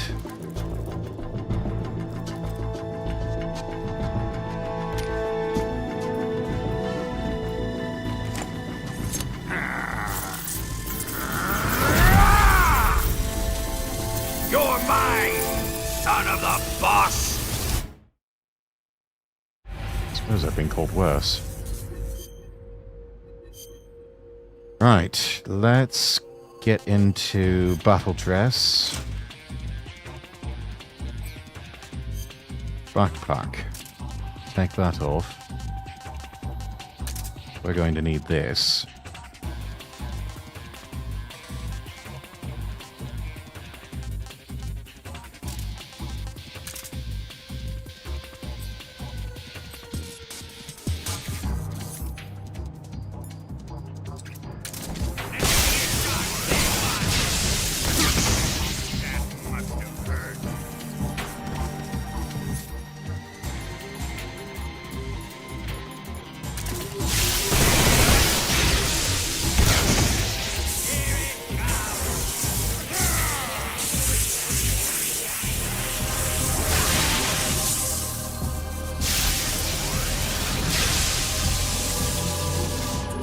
Too slow.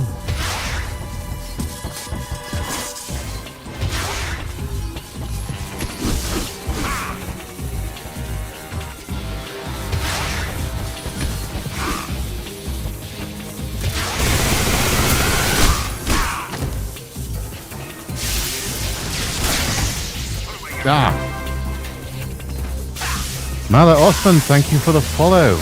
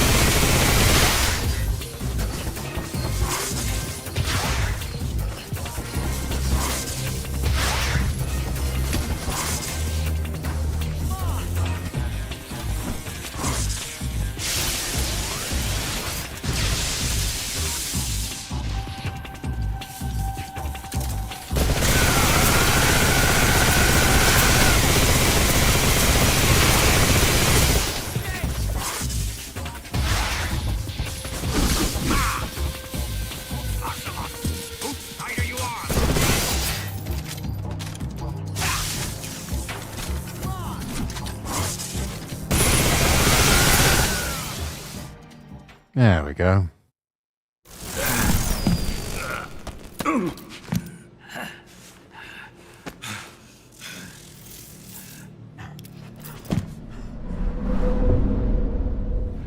Shoot him! Oh, now you want Ocelot's help. Do you hear me? I said shoot him! Sorry, Colonel. I'm afraid I can't do that. What do you mean you can't? I made a promise to the boss. Silence! I am your commanding officer.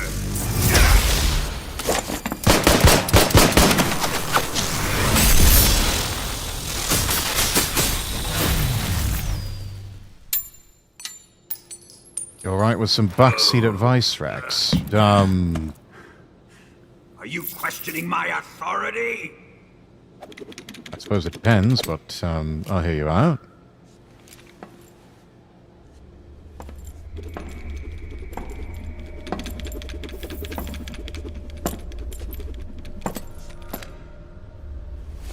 Fight like a man, Volgin. Volgin? Emergency. Explosives have been detected. All non-EOD personnel must evacuate immediately. Ocelot! In regards to this boss Find fight. those bombs! Repeat. Explosives have been detected. All non-EOD personnel must evacuate immediately. Move it! Alright, let's hear it.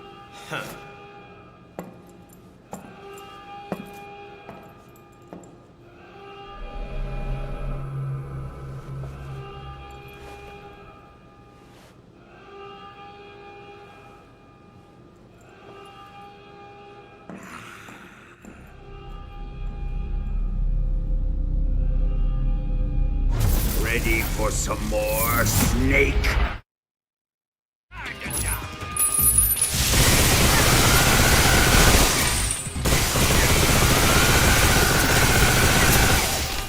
Empty magazines are metal and can redirect some of his electric attacks.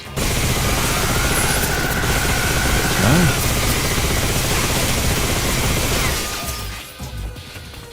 Oh shit, out of ammo.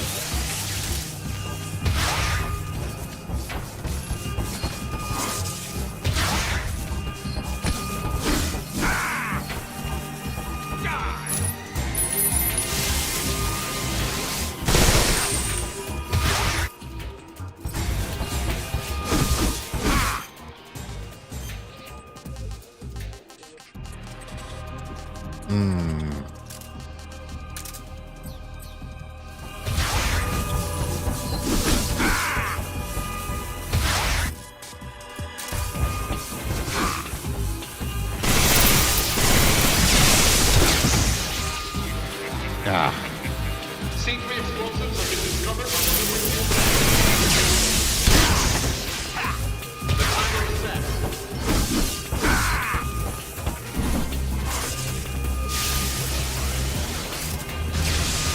Time remaining until detonation. 60.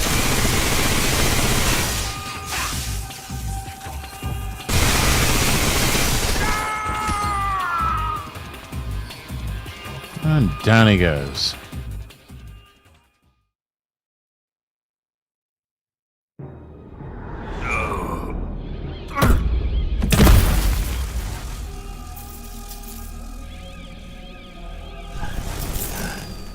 Opted to do a bit more of a blunt instrument approach with this one.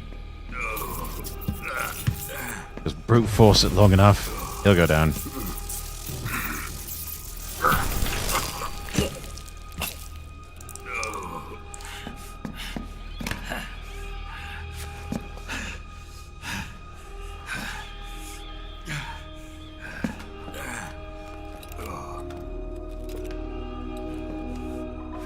All personnel evacuate.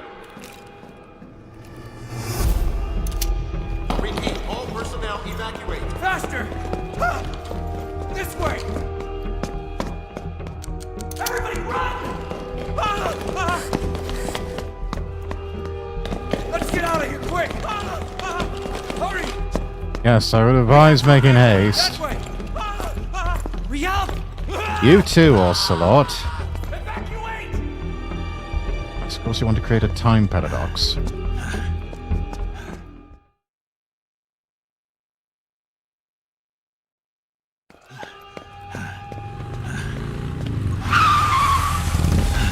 Hop in. Brilliant.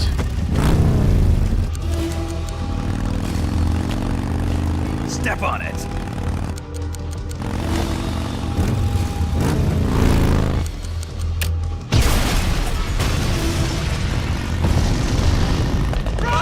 she blows.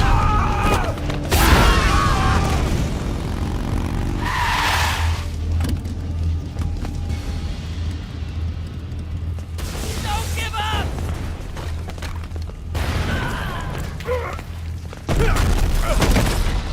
Eva, how did you?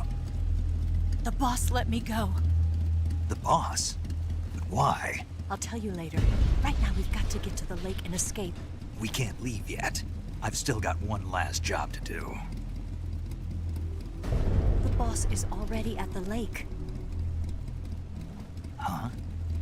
She's at the lake. She's waiting for you there. Waiting for me?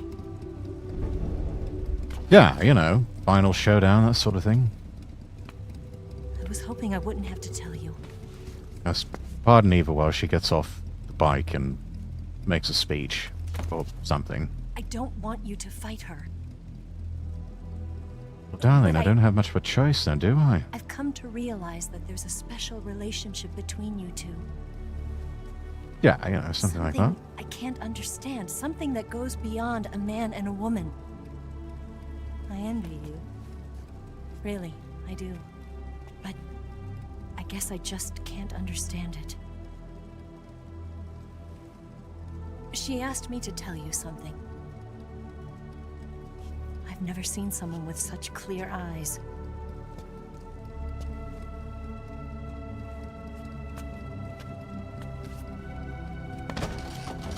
There. I said it. Ready to go? Yeah.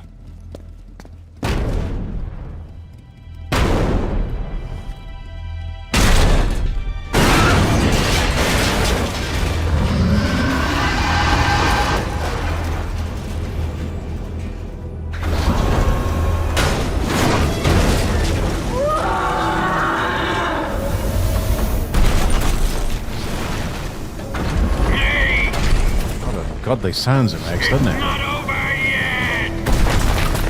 There is no escape! We failed! Not good! Hold on tight! Right. Time to improvise. Go to plan B.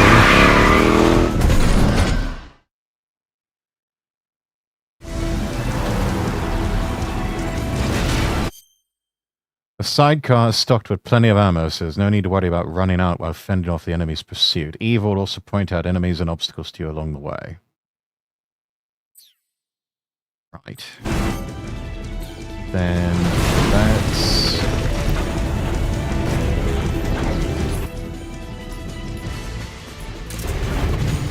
switch over to this.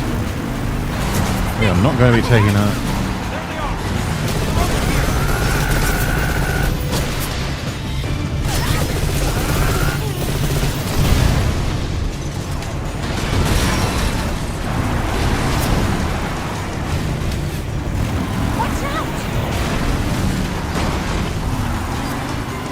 That's my line.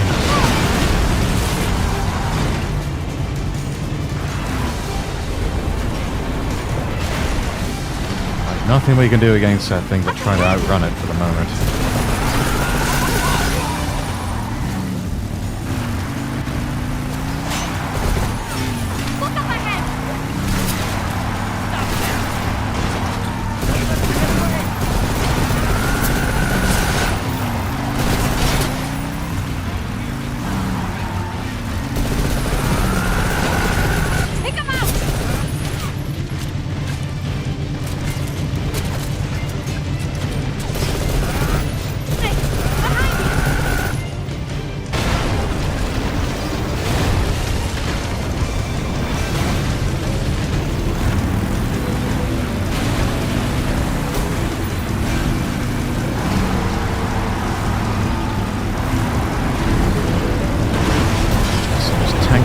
Children's toys.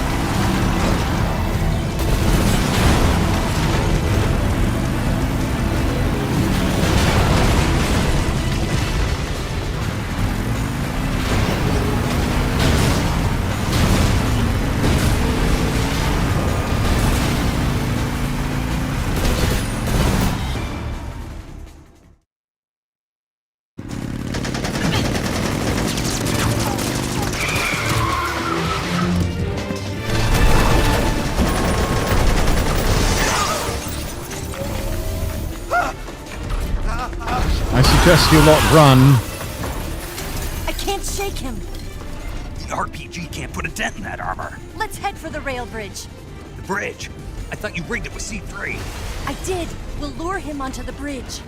Then blow him up along with it. Good plan. The bridge is on the other side of the runway. We'll have to cut through the middle of the base. You ready? Step on it. If he catches up to us, we're done for.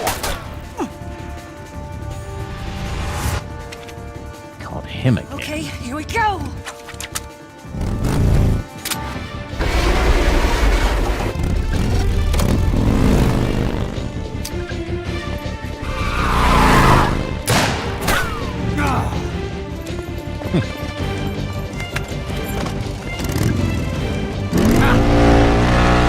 Even that little accessory.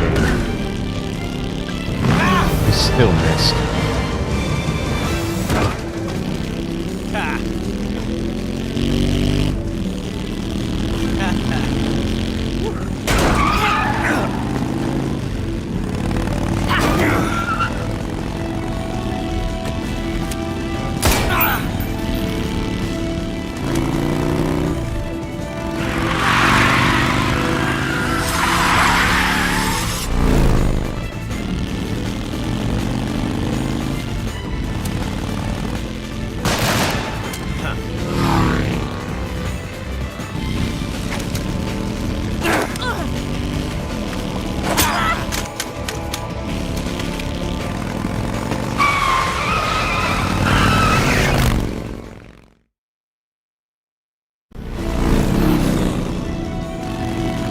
Back in there.